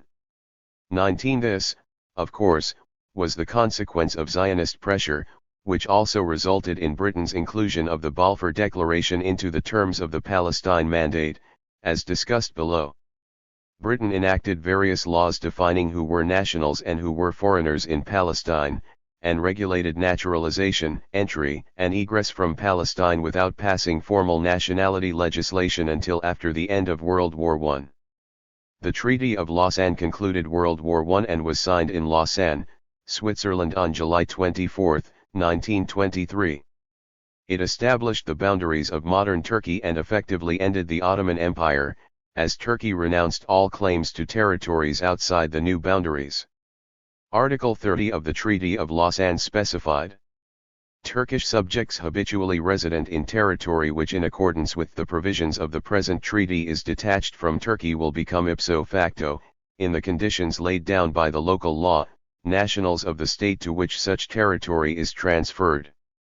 20. Under the terms of the Lausanne Treaty, Ottoman citizens 196 who resided in the territory of Palestine and were Turkish citizens thus became Palestinian citizens on August 6, 1924, upon ratification of the treaty. 21. As a matter of international law, Palestinian nationality was formed on this date. The Lausanne Treaty also fixed borders and established separate nationalities for Transjordan, Egypt, Syria, and Lebanon. Following the Lausanne Treaty, each of these territories, including Palestine, had a citizenship law that codified its respective nationality status. 22. 1 year after the Lausanne Treaty came into force, Palestinian citizenship was codified by British law in the Palestine Citizenship Order of 1925, which included the acquisition of Palestinian citizenship through birth in Palestine. Under the League of Nations mandate system, local people were not nationals of the mandate power that ruled their territory, although they could obtain diplomatic protection from the mandate country. Britain was under an obligation to conform its nationality law to the terms of the Lausanne Treaty. However, Britain sought to satisfy the demands of the Zionists, and to act consistently with provisions in the mandate, including a provision on nationality in Article 7, the administration of Palestine shall be responsible for enacting a nationality law. There shall be included in this law provisions framed so as to facilitate the acquisition of Palestinian citizenship by Jews who take up their permanent residence in Palestine. The Palestine Citizenship Order afforded Palestinian citizenship to all those who were Turkish subjects or citizens at the time of the Lausanne Treaty, and who were habitually resident in Palestine. 23. This included Muslims, Christians, and Jews living in Palestine at the time of the 1925 Citizenship Order without regard to religion. Palestinians could obtain passports, and over 70,000 Palestinian passports were issued by the mandate authorities. 24. However, the 1925 order significantly narrowed the terms by which Palestinians living abroad could assert or retain their Palestinian citizenship, by limiting the time within which they could return and claim nationality. It also deprived descendants of Ottoman subjects of their right to claim nationality on the basis of jus sanguinis if they were born abroad, and restricted the right of Palestinians temporarily traveling abroad to return and claim Palestinian nationality. 25. In contrast, the citizenship order included naturalization provisions specifically intended to grant Palestinian citizenship to Jewish immigrants who were either foreign residents or illegal immigrants who would not have qualified for Palestinian citizenship under the terms of the Lausanne Treaty. By proclamation of September 1922, the British government had provided that any person of other than Ottoman nationality, habitually resident in Palestine on that date, might apply for Palestinian citizenship. Approximately 38,000 people were granted Palestinian citizenship under the proclamation, mostly Jews. 26. Under the Lausanne Treaty, the recognition and codification of Palestinian nationality was consistent with international law. It attached to a majority population that was genuinely and intrinsically linked to a defined territory. 197. With specified borders, and was passed through blood, residence, or birth on the territory. 27. It was consistent with the customary law that inhabitants found on a territory when there is a change of sovereignty should automatically acquire the nationality of the successor state. 28. The Palestine Citizenship Order, however, varied key terms of the treaty and sought to incorporate terms of the Balfour Declaration that discriminated against native Palestinians and in favor of immigrant Jews. The total population meeting the criteria of the Palestine Citizenship Order numbered 847,000 people. This population included, however, the foreign residents, mostly immigrant Jews who had immigrated to Palestine between 1920 to 22 and obtained citizenship under the 1922 British Proclamation. 29. The Balfour Declaration and the claim of Jewish nationality under British mandate. As is well known, Britain incorporated the Balfour Declaration in its mandate on Palestine, an incorporation that the League of Nations de facto accepted. The mandate preamble essentially restated the Balfour Declaration, while Article 2 stated, "The mandatory shall be responsible for placing the country under such political, administrative, and economic conditions as will secure the establishment of the Jewish national home, as laid down in the preamble, and the development of self-governing institutions, and also for safeguarding the civil and religious rights of all the inhabitants of Palestine, irrespective of race and religion." The Balfour Declaration was incorporated into the mandate and set the stage for a two-tiered system of rights in Palestine, but it did not mention a Jewish state. 30. Setting aside the intentions of Zionists within the British government whose views cannot control the plain language of the declaration, a discriminatory nationality system based on race and/or religion was manifestly illegal under international law even as it stood at the time. 31. In order to be consistent with international law, the Balfour Declaration must be interpreted as a proposal to provide for Jews a home in Palestine, but not a Jewish homeland, or Jewish state. This interpretation is affirmed by the language of the Declaration itself and the history of its incorporation, Britain's pre-existing obligations under the League of Nations Charter, the mandate's provision on minority treaties, and conformance with existing international law. 32. Moreover, Britain recognized repeatedly in government letters, statements, and actions that it intended to provide a sanctuary for Jews in Palestine without violating the rights of Palestinian Arabs or the rights of Jews in any other country in the world. 33. Thus, despite the language of the Balfour Declaration and the inconsistent commitments of the British in exercising the mandate, neither Balfour nor the terms of the Palestine Mandate itself disturbed the recognition of Palestine nationality as established in the Treaty of Lausanne. Nor did these instruments establish a Jewish nationality cognizable under international law. 198. The UN and the question of Palestinian nationality.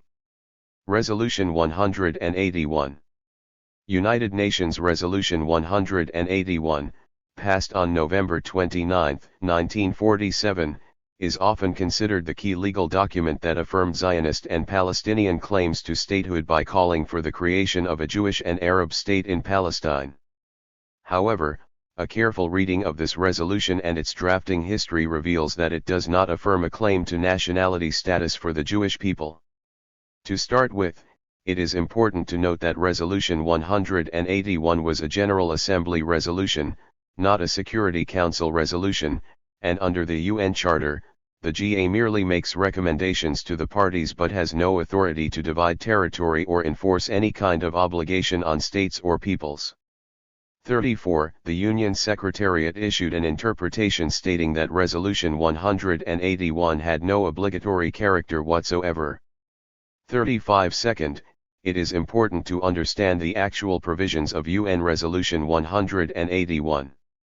On the nationality question, it is true that the British, in incorporating the Balfour Declaration into the mandate, had given preference in permitting immigration and granting Palestinian citizenship to Jews who had entered and remained illegally during the mandate period. However, the Jews given citizenship under the Palestine Citizenship Order and the 1922 Proclamation were those actually residing in Palestine, not outside it. Resolution 181's recognition of a Jewish and an Arab state did refer to religious and racial criteria to identify territorial division, but referred to both peoples as the two peoples of Palestine. The partition plan stated that Palestinian citizens residing in Palestine, as well as Arabs and Jews who, not holding Palestinian citizenship, reside in Palestine, shall, upon the recognition of independence, become citizens of the state in which they are resident and enjoy full civil and political rights. 36. In other words, the plan's principle was that regardless of religion, Palestinian citizens residing in the Arab state would become citizens of that Arab state, while Palestinian citizens residing in the Jewish state would become citizens of the Jewish state. 37. Finally, Resolution 181 required a one-year period of UN supervision prior to recognition of independence of either state, during which time both states had to incorporate constitutions that provided for equal rights for all citizens with no discrimination. 38. Thus, the partition plan, as detailed in Resolution 181, did not authorize either state to institutionalize superior rights for any religious or racial group. In sum, up until 1948, the nationality law incorporated in the Lausanne Treaty, Palestinian citizenship, and Resolution 181 as applied to Jews and Palestinians living in Palestine largely conformed to the requirements of international law. Despite the preferential naturalization terms given to immigrant Jews during the British Mandate rule, the state of the law of nationality as applied to Palestine was that it granted equal nationality to all who lived in the territory. 199. And qualified for it on the basis of either prior recognized Palestinian nationality or their residency in Palestine, but not simply based on their ethnic or religious affiliation. UN Resolution 194. The next critical instrument to consider on the question of nationality is UN General Assembly Resolution 194 of December 11, 1948. 39 Although Resolution 194 is commonly considered the main UN resolution on the rights of Palestinian refugees, its reference to refugees relates directly to the United Nations view of Palestinian nationality as it stood by 1948. In passing Resolution 194, the GA framed the rights of Palestinian refugees in the context of their national claims, established the UN Conciliation Commission on Palestine with a very broad mandate to resolve both the conflict and the massive refugee problem, defined the refugees persons for whom the UNCP would provide international protection, and in paragraph 11, set out a legal formula for resolving the refugee problem. 40 Although there is no definition of Palestine refugee incorporated in the language of Resolution 194, the drafting history and subsequent UN Secretariat interpretations clarify exactly which people were defined by the term. The UNCP's authoritative analysis of paragraph 11 of Resolution 194 states that the term refugees applies to all persons, Arabs, Jews, and others who have been displaced from their homes in Palestine. 41 The Union Legal Advisor Note to the UNCP, issued on April 9, 1951, defined the categories of Palestinian refugees covered by the terms of Resolution 194 as 1. Persons of Arab origin who, after November 19, 1947, left territory at present under the control of the Israel authorities and who were Palestinian citizens at that date. 2. Stateless persons of Arab origin who after November 29, 1947 left the aforementioned territory, where they had been settled up to that date. 3. Persons of Arab origin who left the said territory after August 6, 1924 and before November 29, 1947 and who at that later date were Palestinian citizens, and 4. Persons of Arab origin who left the territory in question before August 6, 1924 and who, having opted for Palestinian citizenship, retained their citizenship up to November 29, 1947. 42 In other words, the Resolution 194 definition of Palestine refugee as understood by the UN drafters meant the entire group of persons who were covered by the Palestine Nationality Law of 1924, emanating from the Lausanne Treaty. These were all habitual residents and citizens of Palestine defined as such by operation of these laws, as well as their descendants. Most important, this definition corrected the inconsistent changes made to the Lausanne Treaty provisions by the 1925 British Palestine Citizenship Order, which excluded Palestinians entitled to jus sanguinis or jus soli nationality who were either born abroad or residing abroad and unable 200 to perfect their citizenship due to the discriminatory terms set in the order. It covers all persons eligible for Palestinian nationality as determined by the Treaty of Lausanne. 1948, Israel's redefinition of nationality and citizenship in Palestine. The Law of Return and the Nationality Law Israel came into being on May 14, 1948 with a Declaration of Independence claiming that the new state would guarantee equal rights for all its citizens without discrimination. 43 However, shortly afterwards, Israel passed a series of laws that not only affected the rights and interests of the indigenous Palestinians to their property, but also permanently affected their legal connection to their homeland and purported to strip them of their nationality. 44 At the same time, the laws gave sweeping rights to Jews around the world who had neither the prior territorial connection or the genuine link to the country that international law recognizes as necessary for conferring nationality. 45 As noted earlier, a religious identity or ancient historical claim is not sufficient to grant nationality as an international legal matter. 46 Concerning the status of those who would be citizens of the new state, Israel passed two separate laws on nationality/citizenship. The first was the 1950 Law of Return, which provides that every Jew has the right to come to this country as an Oli. 47 Immigration to Israel under the Law of Return is exclusively reserved for Jews, and all Jews around the world can automatically become Jewish nationals and part of the Israeli state. 48 No connection to the territory is required under the Law of Return, only that the immigrant be Jewish. 49 The second law is officially translated into English as the Nationality Law of 1952, but this is an erroneous translation as this law does not relate to nationality as legally understood, but to citizenship as determined exclusively on the basis of Jewish religious affiliation. 50. It was passed on July 14, 1952 and has remained central to Israel's definition of who is entitled to nationality. Two main provisions of this law are relevant to this discussion, the provisions on acquisition of nationality and loss of nationality. The nationality law specifies four methods for obtaining Israel nationality: return, residence in Israel, birth, or naturalization. 51. Since the first method governed the acquisition of nationality by Jews only, non-Jews had to qualify under one of the other three methods. To qualify through residence, a person had to be an inhabitant of Israel and registered with Israeli authorities by March 1, 1952 under the registration of 201 Inhabitants Ordinance of 1949, and they had to have remained as inhabitant of Israel from the day Israel was established until the day the nationality law was passed, or they had to be able to demonstrate that they had entered legally during that time. 52. Not surprisingly, none of the 750,000 Palestinian refugees who were outside the country during the required residency period were able to satisfy these conditions. 53. Many of those Palestinians remaining in the country were also unable to satisfy the conditions since they had left the territory that became Israel at any time before the law was passed, or had been unable to meet the registration requirements.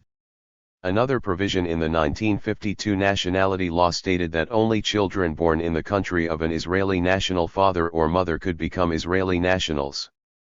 54. Thus, the children of those Palestinians who remained but could not meet the registration requirement were effectively denationalized and became stateless as a matter of common interpretation of the international legal definition. 55. Israel's nationality law of 1952 also has an explicit denationalization provision. The law retroactively repealed the Palestinian citizenship that had been granted under the Palestine Citizenship Orders of 1925 to May 14, 1948, the date that Israel was declared a state.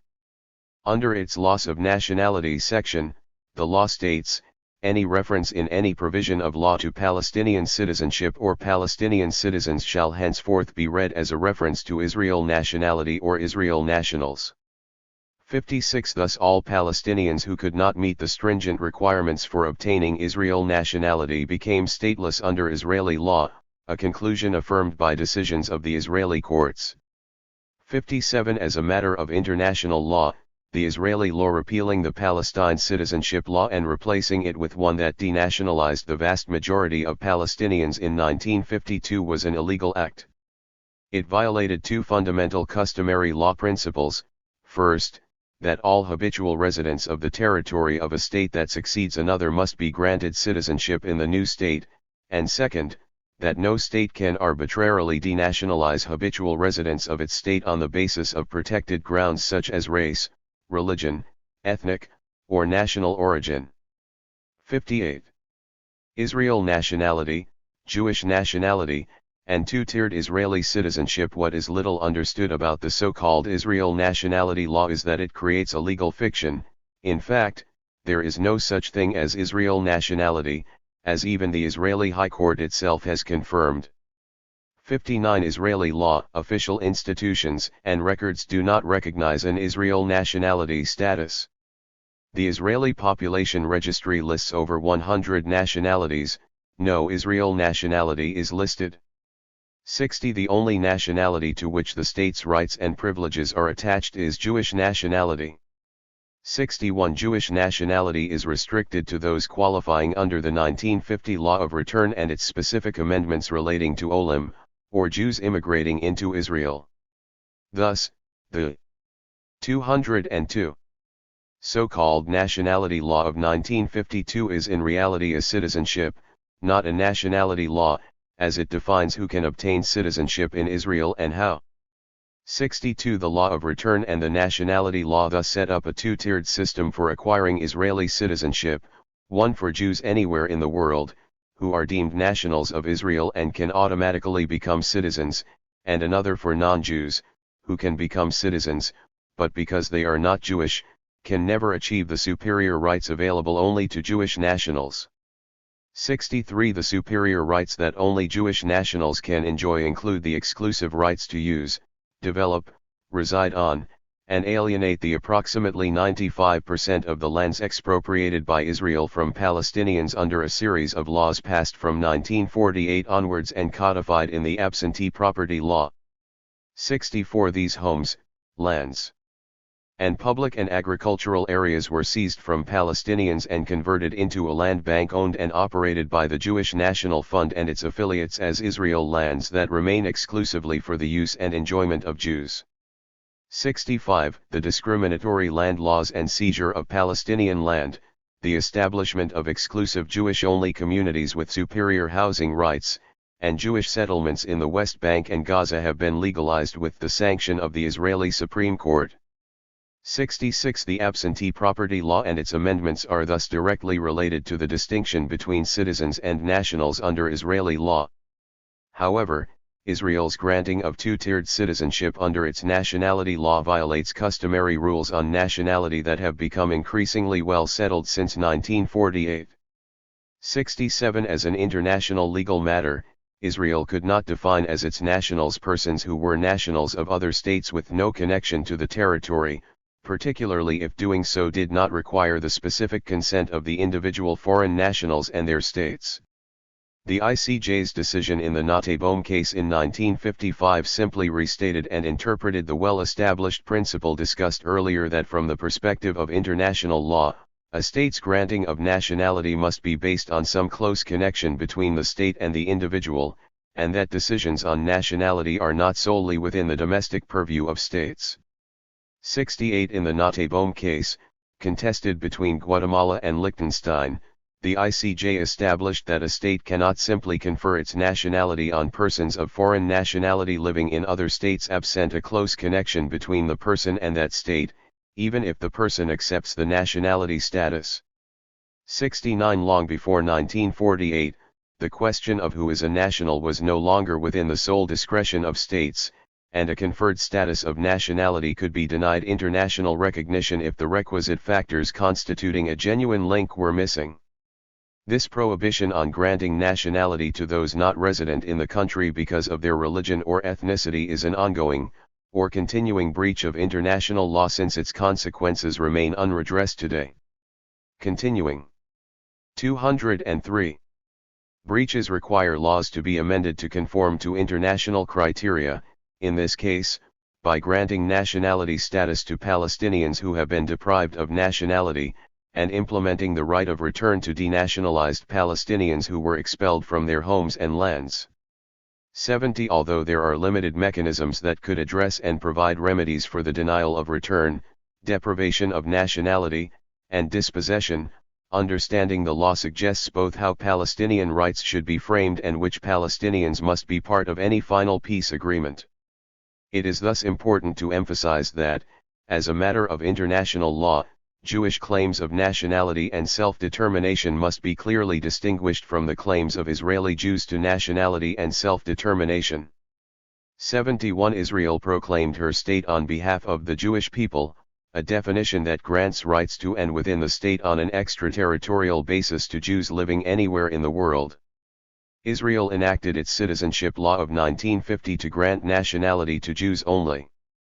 However, the people entitled to national status in the Jewish state defined under GA Resolution 181 included both Jews and Palestinians already residing in the territory, all of whom were to be granted equal rights under a constitution that was to be in force in both new states prior to UN recognition. 72. The United Nations, including its treaty bodies and the ICJ, has consistently called preferences for Jews under Israeli citizenship, property, and other laws a violation of the UN Charter and human rights treaties. 73. In other words, outside of Israel, there has been no international legal recognition of the Jewish people as a nationality concept that grants self-determination rights to Jews living outside of Israel. Nor is there legal support for the premise that Israel has a right to maintain a legal preferencing system that grants superior rights to Jews as against other citizens of the Israeli state. 74. In 2018, Israel passed a new law on nationality and citizenship, the Jewish nation-state Basic Law, which clarifies in unambiguous terms the identity of Israel as a nation-state exclusively for and of the Jewish people. 75. It is important to understand that the nation-state law is different from the nationality law and the law of return, in that it is a basic law, which in Israel is the equivalent of a constitutional provision. 76. The 2018 Jewish nation-state Basic Law states, "The land of Israel is the historical homeland of the Jewish people, in which the State of Israel was established. The State of Israel is the nation-state of the Jewish people." 77. There are three main aspects to this law of significance to Palestinian national rights. First is the provision that self-determination in Israel belongs exclusively to the Jewish people. This provision formally entrenches state discrimination against non-Jews, and particularly Palestinians, who today comprise 20% of the population within Israel. It formalizes the legal status of Palestinians as second-class citizens, that is, citizens who are not entitled to equal civil and political rights in the state. Second is the establishment of Hebrew as the official language of Israel and the commitment to promoting only Jewish symbols and Jewish culture both within 204 Israel and in Jewish communities worldwide. 78. This provision reverses the long-standing status of Arabic as an official language along with Hebrew. Third is the explicit promotion of Jewish settlement as a national value that the state will encourage and promote. 79. This provision legitimizes the Israeli settlement project in the occupied territories and East Jerusalem, which has independent international consequences from the issues of nationality. That is, aside from an act of formal annexation of occupied territory, which is uncontrovertibly illegal under international law, the extension of the nation-state law to the occupied territories formally entrenches an apartheid system.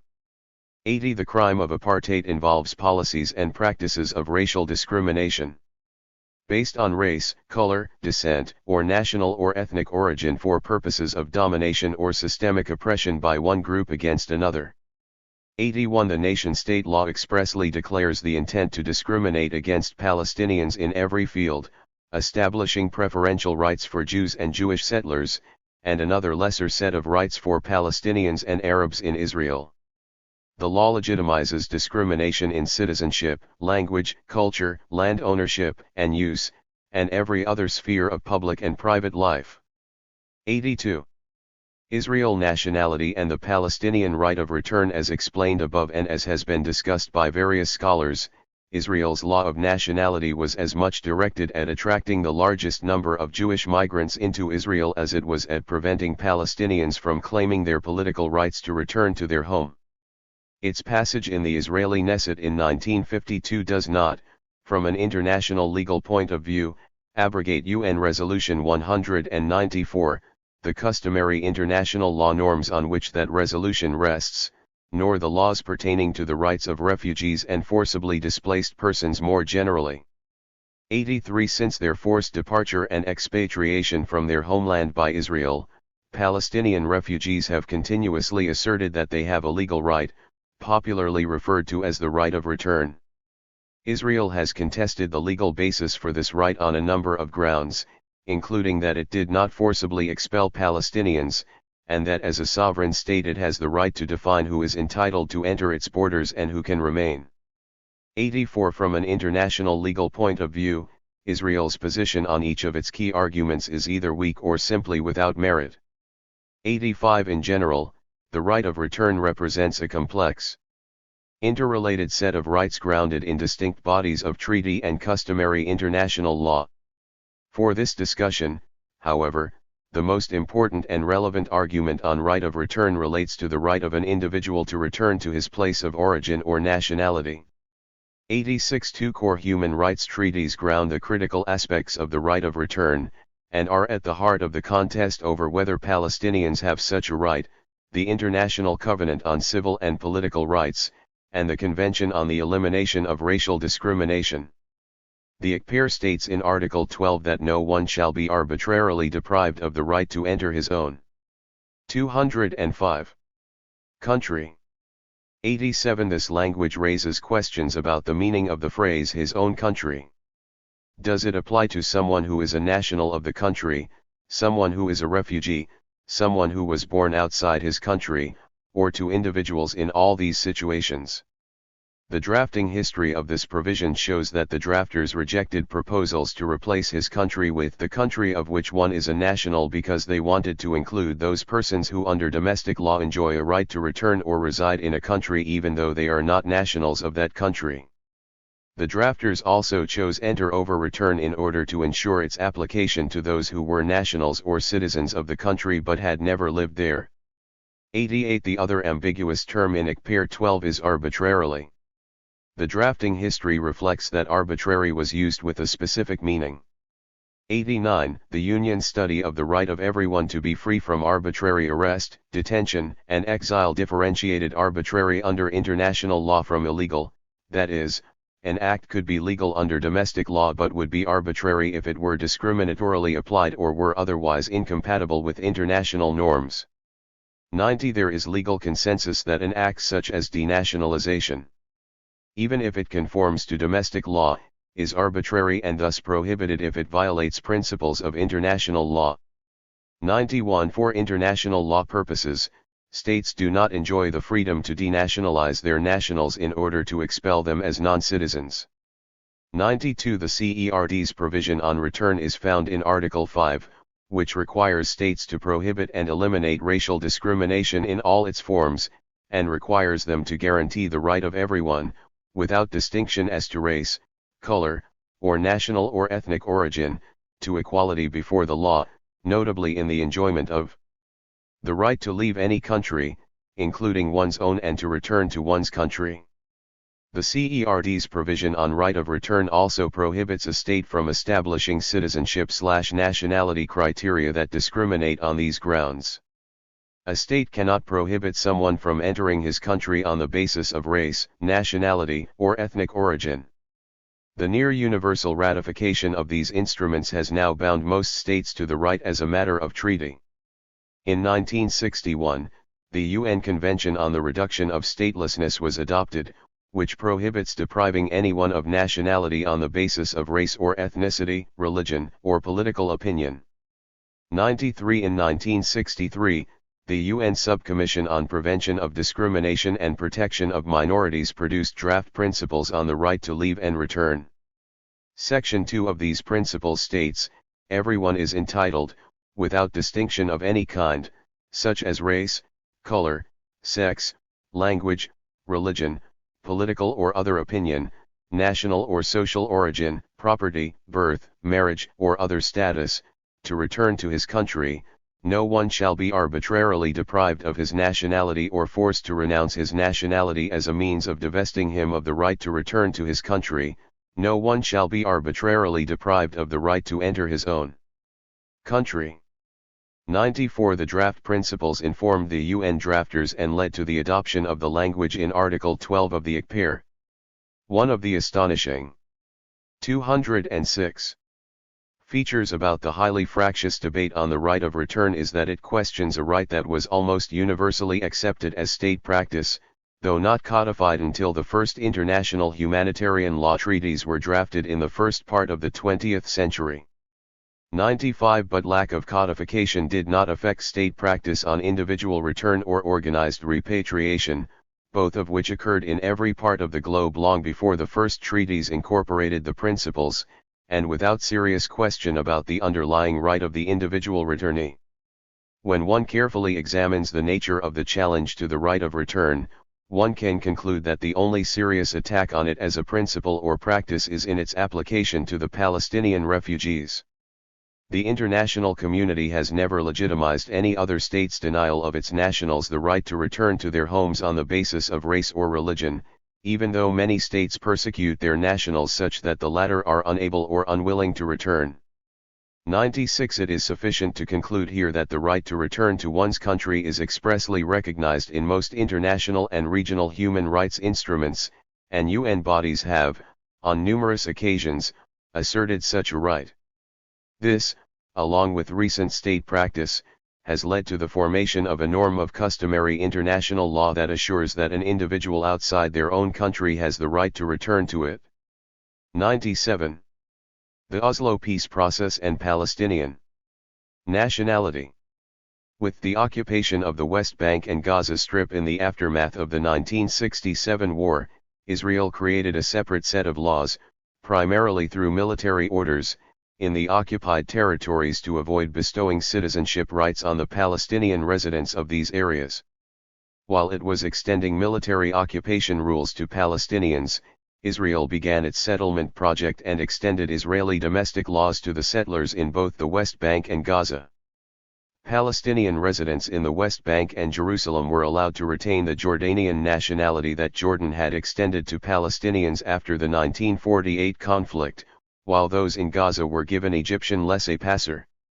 98. At the same time, Israel implemented various mechanisms for maximizing Israel's control over the land through settlement construction, land confiscation, and military control.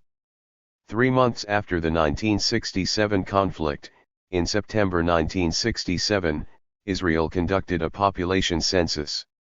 The census counted the 954,898 Palestinians physically present in the West Bank and Gaza at the time, but did not include the at least 270,000 Palestinians who were absent, either because they had fled during the conflict or were abroad for other reasons.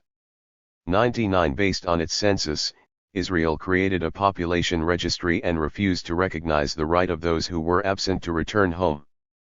Palestinians registered on the census were granted resident status and the right to reside in the territory under military occupation, but Israel did not.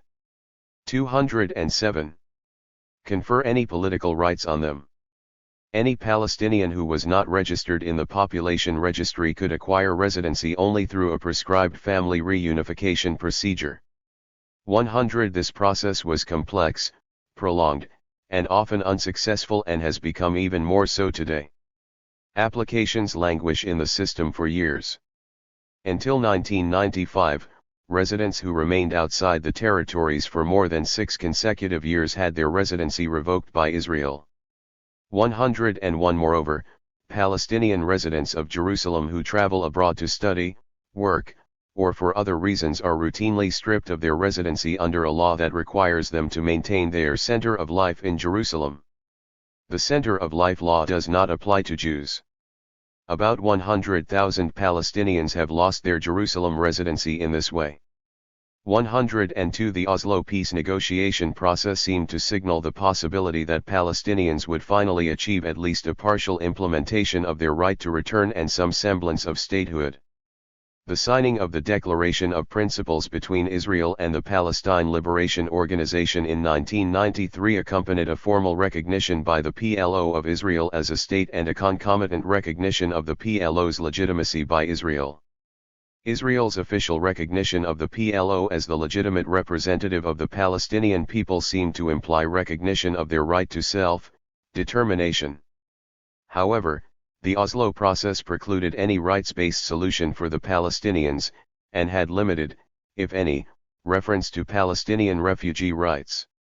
103. Although the past 25 years have not brought about an end to Israeli occupation, they have ushered in the establishment of a Palestinian Authority that in fits and starts has attempted to build the legal and economic basis of a Palestinian state in the West Bank and Gaza.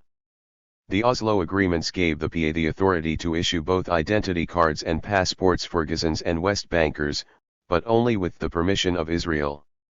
104. The PA was also able to grant permanent residence to persons residing in the West Bank and Gaza, as well as to limited categories of Palestinians returning from abroad, but again only with permission of Israel. 105. The Oslo agreements also defined who were West Bank and Gaza citizens for purposes of voting. 106. In 1997, the Palestinian Legislative Council passed the Palestinian Basic Law, intended to provide a temporary constitution until an independent Palestinian state could be established with a permanent constitution. The Basic Law was ratified by President Yasser Arafat in 2002, and has been amended twice. 107. However, the Basic Law addresses Palestinian nationality or citizenship in very limited fashion in 3 articles, 1, 4, and 7. Article 1 defines Palestine as part of the larger Arab world, and the Palestinian people are part of the Arab nation.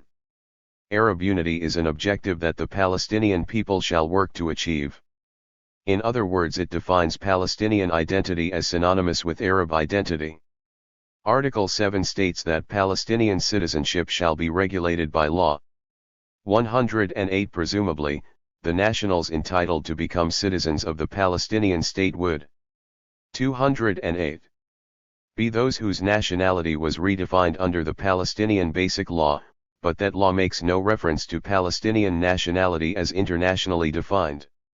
Absent such a reference, it is unclear whether the language of Article 1 of the Basic Law is intended to cover only those Palestinians residing within the 1967 borders of the West Bank and Gaza, or the global population of Palestinians entitled to Palestinian nationality as discussed earlier.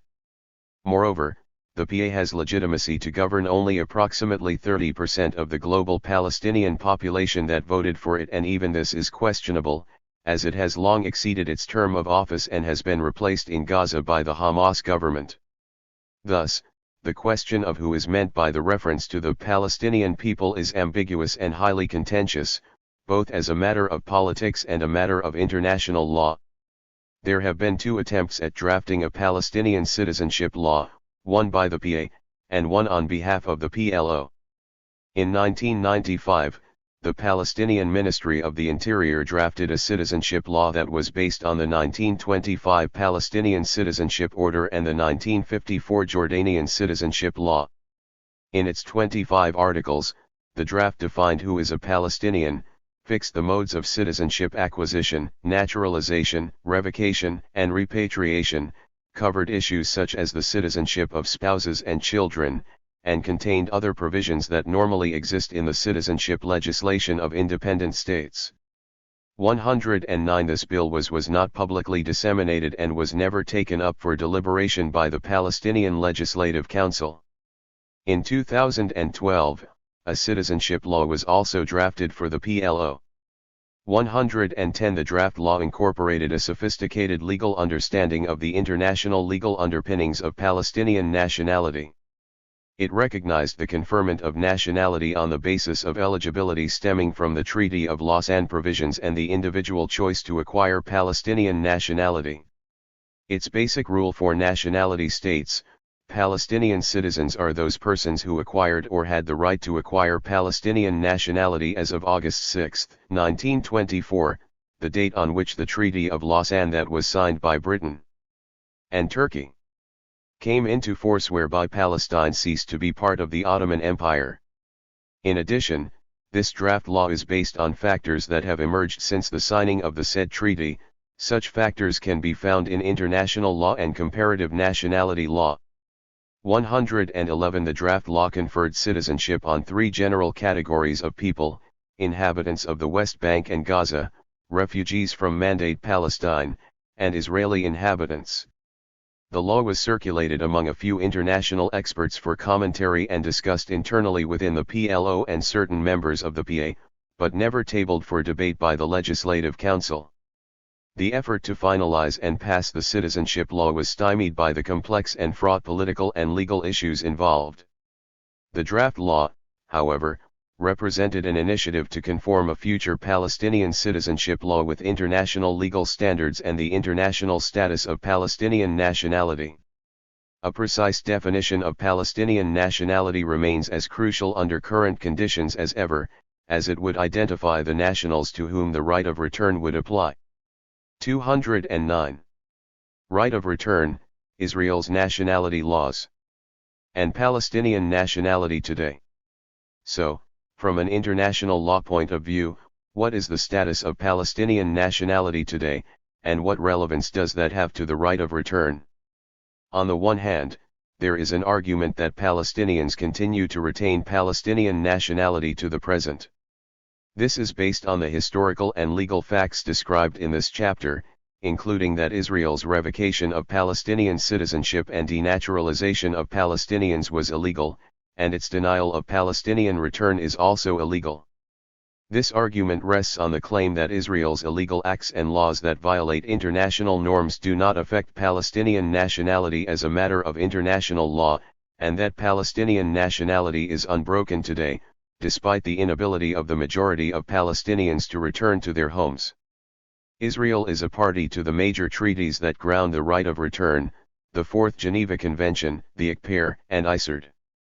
112 Israel's massive denationalization of Palestinian Arabs on the basis of their national/ethnic origin was a violation of law at the time it occurred, and Israel remains bound today, despite the long passage of time, to remedy the denationalization and expulsion by implementing the right of return. UN General Assembly and UN Security Council resolutions over decades affirm and reaffirm the right of return for refugees to their homes in every part of the world.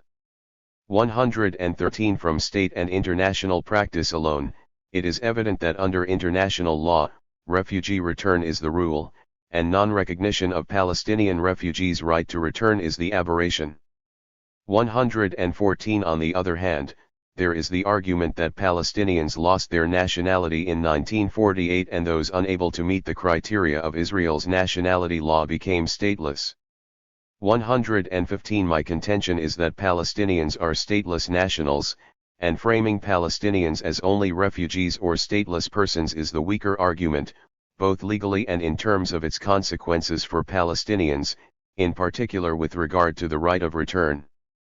The argument that Palestinians are stateless does have the advantage of triggering UN High Commissioner for Refugees protection under the two conventions on stateless persons, but this is irrelevant in the Arab states, which are not parties to either of these treaties, and which explicitly prohibit UNRWA from providing protection to Palestinians through memoranda of understanding with state governments.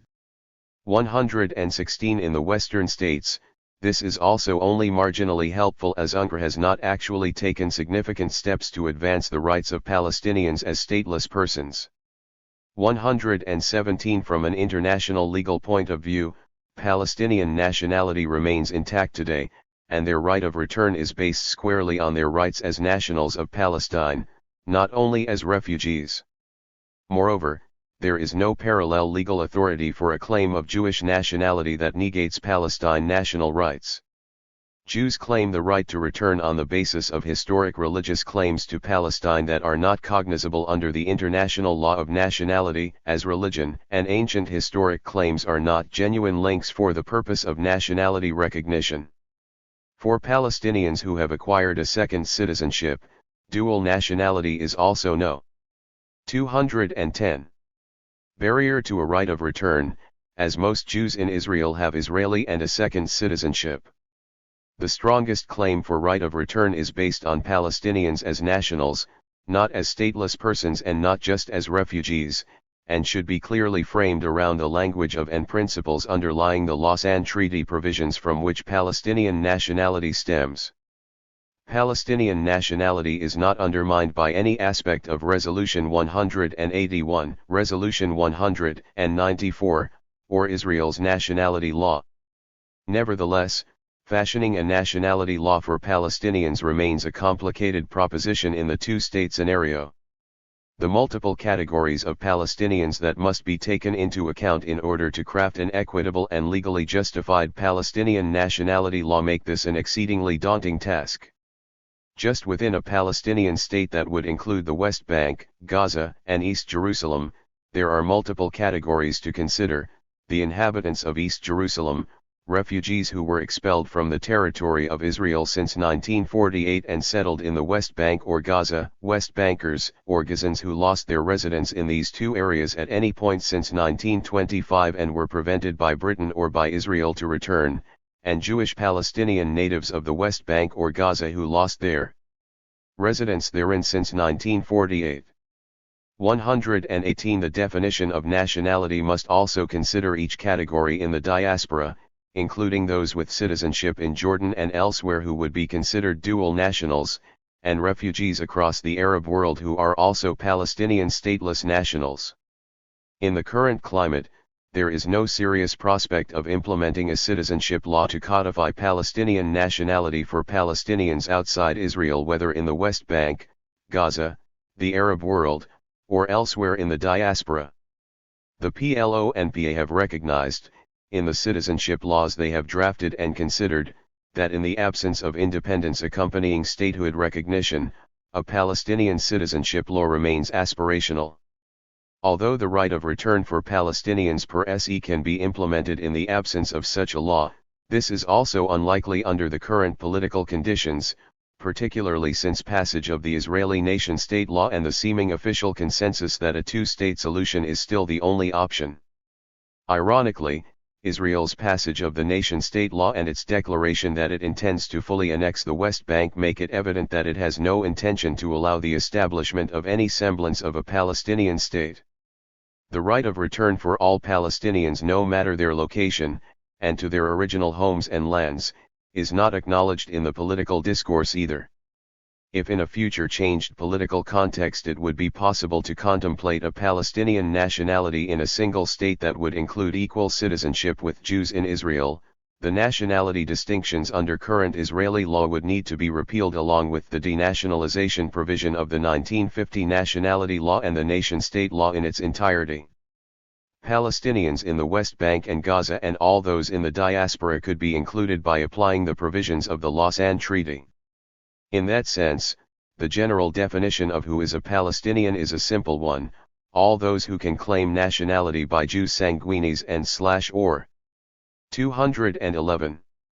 Jus soli as fixed on August 6, 1924 by the terms of the Lausanne Treaty, and all their descendants, are nationals of Palestine with the right to return to their homes and the right to obtain restitution and other compensation as recognized under international law. 9. Constitutional frameworks for a one-state option in Palestine and assessment. Mazen Masri. Statehood is inherently intertwined with the law. The powers of the state and their limits, the different organs of the state and their relationships with each other, the relationship between the citizens and the state, and the rights of citizens, all these are governed by constitutional law. The constitutional model to be adopted, the internal ordering of the state, the relationship between the citizenry and the state, and how the Constitution addresses matters of membership, belonging, and rights are all significant questions in any exercise related to thinking about possible constitutional frameworks. These are especially important in the context of exploring options for creating a single democratic state in the area of historic Palestine as part of resolving the Israeli-Arab conflict. Any such thinking about solving the conflict will have to address the many challenges that the conflict presents. It is a long-standing conflict that has its roots in the late 19th century between two conflicting national movements. One of the movements, Zionism, shares many characteristics with settler colonial movements in its ideologies, narratives, and strategies. Indeed, that is how the Palestinians, the native population, experienced and still experience the policies and practices of the Zionist movement and later on the State of Israel. As in other settler colonial situations, the current reality reflects conditions of severe inequality between the settler population and the native population. This inequality is built into the political system, the economy, and law, reflecting the privileges that the settler population enjoys in the settler state. In addition to pervasive inequality, there are certain events in the history of the conflict that became important landmarks because of the intensity of their violence and the profoundness of their impact. Events such as the Nakba came to embody decades of historical injustice. 226. A solution that is based on a single state built on the principles of equality and democracy has to address these challenges of inequality as well as tackle the injustices of the past and foster a sense of security and partnership for the future. What would the possible constitutional frameworks for a single state be?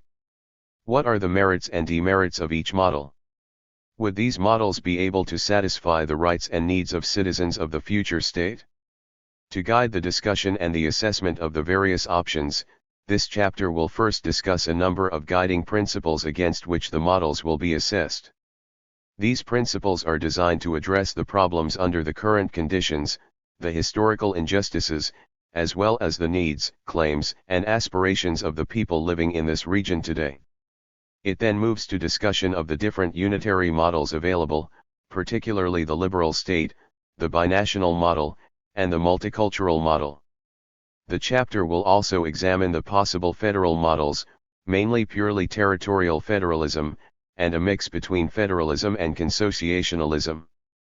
Finally, it discusses human rights arrangements, assessing the role of human rights in any future constitutional settlement. Guiding principles. Constitutional design is not an abstract exercise conducted on a blank slate. While in this case it signifies a new beginning, no beginning, and no thinking about constitutional design can be separated from its context. Constitutional design means thinking about the issues, the problems, the questions, and the controversies that affect a certain country, and thinking of ways to articulate the principles on which the new constitutional order will be built. In our context, these principles are meant to address the problems and the injustice of the current situation, problems that the two-state solution is unlikely to solve, as well as potential problems that are likely to emerge in the context of a one-state arrangement. Setting clear principles is also necessary to guarantee fairness and justice and a measure of stability for the regime that is being designed. Equal citizenship. Lack of equality between Palestinians and Israelis is one of the core problems and injustices that affect the daily lives of people, and it reverberates throughout Israel's legal and political system. It stems from the colonial outlook and policies implemented by Israel that have their roots in the early thought. If one were to classify the inhabitants of the area between the Mediterranean and the River Jordan according to their rights as a matter of law, it would be clear that there are a number of hierarchical categories. On the top we can find the Jewish citizens of Israel. They enjoy the full spectrum of rights, and their rights and interests almost automatically trump the rights of all those in the categories ranked below them. The second category is the Palestinian citizens living in 227. Israel. While formal citizenship gives them a measure of civil rights, their nominal citizenship does not grant full equality, for according to Israeli law and Zionist thought they do not belong to the nation that alone exercises self-determination in Israel. The rights enjoyed by this group do not extend to the full spectrum of rights. The third category is the Palestinians of East Jerusalem, who, according to Israeli law, have residency rights but not citizenship rights.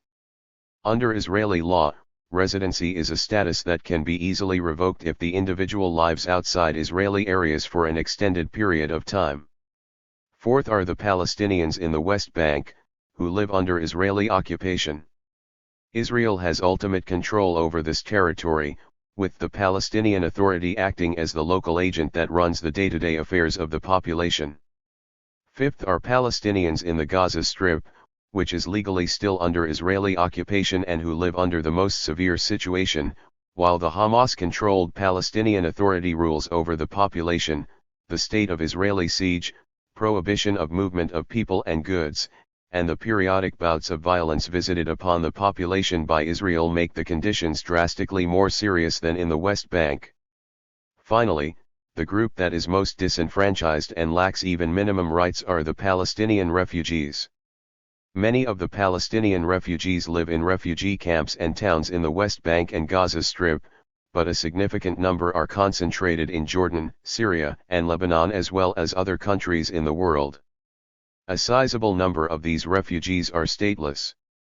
While the question of inequality is inherently political, these hierarchies were created and are maintained by law, mostly Israeli law. This is clear in Israel's constitutional definition as a Jewish state, which designates the Jewish collective as the dominant group of the state and the public sphere. It is also clear in a range of laws and policies that affect the rights of Palestinians, whether they are in Israel, the West Bank, the Gaza Strip, or in exile. This legally sanctioned inequality was put on a more firm footing with the enactment in 2018 of Basic Law, Israel, the nation-state of the Jewish people. This law, which has a constitutional status, reasserts many of the principles that are associated with the definition of the state as a Jewish state. It highlights the notion of self-determination as reserved exclusively for Jews in Israel and reaffirms the connections between Israel and Jewish communities elsewhere, the supremacy of Hebrew as the official language, and the importance of Jewish immigration and Jewish settlement. All of these ideas are already constitutional values in Israel, as stated repeatedly by Israeli courts. But the fact that Israeli politicians decided to reassert their importance in the form of a basic law indicates the level at which the regime is determined to entrench inequality in Israel. Any solution for the conflict should be based on the idea of equal citizenship for all of these population categories. Equality in this context could be divided into legal and political equality on the one hand, and social equality on the other. Legal. 228. And political equality means that all members of the categories mentioned above should be entitled to citizenship as a matter of right, and that each citizen should be entitled to the same basic bundle of rights. Equality should also extend to cultural, linguistic, and religious rights, such that each cultural group will be able to enjoy and preserve its culture. It is important to highlight that legal and political equality cannot be achieved without social equality, especially in a situation where there are several categories of people with significant economic and social differences among them. As such, in order to achieve equality, future arrangements should contain significant schemes to tackle the sources of inequality. Resources should be allocated with the view of eliminating social gaps, an effort which should include affirmative action plans. Furthermore, transitional justice schemes are needed, and these should include reparations, especially with regard to the losses of the Palestinian refugees. Reparations, which should include restitution of property, would help in addressing the current state of economic inequality between Palestinians and Israelis. Immigration, residency, and citizenship laws and policies. Citizenship and immigration laws and policies are essential components of membership in the polity, for they control who can enter the polity and the status of individuals and sometimes groups within it. For Palestinians, the 1948 ethnic cleansing has been described as the Nakba, and it entailed the mass displacement of the majority of Palestinians and the loss of a homeland and all of the entitlements that are associated with its citizenship, land, dwellings, etc. On the other hand, the policy of creating a Jewish state in Palestine relied on Jewish immigration in order to establish a critical Jewish mass or a majority that would create its own state. Immigration was, and still is, vital for the Zionist project. Negotiations, contestations, and campaigns to increase Jewish immigration and the absorption of the resulting immigrants in Palestine were central to Zionist activities both before 1948 and after the creation of Israel. For the Zionist leadership, these immigrants, many of whom were refugees fleeing atrocities in Europe, were an essential part of the process of building a Jewish majority.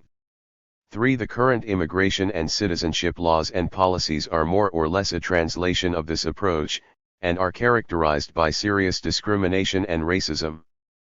4. The various categories discussed above are essentially the outcome of the operation of citizenship and residency laws and policies that allocate rights differentially. Any new constitutional model adopted must address the issues of citizenship and immigration with the view of eliminating the current legal sources of inequalities, and should also strive to provide an equitable immigration policy for the benefit of the citizenry of the future state as well. Such a model should eliminate the current immigration regime, particularly the idea of exclusive Jewish immigration, known as return or shvout, which was 229. Recently emphasized in the 2018 Basic Law, Israel, the nation-state of the Jewish people. This idea is not just a matter of the technicalities of immigration legislation but extends to the level of fundamental principles. Jewish immigration, or Aliyah, as former Chief Justice of the Supreme Court of Israel Aharon Barak explained, is not a technical term. It is regarded as a fundamental political principle, or as Barak puts it, a social, value-laden, and national term. 5. Accordingly, the Law of Return of 1950, even though it is not officially a basic law, is seen as one of the most important laws in Israel, if not the most important.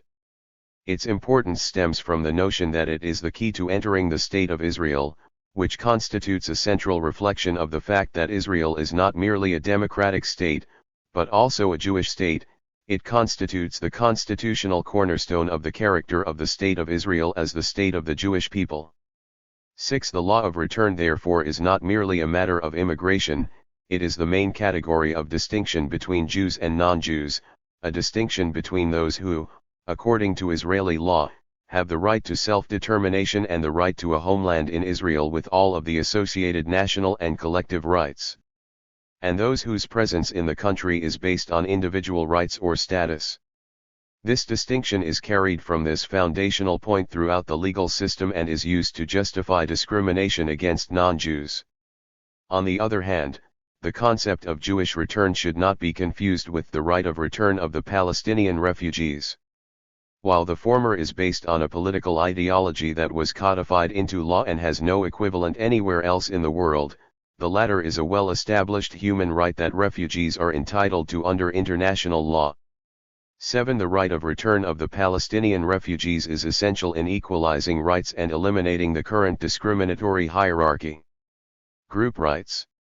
The population between the River Jordan and the Mediterranean belongs to two main groups, Jewish Israelis and Palestinians. While both groups are diverse in their composition, the affiliation as Jewish or Palestinian/Arab is the cardinal division. This division is the main point of distinction that determines which people have rights under the current regime, and is the most pronounced in terms of defining the identity of the various populations living under Israeli rule. It also overlaps with the distinction of settler or indigenous. 230. These two groups each have their own distinctive language, culture, heritage, and religion.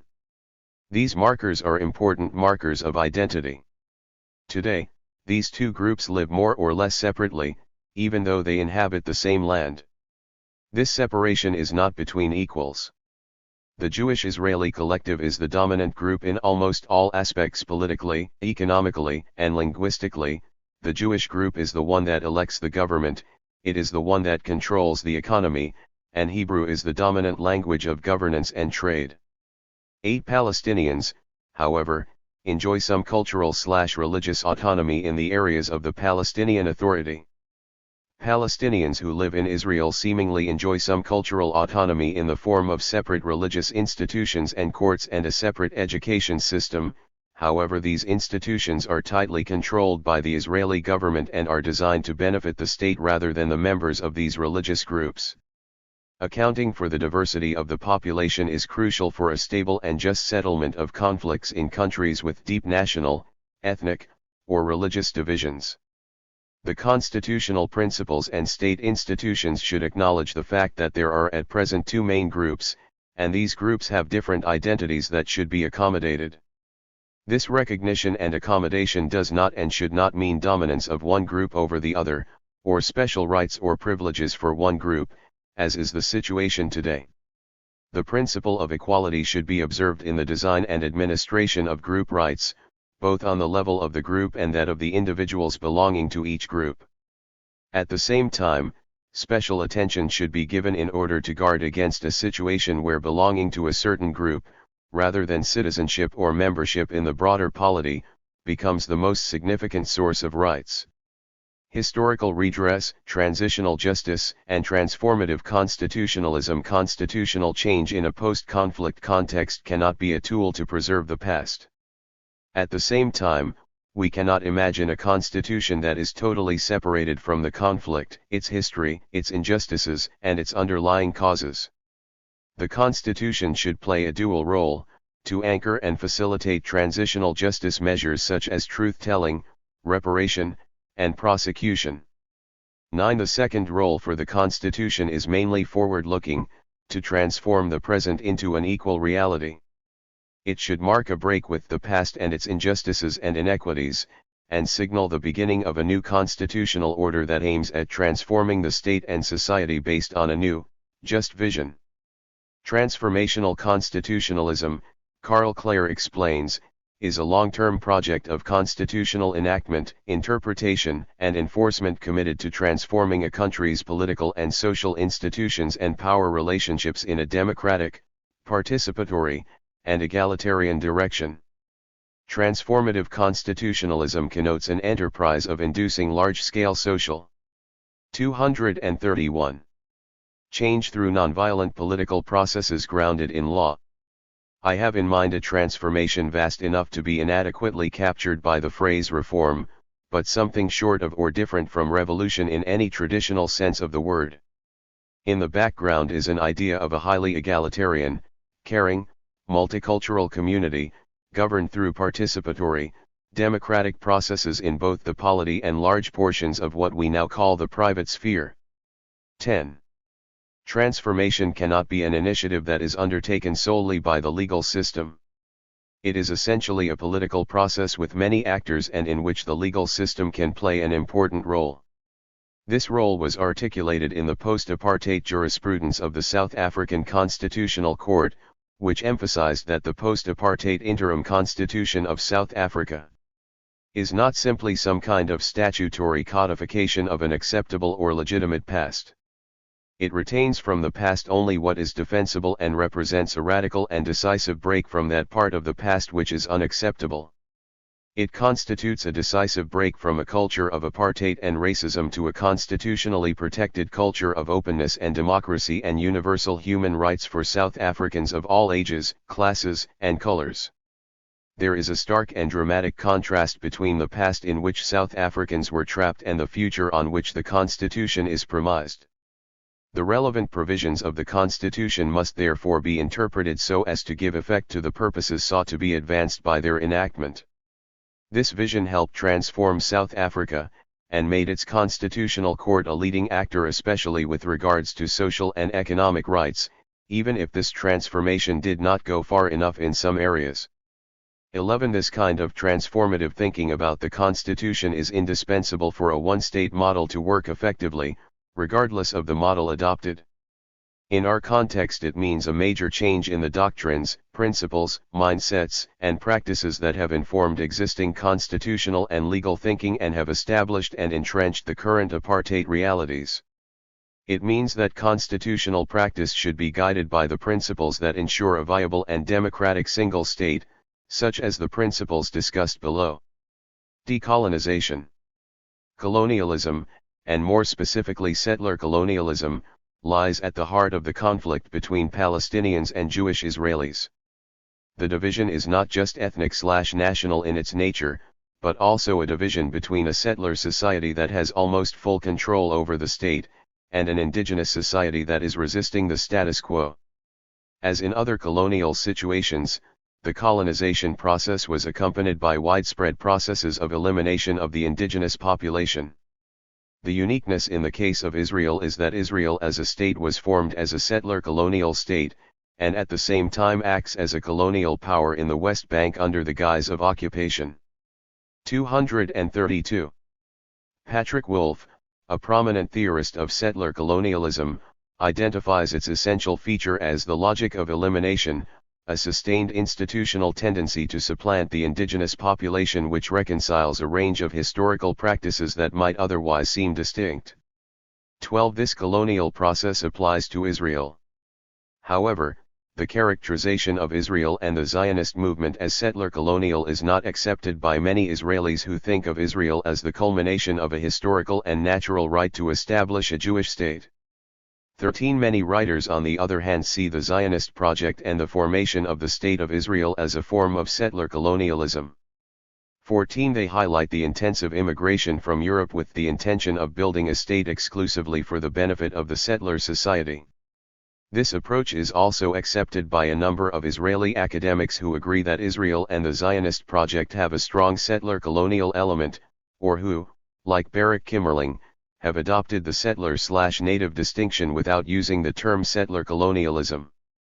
15. Some, like Wolfe, even observe that the Zionist logic of elimination is more exclusive than such logics in Australia or the United States. 16. Since colonialism is one of the significant issues at the heart of the conflict, decolonization should be at the center of any solution.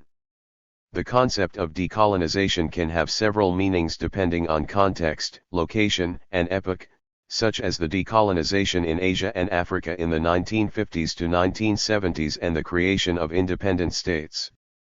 In our context, we need to adopt an approach to decolonization that takes into account the particularities of the present Israeli-Palestinian situation.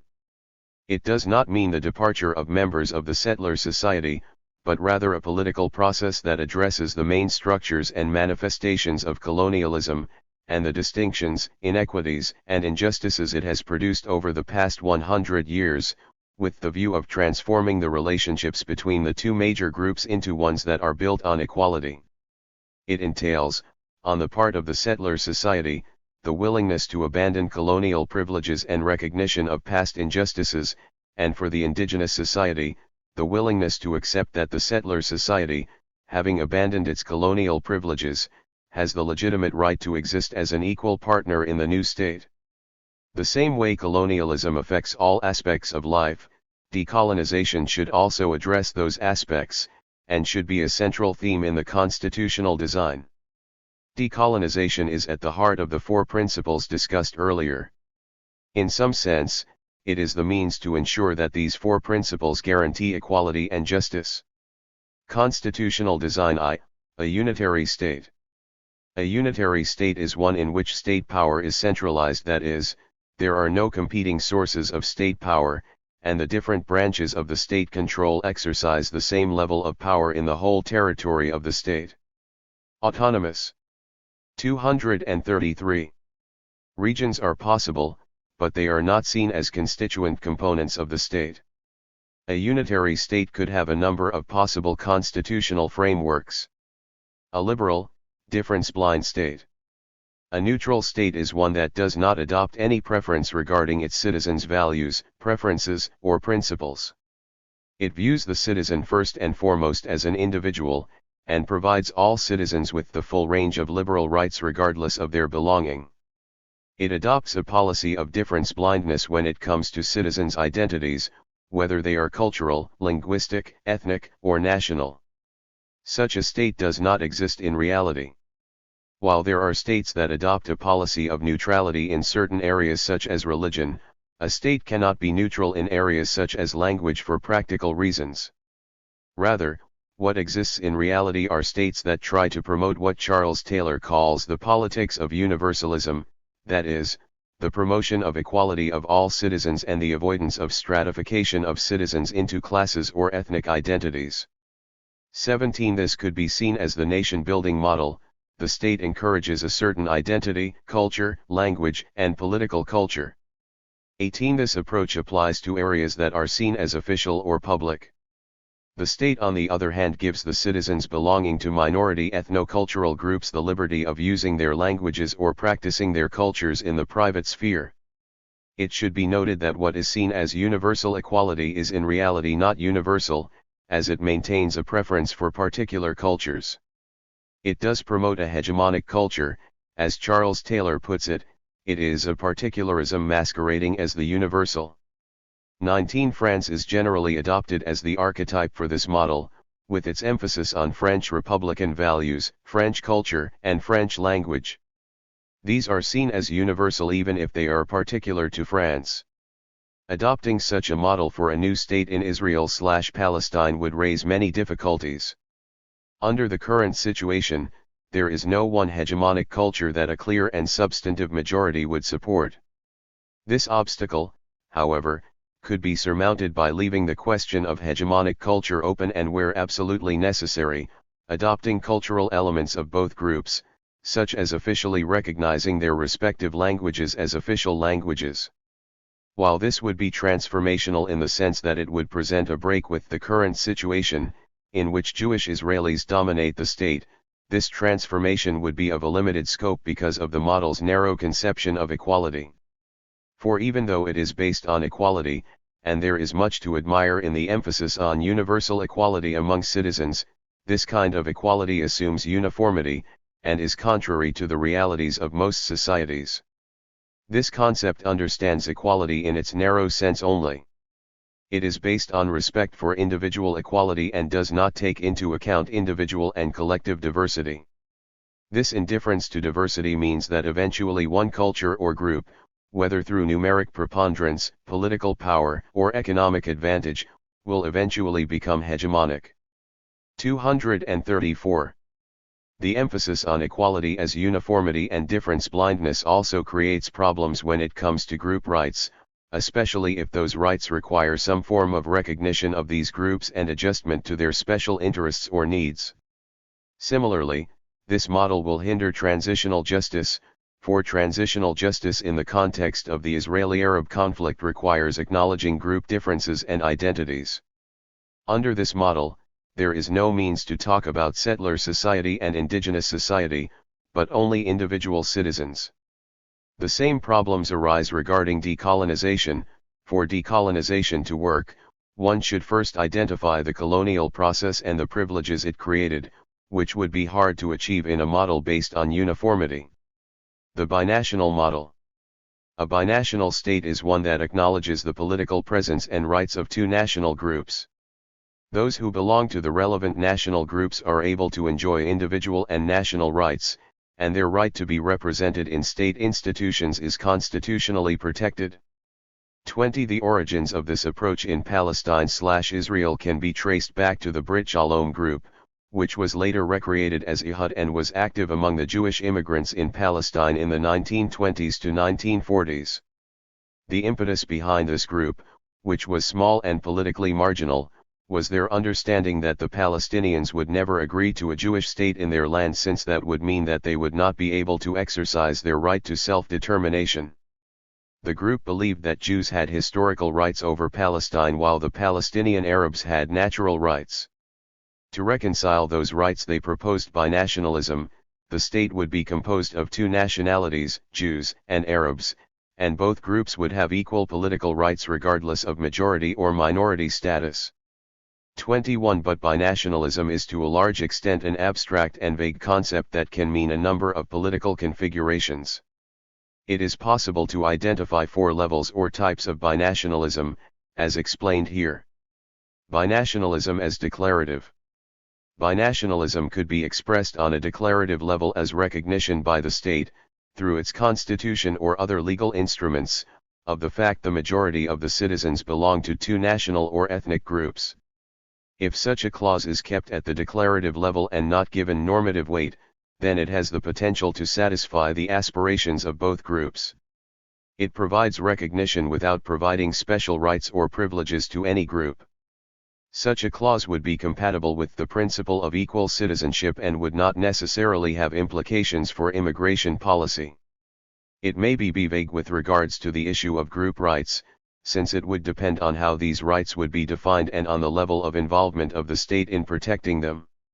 If issues such as religion, language, and culture are seen as a matter of private 235 preference only, the state would not promote any aspect of those, but at the same time would not interfere in regulating them. Binationalism as cultural autonomy and official adoption of symbols. This level complements the declarative level with active measures that give expression to group preferences. The recognition of the two groups would extend to granting some form of cultural autonomy in areas such as religion, cultural institutions, and recognition of the equal status of both languages. Additionally, the recognition would extend to state symbols, which would combine elements representing both groups. Recognition and cultural autonomy could take different forms, and those would determine its compatibility with the principles set out in the earlier section. If both groups are given exclusive jurisdiction on their cultural affairs, then a number of problems might arise. First, this arrangement would mean that all citizens have to belong to one of the groups.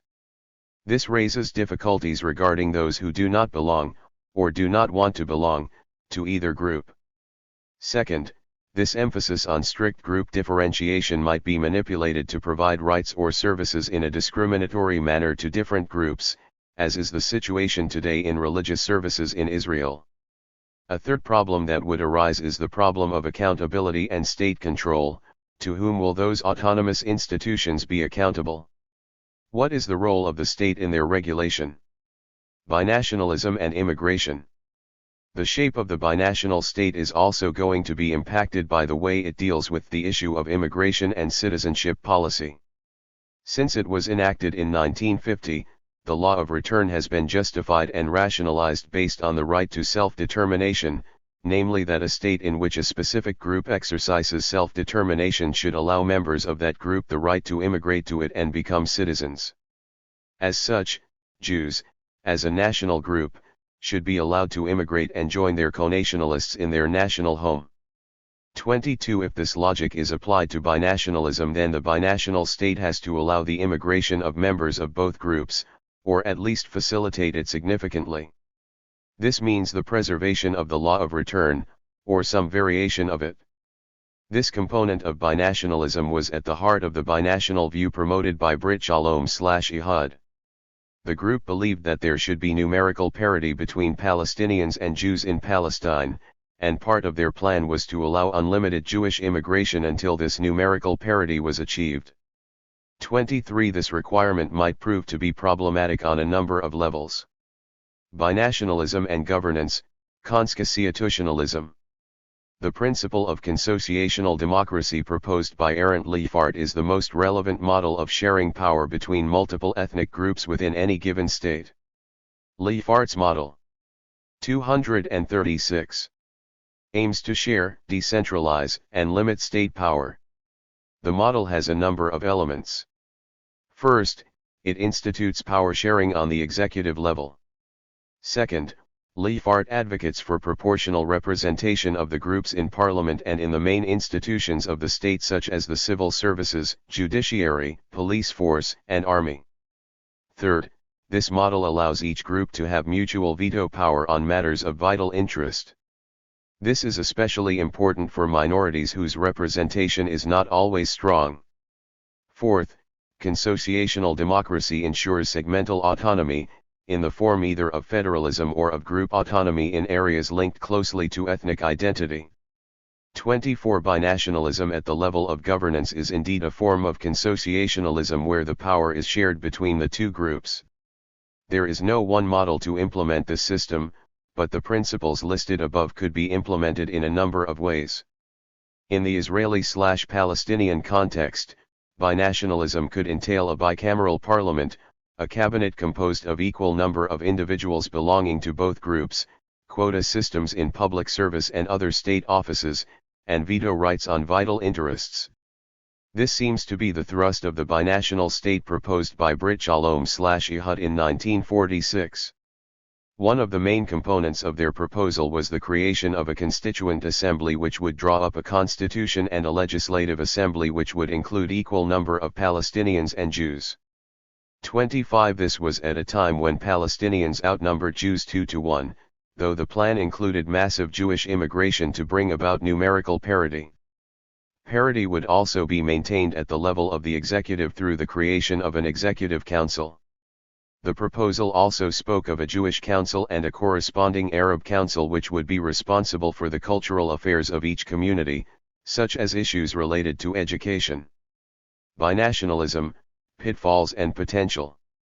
The first problem of binationalism as a state model to resolve the Israeli-Palestinian conflict lies in defining the identity of the two nations creating this new state.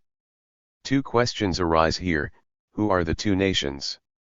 And who is included in each group and who is going to decide on that? As for the first question, it is not clear whether the non-Palestinian group is Jewish or Israeli. While there is overlap between the two categories, there is definitely a big difference between them. Even though sociologically one can identify an Israeli collective that has emerged in the past 70 years, one that has features that distinguish Israelis from Jews elsewhere, Israel has refused to acknowledge this fact. Officially and legally, there is no such thing as an Israeli nation, and the only nation in Israel is the Jewish nation.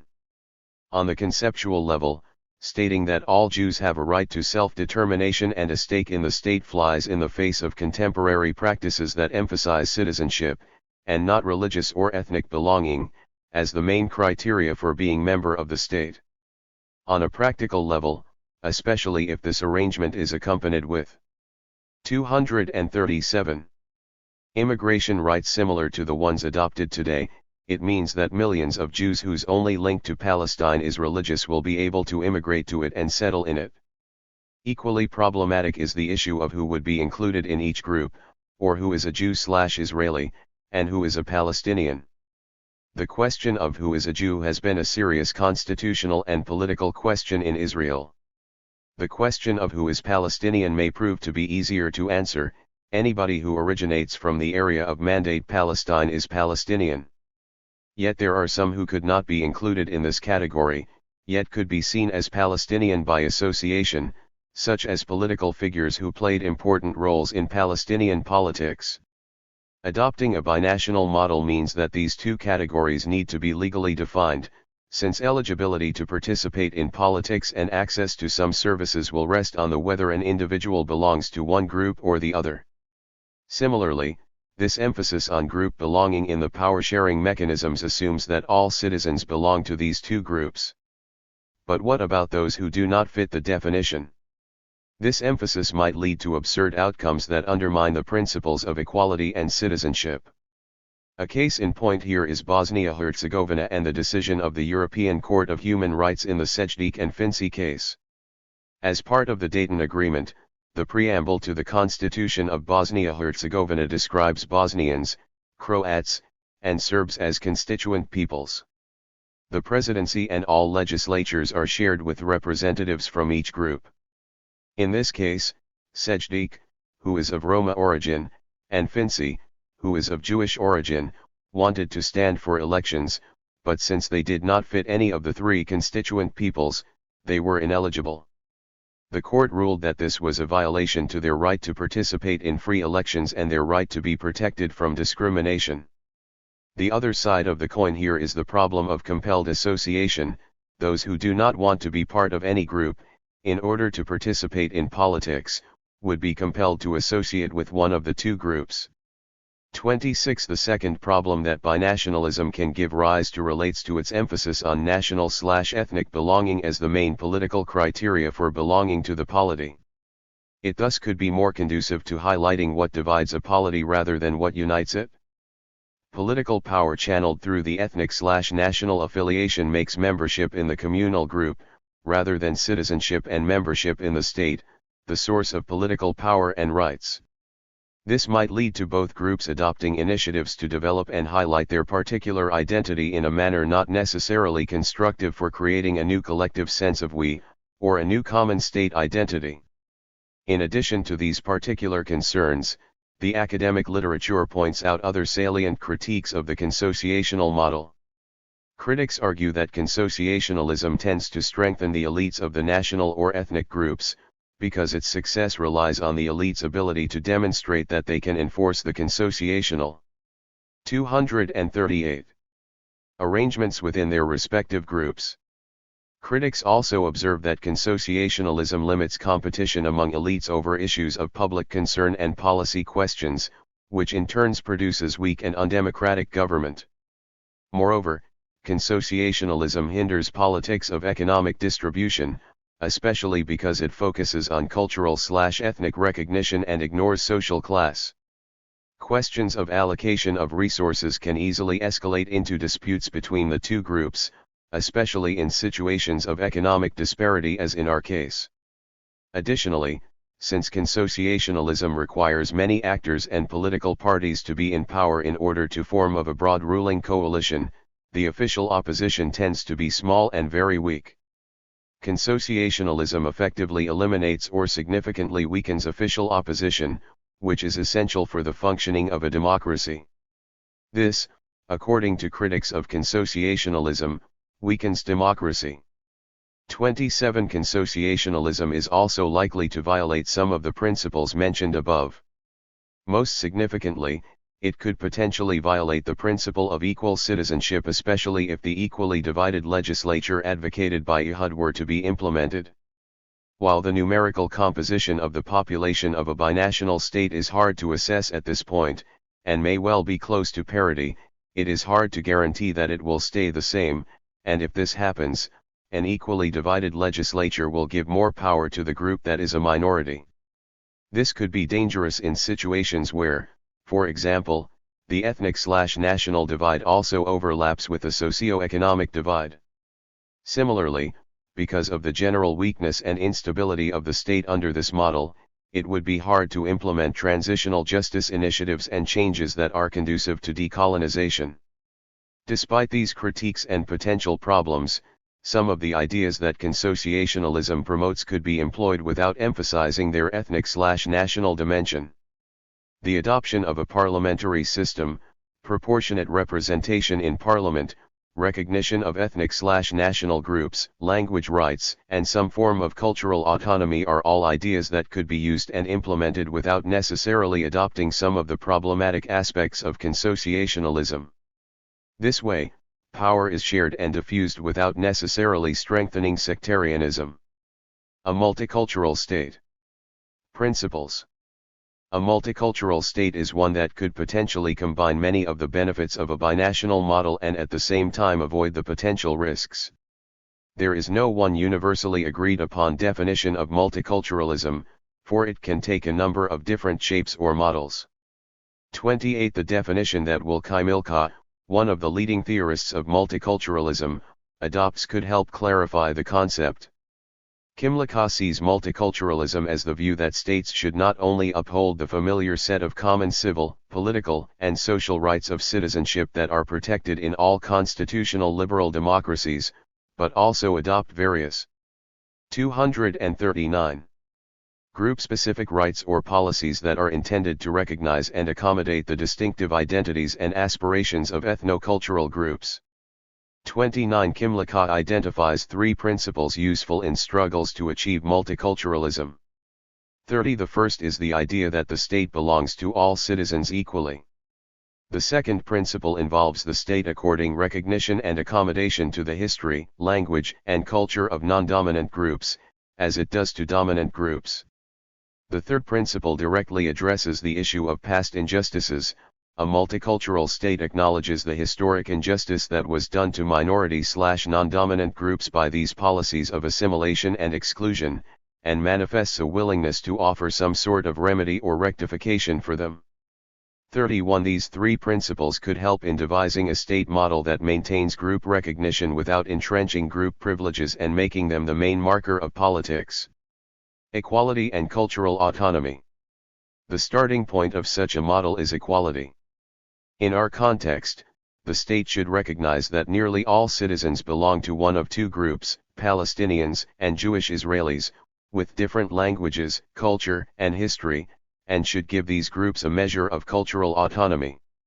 This recognition includes recognition of Arabic and Hebrew as official languages of equal status, and recognition of the right of citizens to receive services from and communicate with the state in both languages.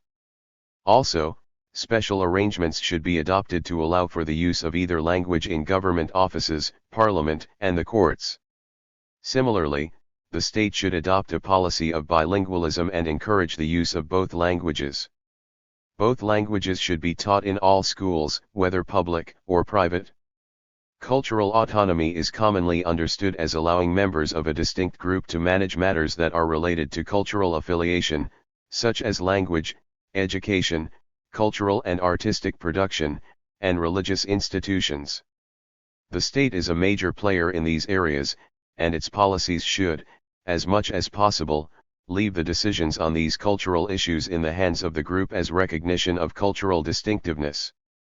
At the same time, policies encouraging cultural autonomy should be designed in a manner that highlights equality, diversity, and openness, and not adversity and difference. A number of guiding principles could be adopted to achieve these goals. A major principle is related to group definition and membership. In our context, where the question of who is Jewish Israeli and who is Palestinian seems to be complicated and could potentially lead to disagreements, the best marker to define a group could be language. This way we can avoid the thorny question of group definition and membership and still maintain group recognition in a manner that is significant for the groups involved. As such, in all areas and institutions of cultural autonomy except for religion, the autonomous institutions should first 240 and foremost be based on language. In this way, membership in each group will be based on self-identification and preference and not, as it is today in Israel, based on religious criteria or compelled identification. Other principles could be adopted to guarantee equality and openness, such as accountability. Government departments that provide cultural services should be accountable to the public as a whole, and not just to the particular community they serve. They should be committed to the principles of equality and diversity. They should not discriminate against individuals in the provision of service even if those individuals are deemed not to belong to the linguistic group they are intended to serve. Similarly, other administrative law norms that guarantee fairness and accountability should apply. It should be highlighted that equality in the context of a multicultural state in historic Palestine cannot be abstract. Policies aimed at equality should be informed by decolonization such that the new constitutional framework is a way to decolonize the state apparatus and address the wrongs of the past. They should make clear that this conception of equality aims to remove the privileges of the settler society rather than recreate them or rename them. They should also support and facilitate measures of transitional justice, as equality cannot be achieved without addressing the injustices of the past. Multiculturalism and democratic governance. Multiculturalism does not offer specific guidelines about constitutional arrangements beyond the main principles discussed above. However, one can use these principles, and borrow from some of the ideas discussed under consociationalism, to provide a framework that will help reflect the diversity of the population in the governing bodies and guarantee that no one group can abuse power in a manner that affects the rights of the other group, all while maintaining equal citizenship as the founding principle of the constitutional order.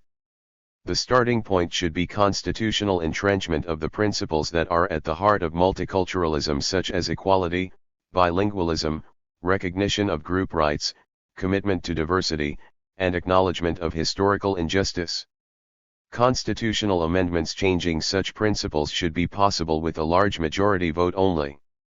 The Constitution of South Africa, for example, provides that the principles of democracy, human dignity, non-racialism, and non-sexism may be amended only with the support of 75% of members of parliament and the support of 6 out of 9 provinces. These principles should be not just declarative in nature but also constitutional principles that legislation should observe and be compatible with. Similarly, the system of governance could be designed in a manner in line with the general principles of multiculturalism. A parliamentary system is preferable to a presidential system because of its more collaborative nature. While a first-past-the-post voting system would potentially provide a result representative of the population because of the current state of segregation, it is not the most desirable one. A mix between a proportionate representation voting system where the whole country is seen as one electoral district, and a number of relatively large electoral districts would probably be a better way to guarantee adequate representation and at the same time provide candidates from different backgrounds with incentives to cooperate with each other.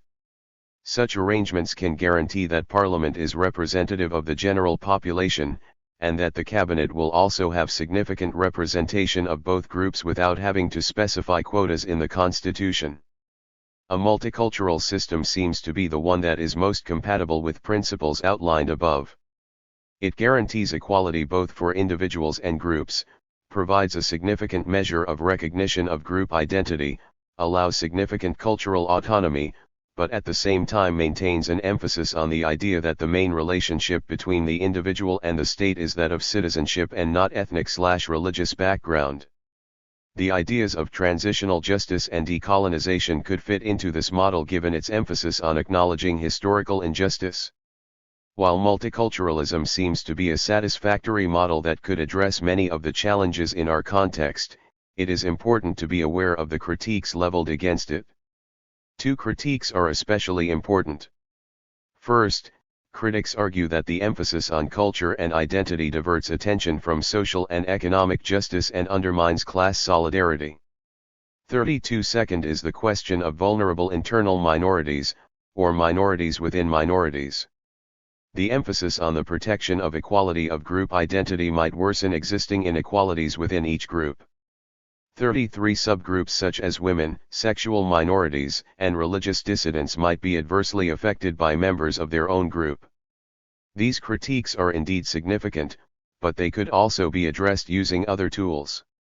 Constitutional design 2, a federal state. Federalism, principles and rationale. While there is no one universally agreed upon definition of federalism, a useful definition that captures the essence of many federal arrangements is William Riker's. Riker sees a constitution as federal if 2 levels of government rule the same land and people, Each level has at least one area of action in which it is autonomous, and there is some guarantee of the autonomy of each government in its own sphere. 34 Essentially, the powers of the state are divided between the central or federal government and the regional or state government. The division of powers varies from one country to another depending on the history and the needs of each state. Some, like Switzerland, are very highly decentralized, and the cantons enjoy a wide range of powers, many of them are exclusive. The cantons hold so much power that the preamble of the Federal Constitution of the Swiss Confederation names the cantons, in addition to the people, as the authors of the Constitution. Other countries, such as Germany, are more centralized even within a federal framework. Supporters of federalism argue that it bolsters democracy, as it gives the local population more voice in public affairs through the tiered government system.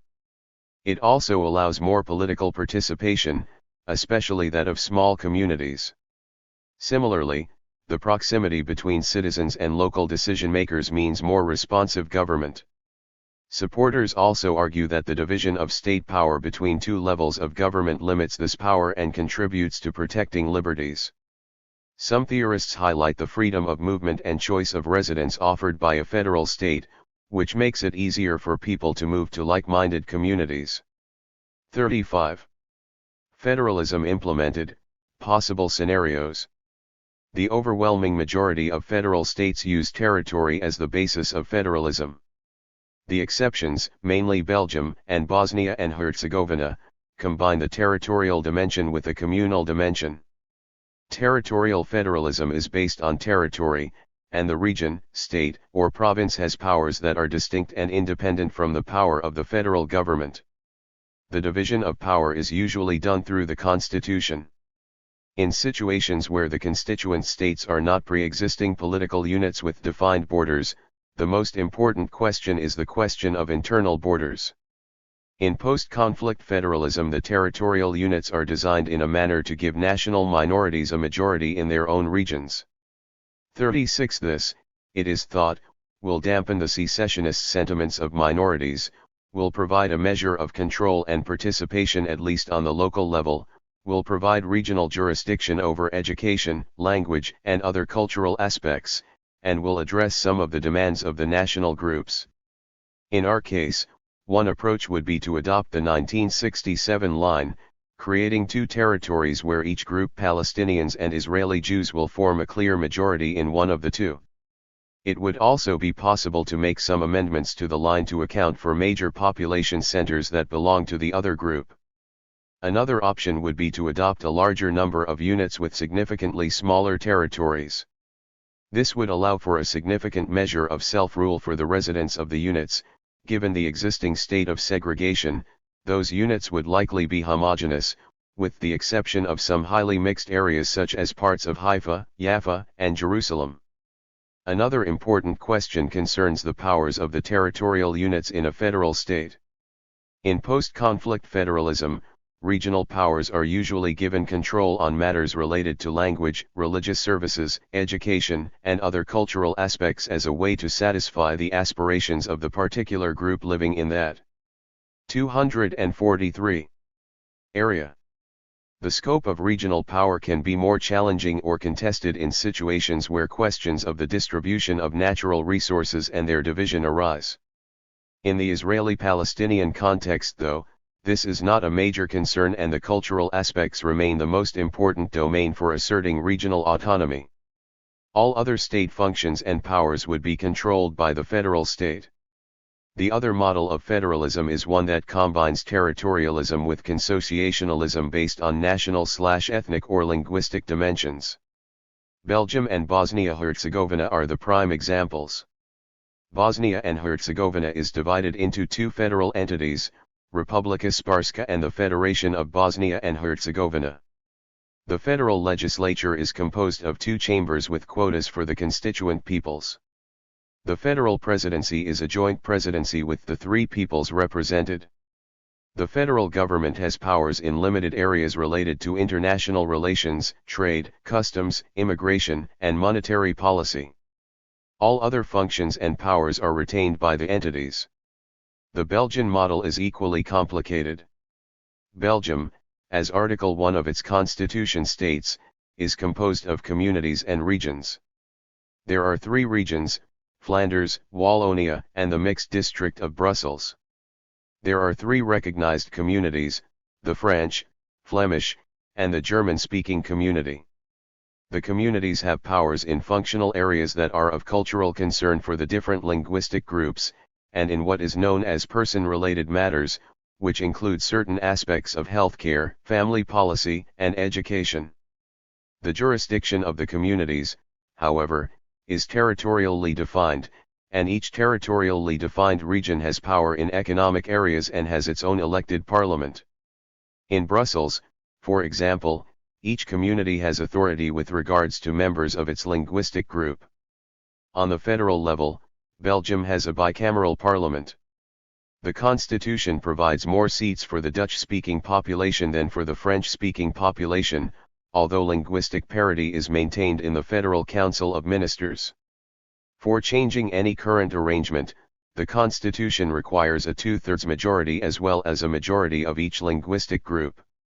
37. A federal system that combined territorialism with communal belonging would be something along the lines of Belgium or Bosnia-Herzegovina. It would add a layer of consociationalism to the federal structure. The particular powers given to the states or regions would be a matter to be decided, and a number of approaches could be taken. But since our concern here is with the cultural rights of national and linguistic groups, the states or the regions would have control over rights and services related to culture. Cultural autonomy therefore would be overseen on the regional level. The region or the state would adopt policies and administer the cultural institutions. In addition, other powers could be given to the regions or states in service areas such as health. 244. Social security, housing, and other fields that deal with the particular needs of the local population. On the federal level, a number of options could be adopted. In the 1940s, THIRD proposed a federal structure with a federal parliament and federal executive based on parity.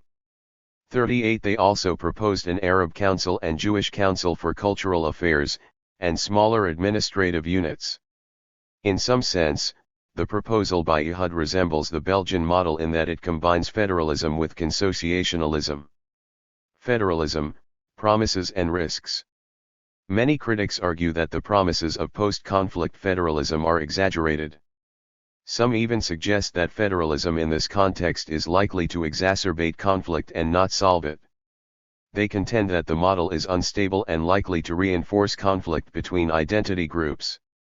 Simple policy questions, they argue, will be recast as conflicts or tensions between national groups. Additionally, the fact that the different groups would be in control of different regions even if only partially and within the confines of federalism means that they could use resources and institutional tools in order to push for greater autonomy. 39. Another problem related to instability is posed by the borders between the states or regions. On the one hand, drawing borders in order to create regions that represent national or ethnic minorities is one of the rationales for adopting a federal model. On the other hand, studies show that borders that are designed to create homogeneous populations are unstable. 40. Some suggest that creating heterogeneous territorial units is more likely to force the different groups to cooperate. Economic equality is another major issue that should be flagged. Several studies show that there is a correlation between income inequality and federalism. 41. Federalism, and decentralization in general, tend to preserve the economic status quo.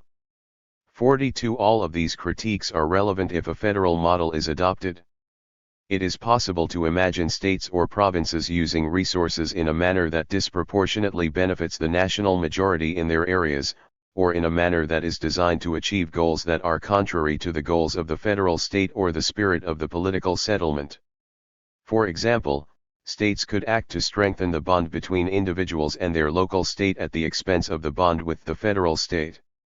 Similarly, the question of economic redistribution would be a thorny one, especially since the Palestinian majority states/regions will be economically weaker given the current economic realities.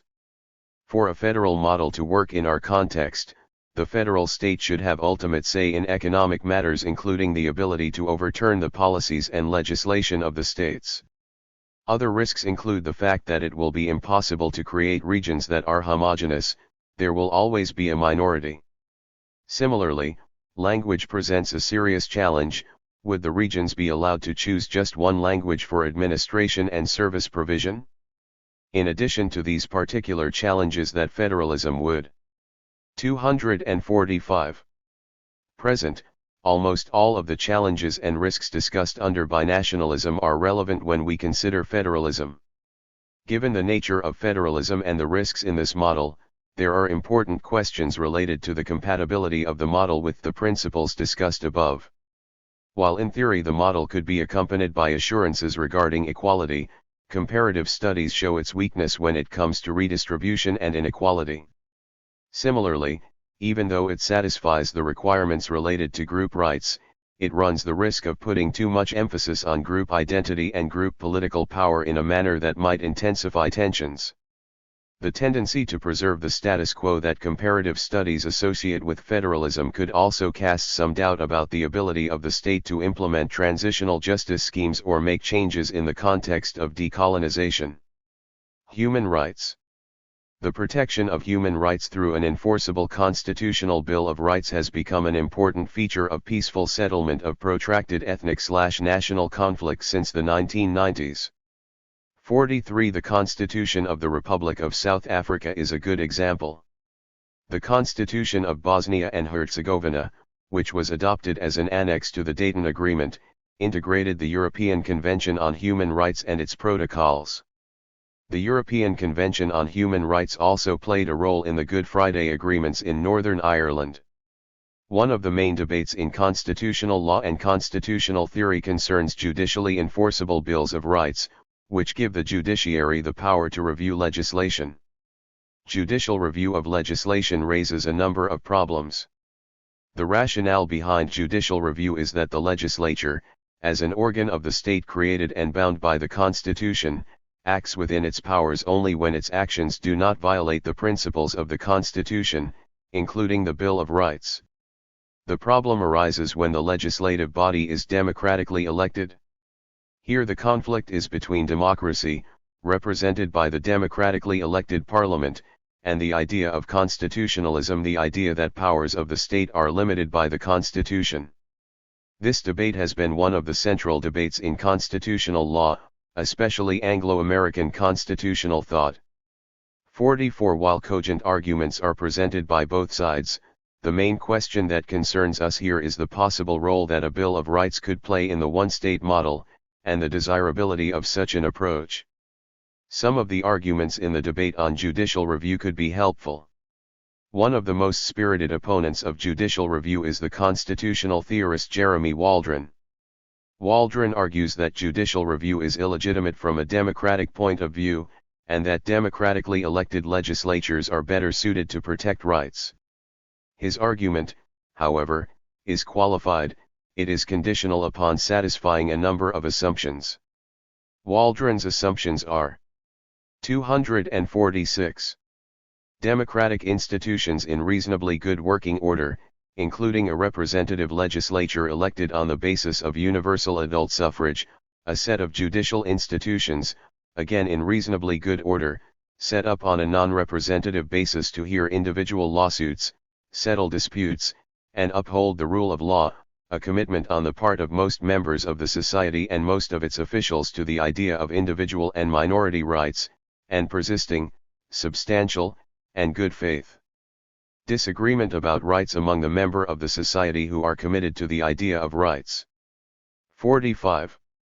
While the aspiration is to satisfy all these criteria, it is hard to anticipate whether this would be achieved in our case, especially in the transitional period. If they were not achieved, even according to the strongest arguments against judicial review, a Bill of Rights would be necessary. Tom Ginsburg advances the theory that bills of rights serve as a form of political insurance in the context of transitions to democracy. 46 Hegemonic groups or parties who anticipate losing their control over the political system as a result of the democratic redistribution of political power are interested in being able to access a forum where they can challenge the legislature.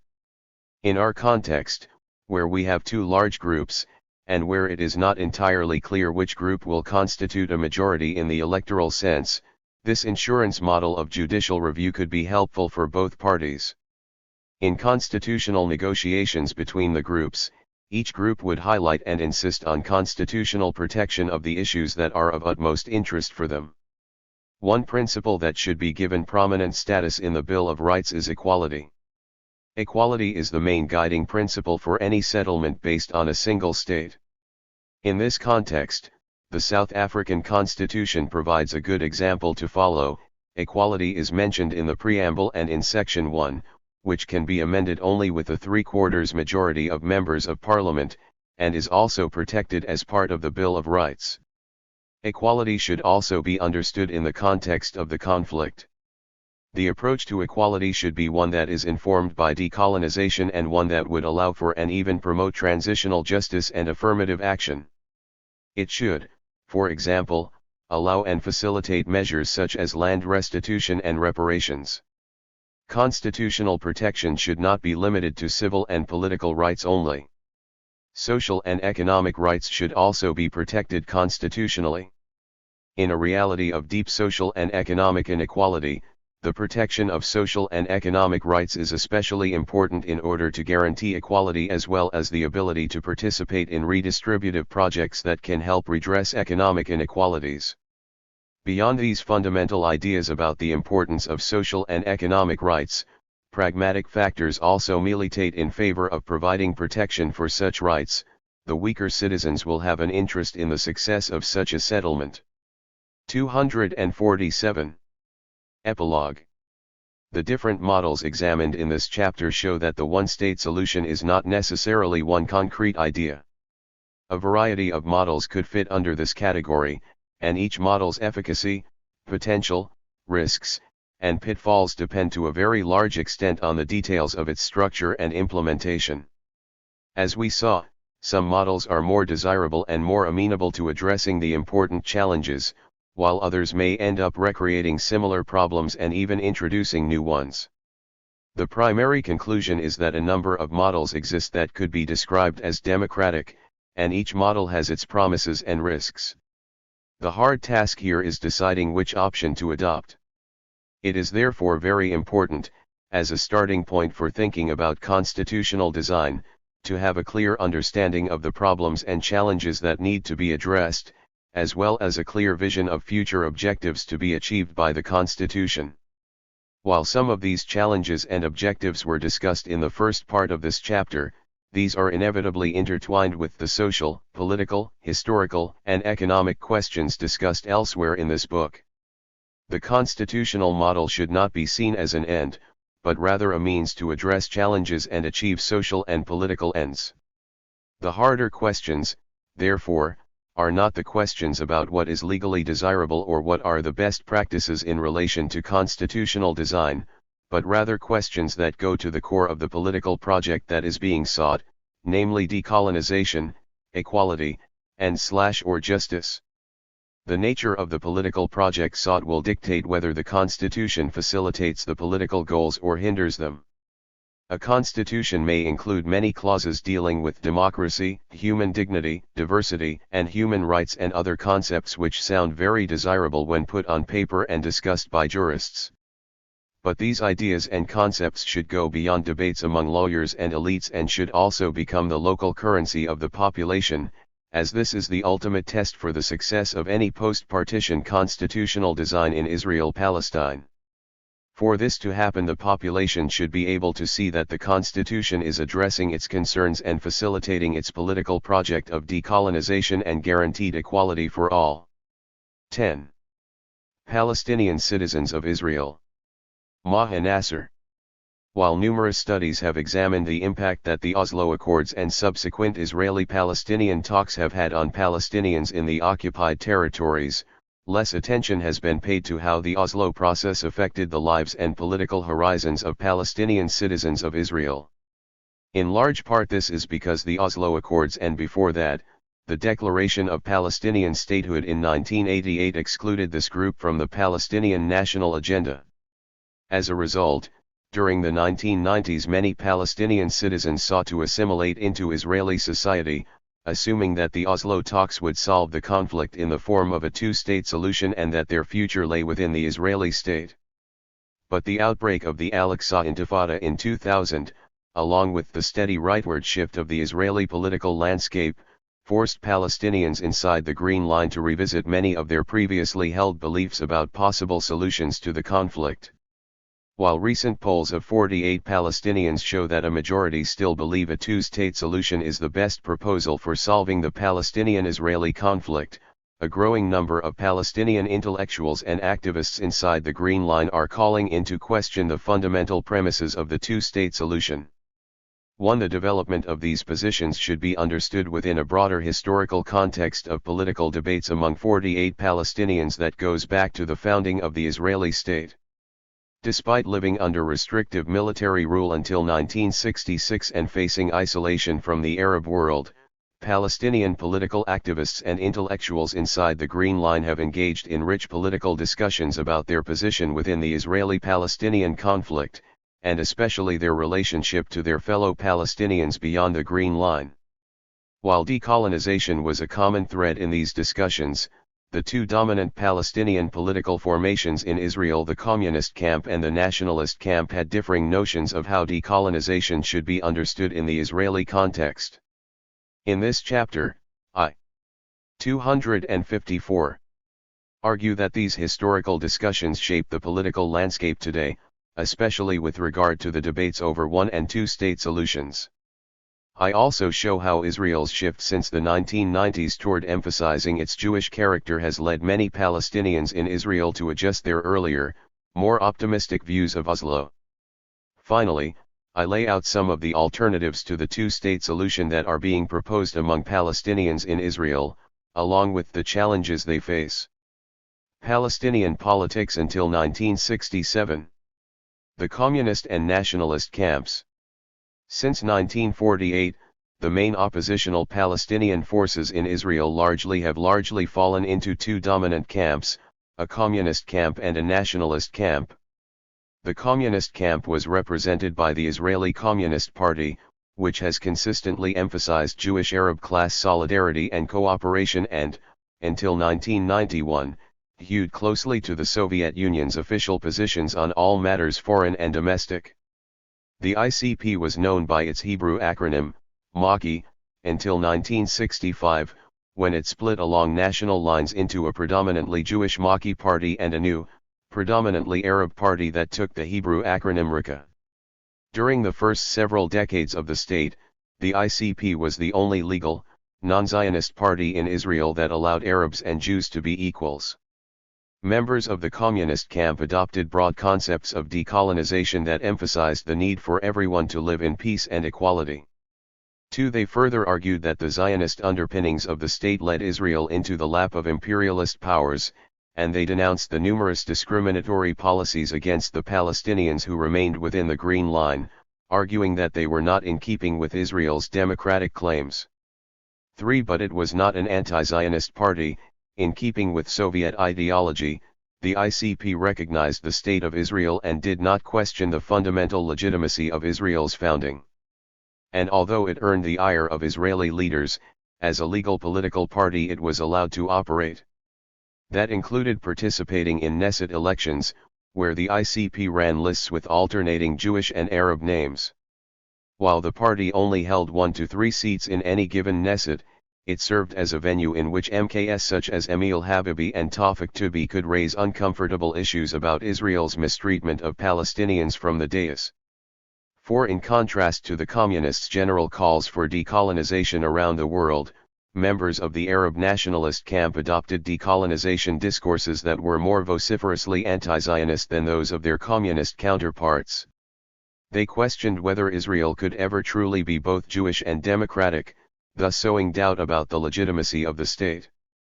They identified more openly with Arab decolonization movements, especially the pan-Arab nationalist expressions of Egyptian leader Gamal Abdel Nasser, and they argued that for Palestinians inside the Green Line to be truly free, they needed to be part of a pan-Arab, Nasser-led, unified formation. 5. 255. Given the Israeli leadership's fears of Arab nationalism, Palestinian activists in Israel who expressed such viewpoints had much less political room in which to maneuver. Israeli government and establishment figures claimed that by openly siding with Israel's enemies, those activists posed an existential threat to the state.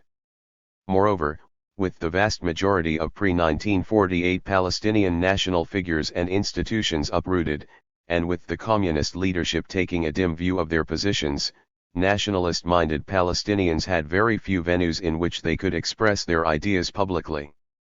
Yet Arab nationalist views had wide appeal, as evidenced during the brief appearance of the ARD group in 1959-60. Leaders of the ARD group were unabashedly Nasserist and pan-Arab nationalist, as demonstrated in their series of wildly popular single-issue papers, issued between October 1959 and January 1960, that lauded Egyptian President Gamal Abdel Nasser and stressed their desire for pan-Arab unity. 6. The communists opposed both these positions, arguing that the best way forward was to bring Jewish Israelis around to the belief that they could abandon certain elements of Jewish privilege while maintaining Israel as a Jewish state. The communists did not attack the nationalists directly, given the strong popular support they enjoyed, but the ICP leadership quietly ceded at the nationalists, believing that they undermined the communists' attempts to reassure Jewish Israelis that allowing for equality with Palestinians would not pose an existential threat to the state. 7. As the Palestinian national movement began to gain traction in the mid-1960s, Arab nationalists in Israel who affirmed their connection to the Palestinian people ran further afoul of the government. In 1964 ARD leaders applied for formal state recognition as an association, a request that inherently signaled their recognition of the Israeli state. But their proposed articles of association stated in part that their group was aimed at finding a just solution for the Palestinian problem, through its consideration as an indivisible unit in accordance with the wish of the Palestinian Arab people. 8. The language of the clause bore a striking resemblance to Articles 3 and 4 of the PLO's Palestinian National Charter, signaling that there were Palestinians in Israel who were not reconciled to their perpetual minoritization within the Jewish state. The Israeli government denied the group's petition, a denial that the Israeli High Court ultimately upheld. 9. The fall of the ARD movement demonstrated that the Israeli authorities would not tolerate discursive framings that tied Palestinians in Israel to the Palestinian people as a whole, even if those framings were carefully worded in a way that accepted the Israeli state as a fait accompli. That experience would shape the work of subsequent intellectuals and activists, especially as the political landscape gradually opened up after the 1967 war. This brief examination of the Palestinian political landscape in Israel prior to 1967 shows the spaces and limits of oppositional political discourse in Israel. While the communists adopted a language of decolonization that denounced, often vehemently, Israeli policies that discriminated against Palestinians and put Israel in league with imperialist forces, they did not question the legitimacy of the 256 state itself. As a result, although they faced restrictions and attacks from the Israeli authorities, they nonetheless continued to operate as a sanctioned political party. In contrast, the Palestinian Arab nationalists, especially those organized around the ARD movement, adopted a language of decolonization that criticized Israel at a more fundamental level, denouncing Israel's Zionist underpinnings as inherently discriminatory. While these activists offered de facto recognition of the state, Israeli authorities saw their calls for pan-Arab unity and Palestinian self-determination as too close to Palestinian nationalist rhetoric. As a result, Arab nationalists faced more severe punishment from the Israeli state and were not allowed to maneuver as freely as were the communists. The 1967 war and the rise of the Palestinian nationalist movement further enhanced these differences. 1967 to 1987, the two-state debate. The June 1967 war and the rise of the Palestinian resistance movement dramatically altered the political landscape of Palestinians inside the Green Line. Israeli officials grew alarmed at the rise in apprehensions of young men seeking to join the resistance, especially after the PLO's famous stance at Karamah in March 1968. 10 ARD leaders Sabri Jirius and Habib Kawaji also went into exile in 1969 and 1970, respectively, further signaling the perceived threat that Palestinian Arab nationalism posed to the state. 11 For the Palestinian Communist Rika Party, the crackdowns on the nationalists and the positions of the Soviet Union led them to emphasize the so-called 67 issues of occupation and settlements in the West Bank, Gaza Strip, and East Jerusalem, rather than the so-called 48 issues of Israeli colonization of historic Palestine and the return of refugees. The party strongly denounced Israel's land grab during and after the June 1967 war as illegal.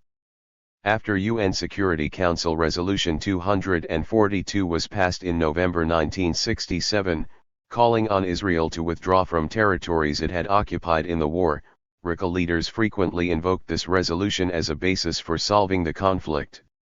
Party leaders also strongly denounced the treatment of Palestinians in the occupied territories, reporting regularly on violations of human rights and international law. 12 For Rika, these positions were in keeping with the language of decolonization that it had advocated in earlier years. But Rika's focus on decolonizing the lands occupied in 1967 was at odds with the Palestinian national movement in exile, which stressed the need to decolonize all of historic Palestine. Thus, Rika was critical of the Palestinian resistance movement, as well as the broader Palestinian consensus that armed struggle was necessary for the goal of liberating all of Palestine. By recognizing that the Israeli people had national rights to a homeland within the Green Line, by focusing only on territorial disputes in the 1967 territories, and by refusing to unequivocally call for the right of return of Palestinian refugees, Rika adopted positions that diverged sharply from the Palestinian consensus at the time. 13. 257. Yet even these positions carried a heavy political cost inside Israel. Several of Rika's political and cultural leaders were placed under house arrest for years following the 1967 war, while others were subjected to a sunset to sunrise curfew. 14 Such measures were aimed at limiting the reach of Palestinian activists in Israel who were critical of the state's policies in the occupied territories and its repression of Palestinian activists within the Green Line. Despite these oppressive measures, Rika's history of political organizing and institution building, coupled with a political maneuverability that the nationalists did not enjoy, allowed the party to gain steady support over the following years. But a new nationalist challenge would soon emerge. During the early 1970s, a new awakening of nationalist thought emerged among younger Palestinian intellectuals living inside the Green Line. They had grown up under Israeli rule and were frustrated by the rampant discrimination and inequality they faced. But they were also increasingly aware of Palestinian decolonization discourses that were more uncompromising than before and that took into account what had happened to the Palestinians in 1948. For many, this nationalist rhetoric was more attractive than Rika's calls for joint Arab-Jewish cooperation and its refusal to endorse armed struggle. Additional social and economic factors, such as greater employment opportunities in Israel's flourishing economy and a rise in the number of students who were finishing high school and attending college, led many younger intellectuals to feel a greater sense of independence. 15 Some of these younger, bolder nationalists also grew more vocal in their criticism of Rika, arguing that its refusal to examine critically the foundations of the Israeli state and its emphasis on Arab-Jewish cooperation enabled the assimilation, as Israelis, of Arabs in the state. 16 In response to this growing desire to emphasize their identity as Palestinians, in 1972 several activists based in the central triangle town of al-Fahm formally declared the establishment of the Abna al-Balad movement. With a mix of Arab nationalists and former communists of various strains, members of Abna al-Balad had many different ideological orientations, but they came together around a dual platform of affirmation of the Palestinian identity among the Arab people in Israel and opposition to the Communist Party. 17 Since Abna al-Balad's members opposed participating in Knesset elections, they did not pose a direct electoral threat to Raqqa. But they constituted a fundamental challenge to key Raqqa ideological positions. Since 1967, Raqqa had emphasized that Israeli withdrawal from the occupied territories was the first and most necessary step towards the establishment of a Palestinian state in the West Bank and Gaza Strip. At the same time, they demanded collective and individual equal rights as Palestinian Israeli citizens. Therefore, while Raqqa endorsed the Palestine Liberation Organization as the legitimate representative of the Palestinian people, the party did not agree that the PLO represented Palestinians in Israel. In contrast, Abna al-Balad rejected the idea of a Palestinian state in the 258 West Bank and Gaza Strip as defeatist. They also argued that the PLO is the sole legitimate representative of the Palestinian Arab people, which constitutes a single entity, wherever it may be. Thus, any settlement of the Palestinian question must include an official recognition and international guarantees of the national rights of the Palestinians who live in Israel as well. 18 In short, Abna al-Balad saw itself as part of the Palestinian national enterprise, which to establish one Palestinian state on all the Palestinian lands. 19 Yet even Raqaqa's emphasis on ending the occupation and withdrawing from Palestinian lands was met with fear in many Israeli circles. By 1975 some on the Israeli right were calling for Raqqa and its activities to be outlawed. More liberal Israelis warned that this would be a mistake, arguing that Raqqa represented a relatively moderate Arab nationalism and was a safety valve for Arabs in Israel, protecting them from slipping into extremist nationalism. 20 These Israeli fears had a direct bearing on the political calculations of Palestinian activists in the country, who worried constantly that if they crossed a discursive red line, they would be banned, as the ARD movement had been a decade earlier. There were also more urgent pressures at home, including systematic discrimination against Palestinian citizens and the confiscation of their land. In response to these pressures, Raqqa and Abna al-Balad joined forces in March 1976 to organize a general strike and coordinate a series of large demonstrations that collectively became known as Land Day. The massive turnout, coupled with widespread outrage over the police killings of 6 unarmed protesters, led to greater politicization among Palestinians inside the Green Line. 21 At the same time, this increased political awareness among Palestinian citizens made the ongoing debates between the communists and nationalists all the more visible. These tensions were especially palpable among youth groups and university students, who were debating with each other the possible solutions to the Palestinian-Israeli conflict and the fate of the 48 Palestinians. In fall 1976, Fuzit el-Asmar, a 48 Palestinian poet and former ARD member who returned for a time to his homeland after spending several years in the United States, captured the two sides of this debate. I heard from a number of people with whom I talked during my stay in the country that communist political education of Arab youth encourages them to accept the status of an Arab minority in Israel with Israeli identities. A leader of the party explained this logic as follows: when the Palestinian state is established alongside its sister Israeli state, we shall remain an Arab minority in Israel. Changing this situation will take generations and it may never change. The best thing is to raise our new generation with this perspective, for in the future it will help them in keeping their identity intact. 22. But el-Asmar also observed that not everyone shared the assumption that a Palestinian state would be established. He cited one student journalist who wrote, 259. If we suppose that a Palestinian state is established in the West Bank and the Gaza Strip, then the Palestinians living inside Israel proper will remain as a persecuted minority. On the other hand, all those Palestinians who were kicked out of their homes in 1948 will move from their current refugee camps to other camps set up for them on the West Bank and Gaza. Subsequently their status will change but little. If such a solution is carried out, it will solve the problem of only one segment of the Palestinians, namely the ones who have lived for generations on the West Bank and Gaza Strip. The solution to the Palestinian issue will come about only with the establishment of a state after the return of all the Palestinian refugees to their homes. The new state should be a state concerned with individual welfare, emphasizing collective humanity and not racial distinctions. 23.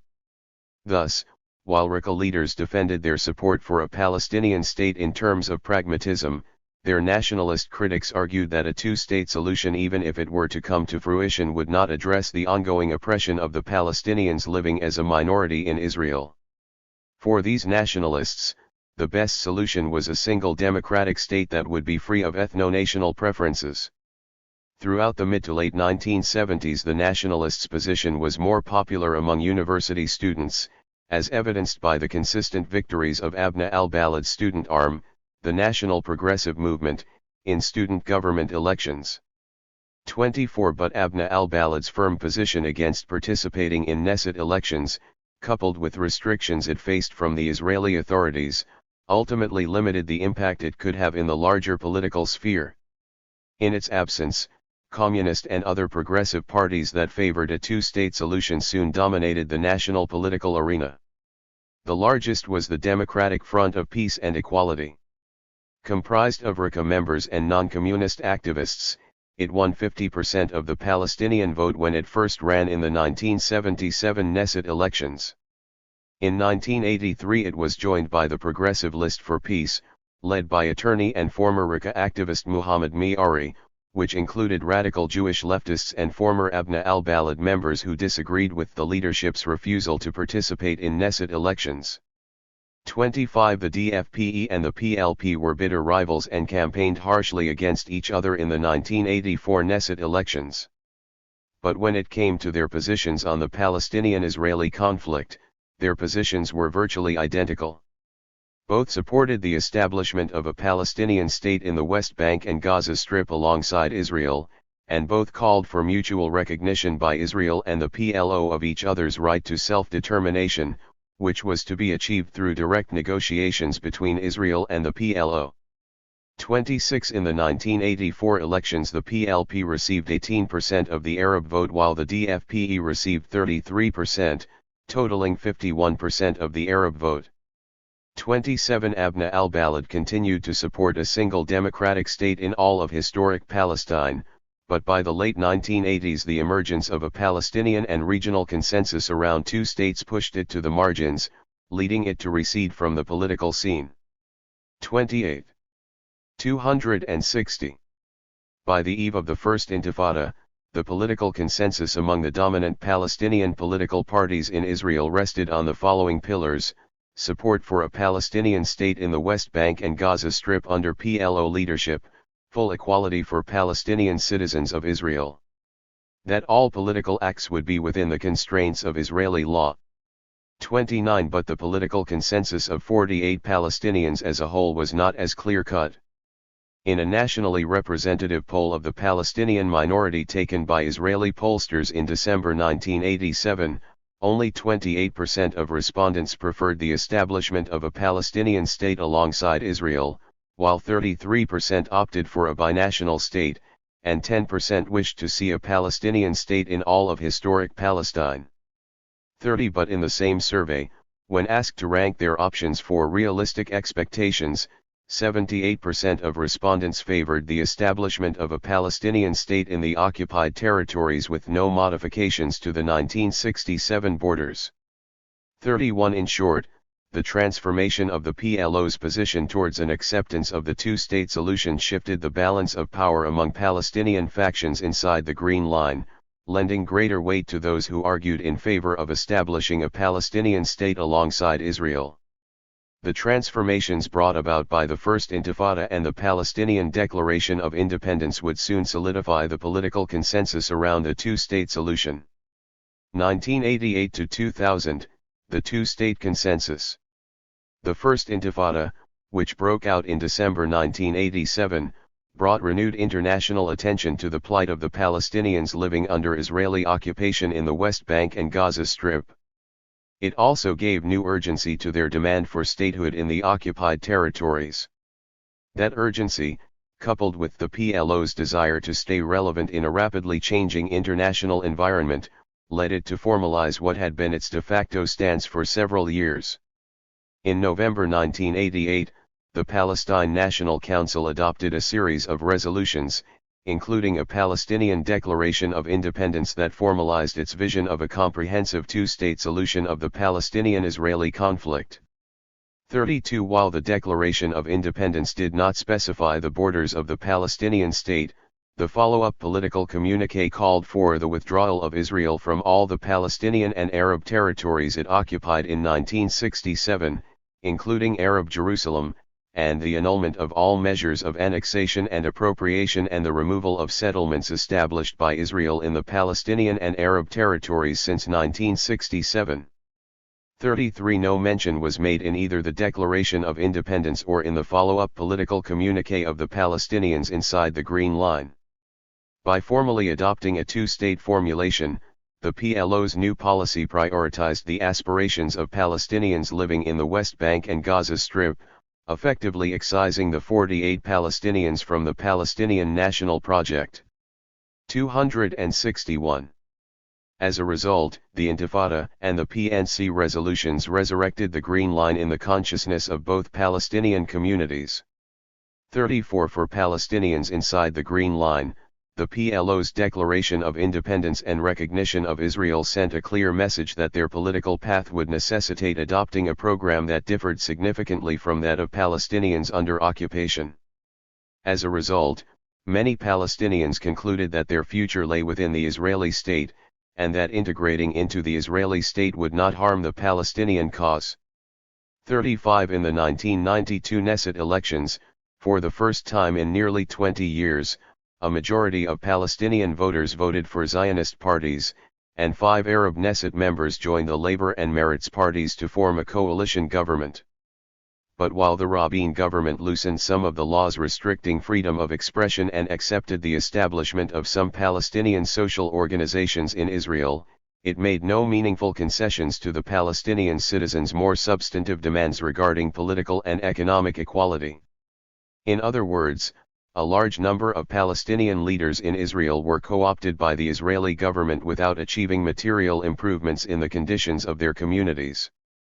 36 Therefore, by the time the Declaration of Principles was signed in September 1993, Palestinian citizens of Israel had already been conditioned to believe that a two-state arrangement was the best solution to the Palestinian-Israeli conflict, and that they needed to stake their political claims within the Israeli state.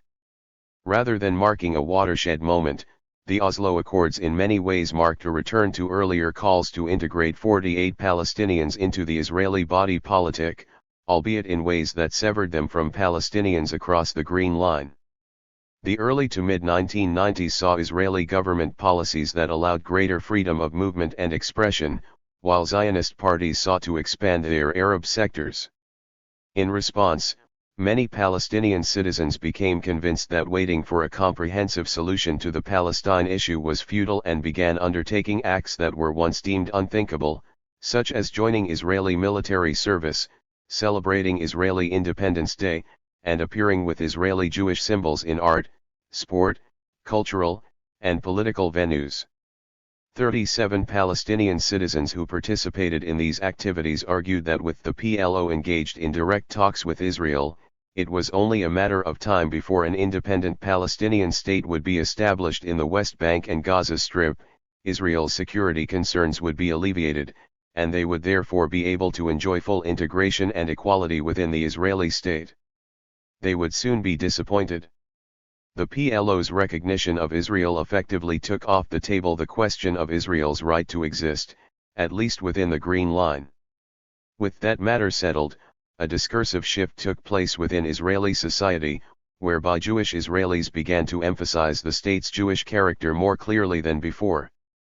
While the Israeli right had stressed Israel's Jewishness for decades, the formulation of Israel 262 as a Jewish state was now articulated increasingly by the Zionist left, which had previously sidestepped questions about Israel's ethnic character. In other words, the Oslo political climate legitimized ethnic conceptions of the state, allowing the left to be vocal about its stance on Israel's Jewish essence. 38 The Zionist left's growing emphasis on Israel's Jewish character, even as it was trying to recruit Palestinian citizens into the Israeli body politic, highlighted the limits of assimilationism for Palestinians living inside the Green Line. This discursive shift also led some Palestinian activists to conclude that the communist-led DFPE and other existing Arab parties were insufficiently prepared to address these changing political conditions. The notion that Palestinian citizens could be assimilated into Israel as full and equal citizens by working with the Zionist left did not accord with the Zionist left's own shift towards privileging Israel's character as a Jewish state. Concerned by the growing push towards assimilating Palestinian citizens in ways that strip them of their Palestinian identity, several former Abna al-Balad activists decided to create a movement that would affirm their people's indivisibility from the Palestinian people, while simultaneously utilizing the political tools available to them as Israeli citizens. As former Abna al-Balad leader Awad Abdel Fattah explained, "For the first time we decided to take our citizenship seriously, but in combination with our nationalist identity. Because even if you call for equality, without focusing on adhering to the nationalist identity and aspirations, I think you'll get nowhere. You'll get civil rights, but you won't get national rights." 39 In 1995 Abdel Fattah and several Palestinian nationalists and former communists established the National Democratic Assembly Party. According to NDA leader Azmi Bishara, one of their key concerns was what they called the accelerating process of Israelization, by which they meant the marginalization of Palestinians in Israeli society and a gradual joining of Zionist parties. 40 Having accepted the two-state solution as the international and local consensus at the time, the NDA demanded equal rights for Palestinians within Israel at both the civic and more importantly national levels. In doing so, the party challenged the trend toward characterizing Israel as a Jewish state, adopting instead a platform that called for Israel to be a state of all its citizens. 41 The NDA's debut onto the political scene came at a time when hopes that the Oslo process would bring about both a truly independent Palestinian state on the 1967 lines and a collective improvement to the lives of Palestinians in Israel were already starting to dim. In October 1995, 1 month before his assassination, Prime Minister Yitzhak Rabin reassured fellow Knesset members that the Palestinians hoped for state would be an entity which is less than a state, while the permanent borders of Israel would be beyond the lines which existed before the Six-Day War, and would encompass a united Jerusalem, which will 263 include both Ma'ale Adumim and Givat Ze'ev, as the capital of Israel, under Israeli sovereignty. 42 Not only did a truly sovereign Palestinian state seem further away than ever, but most of the economic improvements and legal changes that would have put Palestinian citizens of Israel on equal footing with Jewish Israelis did not come to fruition. 43 Seeking to highlight these concerns, the NDP ran in the 1996 Knesset elections for the first time, joining with DFPE in order to meet the threshold of votes. These elections also saw the debut of the United Arab List, which was comprised of members of the southern branch of the Islamic movement and ran on a joint list with the Arab Democratic Party. Both the NDP Hadash and the UALADP lists called for the establishment of an independent Palestinian state on the 1967 lines and stressed equality for Palestinian citizens of Israel. They gained 3 and 4 Knesset seats, respectively. But their demands received little attention in the Knesset, especially as newly elected Likud Prime Minister Benjamin Netanyahu formed coalitions with far-right and religious Zionist parties whose leaders had loudly denounced both the Oslo talks and the integration of Palestinian citizens into Israel. Palestinian citizens in turn became increasingly skeptical that assimilation into Israel, even on Israeli terms, would lead to greater equality. Building on that skepticism, the NDA began floating the idea of a binational state. In 1997, NDA leader and Knesset member Azmi Bishara predicted that when it becomes apparent that an independent and democratic state occupying every inch of the West Bank and Gaza Strip free of Israeli settlements is not realizable either in this generation or the next, it will be time for the Palestinians to re-examine their entire strategy. We then will begin to discuss a binational state solution that will do away with the system of ethnic discrimination that is in place now. Pressed further, Bishara elaborated, it means that the Palestinians in the territories and the Palestinians in Israel will form a single political unit within a binational state. There will be a Jewish political unit and a Palestinian Arab political unit, which together will constitute a Jewish-Arab polity with two separate legislative chambers as well as a common parliament. I believe this must become our demand in the future. I am not referring to a democratic secular state but to a binational state, a federal or confederal system comprising two ethno-national communities. Only in such a context will it be possible to resolve such problems as the refugees and the settlements. Settlements no longer will pose an insurmountable obstacle within the context of a single binational state. If the Israelis should choose to settle in the West Bank, then so be it. We, too, will have the right to set up residence in Jaffa, for instance. 44. Bishara's early forays into discussions of binationalism came at a time when the Palestinian political consensus in Israel still stressed the need to work within the existing political parameters. In order to highlight the limits of those 264 parameters, during the 1999 election campaign Bishara nominated himself for the position of Israeli Prime Minister, knowing that he did not have a chance of winning. The move garnered much media attention and offered Bishara a platform to highlight the fundamental lack of equality in Israel and to call for a shift to a binational state. In an interview Bishara stressed that it was still an academic discussion at that point, since no political momentum was mobilizing behind the idea, but he emphasized that this discussion was the first step toward a larger movement. 45 Bishara withdrew his nomination shortly before the election in the face of large-scale Palestinian mobilization to ensure that Netanyahu would be defeated by Labour candidate Ehud Barak. Barak campaigned on a slogan of a state for all, receiving 95% of the Palestinian vote as a result. 46 But Barak's refusal to take seriously any of the demands of Palestinian citizens led growing numbers of Palestinians inside the Green Line to wonder if the political calculations they had made during the 1990s were accurate. Largely absent during this period of the two-state consensus were formulations of Palestinian liberation that invoked the conceptual framework of decolonization. The PLO leadership framed national liberation as the establishment of a Palestinian state in the 1967 territories, while the Palestinian political leadership inside the Green Line framed liberation as achieving true equality within the Israeli state. The question of what liberation meant for Palestinians in exile remained unaddressed beyond vague references to the right of return. But the violence and trauma of the next several years would lead Palestinian activists on both sides of the Green Line to reassess this absence in their political thinking and would lead some to reintroduce decolonization as a guiding conceptual framework. The Second Intifada and a return to decolonizing discourses. In the months before the Second Intifada broke out in September 2000, Palestinian citizens of Israel continued to receive mixed messages as to whether they would be integrated into Israel as equals. In March, after a 5-year legal ordeal, the Israeli High Court ruled that the Qadan family could not be prevented from moving into the predominantly Jewish Katsir community just because they were Palestinian citizens. Even though the court's ruling left plenty of room for the Katsir community cooperative to maneuver its way out of implementation, it nonetheless drew an outcry among Knesset members on the right who declared that the ruling marked a black day for the Jewish people. 47 At the same time, 48 Palestinians felt increasingly abandoned by the Labour Party. Prime Minister Barak refused to include any Arab parties as part of his coalition or to meet with the High Follow-up Committee during his first several months in office.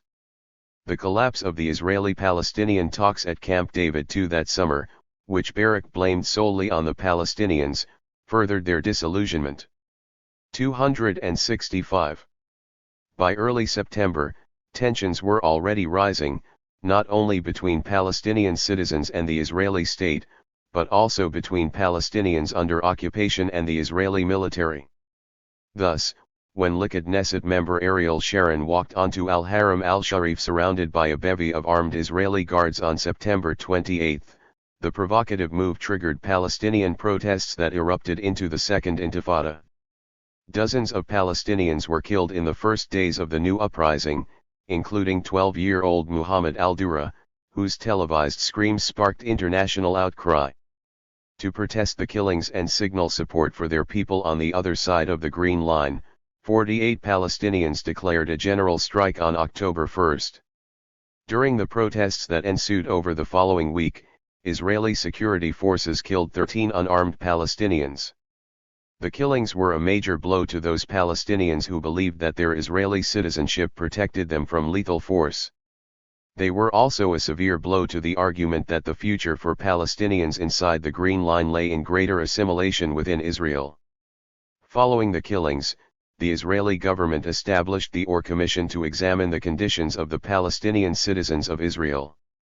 The Commission's final report, issued in September 2003, marked the first time that an official Israeli body acknowledged that the creation of Israel as a Jewish state had inherently led to the unequal treatment of Palestinian citizens. The report's introduction framed the 48 Palestinians as an indigenous minority whose feelings of injustice were fed by the obvious existence of collective rights for the Jewish 48. Yet despite this unprecedented acknowledgement by an official Israeli body, the report's conclusion offered only vague recommendations. As a result, the Or Commission's report did little to improve the conditions of Palestinians within the Green Line. Instead, the Israeli government, led by a series of far-right and center-right parties, passed laws that were even more discriminatory against Palestinian citizens than in the past. In 2003, the Knesset passed an amendment to the citizenship law that prevented Palestinian citizens of Israel from bringing in their Palestinian spouses from the West Bank and Gaza Strip. In 2007, the law was expanded to apply to spouses from the enemy states of Lebanon, Syria, Iraq, and Iran. 49. In part, these laws were promulgated to try to counteract the rise of a new generation of more assertive Palestinian citizens who were emerging onto the political scene. Born during the last quarter of the 20th century, they came of age during the tumultuous years of the Second Intifada and had become disillusioned with the prospect of ever becoming equal citizens in Israel.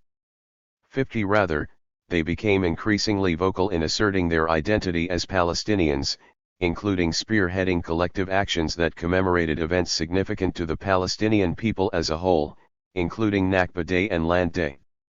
51. In doing so, they were part of a larger shift in Palestinian discourse and strategic thinking, one that sought to reframe Israeli-Palestinian relations in terms of colonialism and more. 266. Specifically settler colonialism, and that had longer lineages and wider implications than the two-state solution discourses. 52. This renewed attention to the colonial paradigm emerged in 3 documents issued by Palestinian NGOs in Israel in 2006 and 2007 that laid out a vision of what the relationship between Palestinian citizens and the Israeli state should be. 2 of the documents explicitly framed the issue in terms of colonialism. The Haifa Declaration described the Zionist movement as having initiated a settler colonial project in Palestine, while the Future Vision document described Israel as executing internal colonial policies against its Palestinian Arab citizens. 53. Though they differed slightly from one another in terms of the specific political entity they wished to see established, they stressed that Israel should be a democratic binational state that guarantees full equality between Arabs and Jews within the Green Line. 54. Although the vision documents formally recognized the state of Israel within the Green Line, they were nonetheless met with widespread hostility by Jewish Israelis, who could not countenance a narrative of Israel's foundation that differed so wildly from their own. 55. Especially galling for many Israelis was the explicit positioning of the Palestinian citizens of Israel along with the Palestinian people as victims of Zionist and Israeli colonialism. Moreover, the documents were issued at a time in which more wide-scale and organized commemoration of the Nakba by Palestinian groups within the Green Line, such as the Association for the Defense of Rights of Internally Displaced Persons, were taking place. In response, in 2011 the Knesset passed a Nakba law that criminalized active commemorations of Palestinians' displacement by Israel in 1948, thereby indicating that the Israeli authorities, too, saw a link between commemorations of the Nakba and the shift towards a centering of decolonizing discourses. 56. But the law had a limited effect in counteracting the rise of these decolonizing discourses. A year after it was passed, Palestinian citizens marked the Nakba with a general strike, symbolizing the growing salience of the Nakba as central to the collective consciousness of 48 Palestinians.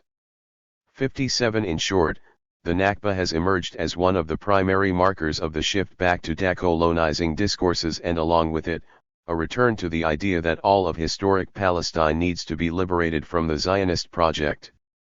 While this view continued to gain traction over the following decade, not everyone agrees that it is the best way forward. Two states or one. Bishara's 1997 prediction that Palestinians would start to call for a binational state once the two-state solution no longer seemed viable is gaining traction in some circles. With widespread decrees that the two-state solution is dead, some members of the nationalist camp are thinking once again of alternative ways in which 267 Jews and Palestinians can live together equally in the area between the Jordan River and the Mediterranean Sea. In 2008, for example, Abna al-Balad introduced a revised political platform that has consistently reaffirmed its call for the establishment of a single democratic state on all of Palestine. 58 new initiatives are also emerging, such as the Popular Movement for One Democratic State on Historic Palestine, which was established in May 2013. Most of the group's 50-some members hail from the West Bank and Gaza Strip, but it also includes leaders from Nazareth, along with Palestinians and Israelis living abroad. The Popular Movement argues that since there is already a one-state reality characterized by Jewish-Israeli supremacy, establishing one democratic state on the land of historical Palestine, a democratic state for all its inhabitants, based on a democratic constitution, the values of the Universal Declaration of Human Rights, which guarantee freedom, democracy, and equality of rights without discrimination based on race, religion, gender, color, language or political or non-political opinion, national or social origin, wealth, place of birth or any other status. Establishing this state is, indeed, a just and feasible solution for the Palestinian-Israeli conflict. 59 In response to these growing calls for a one-state solution, proponents of the two-state solution argue that it is not wise to abandon the goal of an independent Palestinian state, especially after so much Palestinian political capital has been expended to gain international support for it. As DFPE leader Ayman Odeh explained in 2015, I still believe that the most realistic and possible solution in the foreseeable future is the establishment of a Palestinian state in 1967, and I think it is a grave mistake to abandon this cause and go to the idea of a single state, because in practice we succeeded in persuading the whole world, as well as a slice within Israeli society, of the two-state solution. We cannot abandon it now and move on to talking about Haifa, Acre, and Jaffa. We don't have the constituency for that. I personally cannot say to my people who suffer from the occupation on a daily basis, wait for the one-state solution. 60. Odeh's argument bears a striking resemblance to those of previous Palestinian communists regarding pragmatism and the expeditiousness of the two-state solution. But there is a key difference. By speaking of my people who suffer under occupation, he demonstrates a discursive shift in which there is no longer a distinction being made between Palestinians in Israel and Palestinians in the occupied territories. According to Odeh, they are all one people whose futures are intertwined. This shift is important because it signals the success of the decolonial paradigm in positioning the Palestinians inside the Green Line as part of the Palestinian people as a whole, with a shared future, despite the call for two states. Odeh's comments also indicate that while there is broad agreement that Palestinians on both sides of the Green Line share a future together, there is little agree. 268. Meant on how to operationalize that sentiment through existing political structures. In a poll conducted in 2015, 56% of 48 Palestinians and 55% of 67 Palestinians wanted to see Palestinians inside the Green Line play a greater role in the Palestinian national movement. 61 But when given several options for implementing this idea, there was no consensus. For example, while 73% of 67 Palestinians saw a need for Palestinian citizens of Israel to have real representation in Palestinian national political institutions, only 41% of Palestinians inside the Green Line saw such a need. 62% Part of the reluctance among some 48 Palestinians to participate more robustly in Palestinian institutions is likely due to fears of Israeli punitive measures, given the state's long history and ongoing rhetoric accusing Palestinians in Israel of being a fifth column. It is also likely related to their experiences fighting for representation in Israeli institutions, which they would not want to give up. But we cannot overlook the role of the Palestinian national leadership's own disarray and lack of engagement with the Palestinians inside the Green Line. While there have been some meetings between Palestinian MKS and various PLO and PA leaders over the last few decades, there has yet to emerge a clear articulation of how Palestinians inside the Green Line fit into a broader, representative Palestinian national vision of the future. Nor has there been an accounting of how and why Palestinian citizens of Israel were excluded from the Oslo process in the first place. This lack of accounting is also evident among the Palestinian leadership in Israel. In 2017, NDA Secretary General Danes Shihadeh called for a more critical appraisal of how the Palestinians' initial support of the Oslo framework undermined their project for greater equality in Israel while simultaneously marginalizing them from the Palestinian people as a whole. More important, he argued, was the need for Palestinians inside the Green Line to reassess the wisdom of trying to gain Palestinian liberation by working with the Zionist left. Can a Zionist left that is part of a colonial project offer a solution that accords with the Palestinians' natural rights? Do we support and stand by the Zionist left in accordance with the political ceiling that it poses? Since we are aware today that the Zionist left does not propose a project that is fundamentally different from the Zionist right-wing project, but may differ to some extent from the religious right settlement project. 63 Shihadeh's placement of the Israeli left within the Israeli colonial structures that have impacted Palestinians on both sides of the Green Line further indicates a more assertive discourse of decolonization among some 48 Palestinians. His questions also draw attention to the changes that took place in the Israeli political landscape during the 1990s, after the PLO officially recognized Israel, in which the Israeli demand shifted to recognizing Israel as a Jewish state. As noted above, members of the Zionist left advocated for a two-state solution on the basis that it would preserve the Jewish and democratic character of the Israeli state.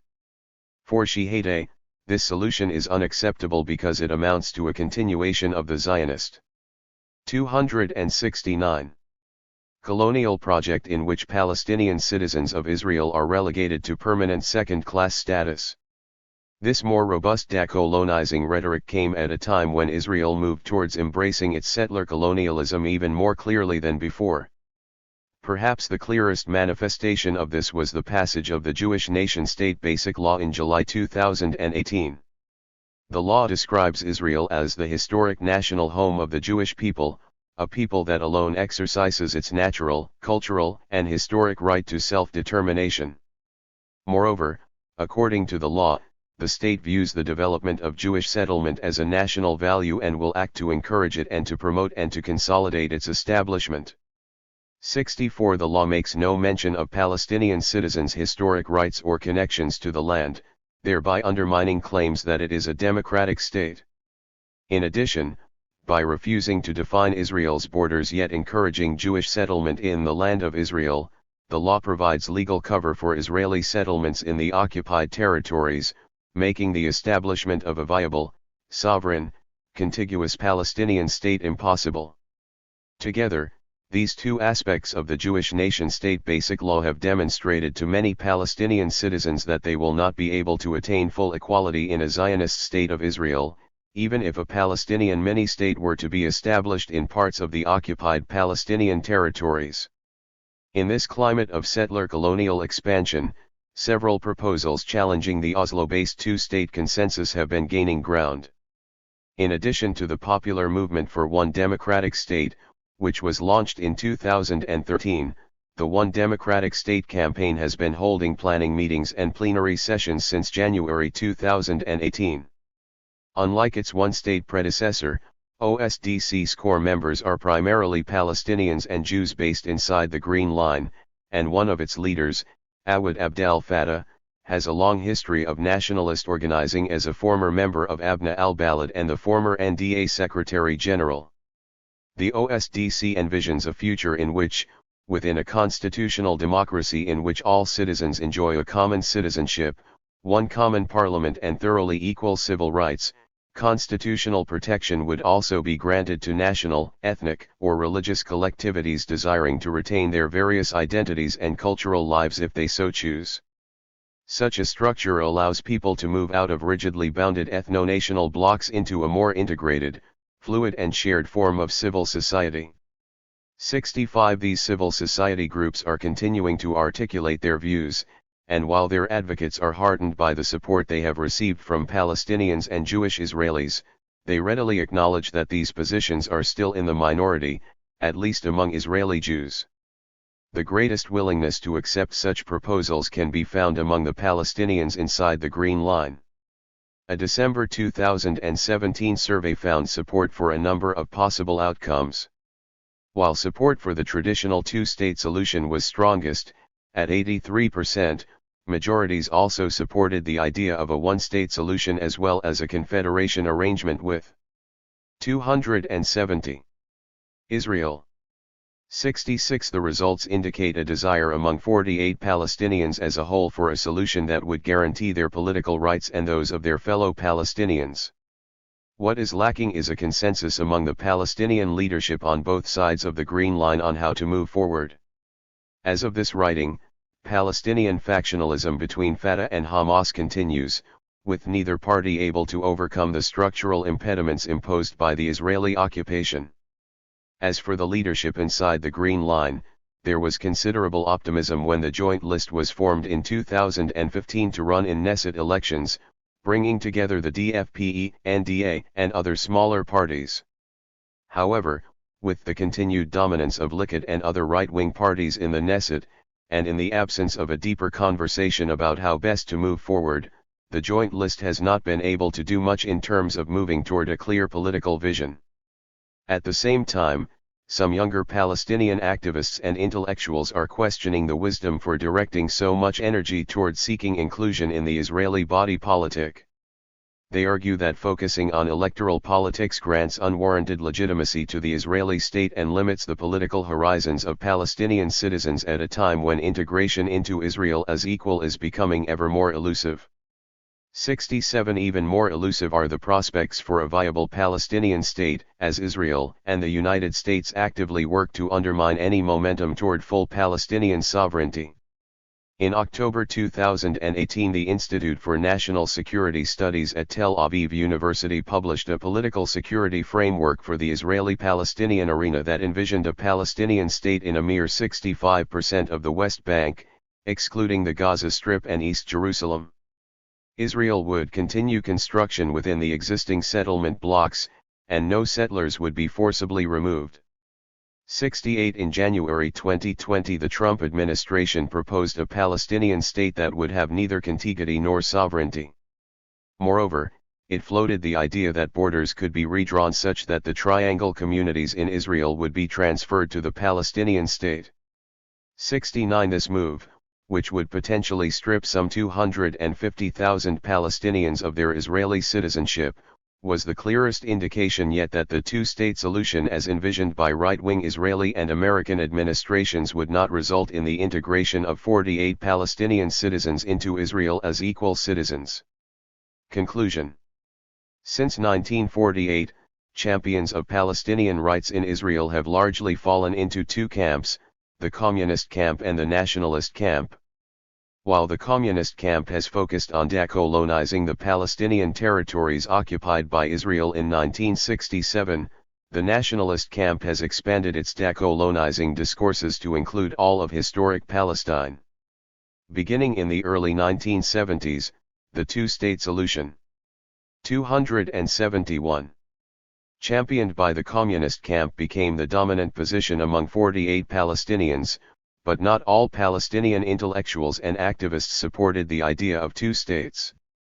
Nationalists associated with the group Abna al-Balad provided the most clear-eyed advocacy of a single democratic state in Palestine, but their reach was largely limited to university campuses. Shifts in the PLO's official position towards endorsement of the two-state solution gave more weight to advocates of a Palestinian state. The 1988 Palestinian Declaration of Independence, the 1993 Oslo Accords, and subsequent negotiations between Israel and the PLO seemingly took the binational state option off the table. However, numerous political and cultural developments since 2000 have allowed for the gradual re-emergence and development of alternative proposals to the two-state solution, particularly the idea of a single democratic state. This has corresponded with a broader identification of 48 Palestinians as an inextricable part of the Palestinian people, as well as a growing salience of decolonization as a conceptual framework among Palestinians as a whole in order to counteract numerous forms of Zionist and Israeli settler colonialism on both sides of the Green Line. However, in the absence of a clear Palestinian national political program or decision-making body that incorporates Palestinians in the 48 lands, there is no clear way to translate these sentiments into political agency. 11. Indigeneity as resistance. Elon Papp. We are not Red Indians, Yasser Arafat declared when presented for the first time with the notion of Palestinians as an indigenous people. One understandably, the leader of the Palestine Liberation Organization dreaded the political implications of comparing the Palestinians to indigenous groups who had lost the struggle for sovereignty and independence, particularly to a group that had been enclaved in reservations and pushed to the social and geographical margins of the American reality.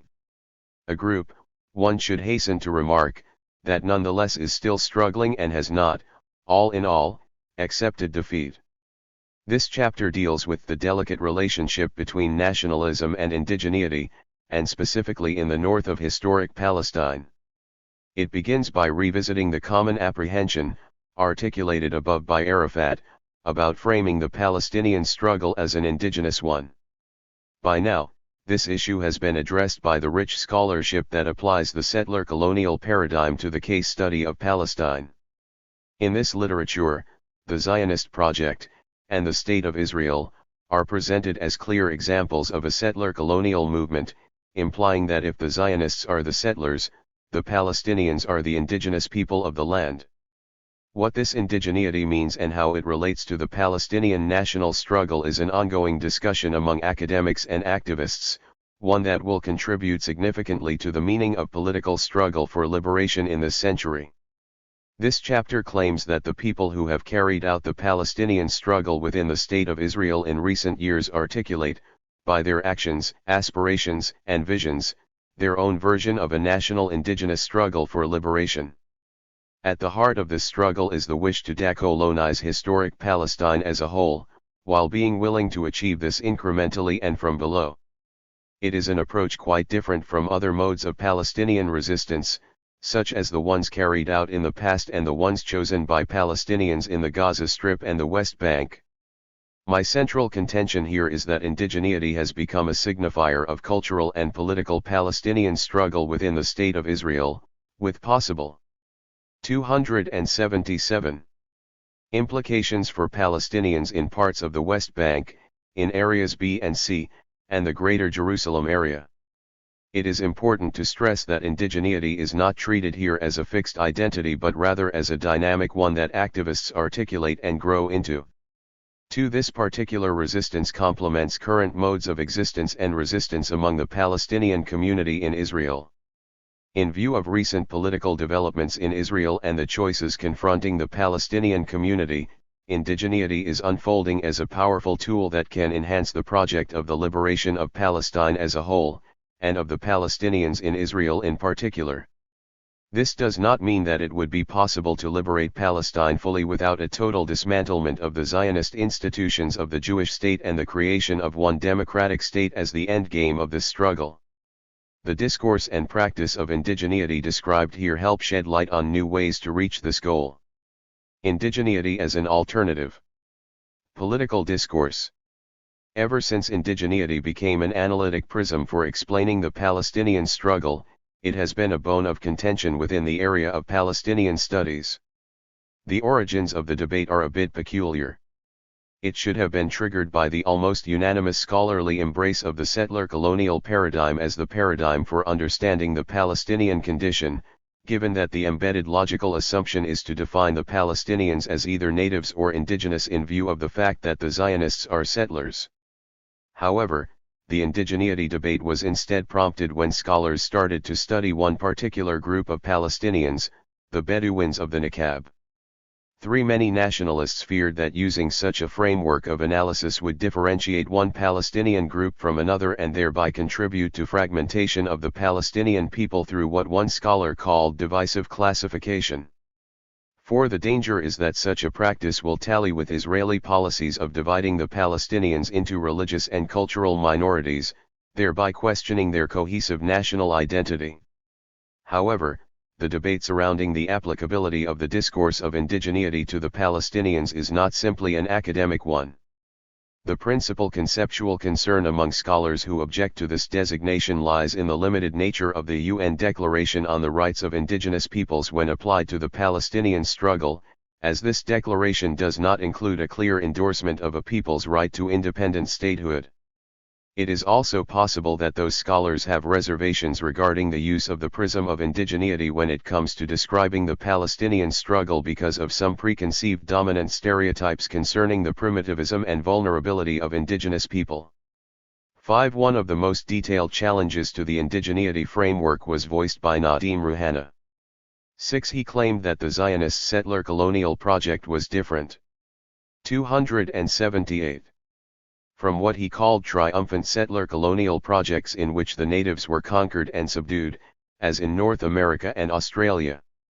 Since Zionism has not as yet triumphed, the struggle against it is still national, including for the Palestinians inside Israel. He therefore prefers to use the term homeland nationalism to designate the efforts of Palestinians in Israel to reclaim Palestine as their national homeland. For Rouhana, this homeland nationalism complements the broader Palestinian nationalism of claiming Palestine as the homeland of the Palestinian people. I believe that the political nature of the Palestinian struggle can be enriched by incorporating the concept of cultural indigenous resistance into it, in particular at a time when there is no space or scope for the notion of armed struggle. As Edward Said had clarified, culture is political, especially when we focus on an expanded, rather than narrow, definition of what culture is. The narrow definition relates to the aesthetic and literary assets of a society. Culture is a concept that includes a refining and elevating element, each society's reservoir of the best that has been known and thought.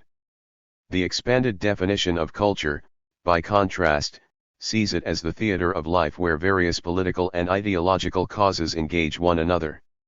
7. Culture, in the eyes of the settler state, is defined within the narrow definition put forward by Said. For the indigenous population, it is understood within the expanded version. This chapter contends that the indigenous cultural struggle is not an antithesis, or alternative, to the political national one, but rather the optimal struggle available, in view of the historical junction the Palestinian question finds itself in. An indigenous cultural struggle is, in its essence, part of a political resistance, especially given that other modes of resistance have not been very successful so far. As pointed out by Amara, framing the Palestinian people within the settler colonial paradigm is a manifestation of a resistant approach to the Palestinian political project of state formation. 8. The Palestinian wish for decolonization remains the same, but the nature of the struggle has changed. There is a growing recognition among other Palestinian scholars that Palestinians share a common fate with quite a few indigenous peoples. According to Rana Barakat, this shared fate with other indigenous people should be the focus of Palestinian research on settler colonialism moving forward. She argues that it is time to leave aside the already saturated deconstruction of Zionism as a settler colonial movement and focus instead on the potency of indigeneity as a conceptual and political framework moving forward. 9. Her views are in line with the useful comparisons that Mahmoud Mamdani makes between the Native American and Palestinian predicaments. Mamdani suggests that in both cases the main struggle between the settler states and the natives is about citizenship and land. 10. Both indigenous communities have employed legal and civil means to change their status within the settler state. The legal struggle for citizenship rights. 279. In both contexts reflects the settlers' view of indigeneity. American Indians were declared citizens in 1924 with the Indian Citizenship Act, thus they were considered naturalized citizens, as distinct from those who gained citizenship rights through birth. Palestinians in Israel were declared citizens by means of a similar act, the 1952 Nationality Law. This law immediately created two types of citizenship, one for Jews by virtue of a birthright, and one for Palestinians by a process akin to naturalization. In both cases, the natives were depicted, or framed, by the settlers as aliens who needed to be naturalized. The struggle against this particular injustice can be therefore better understood within the field of native and indigenous studies than within conventional national or nationalist paradigms. 11. Those who insist on employing indigeneity as a useful lens to interpret the reality of the Palestinians in Israel stress that the application of the indigenous framework does not affect the subjective Palestinian sense of identity. Indigeneity stems from a more complex and dialectic process in which native people respond to their role or place within the settler colonial narrative and policies. Thus, the comparison to Native Americans does not focus on the success or failure of the settler colonial project of eliminating the natives but compares their place within the ethos of settlers' communities, their construction as the savage Native Americans who will disappear with the completion of the errand in the wilderness of the white settlers in North America and the primitive Arabs who will wilt under the Zionist project of blooming of the desert. 12. This process has profound impacts on Israeli policies and the Palestinian community in Israel, since it reflects not simply an assault on Palestinian national dignity, as Rouhana argues, but also a threat to their indigenous survival. 13. Indigeneity as a political strategy. Israeli politics has undergone a drastic transformation since the collapse of the Camp David negotiations in 2000. The Israeli regime has become more nationalist, religious, and extreme. The orientation is towards a unilateral expansion of the state over the occupied territories and a fierce struggle against any manifestation of Palestinian national sentiment or agenda within areas defined as Israel proper. This new attitude has been legalized through the Jewish nation-state basic law in July 2018.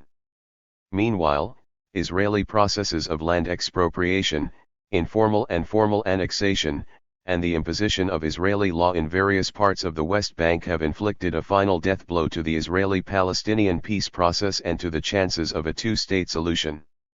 Within Palestinian politics, as well as in the scholarly world, however, a clear distinction continues to be made between the Palestinian struggle for statehood in the West Bank and the Gaza Strip and the Palestinian civic struggle inside Israel. To this day, the Palestinian leadership on both sides of the Green Line, notwithstanding their cooperation and constant dialogue, regard their struggles as distinct. 280. And different.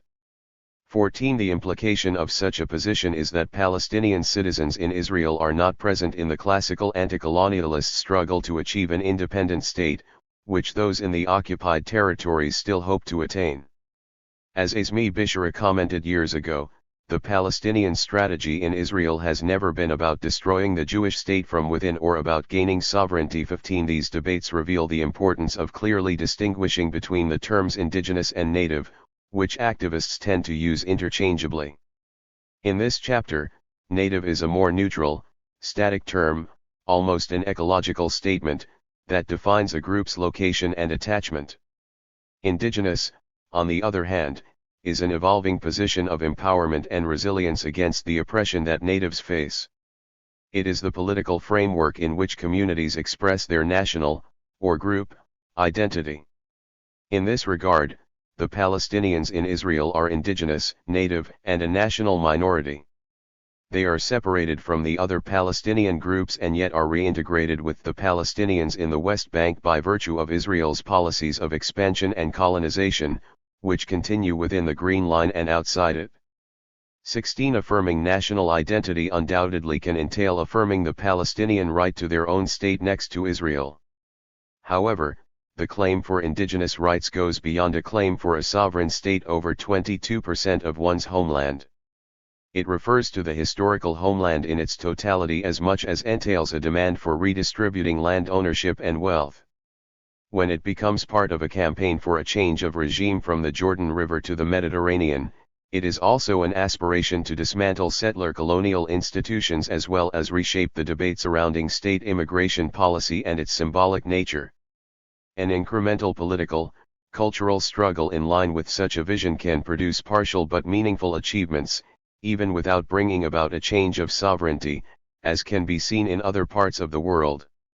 17. The visions that one has of the future, or of the possible political solutions available, undoubtedly impact, consciously or unconsciously, one's understanding of the present.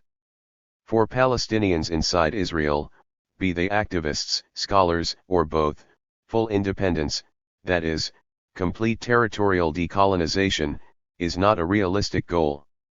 In such a context, indigeneity becomes another form of self-assertion against the settler state of Israel. Willingness to adopt indigeneity as a social and political framework of resistance is more clearly evident, and acceptable, among the Palestinian community inside Israel than among the Palestinians in the occupied territories, where quite a few still adhere to a national liberation agenda that seeks the creation of an independent Palestinian state next to Israel. This willingness to define oneself as indigenous can clash with more explicit national self-definition. Yet, the tension that the Palestinian population inside Israel has felt between these two definitions has been eased in recent years. This is largely due to two developments: on the one hand, the despair that many feel regarding the prospect of substantial political solutions, or a viable Palestinian 281 state, in the foreseeable future, and on another hand, a determination to work more locally and less ambitiously against a settler state that with every passing year becomes less tolerant and more discriminatory. Both processes, political despair and bottom-up activism, have meant that activists are avoiding macro-level political and ideological projects and focusing instead on tangible actions that protect the Palestinian community. It is important to note, though, that the transition from political to cultural activism that various activists are embarking on is not part of a conscious attempt to substitute, or avoid, the need to redefine the Palestinian liberation project moving forward. It is rather a pragmatic adaptation to an ongoing struggle in light of the failure of 100 years of resistance to liberate the homeland and given the existential threats that the neo-Zionist state of Israel poses to Palestinians in the 21st century. There is also another impulse encouraging a new civil and scholarly understanding of the Palestinian struggle. It is the wish not to repeat past failures such as the unsuccessful attempt to internationalize the struggle of the Palestinians in Israel. Neither the PLO nor Israel allowed the case of the Palestinians in Israel to be discussed in the peace process. The international community regarded the relationship of the Jewish state with its Palestinian minority as a domestic issue pertaining to those living inside Israel. The PLO in the 1970s explained this exclusion of the Palestinians in Israel from its overall national struggle by stating that each group of Palestinians knew best what kind of a struggle it should conduct according to its specific context. This has never undermined the PLO's standing among Palestinians in Israel, as is so accurately and beautifully manifested in the poetic correspondence between Mahmoud Darwish and Sami al-Qassem. 18. Within the framework of the conventional Palestinian national struggle, the Palestinians in Israel did not constitute a matter of international concern, but were a domestic Israeli problem. Framing this minority as indigenous enables it to be associated with the global struggle of indigenous people, and therefore internationalizes its cause.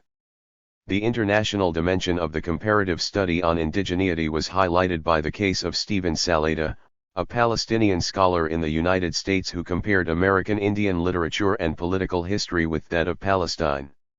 19. In his work, and in the campaign that ensued in the wake of a university decision to withdraw its offer of employment on ideological grounds, The international connection between the victims of both settler colonial projects showed that academically and politically this is a valid and useful struggle.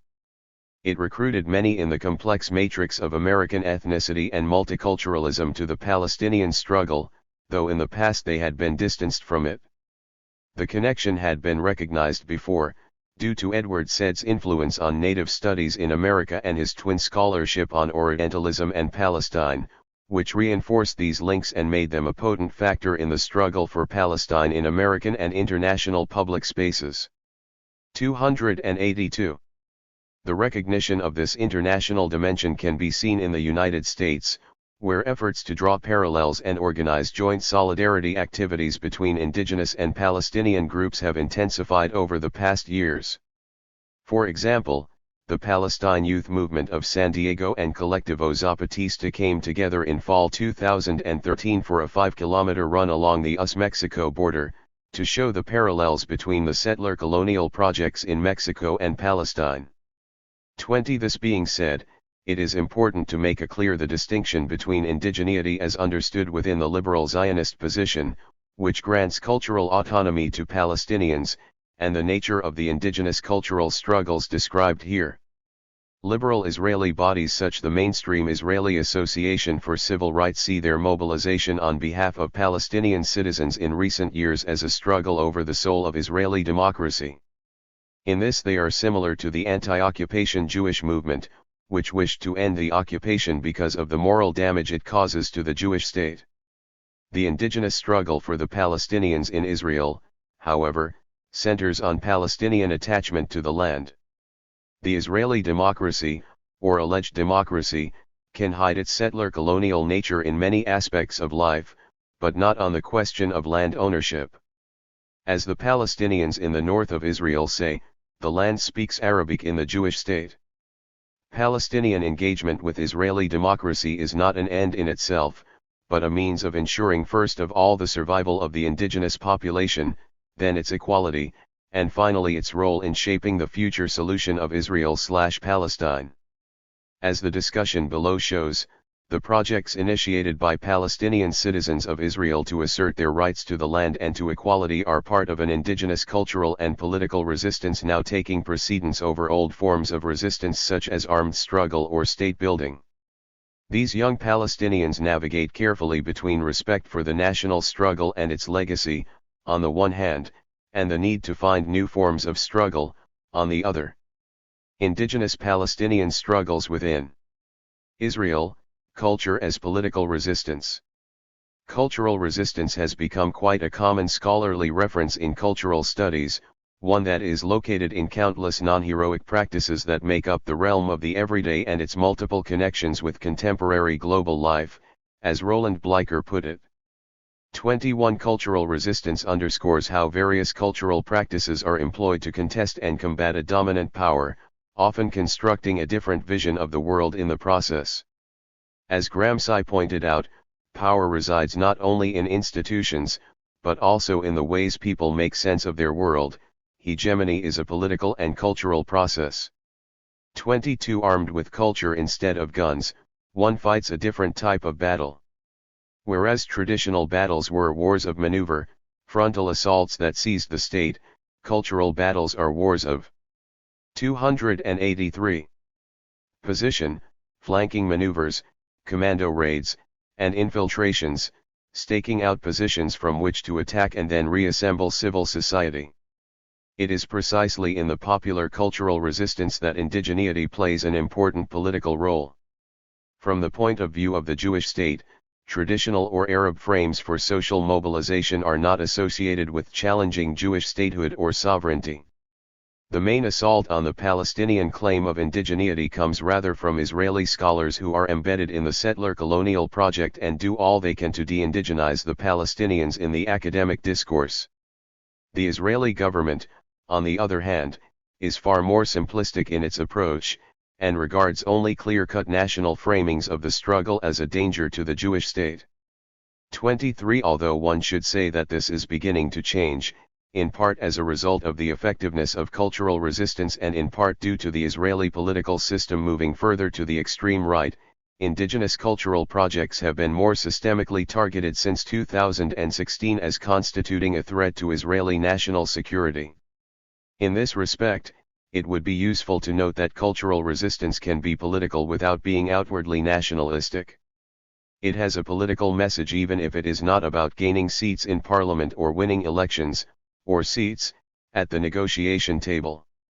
As the case studies below will illuminate, efforts to de-erase the settler colonial state imprint, which has become the major focus of the cultural resistance inside Israel, are based on a sense of indigeneity.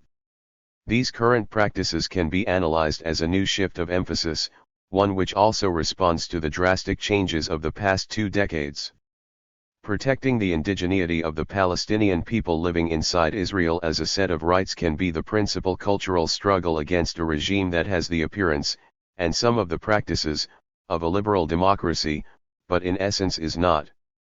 Liberal democracy in the Israeli case has instead proven to be a tool of a settler colonial movement that has not as yet completed its overall objective, namely its vision of a Jewish state in Palestine. It is also worth noting that blurring national and indigenous struggles might be less detrimental to the national project than originally thought while being more beneficial to the community on the ground. As Stephen Duncombe remarks, with the immediacy of global media, the local becomes national and at the same time global. Cultural resistance becomes a space for developing tools for political action, a dress rehearsal for the actual political act or a political action in itself, one which operates by redefining the meaning of politics. 24. The potential relevance of this conception in the case of the perpetual Palestinian demand for the right of return is particularly poignant. De-Judaizing the Judaization. The Israeli double project of indigenizing Jewish society while de-indigenizing the Palestinian minority in Israel began in 1948 and has not ceased. The Galilee is 284. The main space where this double process has been taking place, the site of the Israeli government project of Judaization of the Galilee. In this Israeli campaign, the Galilee is presented as a cradle of the Jewish nation, articulating one narrative while seeking to obliterate another. The Judaization of the Galilee necessitates not only settling the Galilee with Jews, but also altering the landscape so that Jews will no longer be considered settlers in the Palestinian Galilee.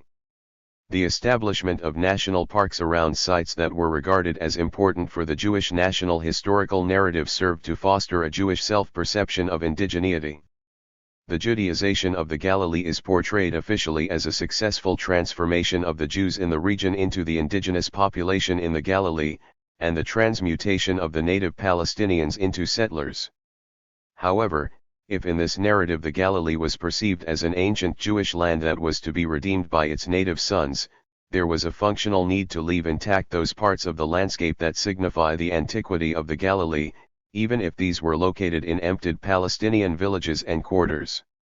This revision of spatial narrative thus produced a paradoxical reality: the venues in which much of the indigenous cultural resistance in the Galilee takes place are located within Israeli tourist sites. Thus, for instance, the ancient archaeological sites of Safuriya and Buraim are the spaces in which young Palestinians chose to declare their right of return as a second generation of internal refugees.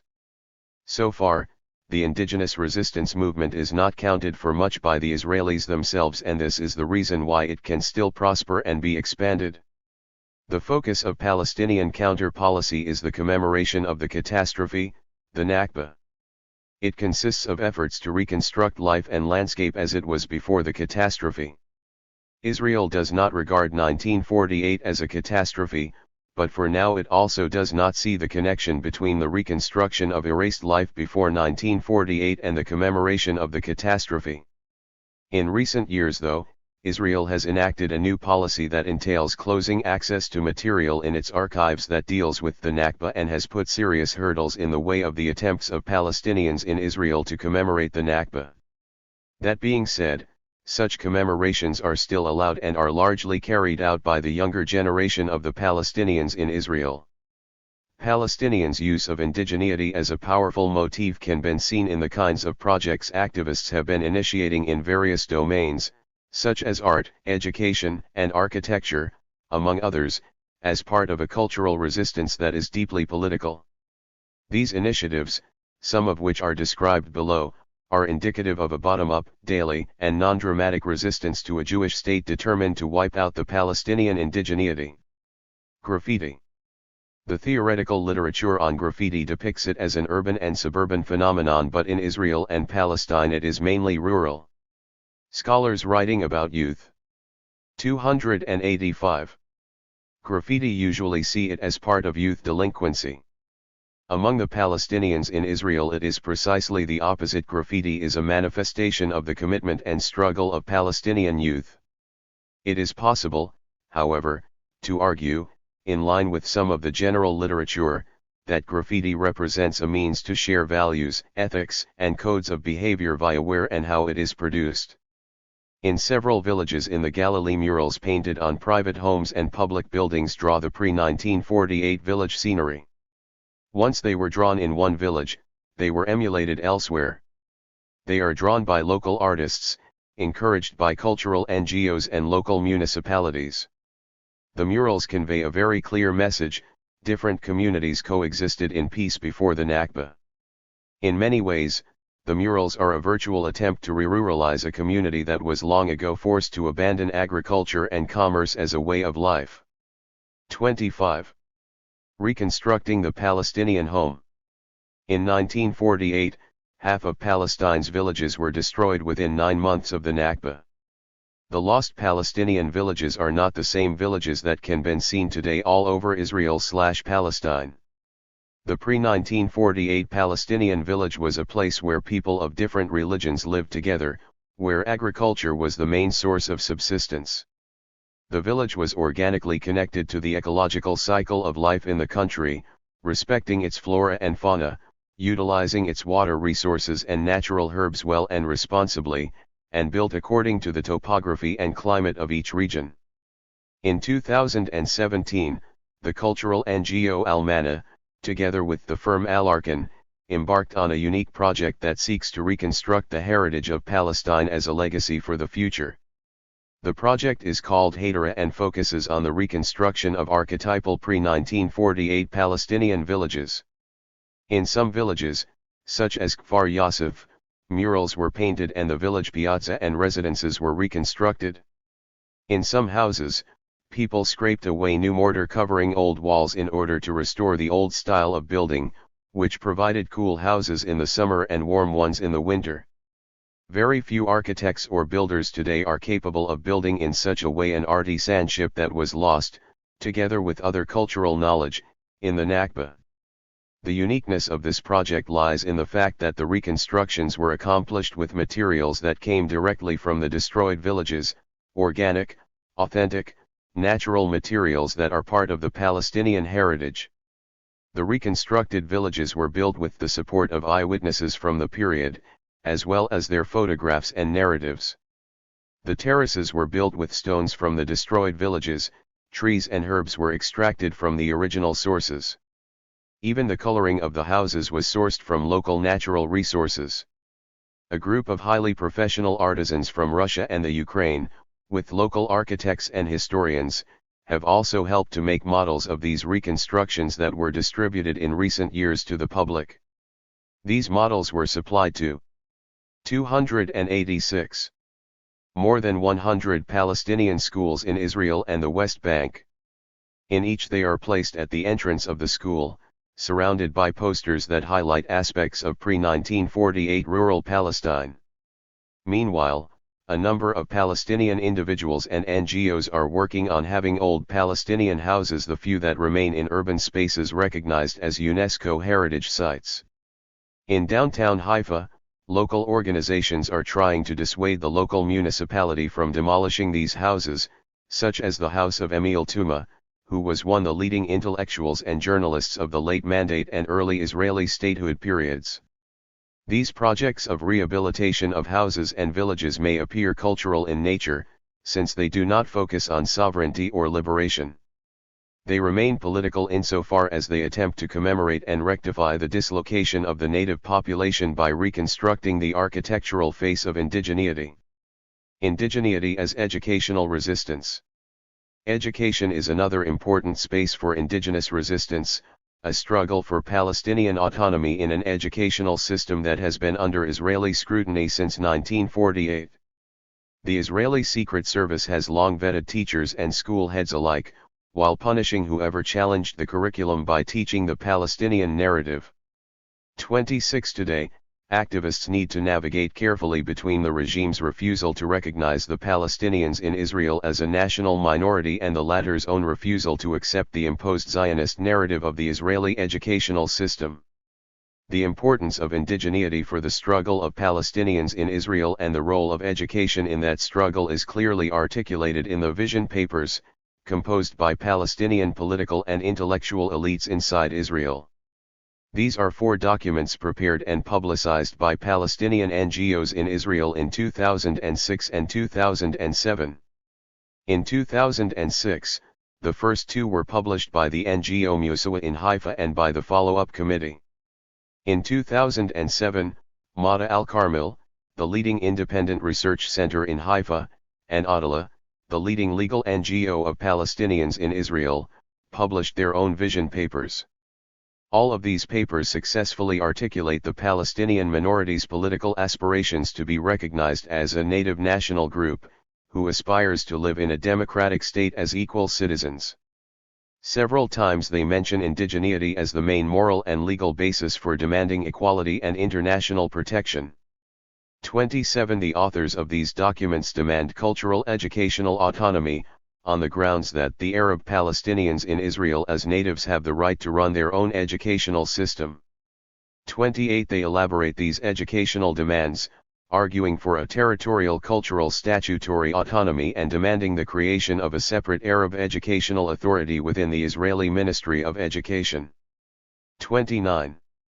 287. The structures requested are familiar. They are borrowed from Canada and the Swedish minority in Finland. However, to understand why these efforts represent an affirmation of indigeneity and not just an affirmation of national rights, it is worth pointing out that in a way such a structure already exists, namely, a separate educational office for Arabs is part of the Israeli Ministry of Education, but it has a different cultural vision of what the Arabs need to learn than the Palestinians in Israel themselves do. Without the defining aspirations of the vision papers within the settler/indigenous binary, it would be very difficult to see any fundamental difference in the power relations between an Israeli Zionist Ministry of Education and its Arab Educational Office and an autonomous one. Meanwhile, the follow-up committee expanded an effort begun in 2008 by an NGO, Ibn Khaldun, to shadow every textbook and official program of the Israeli Ministry of Education with a counter-textbook and program, which teachers could use as they deemed right. For instance, when the Israeli Education Ministry provided a booklet of 100 basic notions about Zionism as part of the curriculum, Ibn Khaldun produced a counter, 100 basic notions about Palestine. 30 There is not, as yet, comprehensive research on educational efforts by educators and parents in the Palestinian community to circumvent the official curriculum. It appears that widespread informal homeschooling provides an alternative narrative to the official one. There is also a local Palestinian academic effort to deconstruct the Arab school curriculum in Israel as a way to de-educate indigenous Palestinians.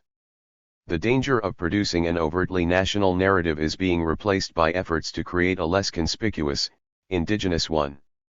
It should be noted that while the liberal Zionist project tries hypocritically to universalize both the Jewish and Arab narratives, Palestinian activists and NGOs focus on indigeneity as a cultural project from below, one that seeks to counter the erasure produced by the settler colonial project's false universalizing mission. Indigenizing segregated spaces.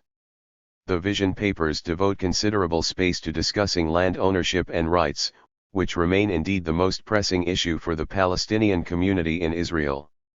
In the early years of the state, the Communist Party led a national struggle to save Palestinian lands from an Israeli policy of expropriation, especially in the Galilee.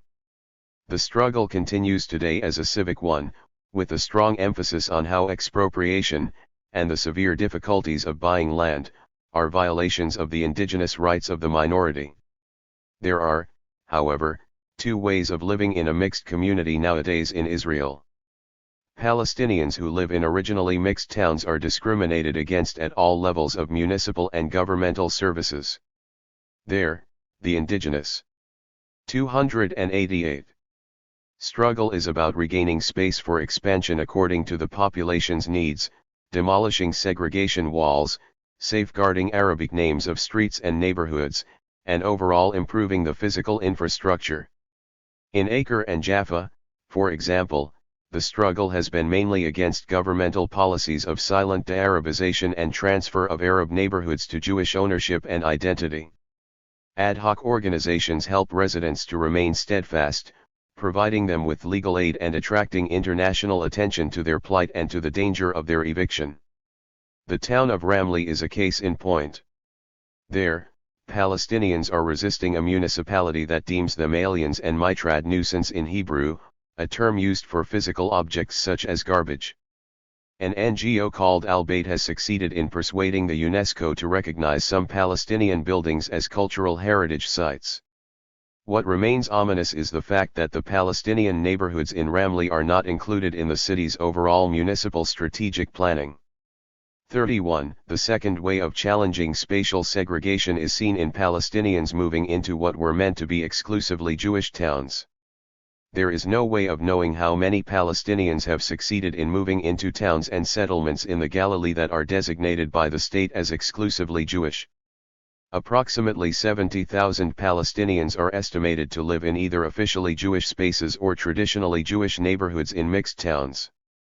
Also striking is the increase in the number of Jews living in Palestinian villages.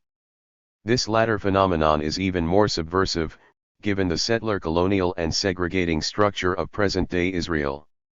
32. There is a socio-economic dimension to both developments. Poor Jews move to Arab areas because they are more affordable, while Palestinians who are higher earners move to exclusively Jewish spaces. The latter can afford paying double, and at times triple, the rent that Jewish house owners would demand from Jewish renters. Their wish to live in these particular spaces corresponds to the overall desire to remain within the pre-1967 Israel borders in the eventuality of a two-state solution being implemented. The government has attempted to stop such developments. There is an explicit discourse in Israel, which is translated into recent legislation, about saving Jewish towns and settlements from further Palestinian invasion. One such legal act was the Acceptance to Communities Bill of 2011, which formalized the establishment of admission committees to review potential new residents of communities of up to 400 family units in the Negev and Galilee regions, where the Palestinian population in Israel is largely concentrated. The law's central intention is to prevent Palestinians from settling in Jewish communities. Commemoration as cultural resistance. Following the failure of the 1991 Madrid Conference to broach the subject of refugees, the principal body representing the internal refugees in Israel founded a new NGO, the Association for the Defense of the Rights of the Internally Displaced in Israel.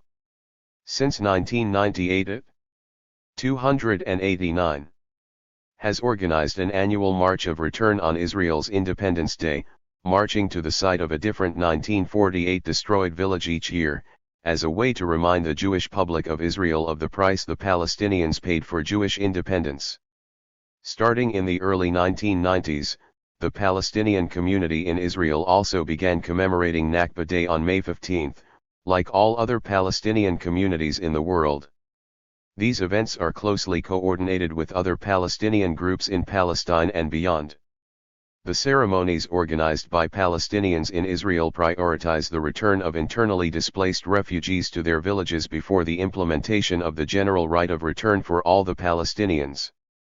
Commemoration of the Nakba by Palestinian citizens of Israel is now a widespread annual act, manifested in a march of return, by thousands of people, to one of the many destroyed 1948 villages. These marches are attended by all the Palestinian politicians and have become a focus of cultural, as well as political, struggle against the 2011 Israeli Nakba law, which prevents public funding to anyone who commemorates the 1948 events as the Nakba. It is also a day of solidarity with oppressed Palestinians elsewhere, in which speakers are invited by video call from Gaza to emphasize the joint struggle to remove the blockade and end the siege. The indigenous dimension of the commemoration is accentuated by the Jewish, in particular liberal Jewish, objection to it. One of the gurus of liberal Zionism, Professor Shlomo Aveinri, criticized it as an act of delegitimizing the state, since he saw the commemoration as revealing the hidden national wish of Palestinian citizens to lay the foundation of a Palestinian state all over historical Palestine. 33 Adrid's vision of the future is to create clear educational and cultural spaces in which to erase what was wiped out in the 1948 Nakba. They do this through constant exploration of the legal possibilities for return to demolished villages and for compensation. Their strategies, such as the demand for the collective memory of the Nakba to be part of the identity and ethos of any future political entity that would come out of a process of reconciliation and peace, are similar to those used in other indigenous struggles. The very term internal refugees emphasizes indigeneity and is capable of protecting Palestinian rights in the face of efforts to denationalize the Palestinian political struggle. The implications that such a denationalization would have for the struggle of Palestinians in refugee camps in Lebanon and Syria, as well as Palestinians who might find themselves in a new reality if Israel annexes Area C in the West Bank or the West Bank as a whole, would be major. Conclusions. The international legitimacy that the Jewish state enjoys has pushed the Palestinian minority in Israel to use new frameworks in the political struggle for their rights. The political elite of this minority still operates with reference to the two-state. 290. Solution: it sees the struggle inside Israel as concerned with protecting their collective national rights and encouraging democratization of the Israeli political system. However, the death of this solution and the formation of a de facto single state, a variation on the South African apartheid model, has brought changes in the civil and cultural struggle of the Palestinians inside Israel that might also affect those living in Jerusalem and Area C in the West Bank, areas which are incrementally being annexed to Israel. The success of these Palestinian struggles inside Israel will continue to depend on the ways in which the Palestinian Liberation Project will be redefined to fit the new reality and thereby stop relying on nostalgic national notions of the 1960s and 1970s. While the Palestinian national political limbo persists, Palestinians activists inside pre-1967 Israel are stressing Palestinian indigeneity. They thus offer an alternative language to the banned demand for national Palestinian rights in Israel while highlighting both the continuous settler colonial nature of the regime and possible ways toward decolonization. Designing and teaching, even if informally, alternative school curricula, or organizing Nakba commemorations and return marches are struggles for indigeneity. They are particularly important in the face of Israel's attempts of indigenization, or Judaization, that not only come at the expense of the native Palestinian population but also are meant to continue their displacement and destitution. Thus space, place, and counter-settlements are the means of the modern-day struggle against the settler colonial state, and not only against the occupation in the West Bank or the Gaza Strip. 34 Although the Israeli unilateral annexation of large parts of the West Bank since 2000 blurs the boundaries of post- and pre-1967 Israel, it expands the options of struggle within the West Bank, or the part of it that would be annexed to Israel. The Palestinian struggle is and will continue to be a struggle against the privileges granted to the settlers over the natives. However, as long as the democratic game is played in Israel, an Islamic movement can win and create a counter-cultural religious space in the public arena, one that is both religious and national. Once Israel outlawed the Islamic movement, it became clear that counter-cultural spaces, defined in either national or Islamic terms, would not be tolerated by the state. The Islamic movement has moved since then towards claiming religious spaces as traditional and Islamic cultural centers as part of their indigenous rights. This move must be read as a strategy of survival against, rather than submission to, Israeli settler colonial erasure policies. Such cultural resistance, as has been shown, is daily, routine, and everywhere. It is performed in community centers, in youth and football clubs, in the sites of informal education, and in plays and films. 35 It is too early to tell whether present-day Israel, with its nationalist and extremist ideology, will try to block any activity that is defined as indigenous and label it as either nationalist or terrorist. Demanding normality may seem a modest claim. 291. From a radical perspective that continues to insist on national liberation defined in terms of exclusive political sovereignty. The demand for normality, however, is existential given the ongoing settler colonial reality. Unlike the political elites on both sides who associate demands for equality with grand political solutions, the daily cultural struggles of Palestinians who have lived in Israel for more than 70 years are centered on the demand for equality now in the name of civic and indigenous rights. Theirs is a struggle for equality as much as it is for national liberation. It goes beyond the demand for equal rights. It is an antidote to the dehumanization ingrained in a settler colonial project, a call for humanizing the Palestinians in Israel.